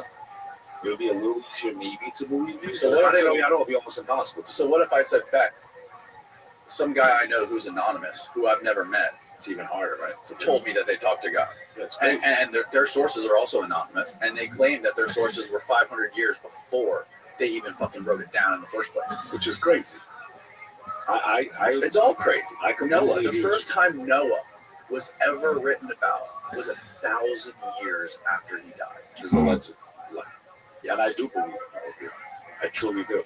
You know, a lot of Bible scholars believe that. Don't even believe he ever Jesus. existed. I believe in Moses. I believe in all. My son's name is Aaron. I named him after Moses, his brother. For me, this is So way, how is way that more complicated to explain. How is that unreasonable to believe? It's not. It's not until you look deep. I think it's the same way people like to quote unquote ET the gaps with things like the pyramids. A lot of people like to believe the pyramids. It's unreasonable to expect human beings were able to 4,000 years ago build these crazy structures that we wouldn't be able to do. Shout out to Matt Belt. Oh yeah, look at these fucking things. Create these things, which are made out of granite, which are accurate to within the width of a human hair. They're the deviation in the circumference of these things, right? And they're thin as paper, and they're made out of the hardest stones on earth. And they were thick as hell. So how are it's we can't in our minds come to a reasonable explanation with reason and logic to how these were created. So what we do is we ET the gaps. We say it was alien. It's something that's completely unexplainable. So that's what we do with God. It's only by the gift of reason that human beings have reason that we can come up, that we are able to believe in God. Do you believe in a higher power? Who? Do you believe there's a God? I don't know. You really don't know? I don't know. So you don't take a stance? I'm not saying denomination. Do you believe there's thunder up there? Right? There's Be thunder. careful for this office. The last time there was thunder up there was when a guy was in here saying Hail Satan to us. That guy? Yeah. So there's thunder every 5 minutes. I've been down here all week. There's thunder every 5 and minutes. fucking. So it's only by the gift of reason. So you that don't we are know able for yourself. You don't know personally. You don't know if you really ascribe to a higher power creating this. You think it was by randomness? You know, I definitely don't believe the stories in the Bible. I definitely don't believe that all those are real. There's way too many contradictions. It does sound crazy. There's way too many contradictions, and it's like I said. Why am I to reasonably believe an anonymous source of something that was written 1,000 years after it supposedly happened? Do you know why I accepted Islam? It was because so many scientific miracles that couldn't be explained were in that book. I challenge anyone that's listening to this. Google scientific miracles of the Holy Quran. So, for me, the reason I accept those stories of Jesus walking on water and bringing people back from the dead and Moses part of the Red Sea is not using my own logic. It's using X plus Y equals Z. I believe there is a God. There's enough scientific evidence, to me at least, to prove that there's a creator. Leaving denomination out of it all. I just don't find it anything to be random. Meaning, if the sun wasn't where it is, the 7 layers of the atmosphere, trees give us oxygen, we give them what they need, and I can go on and on and on. Like thousands of points I need to be perfect for us to be having this conversation. Like millions of points that need to be in order for you to even exist. Which makes me think of this verse from the Holy Quran, of which of the favors of your Lord do you deny? And it goes through this whole list that God's basically... That's what I'm trying to get at. Is that because it is so incredible that we are here and that we exist, that we were the created. When was the first human? How was the first human created? How was the first plant photosynthesis? How does all this shit work? I believe the earth was created long before humans. I've spoke about this in our episode when we did aliens and demons. A lot of this subject matter is there, and I don't want people to get bogged down on this episode, but we spoke about this on the last pod. So go back and check it out, folks. But that was last December. For me, for example, let's just pull up one of these. Go ahead, scroll down, buddy. Let me just give you an example of what drew me to Islam. Do the Big Bang Theory, number 2. Big Bang. There we go. So in Surah Al-Anbiya, okay, also states, this is what God says in the Quran, chapter 21. What did you do there? Okay, chapter 21 of the Holy Quran, verse 30. What did he do here? So, have those who disbelieve not considered that the heavens and the earth were a joint entity, and we separated them.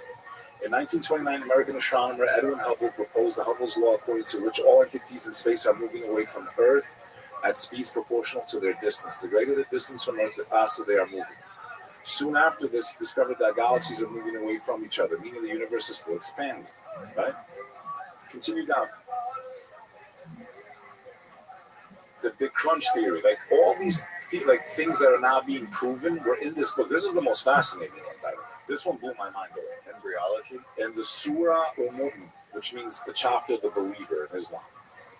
It says in chapter 23 of the Quran, verse 12, we created man from an extract of clay. We made him as a drop in a place of settlement firmly fixed. Yeah. Then we made the drop into a leech suspended thing. He describes exactly. Yeah. There's echoes of the Sumerian. The four stages of the human embryo. The first microscope didn't come out until 1,000 years later. How could you? A man that couldn't read or write. And it goes on and on. So I see all these scientific miracles.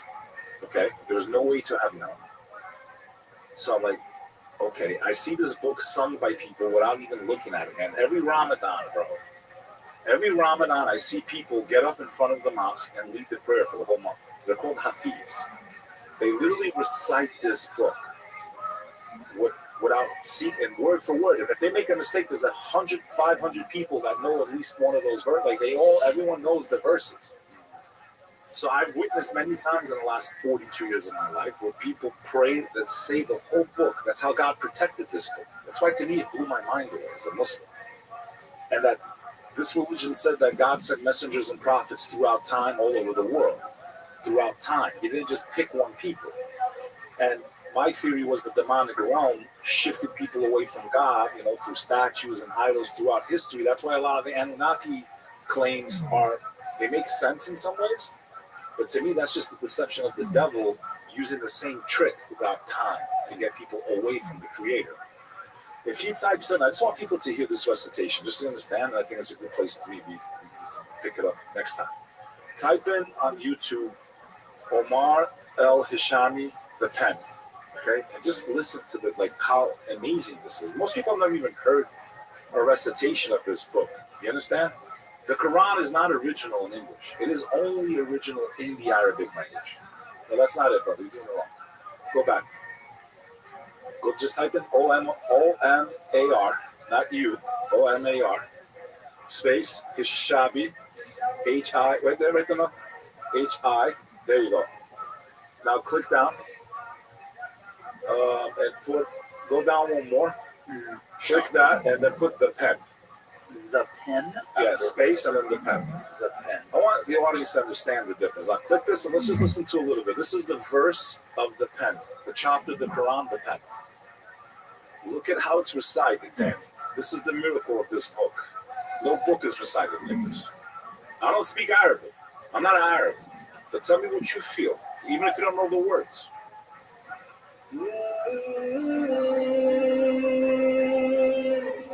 والقلم وما يسطرون ما أنت بنعمة ربك بمجنون وإن لك لأجر غير ممنون وإنك لعلى خلق عظيم فستبصر ويبصرون. Which of you is afflicted with madness? So in this chapter of the Quran, a couple of things I just want to point out here. That's the Quran. It's only original in its Arabic. Do you see how it's sung? We believe that every other book God sent to earth was corrupted. We can prove it. I can historically prove it whenever you want. They were corrupted. They were altered. There are contradictions in there that don't make sense to the original 10 Commandments.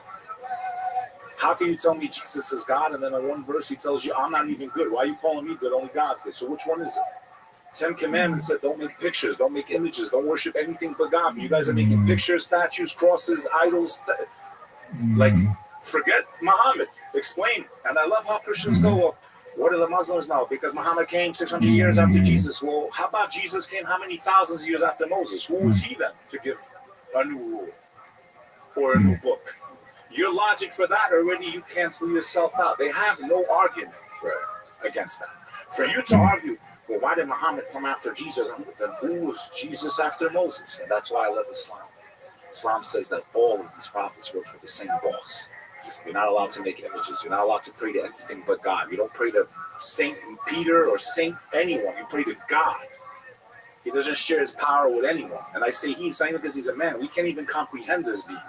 I find scientific miracles in a book written by some guy in a cave that couldn't read and write. And even if he could, how the hell? There's like 100 to 200 scientific facts in that book that no one could have known. Like, for example, that the Dead Sea is the lowest point above sea level in the entire world. There was no way Muhammad could have known this. It's impossible.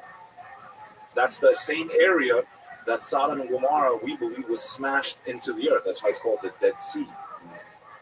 And it turned out in the last century, we found out it is the lowest surface point on earth. How could the Prophet Muhammad have known that back then? There was no way to have measured that or known it. Anywhere in the world, no one could have known that. So when I see scientific facts, I know algebra came from Islam. The science and the technology, where would we be without algebra right now? But we would be as advanced as we are? I mean, is it possible that humanity, different parts of humanity and civilizations were more advanced mathematically or I agree. Than we are There today? was some fusion. And we lost knowledge? Absolutely.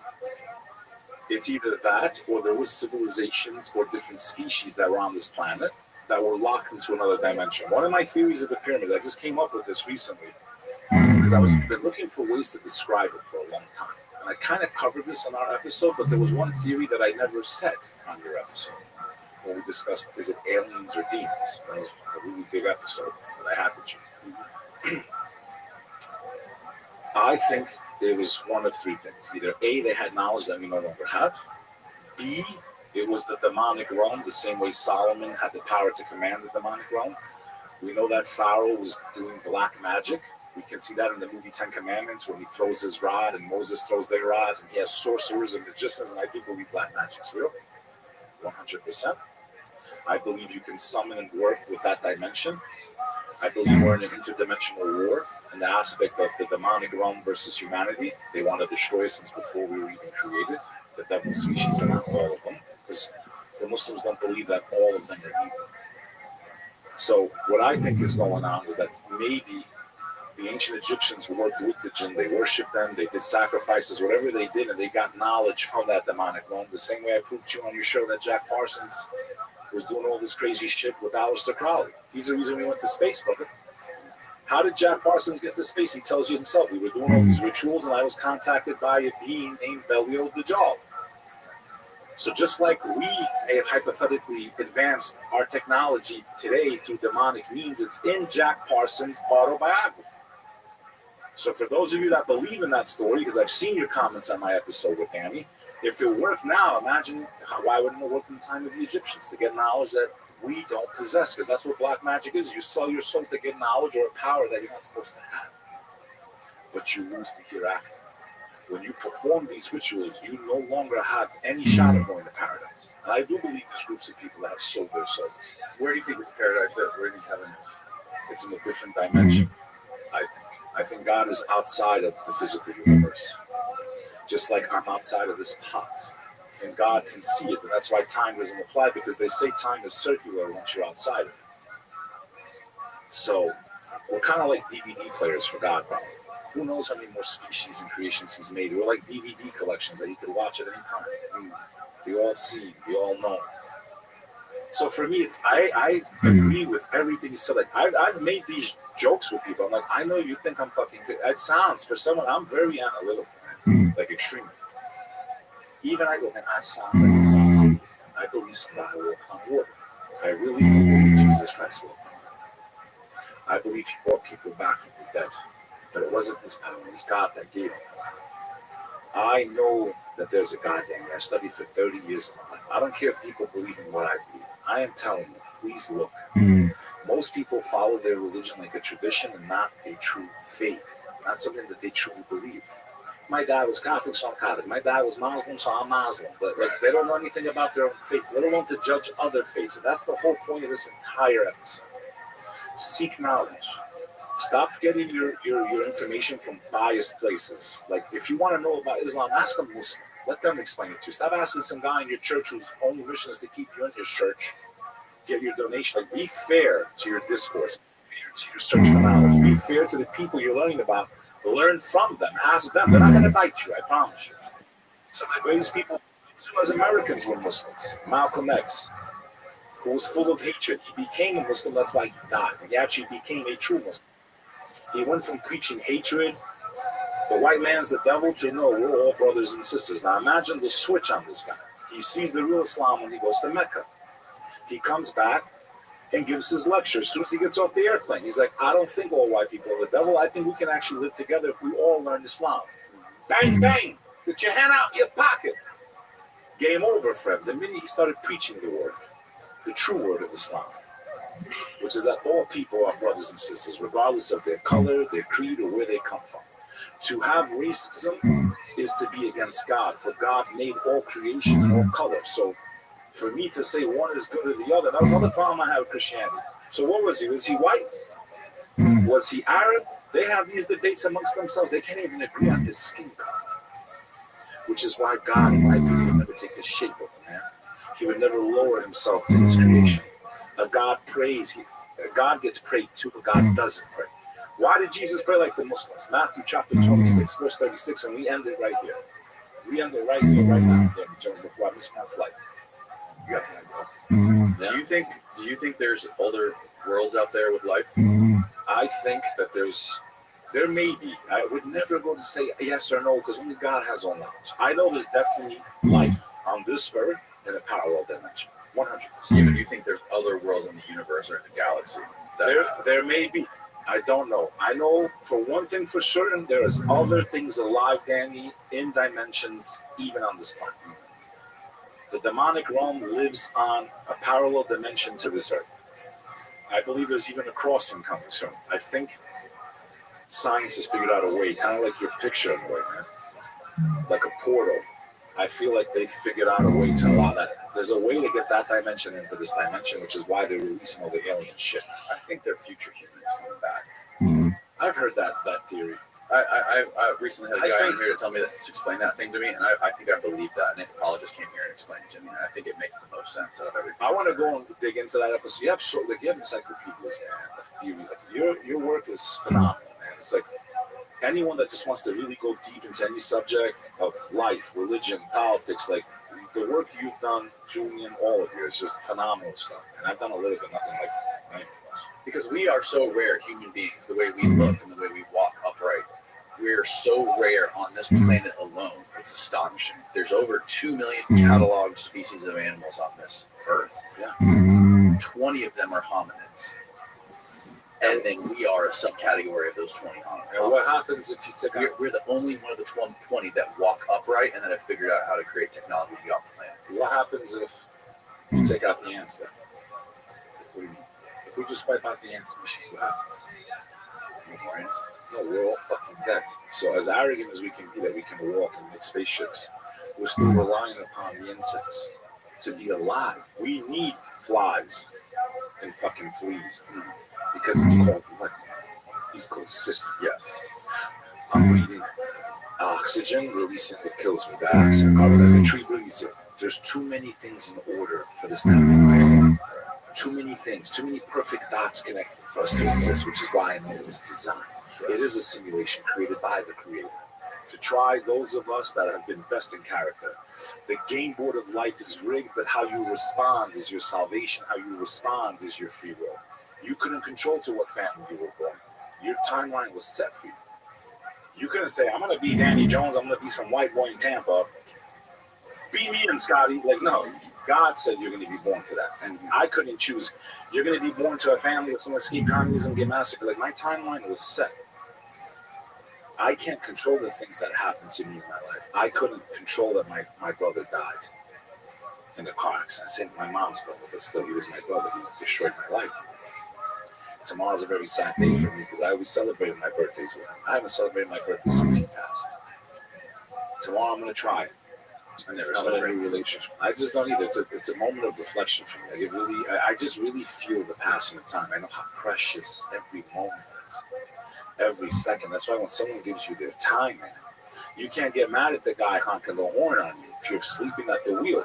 I need to go. Every minute fucking counts. If I keep missing these fucking lights because some asshole's checking their Facebook, I just lost 5 minutes of my life because I have to stay there for 5 minutes. But I also believe in the concept you're exactly where you should be through divine wisdom, which I explained earlier. My point is that I don't know what the fuck I'm on this, man. All I'm trying to say is I don't believe there's a God.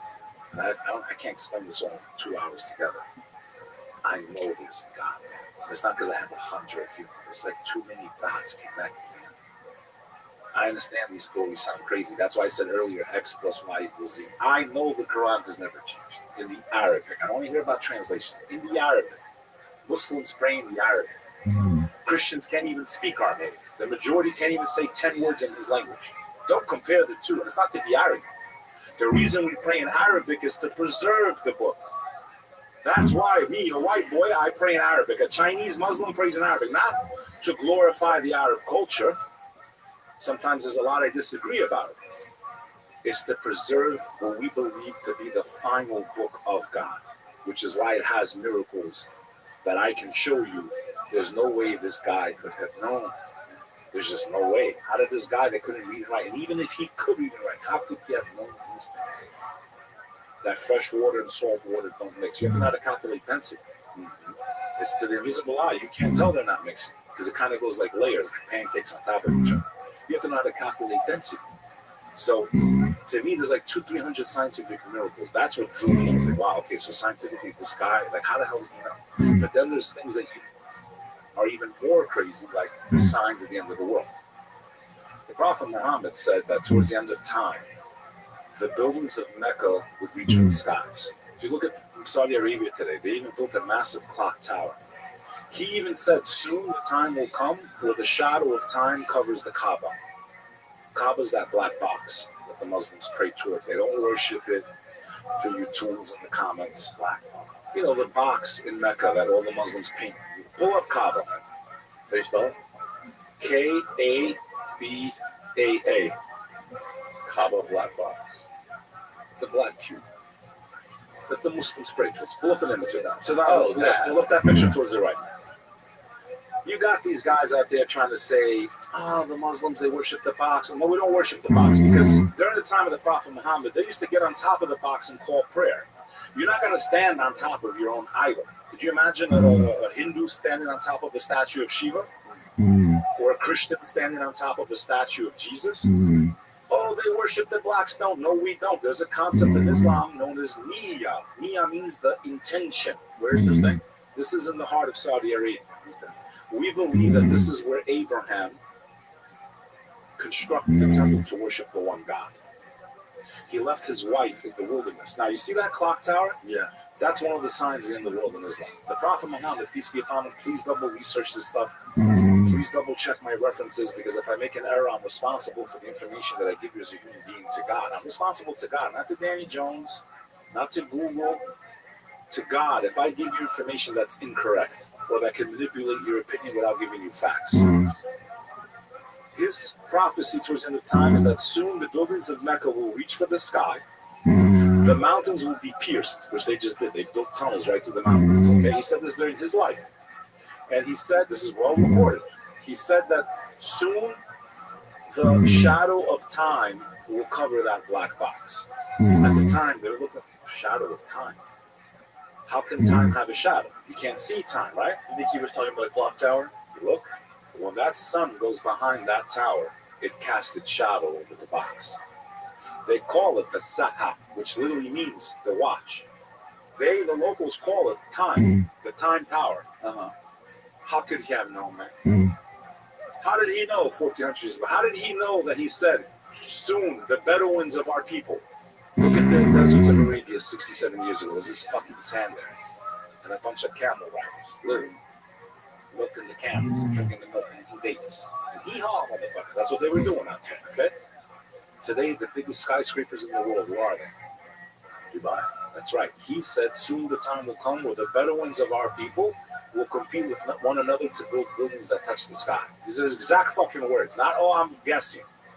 He says one will build one, and then the other one will say, I can build one bigger than you. What year was this again? 600? This is in the 600s. Yeah. We're talking, this started 40 years ago over there. How did the Prophet Muhammad know if he wasn't from the Bible influence? I dare people to research the signs at the end of the world in Islam. I fucking dare you to. How did he know about this? I mean, you think it's that much of a stretch to be able to predict that people would build skyscraper towers? Yeah, but think about it. He said from their people, not anyone else. They were a fucking joke before he came. They were like a forgotten civilization.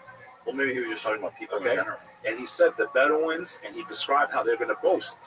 And think about it. That's what they're doing. They're having a race between each other to build skyscrapers. I'm going to build oh yeah, Saudi Arabia. We're going to build one bigger than you. It's exactly what he said. He said soon the time will come where a man becomes a woman and a woman becomes a man. And they will dress like one another. The family unit will be destroyed and the bastards will take over. Bastard children. Children born out of wedlock, they will be so full of rage, they will destroy all those that are around them. That's the fucking country we're in right now. The bastard generation. I said that my first time with you, but I was right about it. The bastard generation, 90% out of wedlock. These children are full of rage. They commit 90% of violent crime because they don't have a father. Because their mother didn't want them. They were conceived with no love, therefore they show no love to the world. They were conceived out of deadly sins, and that's why all we have from them is death and chaos. This is the bastard generation. He predicted that also. He said that the war of all wars would start over the Euphrates River. Now it hasn't happened yet, but that's the footwork. Syria, Iraq, Iran, Turkey. That's the Euphrates. He said a war will start there that will engulf the whole entire world. It will be basically Armageddon. Basically Armageddon. That supposedly there's something under that river, under the Euphrates River, that the whole entire world's going to fight over. Maybe they already know, man. Maybe that's what this is all about. Maybe these powers that we already know, maybe they read the prophecy, they went to go see what's under that river. What is under that river of the Euphrates? This is also in the Bible, by the way. That when the Euphrates River runs dry, there's end of the world stuff. But in any event, this is an episode on its own, where we can go over prophecy of the end of the world in Islam. And I'd like to pick it up maybe the next time around. It will be an amazing episode. Just talk about the signs of the end of the world and maybe the correlations to Christian doctrine. Let's do it. In any event, brother, I gotta get to that airport. Go get to the airport, bro. Get back to New York City. I love you. I love you, brother. There's a lot going on. As far as the migrants are concerned, I think I make my stance clear. I'm against open borders. I am for letting some people in with screening. Protect your sovereignty of your nation. But stop putting all people in one box and talking in disgusting terms, because it's not fair. And we could do it to any group if we really want to. I've shown you the contradictions between what they want you to think about Muslims and their figures, and then when you look at your own, you guys are even worse. Like I showed earlier in this episode. I think I gave receipts. Did I not? So all I'm saying is please be fair. Stop hating people. Look in the mirror first, and it gets real hard to throw that first stone. This is Beck Lover. Check me out at BEK Lover NYC on Instagram. BEK, that's boy, BEKLover.com. Continue following Danny Jones for the best podcast episode. Thanks for listening, everybody. Shalom, salam alaikum. God bless America. Love you. Tedua, konnichiwa. Adios. See ya. See ya. Mirapavsham. Tunjatieta. Adios. Ciao, ciao.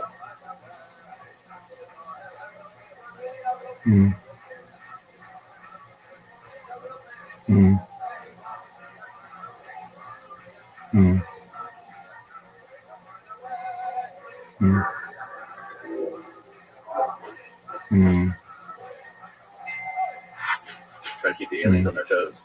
There's a typical close encounter witnesses around a lot. They all do. I'm not a lot of right, but I've got the visitors living, and not the visitors, but people who are connected to them directly, living just a short distance from where I am in San Juan. The people connected to them, who's them? The visitors who praise. Oh, you know people that are connected to them. Of course. Oh, I am. An implant. That's what it is. That's why what? The implant in my ear is like it'll turn on during the interview, and you'll be talking to me after that. You don't have an implant. You pull my leg. No, I'm telling you the truth. You don't know that? You never read the book? I read Communion. Oh, okay. You've only read Communion? I've only read Communion. Okay. Well, let's talk about. You got 40 books. I mean, I don't have. I understand. I record like 3 days a week. I understand that. I understand that. Okay, yeah, I have this. Well, I'll tell you the story. I'll just give you a brief preface now. Perfect. It was put in 1989. I was wide awake when it was done. It was done by two people. There's a whole lot of people who are connected with the visitors. These were two of them.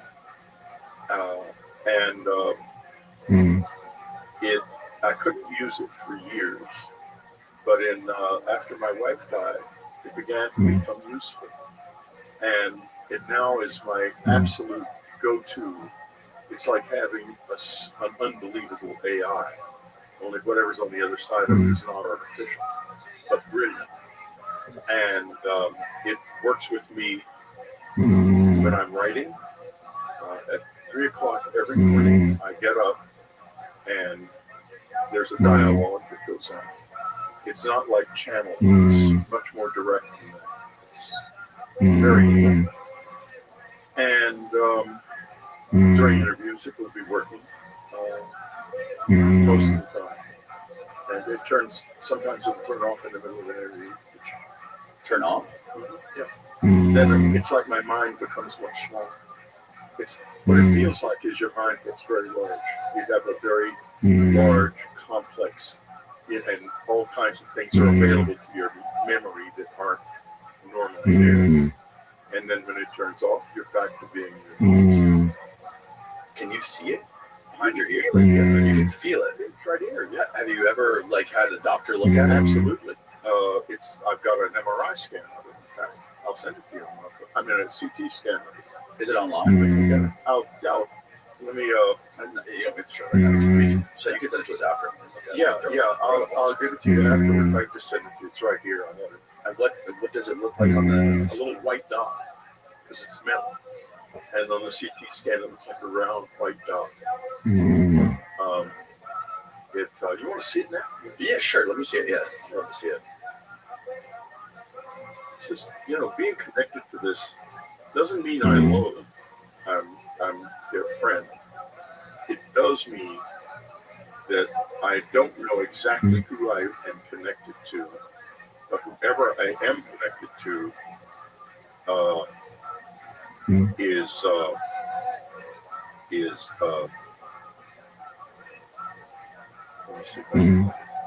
and what made you decide to leave it in your ear? And my wife, your wife, my wife at the beginning, when I realized the next morning, tell you the whole story on the air, I think. Oh, we're rolling. We're up. Oh, we're up now? We're not live, but we're recording. Yeah. Oh, okay, we're good. Recording this. This is great. All right, because after the day after it was put in, I felt it, and I could feel it back in there. It hurt, and I knew something had happened the night before. I remember it vividly. I remember every detail, but let me. Oh, here it is. Good. Take a look. Okay, you can see it. That's the left side. That's reversed on the CT scan. See that little white dot on the left side? Yeah. That's the implant. And what did your doctors or whoever did the MRI say about it? The CT scan? CT scan. That CT scan was done by someone in the CIA.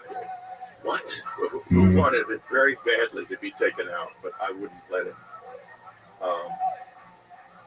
How did you get a CT scan done by somebody in the CIA? No, it was done. The CT scan was done privately at his request by a doctor who he called and set up. Okay. How did a CIA person get to find out about your implant?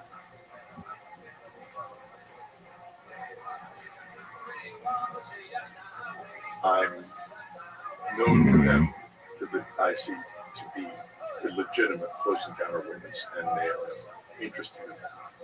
Why do you think the CIA is so interested in people who've had close encounters? Well, I think they kind of backed into it because their brief is foreign intelligence. And this is about as far as foreign intelligence can get. And when the CIA was first founded, the Roswell incident occurred. The Army Air Corps became the Air Force, and the CIA was founded, and the National Security Act was passed. All in the same few months. And this was like July to October of 47. And so all of the infrastructure was then in place. And I think it was just a very natural thing that the CIA would be the go-to agency to study this. And that's what happened. who was it? Who was the first guy who studied, who worked on it, who became the Russia desk later? Yeah. I think I know who you're talking about. Yeah. Is this the weird desk guy? No. The Russia desk was, anyway, I met him in college before I knew anything about any of this. I had breakfast with him without knowing why.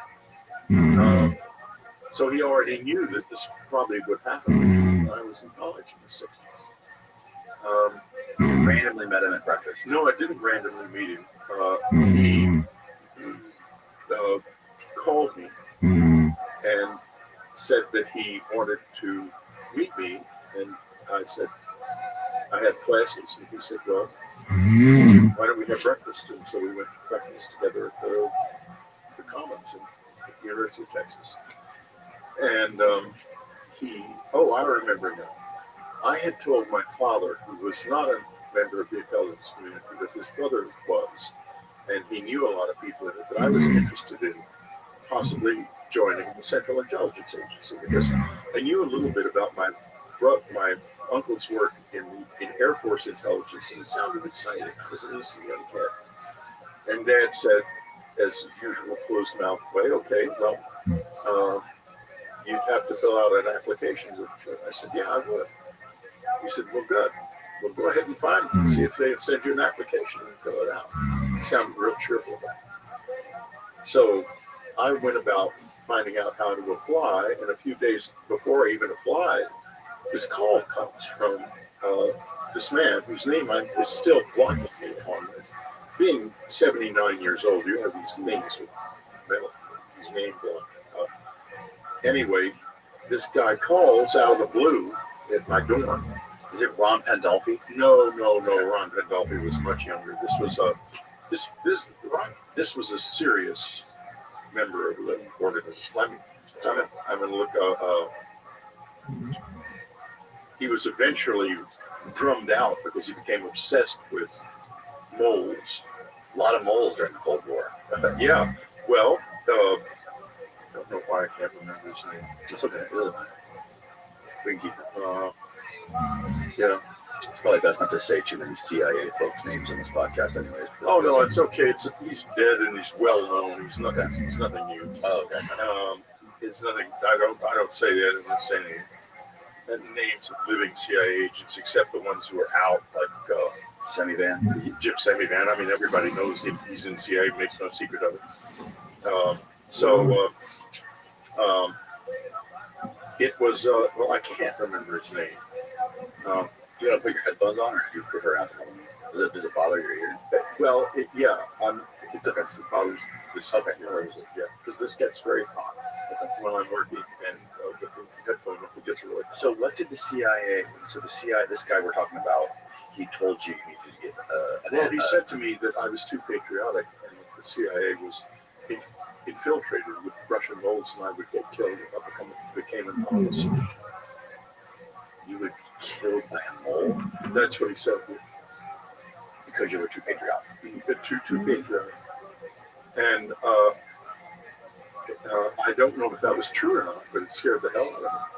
Because suddenly I was talking to this little gnome man in a black suit, and he's telling me that I'm too patriotic and I should not join the CIA because it's full of Russian moles. And I thought, holy God. Eventually, he was fired because of his obsession with Russian moles. Forced to retire. Schizophrenia. Well, something was wrong with him. But at the time, he was a major guy in the Central Intelligence Agency in the 50s, 60s, 50s, and 60s. I know how to find it. I'm going to look on ChatGPT. Okay. Just right on the tip of my tongue. Probably heard this name. I had a guy on the podcast named John Newman who wrote a book called Papa's Mole, all about Russian moles in the CIA leading up to the Kennedy assassination. There were moles. We were infiltrated with moles, and they were infiltrated with moles. It was crazy. I think they probably had more Russian moles inside the CIA than we had the other way around. I'm sure. Find it. No, they won't tell me. It's okay. Some bullshit about declassified documents. What specific words? Yeah, he can look it up. He was the CIA Russia desk in the 50s and 60s, and early 60s, and he was eventually drummed out because of his CIA officer in charge of Russia desk, 1950s, 1960s. Yes. Harold James. It was Jim Angleton. James Jesus Angleton. Yeah. Anyway, Jim Angleton. Oh, yeah. I know a lot about that guy. His son actually lives here in Tampa. He did. Does he, Mark? What? I think his son lives here in Tampa. Well, anyway, he told me that Jim Angleton told me that the CIA had Russian holes in it, and that I would like to kill because I was too patriotic if I joined. And so, yeah, there he is. Wow, man. He smoked like a chimney. I understand, right? Anyway, he was apparently my dad knew him, or somehow my name got to him. How was your dad involved in all this? I don't know. Your dad was in the Air Force? No, my dad was in the Army during World War II in the Judge Advocate General's Corps, and he said a number of things about what he did. He said he found rental housing for war widows, women whose husbands were at war, and he also said he picked up cigarette butts on the streets of Fort Sam Houston, and that was his war work. In other words, he wasn't telling the truth. Right. We think. You say he was friends with LBJ? Dad was. Well, that was also. Dad was so secretive. You couldn't tell. He seemed to be. His brother-in-law was Attorney General of Texas all through the 1950s, and he used to go out to Odessa to his brother-in-law's house where they would meet with LBJ. And once the whole family went out and took a big family picture, so I know it's real. But Dad just never said much of anything about anything. Right. He had a very successful career as an oil operator and a lawyer. He was apparently fluent in Spanish, although I've never heard him speak a word of it, because he was an expert at finding Spanish Empire land titles, which is a very important issue in Texas, probably is in Florida too. What's it called? Spanish from the Spanish Empire, right? The land titles that go back, because the titles can be valid all the way back. They weren't ever. The titles, at least in Texas, weren't ever vacated. Right. All of Texas used to be Mexico, right? Right, exactly. And when the Republic of Texas came along, they didn't want to vacate all of the Hispanic people's titles because the USA just swallowed up like a ton of Mexico, right? Yeah, and right. They couldn't just kick those people out. The Republic of Texas, and then when it came into the USA, the titles just stayed intact. Got it. Okay. So Dad was an expert at that, meaning he must have known Spanish very well, but he never spoke it in my presence in my life. Interesting. As far as this stuff is concerned, I remember him taking me out to the country house to meet these visitors a couple of times. Your dad taking you to the country house? Absolutely. To meet what visitors? I don't have any. My memories stop. I'll tell you one of the stories. All of a sudden, one evening, he said, "We're gonna go out to the country house to meet," and we left. It was. I don't know what time it was, but it felt pretty late to me. I was a little boy. I was probably 8, 9, maybe at most. And I was pretty confused, but I didn't say anything. I didn't want to contradict my dad. He was just told me we were going there. We got there, and we went up it had a big wraparound double porch upstairs and downstairs. A beautiful old house. It's still in the family. And unfortunately for me, I'm the distaff side, so it's in my cousin's side, the actual ownership, but I still am allowed to go there anytime. Any case, we went there and we went onto the porch and then out into the front yard. It was a beautiful night, and this thing that was square looking and very brightly lit came flying over the house, tumbling over and over, and went down into the pasture behind the house, and I could see a glow back there. Dad became completely silent. He was just standing there like he was turned off. And I knew I had to go down there when this car came up to the driveway, moving very fast, faster than a normal car could. And it had two lights, but they were not bright. They didn't shine. They were kind of dull, glowing. They glowed dully. They didn't shine like regular car lights. And it moved very fast and stopped very suddenly.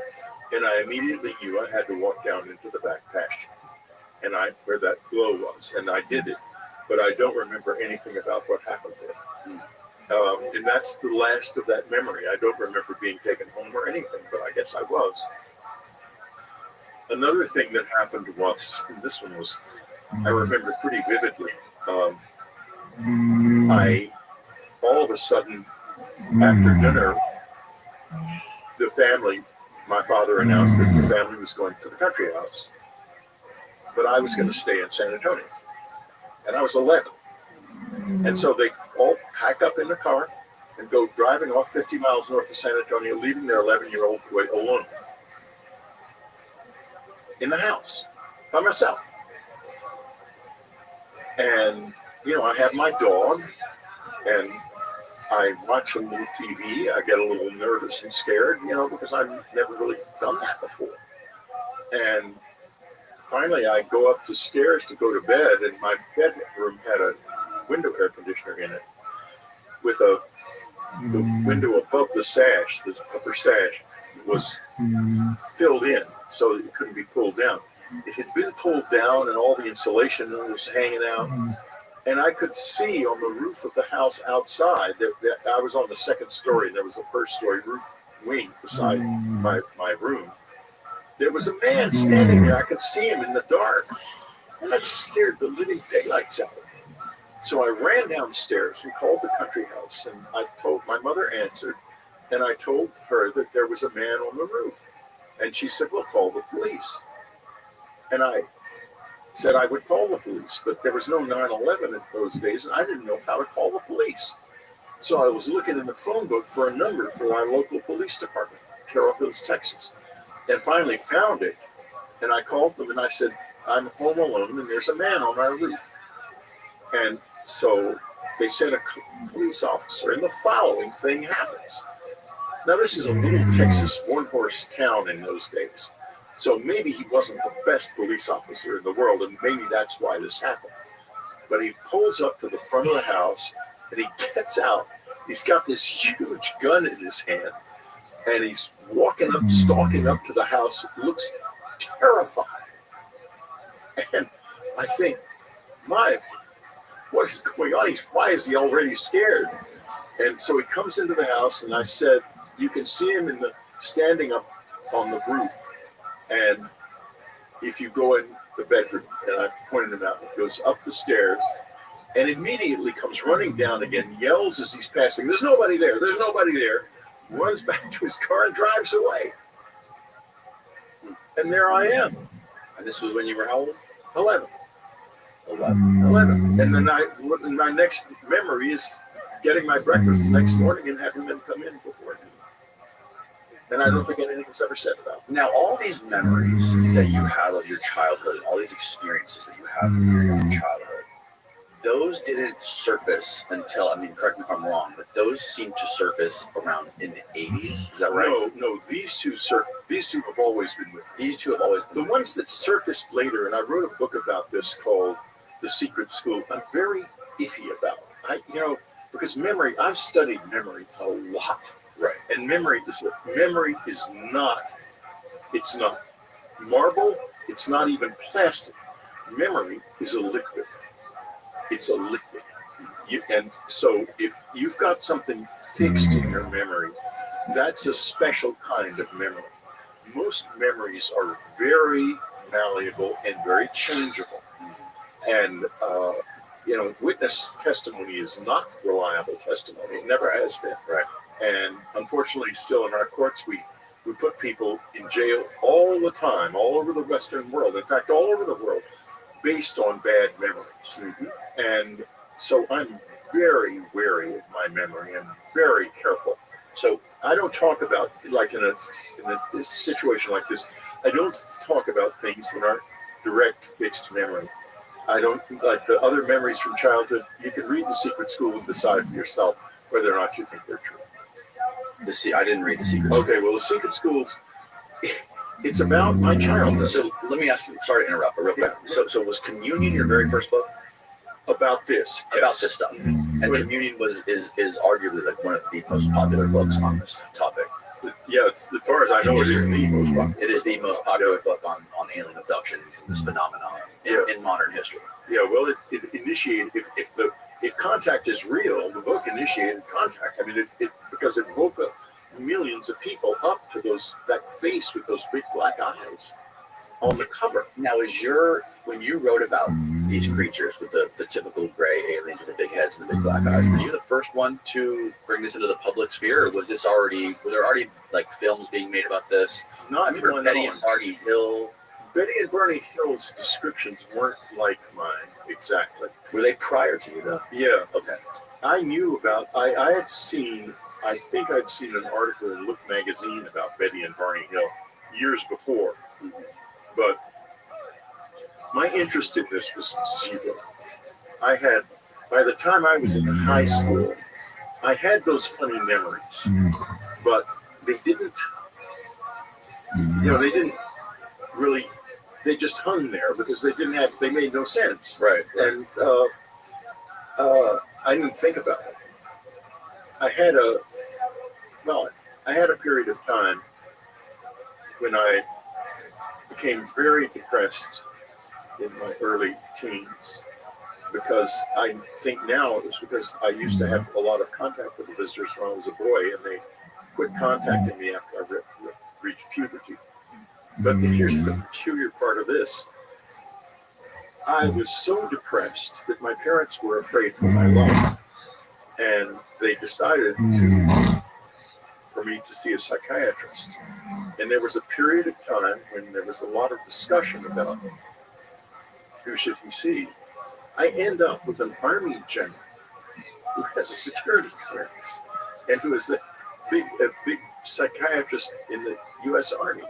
Now, why would they choose that person? And he says to me, Whitty, you can say anything you want to me. You can tell me anything.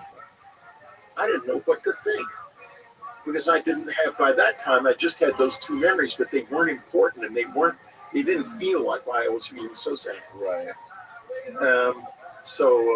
Is this around the time where they put you in Randolph Air Force Base or something? No, that happened earlier. Okay. Now, that's another case where I thought for a long time that maybe that never happened. Maybe it never happened. But here is what proceeded to occur a few years ago. My closest friend in the world is very prominent in his field. He lives in Texas. And I don't say his name because people would be very surprised that the two of us were such close friends. But each of us is the closest friend the other has. And I was telling him about this and his wife, and I was saying, and we were talking about it, and I had talked about it, and I was saying, how I was talking about memory, actually, is how it came up, and saying how dubious I was about memory, and he suddenly says to me, well, I remember that. What specifically? Well, I'll tell you. I said, you remember? He said, yes. I was recruited. I was in the living room when they came and recruited me, 2 Air Force officers. They recruited me, asked my parents if I could join this program for bright children, which was a special education program at Randall. And I was amazed. And I said, and they didn't let you join? I said, no. He said, no, when they mentioned the Skinner box, my parents said they didn't want me involved because they didn't think that was a good idea. And the idea as it must have been told to my parents. I was not present when I was recruited. And therefore, I don't know what was said to them, that the child would be placed in this box that would use repetitive teaching for high-speed learning of advanced subjects. That was probably what they were told, because that was what the other parents were told. And so this boy did not get into this program, but I did get into it. I got into it in July of 1952. I thought for a while it was earlier, but it was not earlier. It was July of 1952, and I'll tell you why I know that. It was extremely stressful. I went on Thursdays, and I was, I don't remember anything about it except being confined and there being a very loud noise involved. That's all I remember. Confined? I guess I was in the Skinner box. That's what they said. The parents of the other boy. Skinner box? Skinner, B.F. Skinner was a psychologist who practiced in the 1950s, who came up with an idea of a high-speed learning system where the person was placed in this box and was fed repetitive learning, as I understand it. But I don't remember any repetitive learning. I remember really loud noise. And in any case, I was in the Skinner box. I guess that being in the Skinner box must have been very stressful, because when I was going to school in that fall, I began to get all kinds of illnesses. I couldn't go to school for a few days without coming down with another cold. They took me to the doctor, and the doctor said, he has no white blood cells. He's under tremendous stress. And they took me out of that. And where did I end up being treated for this lack of an immune system? Was at Brook General Hospital, again, a military hospital. And they gave me shots of gamma globulin, and I remember very vividly, because the needles were huge, and I was a little boy, and these were doctors who were only used to dealing with adults. And one time, and maybe more than one, the needle went all the way through my arm, and gamma globulin went down my chest. So, and I was there for a few days, and very scared, because I was alone, and I was in isolation. And, there was a sheet over the doors, I recall, and no one would come in. And when they did come in, they had masks on, and it was very scary. In fact, it scares me now thinking back on it. Anyway, soon I was sent home, and I was isolated. I couldn't go. I could get my food only in my bedroom, and then during the day, my sister was gone. I could go downstairs and go in the backyard and stay in the backyard. And so I was out of school from October through January, until January. Interestingly enough, when my mother died, I found one thing she had saved from all of my school years, which was my report card from that year with all of the nuns' neat handwriting, absent due to illness for all of those months. And I showed it to my sister, and she said, "How did you get this?" My sister was 18 months older than me. She's deceased now. And I said, "Well, it's in Mother's box, her keepsake." She said she should never have kept this. And I said, "Well, I'm going to keep it." The next thing I knew, it disappeared. My sister told me she didn't know where it was. She took it and hid it or threw it out for some reason. she did not want that known. That you missed it. No, she didn't want the evidence. And I don't know whether she was programmed to do it or she knew more about it than I did or not. I don't know. Because maybe Mother had talked to her about it. I think Mother felt very guilty about it. That's why she would save that all those years.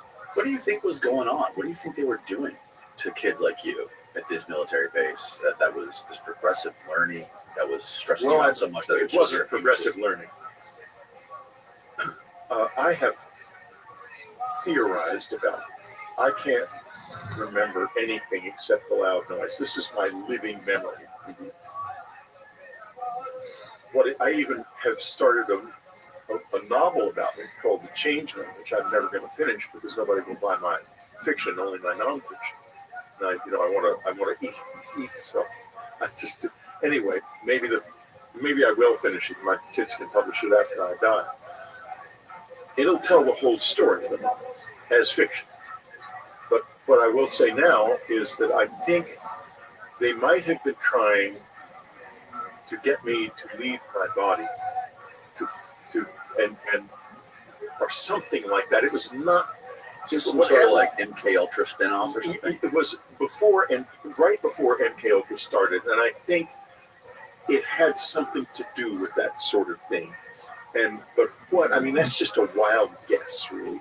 There could be any number of things they were trying to do. I mean, who knows? God, one thing I do know, whatever they were trying to do, it was total BS. And it just hurt a little boy terribly. They should pay me for that, but they never will. The records, they're always looking for these records in this disclosure. Congress is demanding that the records be brought forward. And then the DOD says, we don't have any records.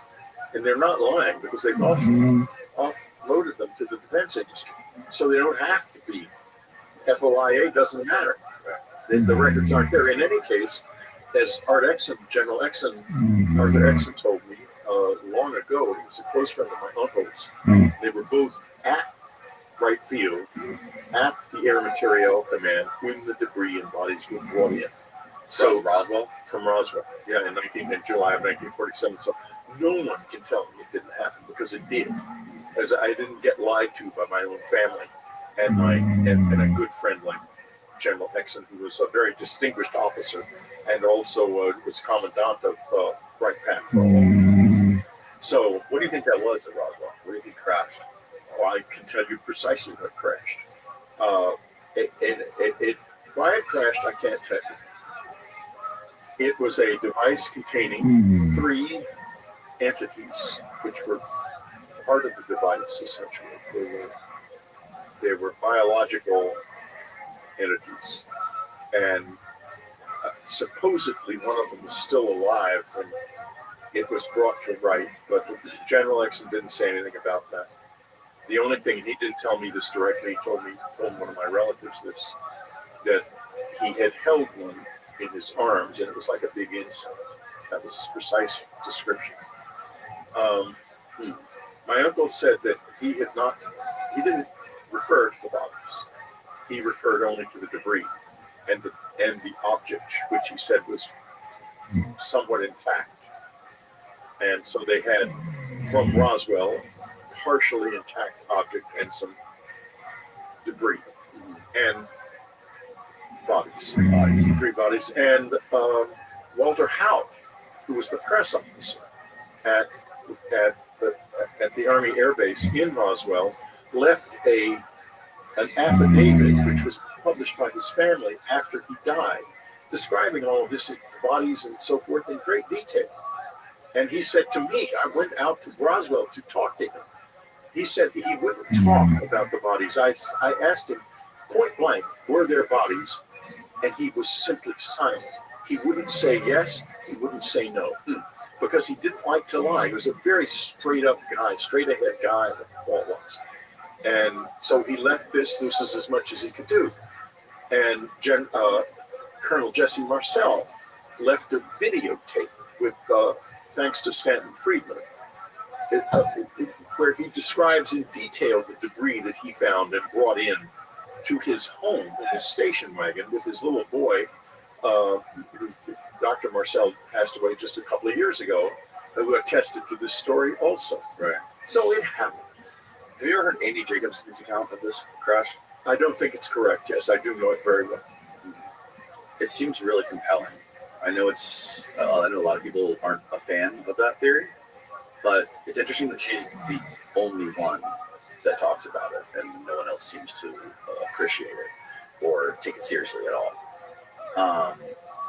You think the guy who told her that, essentially, for people that are listening, that there's Andy Jacobson wrote in her book Area 51 that there was an engineer of a private aerospace company or something like that who was working in Arizona or Nevada who told Annie under anonymity that the device that crashed in Roswell was a Wright brothers or something engineered craft, like some sort of human-made flying saucer with children that were surgically manipulated to look like aliens from the Nazi Mengele, his name was. Yeah, I know the story, but go ahead and tell it.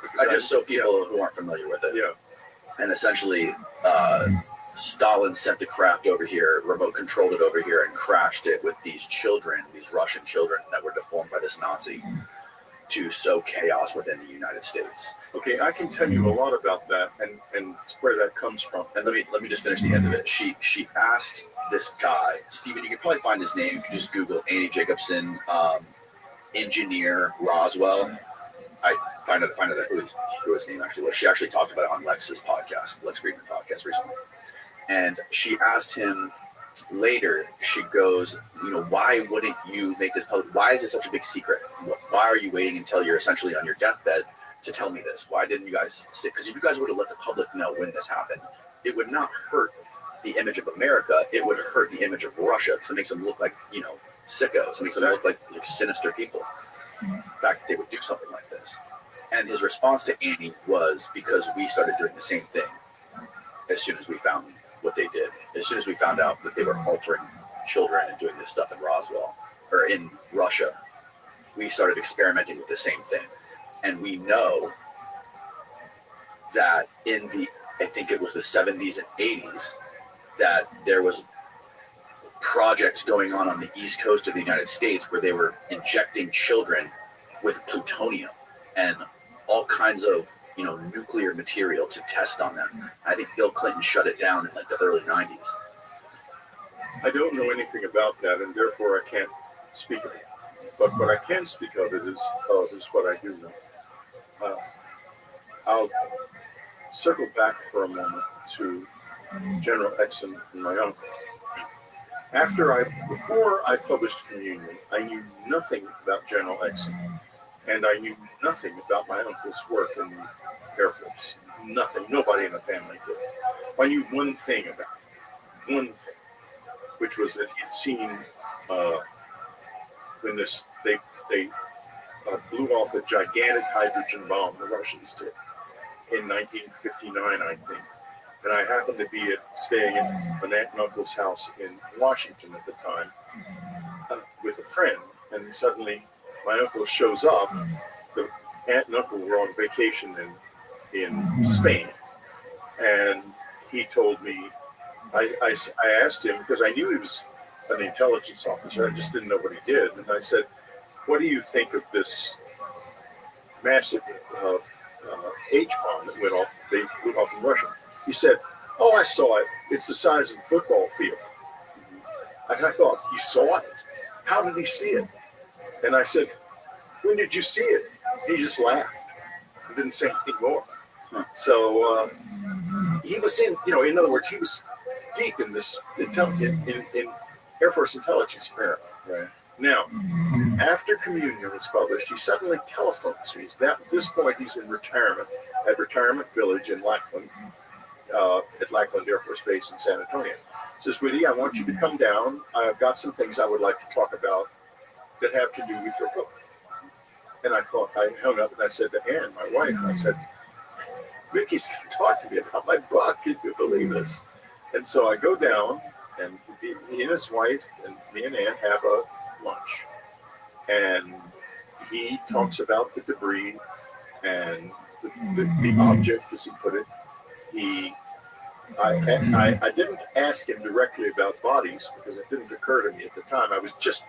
I hadn't done much. I hadn't been to Roswell yet, for example. And, or no, I had been to Roswell, but I had, in any case, the bodies didn't come up. He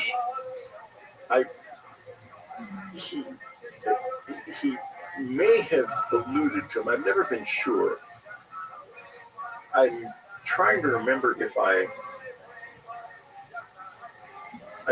always say that he didn't say anything about the bodies, and I don't think I asked him anything about them directly.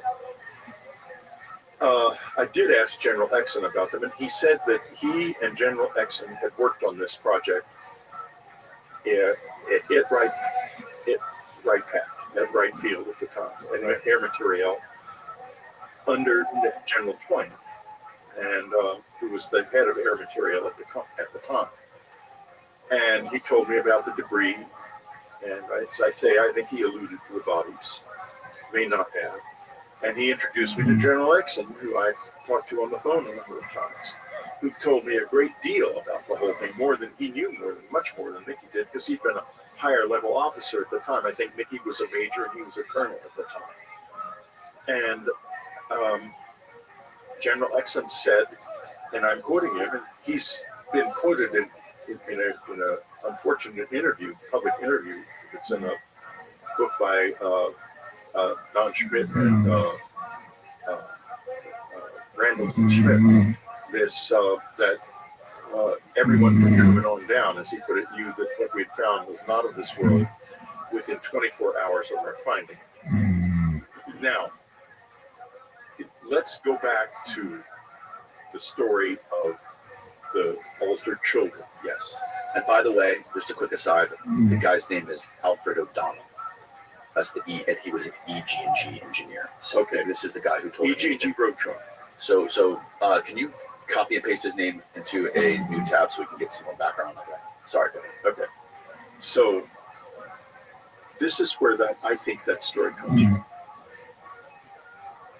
Immediately, here is the situation, the world situation as it stood at that time.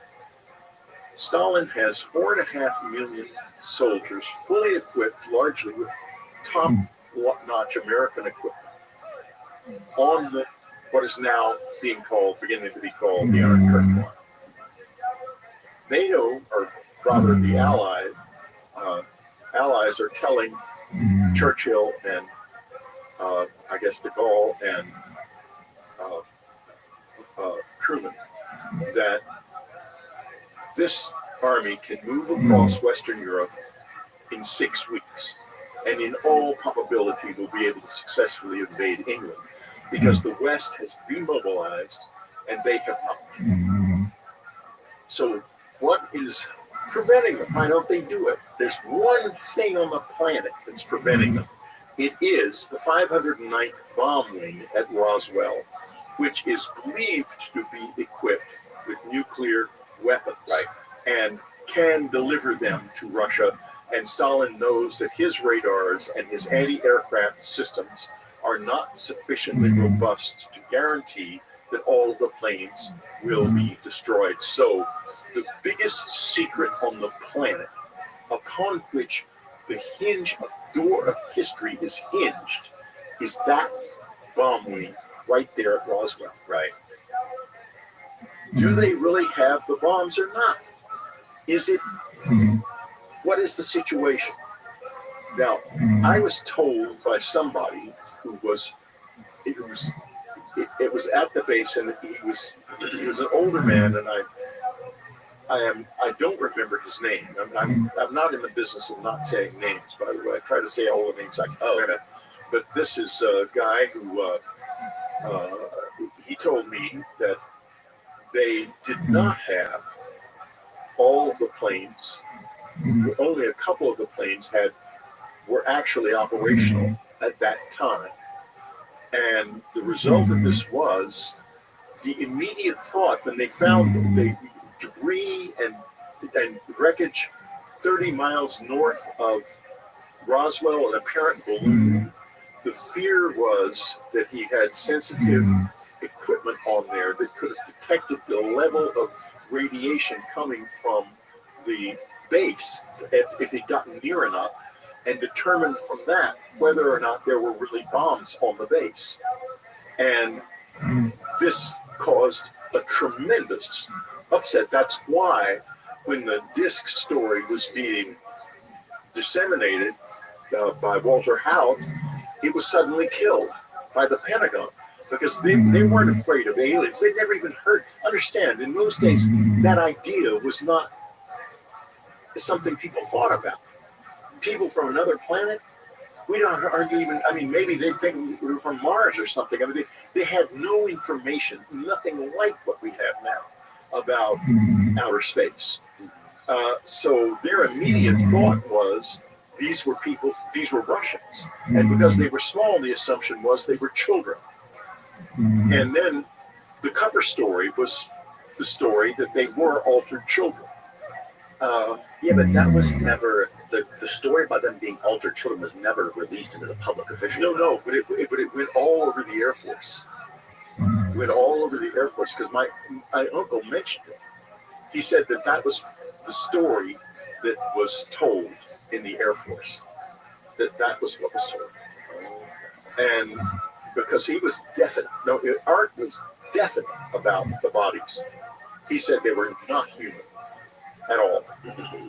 And in fact, well, I know they weren't human. I'm quite certain.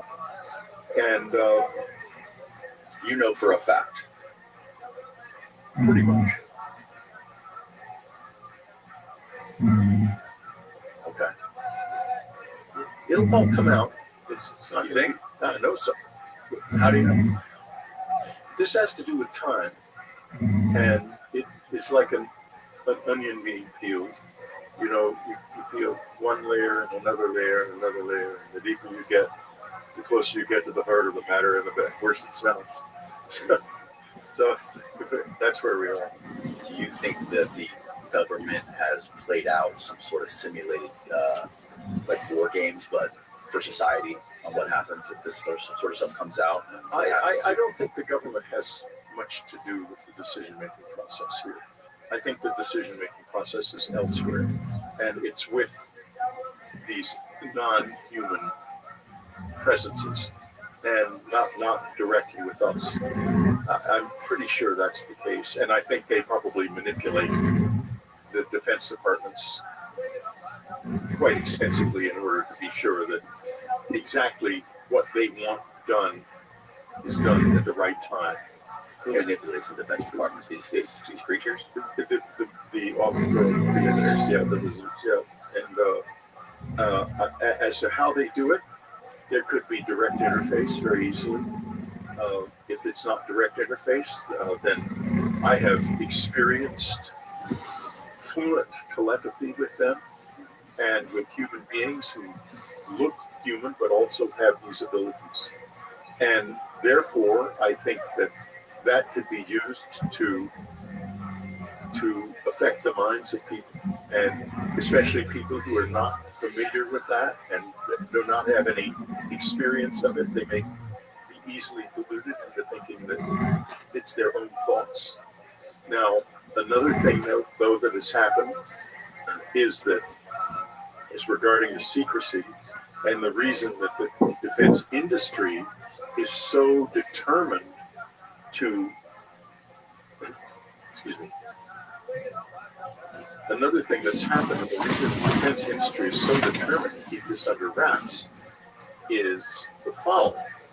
And Hal Puthoff has now talked about this publicly, so at the Soul Foundation conference. And it was that in October of the last year of W's presidency, a group of committees actually were convened by the White House in Washington and told everyone who was involved, or people who had worked on this extensively, and their companies, representatives of their companies, go out and consult with each other in groups, in separate groups, and provide us with a report as to whether or not you think we should make this public. And everyone went into the thing thinking, wonderful, we'll do this right now, and maybe win W back. the presidency in November. But they all came back with the same recommendation: do not release this. And the reason is this: you have to understand how patents work. You can't find something in the ground like a stone, a mineral that's an unknown mineral, and patent it. You have to create a process that is patentable. A natural object is not patentable. So all of this debris, all of these objects that are in a gray area, and what's the most complex part of it is not all companies that have an interest in the development of processes and other materials based on what's been found have had access to it, because the access was given to the companies that already had the correct track in terms of security clearances into the company, because they didn't. The Defense Department made a decision a long time ago, I think, that they would not be going to a company and saying, you need to get this and this and this type of classification or security clearance in order for us to do this. Because they were afraid that would open the door, would leak. And the result is some companies have profited immensely from these processes and have patented things that are not actually patentable. The found material specifically is not patentable. Okay? Not legally patentable. And they know this, and they also know that there would be not only is there possible criminal activity involved, right, but all of the companies that have been left out of the picture have a massive grievance and to sue the other companies.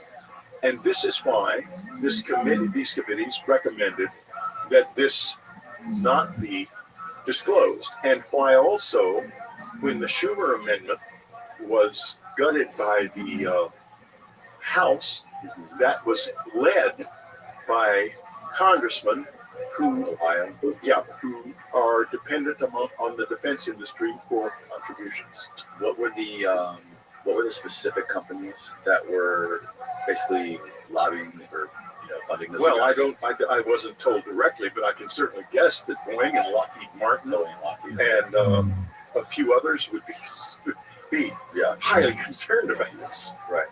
And it's also convenient that these companies would have all this information because they can't be voided, right? Private companies can't be voided. Exactly.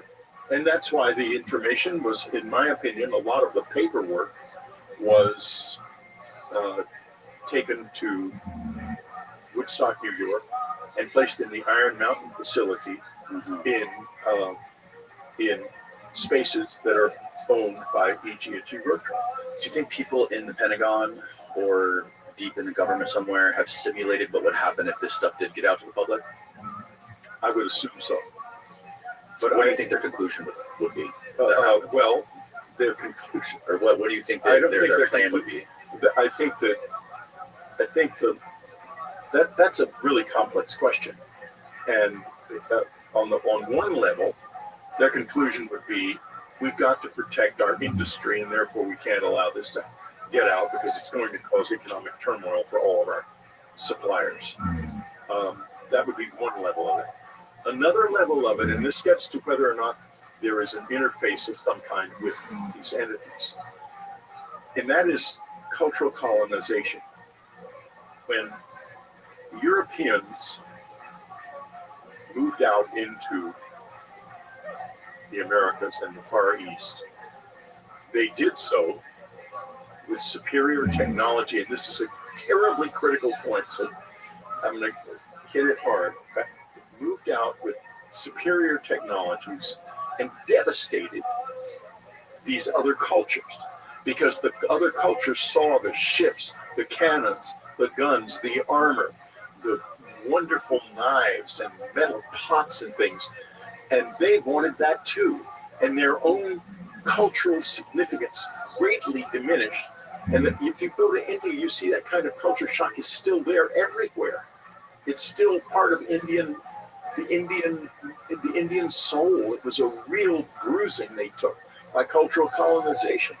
And God, an even worse bruising in the Americas, where 90% of the people in Mexico were dead within 10 years of the arrival of the Spaniards. I mean, that's cultural colonization out the wazoo. Right. Now, someone who is aware of that and wishes to leave the society intact would be very careful about exposing the society to what would in fact be, I'm sure, an extraordinarily dramatic amount of new processes and capabilities and materials that would seem to us almost to be magic. Yeah, it would almost kick the legs out from under society. Right. And there's possibly another reason, and it's very interesting. In April of 1977, D.B.H. Kuiper and Mark Morris, two astrophysicists, one of them is an astronomer and the other an astrophysicist. The astronomer Kuiper discovered the Kuiper belt. They were very prestigious guys. Published an article in the magazine Science, which was about what if aliens came here, why they would remain hidden. And you understand, these are guys who might have known they were here. They could easily have known that. And their conclusion was that the only thing they would be interested in here would be what we had and had discovered that they had not, what was new to them. And as soon as they revealed themselves, the whole culture would reform itself and refocus itself toward them. And all of that potential innovation that they might be looking for would be disappeared. It would poison the well. Poison the well. And I think that is a major issue with the visitors. It seems, that makes perfect sense. Well, it gets darker though. That's not. I mean, this is the good part. There's all kinds of stuff as well as this. There are all kinds of other reasons for the secrecy. But I think the secrecy, and I think it's important to always understand this. When we are going after the Defense Department, it's the little dog biting the boot that's kicking it. It ain't the man the dog never sees the man. He's only worried about the boot. You got to look up, and there you see who's really behind it, and that's not us. That's them. So you think somehow this advanced species, or whatever you want to call it, is controlling and manipulating our society in a way that benefits them, benefits us too? I would assume so. I would assume that it must be, or things would not be like they are. Well, like look at the Roswell incident. What's going on here has two sides to it. One is controlling and manipulating society and its governments in such a way that they will not reveal to the public the bits and pieces that fall into their hands. And two, making sure that enough falls into their hands and into the public's hands that we're all getting used to this, and that we are building toward something closer to parity. If we were nowhere near parity in 1947, we're much closer now. And as we become more sophisticated, you say parity, I mean technological parity with them. Because remember, I said a few minutes ago that this is terribly important. And I brought up the story of the Europeans, especially the Spaniards. Right. The fact that they're technologically more proficient than we are does not mean that they're ethically and morally more proficient than we are. Right, exactly. That's really important to remember, because remember, I know these people well, a lot of them quite well, not on a sit down across the table well. What do you mean people? The visitors. I've had a lot. They're in my life, and I communicate with them a lot, and they are not. Can you do this whenever you want? No. they do it. It's when they. I usually it happens between 3 and 4 in the morning, and it involves working on my books. The best, the most extensive communication, more direct communication I've had with them in recent years was when I was writing a book called A New World. And I wrote it at the country house, which was now then owned by my aunt, who was recently deceased. And I loved dearly. She was really a wonderful woman. And she also was the other member of the family who had the close encounter. She didn't talk about it. Oh yeah, she didn't talk about it much, but we discussed it pretty extensively, of course. And I have to find out from her daughters whether or not what she mentioned to them, because I would like to tell them what she told me if they don't know. And we never have talked about it. That's down the road. Okay. In any case, we're at the country house. I'm downstairs, and I've been going. She's just come up. I've been there for about 4 days, and I've been sitting in the living room with all the lights out, and the visitors, presumably the little gray people, have been coming onto the porch right beside me, just a couple feet away. And so very close like that, the telepathic communication is very clear. And we are literally working together on the book directly. Now, what happens, my aunt comes, and she is upstairs in the bedroom, and there's another porch, the sleeping porch, outside her room. And this is all before the ceiling. This is an old house. And suddenly I hear her say, "Woody, is that you?" And I say, "What do you mean?" She says, "Well, someone just talked to me on the porch." And I said, "No, I'm down here." And she said, "Well, someone," and I went upstairs and said, "What's going on?" And she said, "Well, I think it's your friends," because they had that shuffling walk, this sort of scraping along walk and she could hear that on the porch. And it said to me, "Why aren't you asleep?" And I thought to myself, this is not good, because people they will say, I said, "How do you feel?" He said, "Are you all right?" She said, "Sure, I'm all right, but I guess they're here." I said, "Yes, I guess they are." And it was interesting. She wanted to see them. She would go up to the house with me, just the two of us alone, often, in hopes of seeing them, even though her relationship with them was very hard. She had some hard things happen to her. And so I said, "Well, I guess they are here." I mean, I knew they were there because I'd been with them, and they were downstairs at that moment. But they had apparently, I was going to go up to my room, which is the far room, the back, the farthest way, darkest room in the house. And they were going to probably come up to that area. And when they realized she was awake, they thought they couldn't come up. They're very shy, and I have a number of theories about that, but I don't really know why. In any case, I thought to myself, I had better be careful here, because I think this is extremely stressful for my aunt. The next afternoon, she became ill, and she said, "I feel very nauseous and lightheaded." And I put my fingers on her wrist, and her heart was not beating correctly. And I thought to myself, it's stress, and she's having a heart attack.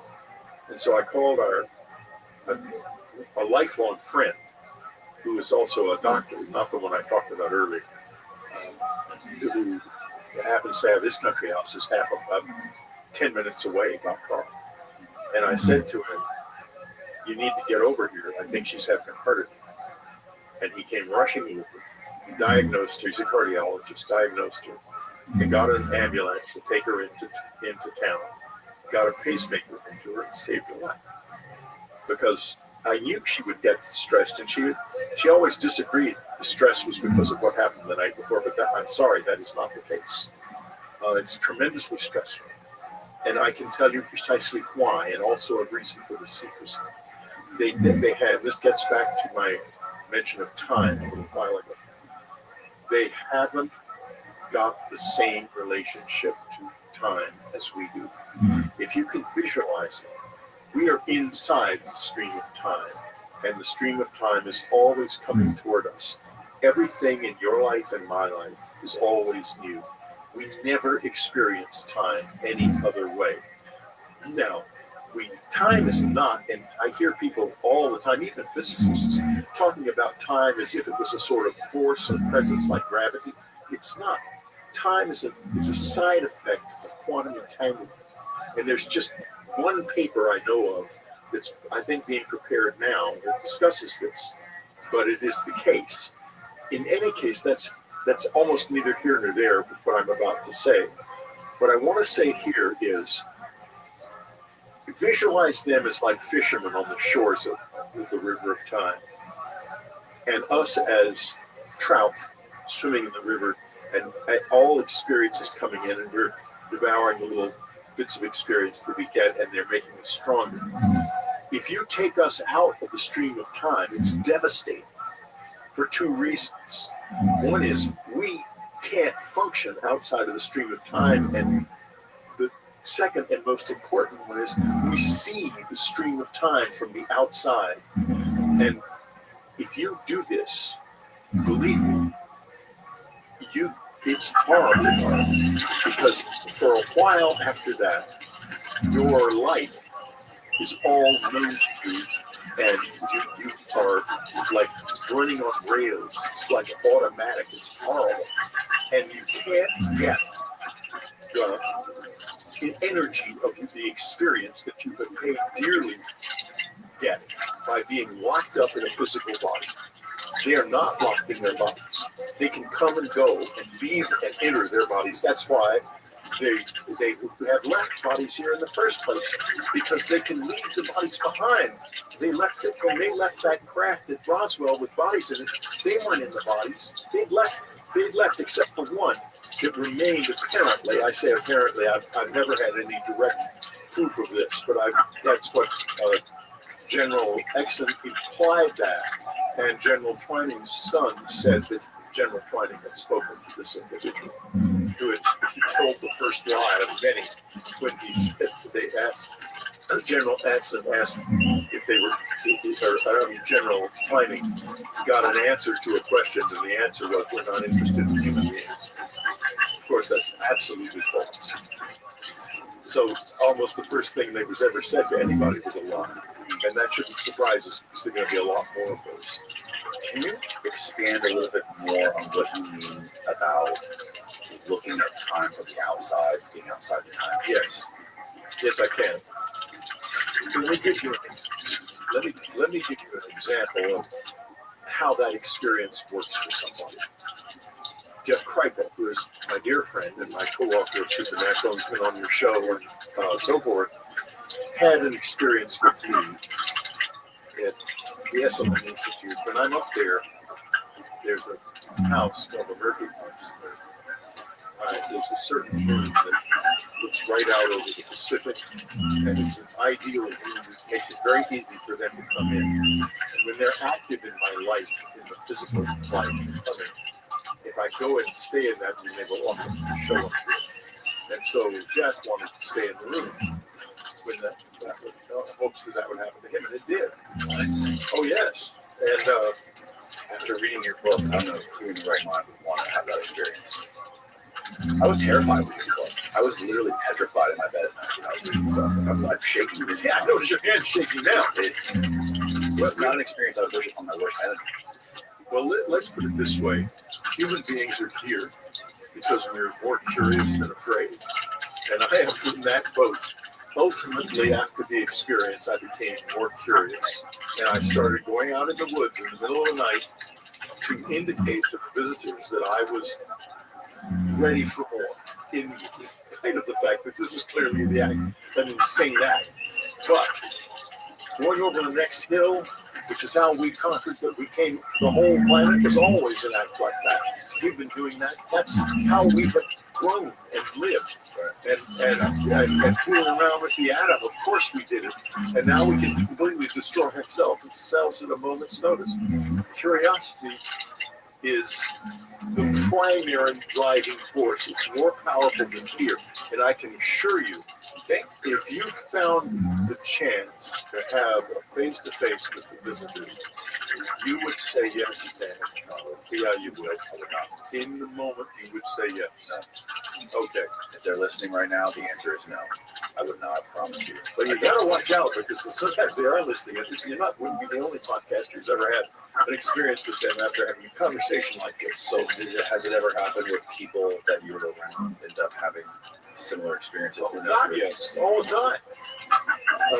Absolutely. Tell me that. Yeah, absolutely. Anyway, let's go back to Jeff because it's a wonderful story, and he's told it publicly. It's not a secret. Okay. Because I try never. If I can't remember a name, that's one thing. But I try never to come in a podcast like this and say, "Well, I had on the authority of or with," I can't say his name. I don't like that. No, I don't either. I'm in the business of telling a story. I'm a storyteller, not a story hider. So, anyway, Jeff stays in the room. And one of the visitors does show up, and very clever. Hits me. Here's the situation. The room is the end of the room is here. There's a little porch that you can step off and walk down to a cliff, and the Pacific is roaring away on that cliff, right there, 70-foot drop. And I'm in the bed right beside that window. Jeff is across the room in a bed across the room. They guys in the same room together. In the same room, yeah. So they show up. One of them shows up, and it's not a gray. It's one of these dark blue figures that actually I have more contact with physically than the gray. So the shorter, beefier ones. Yeah. And he wakes me up by tapping me on this shoulder, causing me to look this way. And then I look back and I see him, and then he disappears. And it's an indication, in my mind, that I'm supposed to get up and do the meditation I do with them at 3 o'clock every morning, or approximately 3 every morning. It's supposed to be an hour and a half before dawn, so it varies a lot. And you can't use like an alarm system, because that's not an alarm system, because they basically will wake me up at the right moment. And it's a time called in certain yoga practices, Brahma Muhurta time. And it's an hour and 30 minutes before dawn, an hour and 39 minutes before dawn. And it is the time the mind is most open. And that's when I work with them on my books. Interesting. So it's also the time when you're in REM sleep. You would be, but if you're sitting in the room doing meditation, to open your mind to this outer distance, it's weird. From the outside, you're not in sleep. But if you were sleeping, typically that would be the part of the night where your brain's most active. You ever say that REM sleep, I don't know if they've proven it, but it's connected to the pineal gland. But you have to have some control over the functioning of the pineal gland in order to keep it sane and healthy. In any case, getting back to Jeff,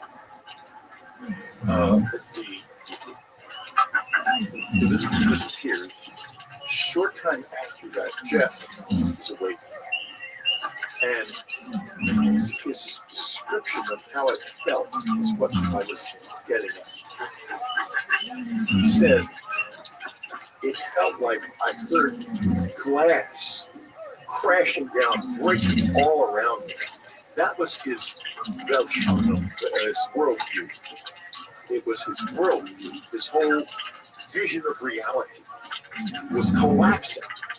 And it was like glass to him. His mind interpreted it like glass breaking. And then he heard a voice from inside himself as he was drawn to the edge of the time stream cry out, his own voice, but from deep inside his body, "Oh my God."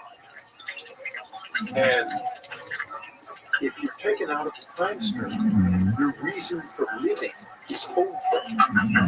And you have to get used to that possibility, and you have to get used to the idea that if you're taken out of the time stream, it'll only be for a while, and your relationship to time will return. But until you do, you're going to be scared to death. And it's a natural fear. It's the fear of a fish being pulled out of the water.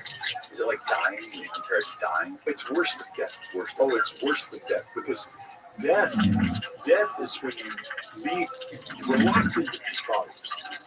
Now, there's a place just above the C1 vertebra which we can't unlock, but they can. Grace can, because they have a way of doing it.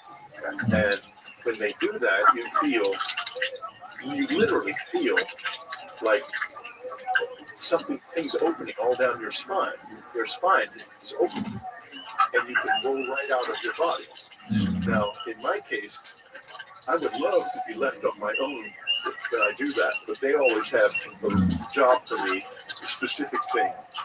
And I don't think that they would care for me to be allowed out on my own to cut up in that state as I might do, because I've learned to do things. I can make myself visible in that state, which I've done a couple times, because there's a movement in the. When you're in that state, you still have what feels like a nervous system. You can address your attention to it in a certain way that can make you visible. And I don't think they trust me enough to let me fool them with that. And I would have a lot of fun with it. It's quite true. So how is it worse than death? Because the soul is here gathering energy of life. And this is like being in the stream of, once you're out of the stream and you see the next 4 days, for those 4 days, your soul can't gather any energy because it already knows what's going to happen. It is the energy of you that we are here to receive, to get. That's why we're in these bodies. That's the fundamental reason we're in these bodies. Dying is a natural part of this. It comes to an end at a certain point, right? And that's what makes us tick. That a lot of people believe. Right. And we are here to be born, to live, and to die. Right. This is not dying. This is being in a living, breathing body with no reason to be in it. And it's horrible. The first time it happened to me, I just was almost mad because I didn't know that it would end. It's almost like the death of the soul. Not the death of the soul. The soul becomes, it's like being trapped. It's claustrophobic as hell. It's really claustrophobic because you're suddenly very aware of the fact that you are in this body and you can't get out. It's like being locked in a closet. Believe me, it's hard.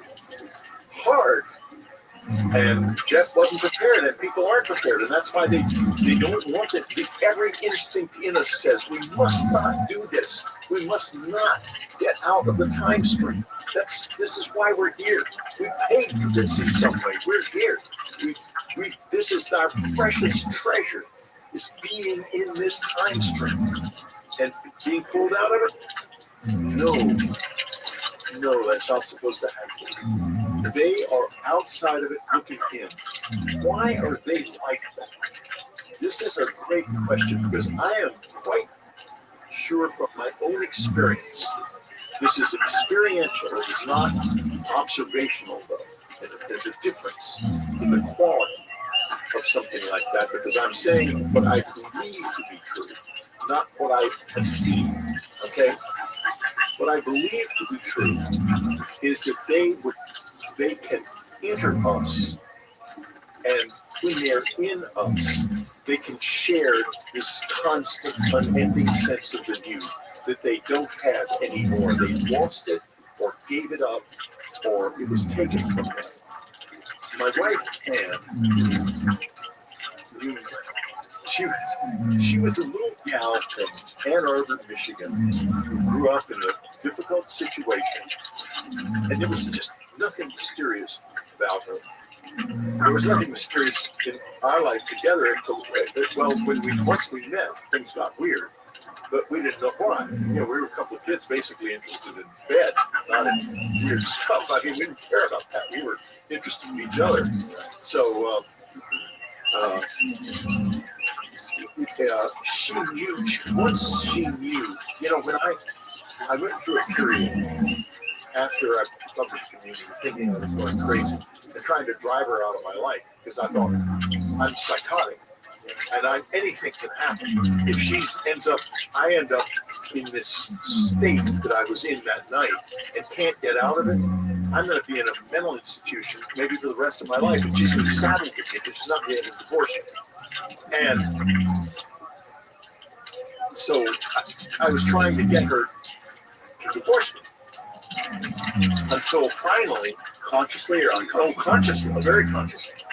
And so we were fighting a lot, and I was kept telling her, "Why don't you just leave? Why don't you leave? Why don't you get a divorce?" And it was killing me inside because I love her so dearly.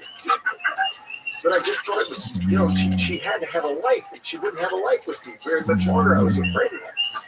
Then I finally realized that it had happened, physically happened, when the doctor said to me, or he didn't say that, he said, "You have a lesion in your rectum," because I had been entered in rectally and by a machine that caused an erection and expulsion of semen. This is the 1986 July or December 1985.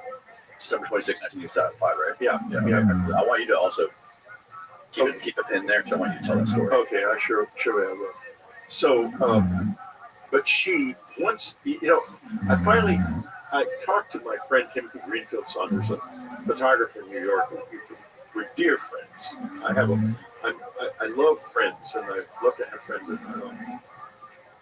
So I keep my friends as long as I can. Timothy and I have been friends, and she and our families have been friends for a long time. So we were. I told Timothy before I told Anne, and the reason is that members of his wife's family had seen the visitors. They lived just 10 minutes from our house and our cabin in upstate New York, and they'd seen the visitors in their back garden one morning while they were having breakfast. And so, that was morning outside. Yeah. Oh, listen, it was because of me. They were shown that because of me, I'm sure. Whether it might have been about a year before in any case, but the visitors, because they're outside of the stream of time, they can stitch things together differently than we can. And so I told him the story. And he said, well, I said, I don't know how to tell Anne. And he says, just tell her. She'll roll with it. And I thought, well, I don't have any choice because I've got to tell her something and explain myself because I've been really bad to her. And so I told her, and she looks at me, and I look back at her, and I was afraid she would say, well, now maybe we should get a divorce. But instead she says, oh, thank God, now I don't have to get a divorce. Wow. In That's other words, ride or die. She was rolling with it immediately, and she took it over. She took over everything. Anne was the one who said you should write a book about it. She was the one who gave the book the title. I was going to call it Body Terror because it was so physically terrifying. And she said, one night when she was half asleep, she suddenly says, Whitley, call the book Communion, because that's what it's about. And that is the defining reality here. Can we do it? And another part of that reality comes from Colonel Phil Corso, who had an encounter in New Mexico, where he was asked by the visitors to turn off some radars so they could safely leave a cave that they were in, and to turn them off for 10 minutes. And he said, well, in my profession, 10 minutes can be a long time, which is quite an understatement. And what's in it for us?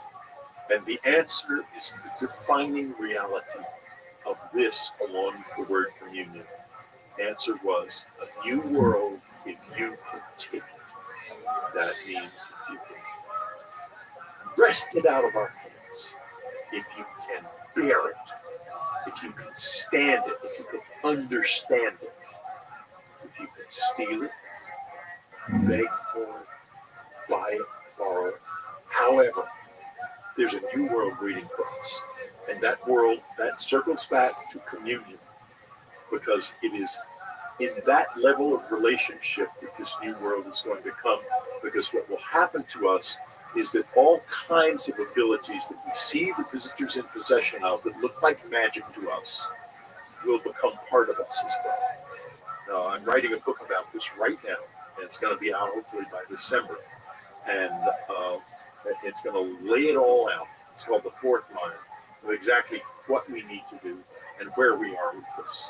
Because it's time, and it gets back to the original statement here that this is about. And it is about time, too. Okay, going back to when this December 26th of 1985 experience, this was the first experience I believe that you talked about in communion. Yes. Right? Well, yeah. Okay, sort of the first. So is this experience what sort of kicked off your inspiration to come up with this book? Or did you decide to write about the book? Like, how many years after that experience did you decide to write the book? Oh, Anne brought it up the night I told her the story. Oh, really? Oh, yeah. She was ready right then. It was time. Okay. So, first of all, before we go into that story, why do you think they chose you? I think I've probably been in this all my life. I am a good writer. I can tell a good story. I am willing to do it. My curiosity is stronger than my fear. And there's another thing that's very important. They could have chosen. They could have chosen someone like a prominent scientist. They could find one who would do it. I'm sure. Smart people. I'm smart enough to do it. I mean, obviously, I couldn't do it. But they chose a horror novelist, and the reason is this: it gets back to cultural colonization. You don't have to believe me. You can say, no, he's making it up. It's another horror novel. He's just doing it for the cash. Mm-hmm. That you can defend yourself if you feel uncomfortable with this and don't want to go down this road. You can turn away from it with no questions asked and nothing lost. And that's why they chose someone whose situation would be so ambiguous as mine. I write horror novels, and then I come out with this bizarre and terrifying story and say, no, this isn't a horror novel. This really happened to me. And so that level of ambiguity remains intact to this day, and I would never disturb it. Do you think it had anything to do with the stuff that you recollected when you were a child, being on the Air Force Base? I think, interestingly enough, yes. And I'll tell you why. There was a book written by Ken Green called The Omega Project. And Ann and I financed this project. And what it was is he went to a group of about 100, I think, close encounter witnesses, or maybe less. It was a small study, and gave them each a list of questions. And this has been repeated on a larger scale in the close encounter community subsequently. They're asking about their childhood, and most all of them remembered something traumatic in their childhood, something that cracked the cosmic age. Their expectations were destroyed. And when I was at Randolph, my expectations of life and of what it was and of what I could expect were shattered completely. So much so that I still have complete amnesia about it almost. That's why I always say I can only remember this loud noise. And because, at this point, I was hypnotized twice in my life, 3 times in my life by Donald Klein. Only 3 times. The third time did not work. Bud Hopkins tried to hypnotize me. Bud Hopkins. He wrote a book called Intruders. He was an artist who was very interested in close encounters and abductions because he'd had one, a close encounter anyway himself. Excuse me. Anyway, it did not work because I did not want to be hypnotized by an artist. Dr. Klein was the head, and to Bud's credit, he found Dr. Klein for me. Okay, he was the head of the New York State Department of Psychiatry and one of the world's leading forensic hypnotists. And never let it be said that, there's a lot of, the IC puts out a lot of baloney about lie detectors not working and hypnosis not working. But it does, both of these things do work in the hands of experts, not in the hands of someone who already believes everything, already has a belief system about UFOs and is going to transfer that belief system to the person being hypnotized. But a doctor like that, at that level, no idea of any of this, and purposely didn't get into it before hypnotizing me.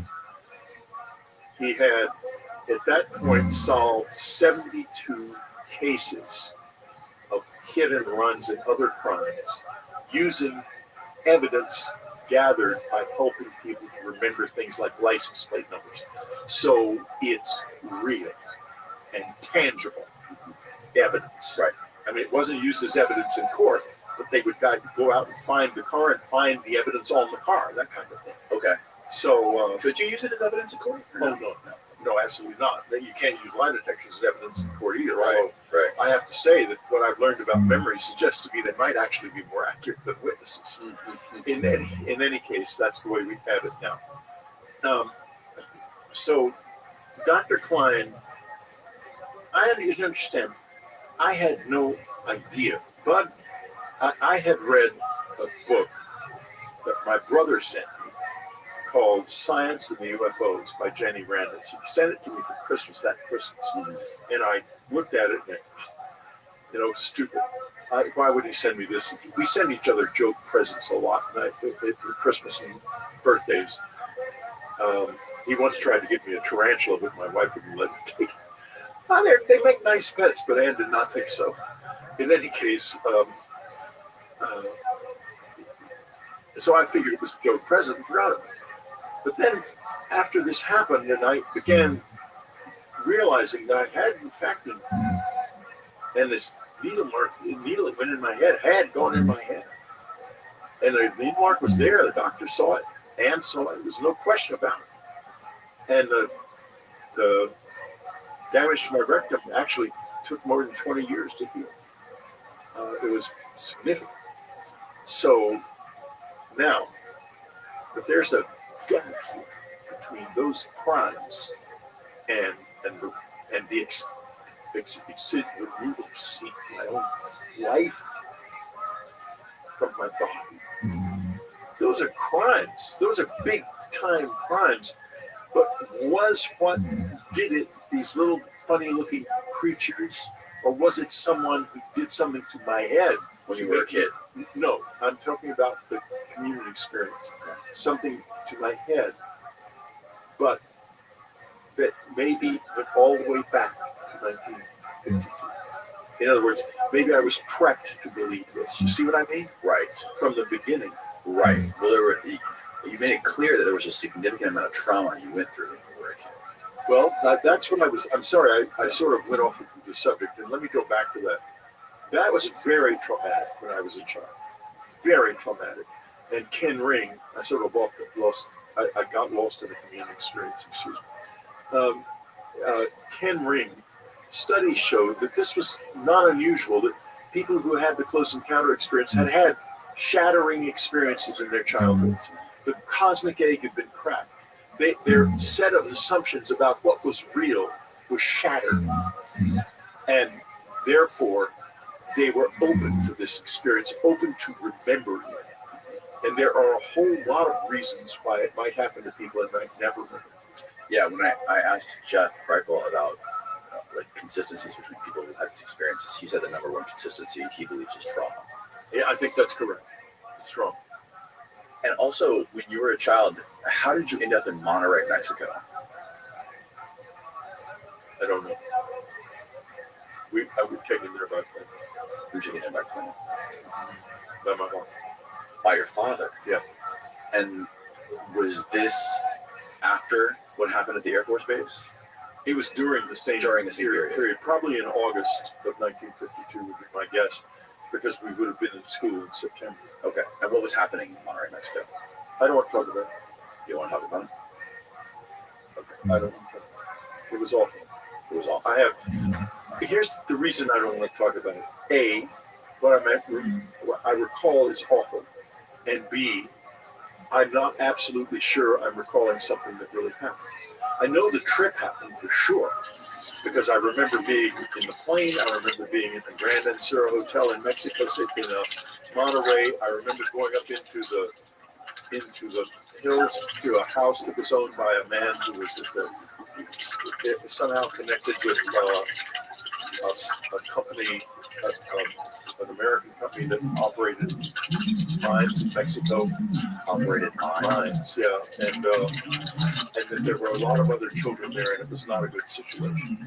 But here's the problem. So you know for a fact you were in Monterey at this house, in a specific location. I looked for that house, and I've never been able to find it. I remember what it looked like in the front, but when you go up to the hills above Monterey, where those nice houses are, they all look like that.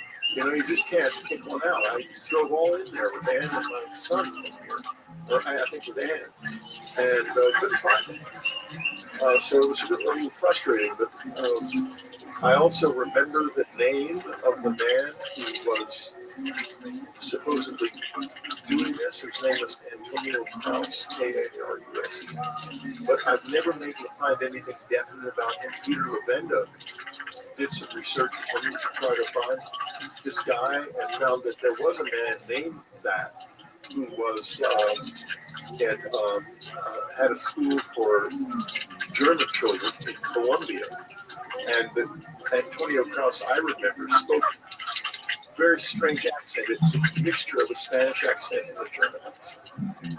So, you know, that's all very fragmentary, but I think there's probably true memories. You don't want to talk about it. Yeah, because I don't want to talk about it because it's very incendiary, and I'm not sure it's real. That's the problem. If it was real, what would the point of it be? The point of it would have been to, I think, to traumatize children in such a way that it literally cracked the cosmic egg. I think that's what it was all about.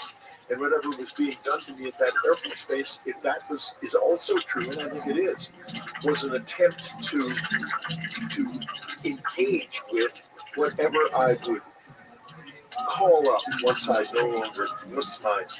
worldview had been shattered. Do you think it had anything to do with the visitor? Yes, it did. It did have something. It certainly did. Yes. So whoever was involved in this, trying to make you a part of some program, they had the visitors in mind. They were trying to summon the visitors. And look at it this way. Here's a man, German, Spanish,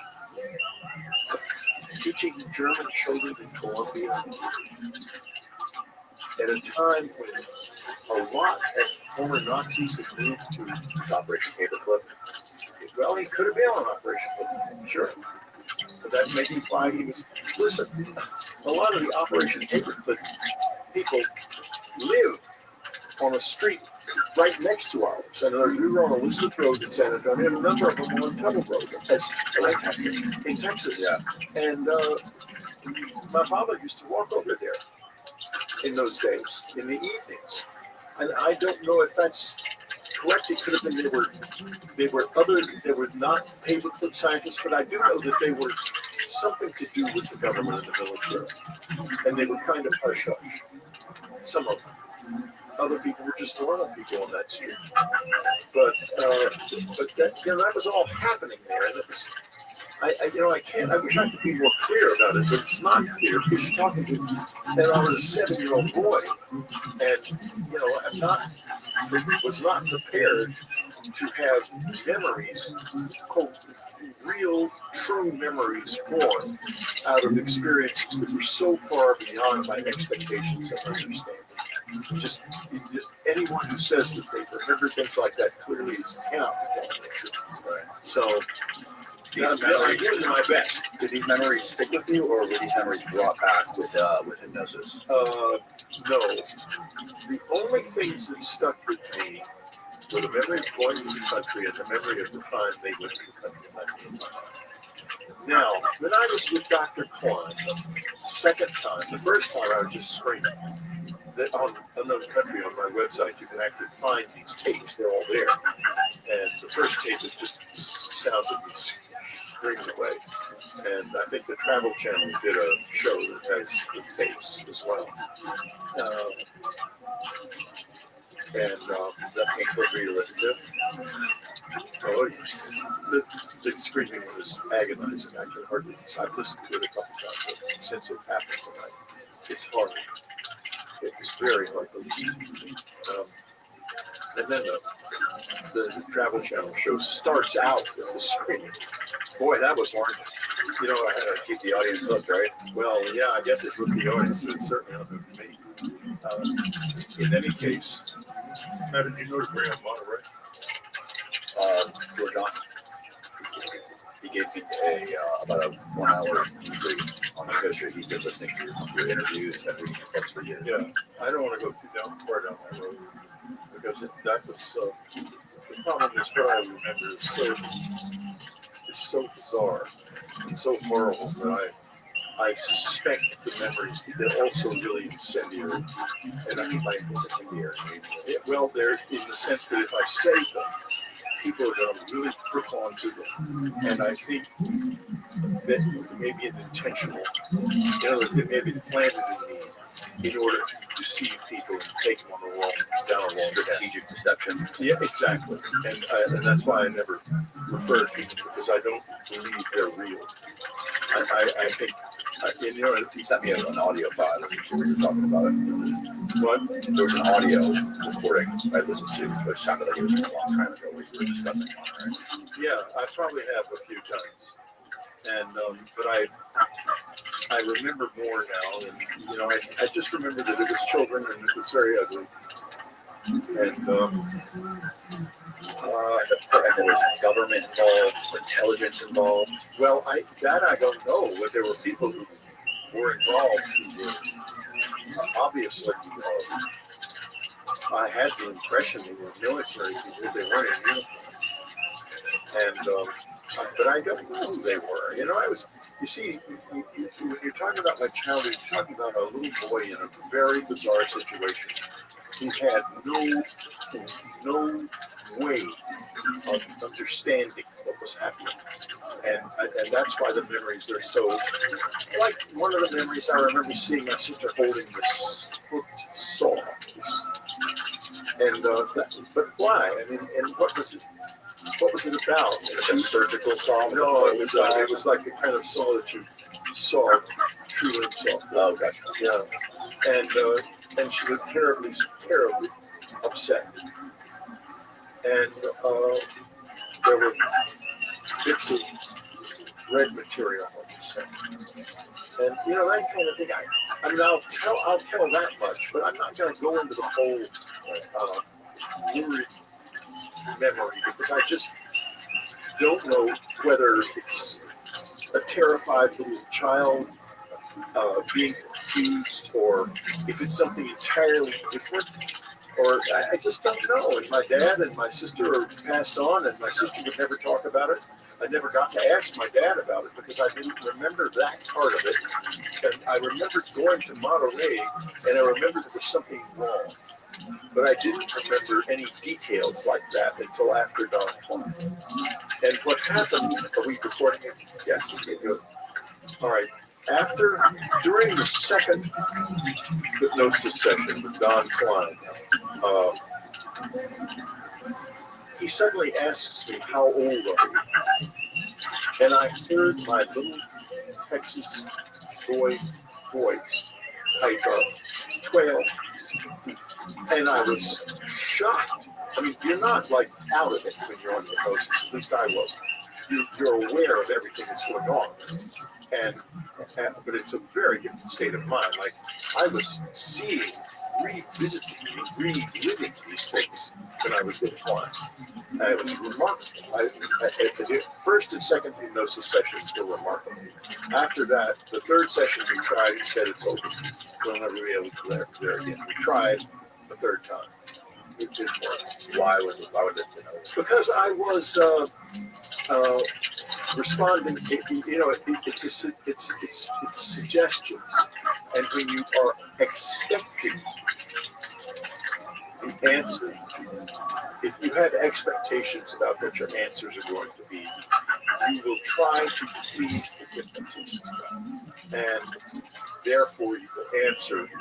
You will confabulate without knowing it, and you will build a false memory in yourself. Okay. I've been very interested in the work of quite a good memory researcher called Elizabeth Walters, who has been quite critical of the use of hypnosis. I think more critical than she should have been, because it was used in these child abuse cases, and really people were harmed by children being essentially hypnotized and remembering things that didn't happen. Right.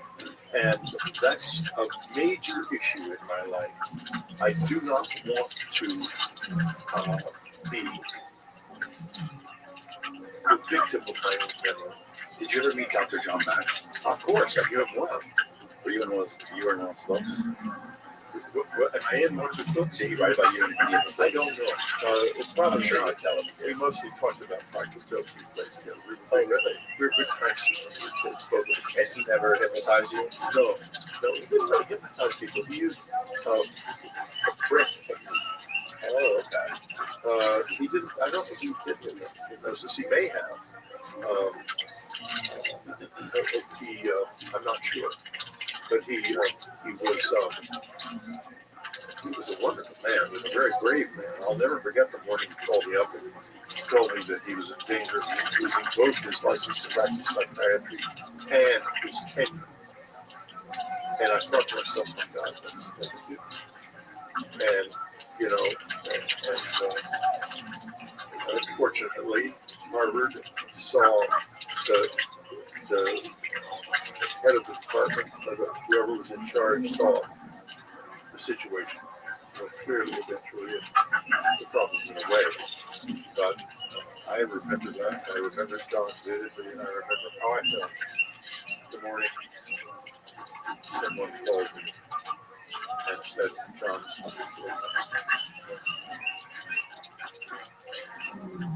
John, I remember when he called me up and he said, there's an incredible case in Africa. I'm going to go over there. And I thought my action was different, but I had the money at the time we were going through the broken period, which happened in the late 90s, early 2000s. So, or I was otherwise lucky that I forget. In any case, it was 96, right? Yeah, well, I would have been the height of the broken period. It was 96. So, I recovered something. It was a long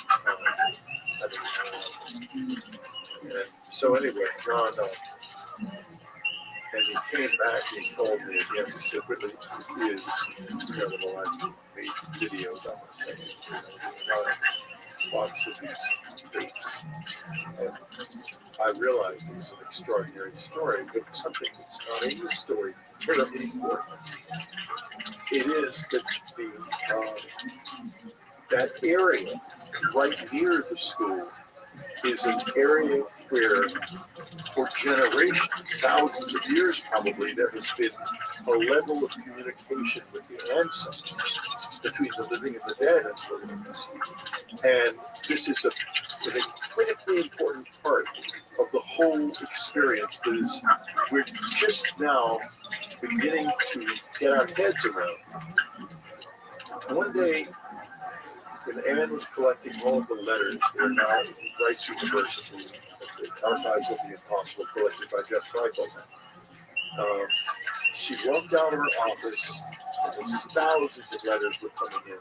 from people who had experiences after they saw the face on the cover. And she said, Whitney, this has something to do with what we call death. Because so many people have the dead in their close encounter experiences. And that happened when we had groups of people having experiences with the graves up at our cabin, which we had a number of. How are the dead involved? Well, that's an excellent question, and let's leave that for the future to answer correctly. I could only theorize.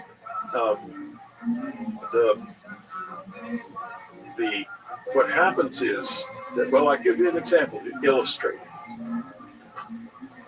Lady Lori Barnes is at the cabin. She is Anne's secretary at this point, and she's had a close encounter experience.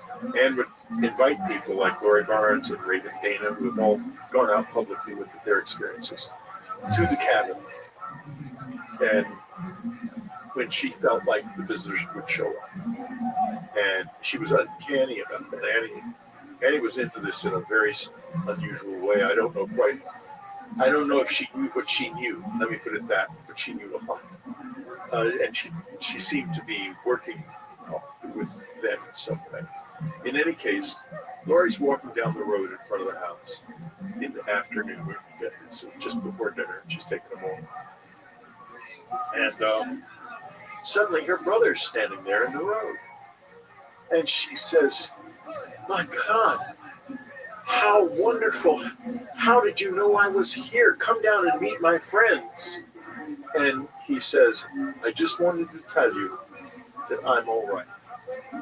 And he drifts back into the woods, glides, and just disappears. And the reason she was so amazed is that he was dead. He had disappeared 20 years before, and the FBI had given him up as dead. And she thought he was dead, and then suddenly there he was. But then when he drifted off into the woods, she realized he wasn't physically there. He only looked physically there, only looked real. And that was, and as soon as Anne heard that story, when Lori came kind of staggering in to dinner and told us this had happened, Annie says to me quietly, the visitors will be here. And they were there. They came in and they first went to Raven Dana. They went to a filmmaker who Cummings, who was in the living room sleeping on the old convertible couch with his wife. And they went into the next room where Lori Barnes was, one of them, and a different one in the living room. So she was absolutely right. And there's a connection. I'll give you another story that illustrates this connection in a slightly different way.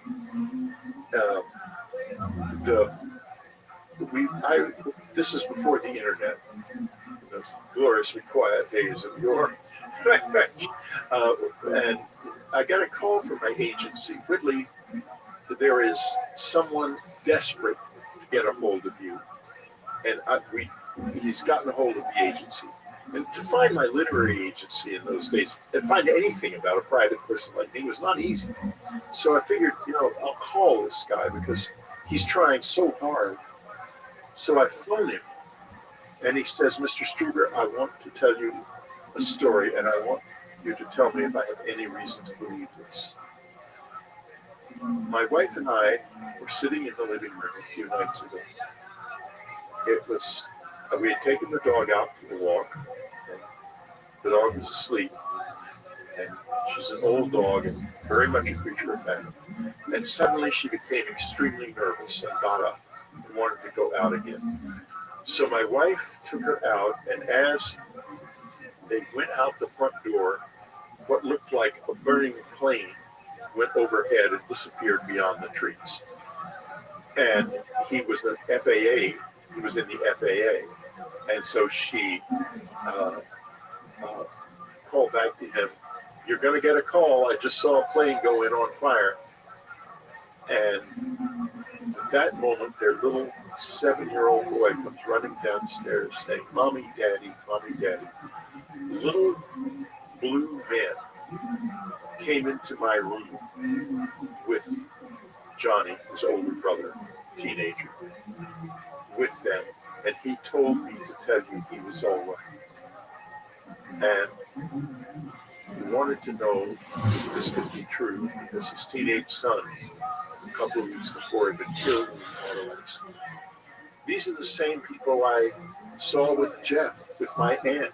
I've lived with for years. They're connected to the Grays in some way.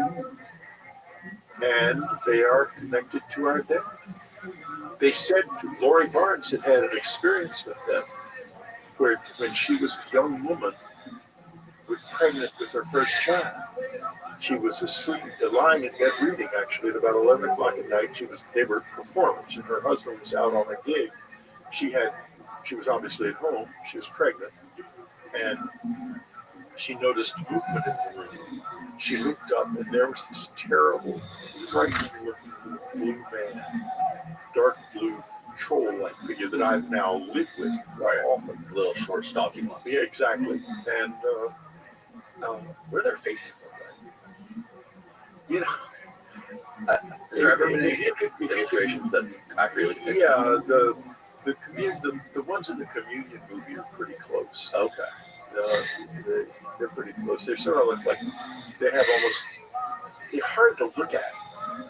They're very crushed up faces. They have uniforms that have got a lot of pockets and straps and things on them. See if you can keep going. So that's the big, tall. That's the woman. The one beside beside Christopher with the round mouth. That's what they look like. The little stocky. Oh, the one like looks like it's blowing. Yeah, to the very left. Yeah, that's right there, right next to Christopher Walken. Yeah, that's. Nope, to the right. Yep, right there. Nope. No. Look at Christopher Walken. That's what they look like. Only their eyes are bigger and more insect-like, as I recall. And that's one of their expressions, and another one is their face is just really flat. By the way, how cool is it that Christopher Walken played you? It was pretty cool. I was pretty happy with it. That's pretty incredible. Yeah, I wish he hadn't sort of overplayed me because I'm really very sedate and quiet. And he said to me, "Well, sedate doesn't work in a movie." What was it like when you met him and he was getting ready to gear up for the movie? What was it like when I met Christopher Walken? Yeah. Well, it was quite interesting. He was into it. He was definitely into it. He'd read the book and he was very aware of it. He'd read my script, which he thought was no good. He said no uncertain terms. He said, the writer never thinks about the actor and what he has to say. And I said, well, you don't like my script? He said, no, I wouldn't say that's close also. He says, no, I wouldn't say I don't like it, but we're still going to make a movie. And so he did make a movie, but not a lot of my script got into it. He had lived most of the movie. Really? Yeah, pretty much. I think he did. At least that was my impression. Zoom out, Steve. Go back to the other picture. Go to the picture of the alien that's like the bottom of his face is ripped off. Yeah, right there. What's going on here? That's nothing to do with my. They altered. That's something else. It's nothing to do with my movie. And how accurate is go down right there. Up the mean looking face. How accurate is that to look so? Well, I've seen something like that in hanging in the window of my house, but it didn't have that sense of menace about it. It was that color, and it was just hanging in the window. But it wasn't menacing. Although, when you're face to face with it, it's going to look menacing, believe me. Right. So we were getting ready to go jump down this rabbit hole earlier, but I think we went off on a tangent. But I want to go back to the December 26, 1985 incident.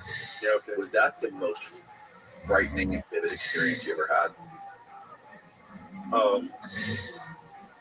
I had blanked out most of the really terrible things that happened in childhood. So at that time, yes. At that time. Right. And you were in your 40s? I was 45. No, was I 40? Can you walk me through that? That was cool.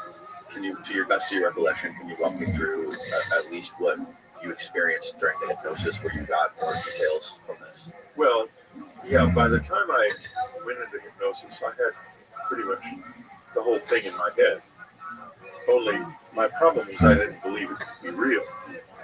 And neither did Dr. Klein, by the way. We both thought. We didn't talk about this with Bud because he was convinced it was real. We were sort of laughing up our sleeves at it, to be honest with you. Because neither of us thought it this was anything to do with me. I had forgotten pretty much everything about my childhood. I remembered the two experiences I talked about earlier, but it's strange experiences. There's a third one I haven't mentioned, by the way, that I also remembered always, which I will just, I'll go back. We can go back to it. It's not an important experience. Okay.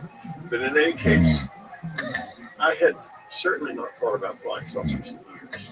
I thought about them a lot in the 50s because there was a big UFO incident called the Levelland, Texas UFO incident, where the father of one of my closest friends in those days had been a part of it. He had seen the UFO, and it caused cars to stop, and his car had stopped on the highway and everything. So we boys were we were eating this stuff up in those days. But, you get older, you grow up, you become a teenager, you cease to be interested in aliens and become interested in girls. And I was intensely interested in girls. I couldn't have cared less about aliens, especially ugly aliens. So by the time I went to by the time I went to Don Klein, I was sure something had happened. I was sure I had been injured.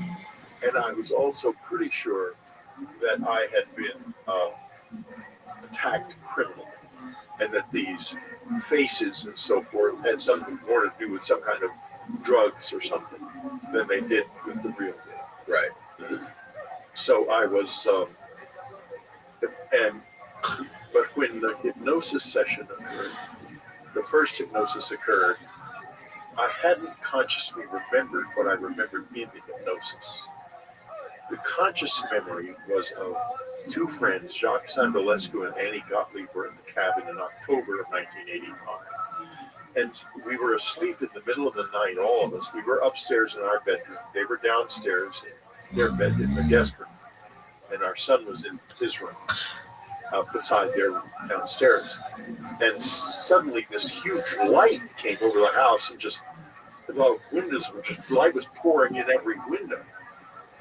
And it just scared the living daylights out of me because I thought the roof was on fire because the wood stove had been burning. And I jumped out of bed. Then there was this, before I jumped out of bed, there was this big bang. My boys started screaming. I could hear Annie and Jock yelling.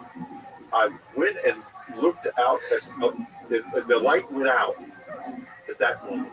So I went running downstairs to get to Andrew, who was still screaming, and I passed Jock and Annie's room and said to Annie, Annie was standing in the door, as I recall, but they had both been there, that it's okay, just go back to bed. And I went and comforted my son. How old was he? He would have been 6, and it's going on 7 at that time. His 7th birthday was a few weeks later. So, we talked about it a little bit the next day, and they wanted to go home. And so we took them home. And in the hypnosis session, I remembered seeing something standing like dark blue figures in the corner of my bedroom. And that hypnosis session scared me worse than anything that had happened before. And it was the first time I began to think, maybe this is real. Because I didn't have any memory of this. And remember at that point, I had no idea what they looked like with the big eyes or anything like that. But had been very careful to not let me get in near anything that had any pictures or anything like that. That all came about after the first hypnosis, the images of them. The images of them came about during the second. Yeah. The first hypnosis, all I got was the image of that dark blue figure standing in the corner of the room. And it was just terrifying. Absolutely terrifying. Then the second hypnosis comes. And at this point, we're not really sure. We were laughing about Bud before the first hypnosis. We're not laughing so much now. But Dr. Klein is still fairly sure that this is some kind of a crime, which it was. I mean, it just, I don't think it's committed by human beings anymore, but I did then. I'm not absolutely sure about that, though, to this day. Believe me. I'm never going to say that this is alien contact until I have physical proof. And if people say it's imaginal or whatever, or interdimensional and so forth, and we can never get proof, then I'm going to stay where I am. In any case, midway through the second hypnosis, he suddenly says, Dr. Klein says, how old are you? And that's when my voice goes quail, and I suddenly begin to remember things from my childhood. And it was quite amazing. Quite amazing. And afterwards, I said to Dr. Klein, how did you know to ask me my age? He said, Whitney, your voice had changed. And my experience of working with people who have been abused is that they will go back to the abuse, the period of abuse, and their voice will return to the cadence and tone of that it was when they were being abused. And then if I ask them questions about their abuse, I'll get detailed and accurate answers. Now that's how it should be done, not how it was done for the poor people who Elizabeth Walton was saved from Blue Scout. That's the real way to do it. They did it right. But that was when we became rather sure that it was not human, because it had happened in my childhood.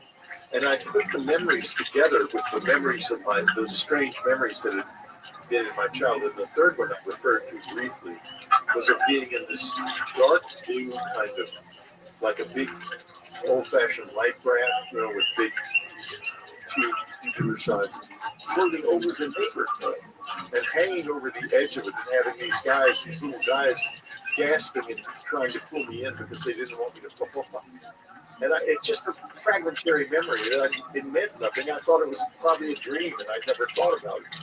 But then after all this happened, I thought maybe it wasn't a dream. And so that's where that kind of sits in my mind. It's one of the little memories that's always been in my mind.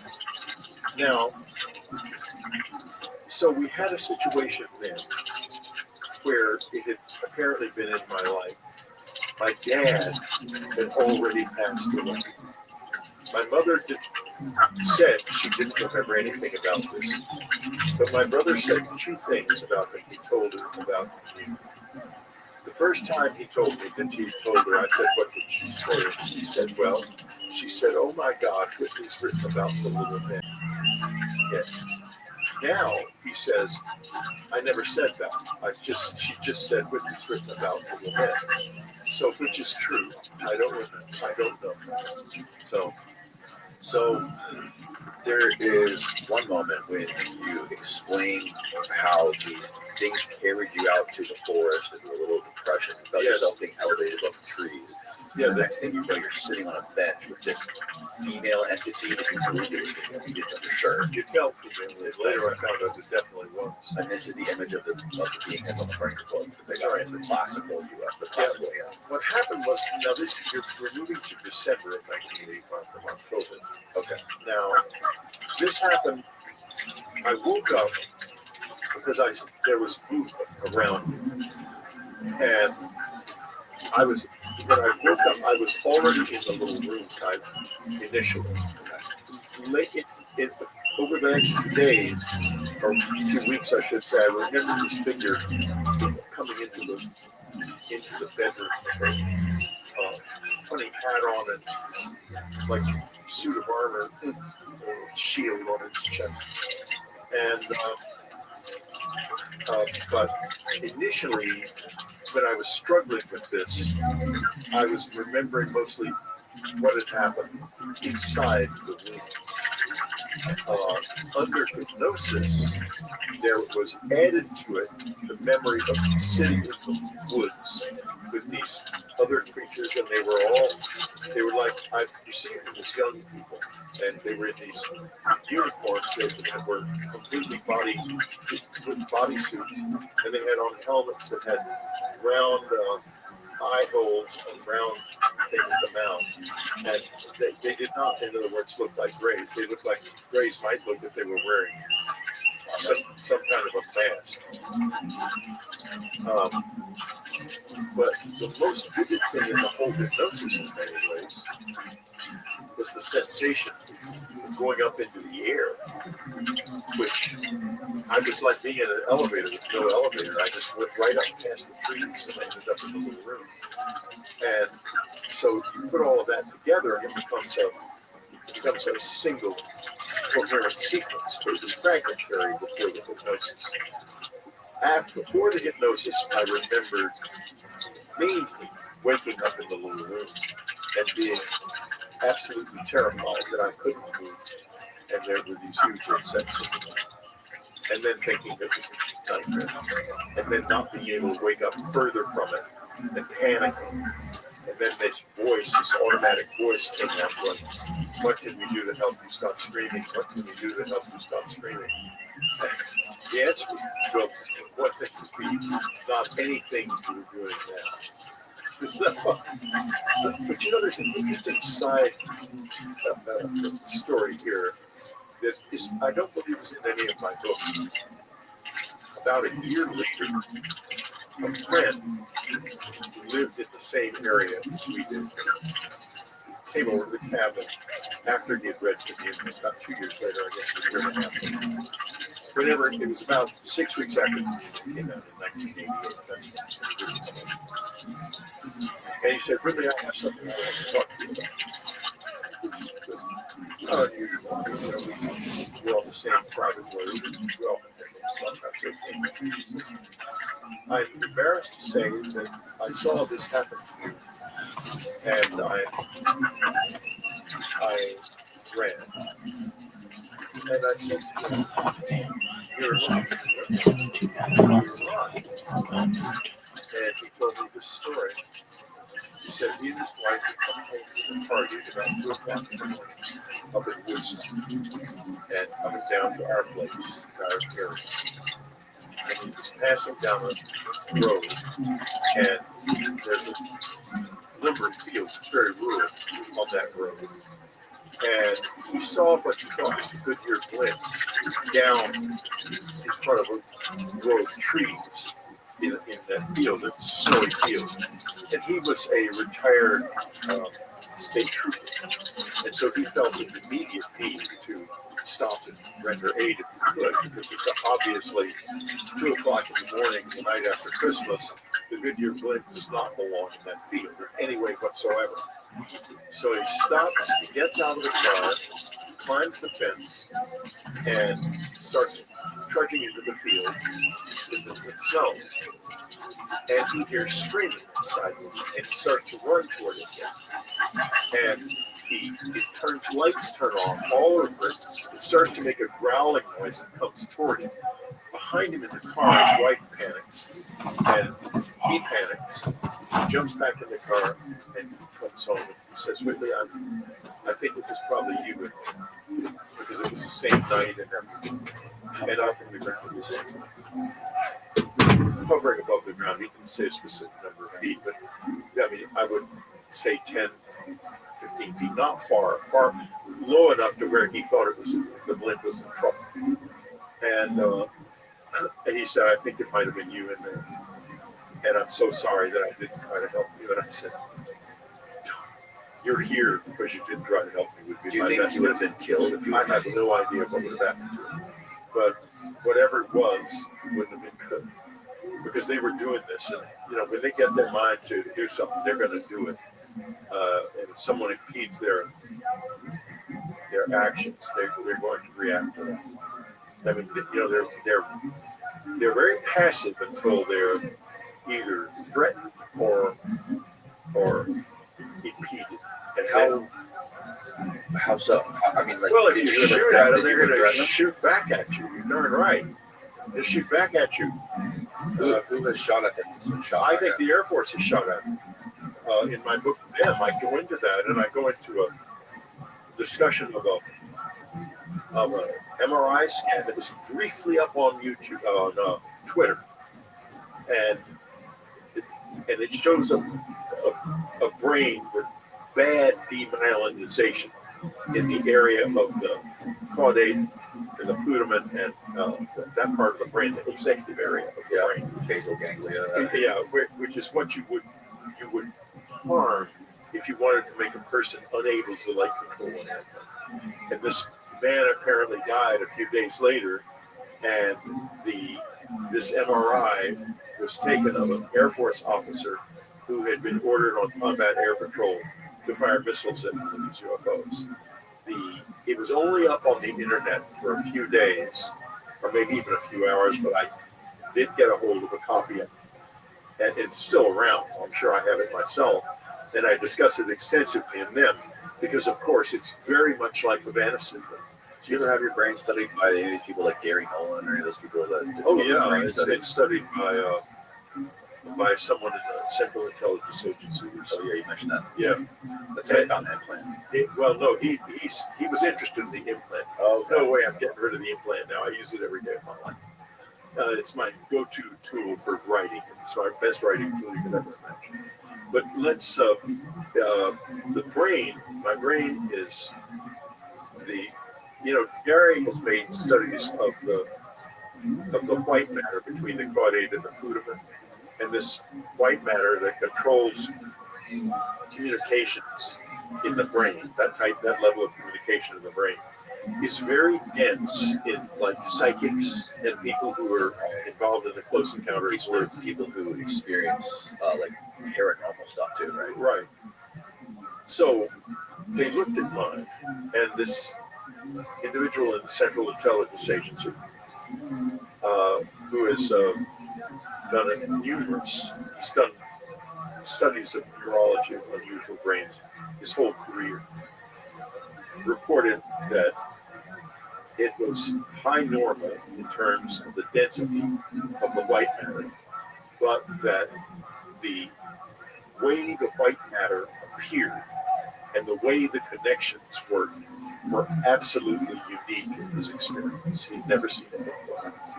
I have a copy of that report. And I thought to myself when I read that, I remember the needle working inside of my head. Right in the right place to reach that area. And I thought to myself, maybe they altered me so that I could do this. Do what? What I do. I engage with them on many different levels and write books about this engagement with the objective of helping in the process of advancing us to the point where we are used to this enough and knowledgeable enough to where at least critical parts of the culture will not experience cultural colonization if they emerge. That's the purpose of my life, to defeat that problem. And if they do emerge, as I say, it's going to be hard because the difficulty of the different relationship with time is going to be a very significant difference. When they are fully invested in a physical body, they're not like that. In other words, they can get into the time stream, but then they have a lot of limitations, apparently, and they can't do much inside the time stream, not like they can from the outside. Inside, they can't do much when they're in here. When they can go, we are locked into our bodies. Yes. As I said, there's a place back here where you can be unlocked. Yep. And people like Robert Monroe had methods to unlock you. And there are lots of people who teach you how to do out-of-body travel. Yeah. I've tried them all and failed at all of them. The only one I can get out of my body is if the visitors take me out. Yeah, I had a guy on here who did a great job of explaining that stuff. David Morehouse, who shot ahead in the military. Yeah. And then he did remote viewing as part of the Stargate. Yeah. He brought in these extensive documents and like protocols that they would follow to leave their bodies, and they were given coordinates and timelines basically, and they were able to like project to wherever that was in a specific place and time, like even going back to like the Titanic. They could put themselves in like the middle of the Titanic sinking and like tell you what was going on. Anyways, sorry. That was good. It's just interesting. Yeah. No, nothing good. No. Well, that whole program is absolutely fascinating. I knew a fair amount about the program after the fact. I didn't, and of course now I've known Hal for half my life, right? Hal Kudoff and some of the others, but I have no idea whether or not that program is still going on. It has to be, right?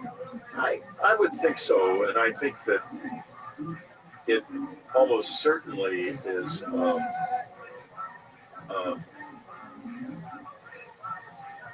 effective. I know that people have talked here on the show about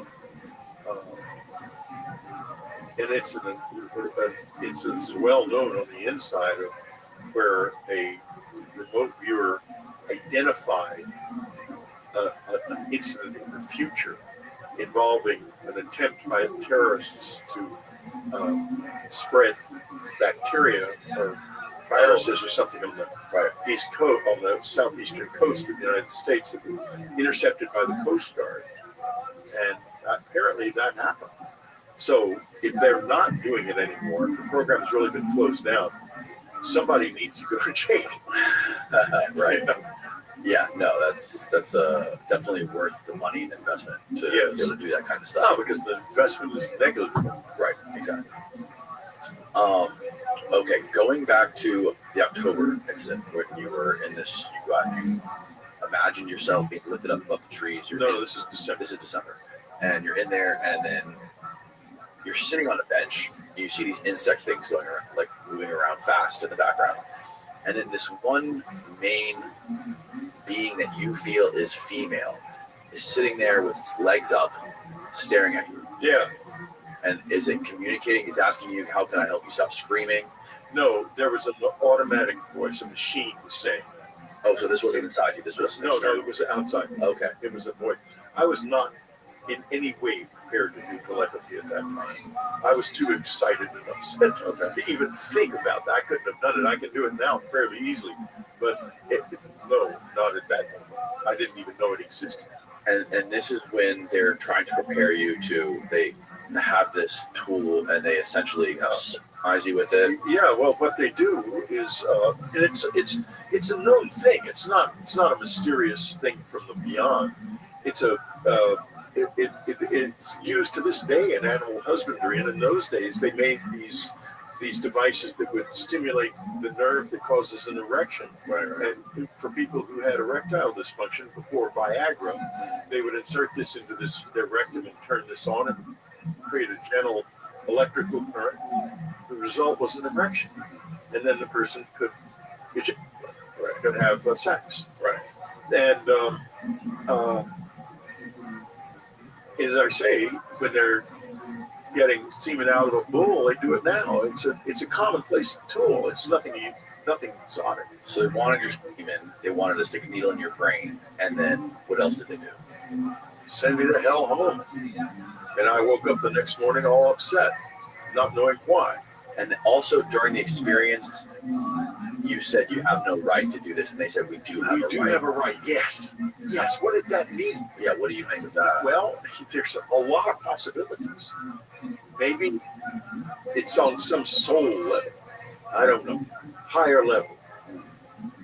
If so, they would have been nice if they'd explained themselves at any level, but in any case, they didn't. Well, the other possibility is, what if we did have contact with them back in the past? What if the Eisenhower meeting actually did take place? What if there was an agreement and they did agree to let a certain number of people be be dealt with in this way, and I think hybridized.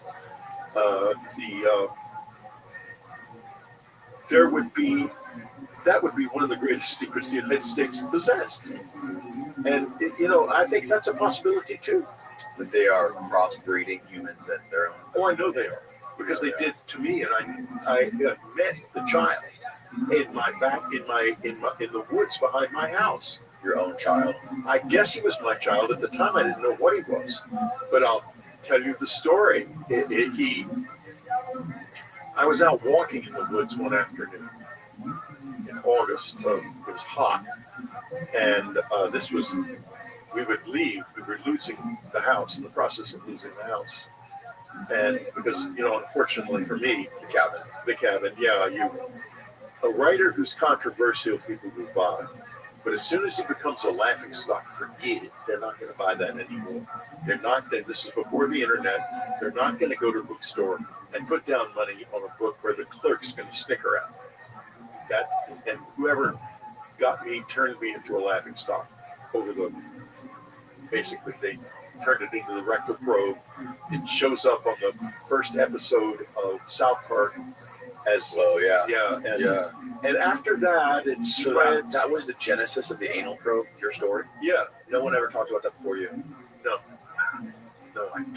And so I've ended up in the situation for 30 years of being laughed at for which is an interesting position to be in, believe me. Especially because my publishers felt like that story, as it spread, was destroying my sales, because my sales just absolutely dried up. And I wasn't even writing about this anymore. And I was having good sales with some of my books. And then the next thing you know, they just start to die out. And I ended up with no money and no publisher and nowhere to turn. We had to give up the cabin. It was sold out of bankruptcy. We were just destroyed, absolutely. Ann and I had to borrow money from friends to eat it. It was horrible. And so in any case, where were we? You were saying that you were walking through the woods and you had a reason to believe that you saw like a hybrid child of yours. Oh, yeah. Okay. So I'm walking in the woods, and behind my house, there's a wooded area, then a cleared area going up a hill with rather rocky, and then beyond that, some pitch pines. And there's this boy sitting under a tree, right, 50 feet from the pitch pine, smoking cigarettes. A boy. He looked like a boy from a distance. And he was a boy, I found out later, but I'll get to that. So I think to myself, what in the world is a kid doing out here? And I figured, well, I understand he's out here, so he wants to smoke. And he's not going to be smoking at home. It's like a 10-year-old, a 12-year-old maybe. So I understood. Yeah. So I thought to myself, but he's too close to those pitch pines. If those things catch fire, this whole area is going to go up like a torch, because pitch pines are full of pitch. That's why they're called pitch pines. Okay. And you light one on fire and whoosh, oh wow, it just explodes. So I walk over to him and I start to say, "I'd like you to move," or words to that effect. And I realize as I'm looking down at him, he's like a withered child. I know that now because he didn't have adequate hydration and he smoked all the time. And I got to know more about him over the next few weeks, to be sure. And he makes this, he's looking straight ahead. He doesn't look at me. He goes,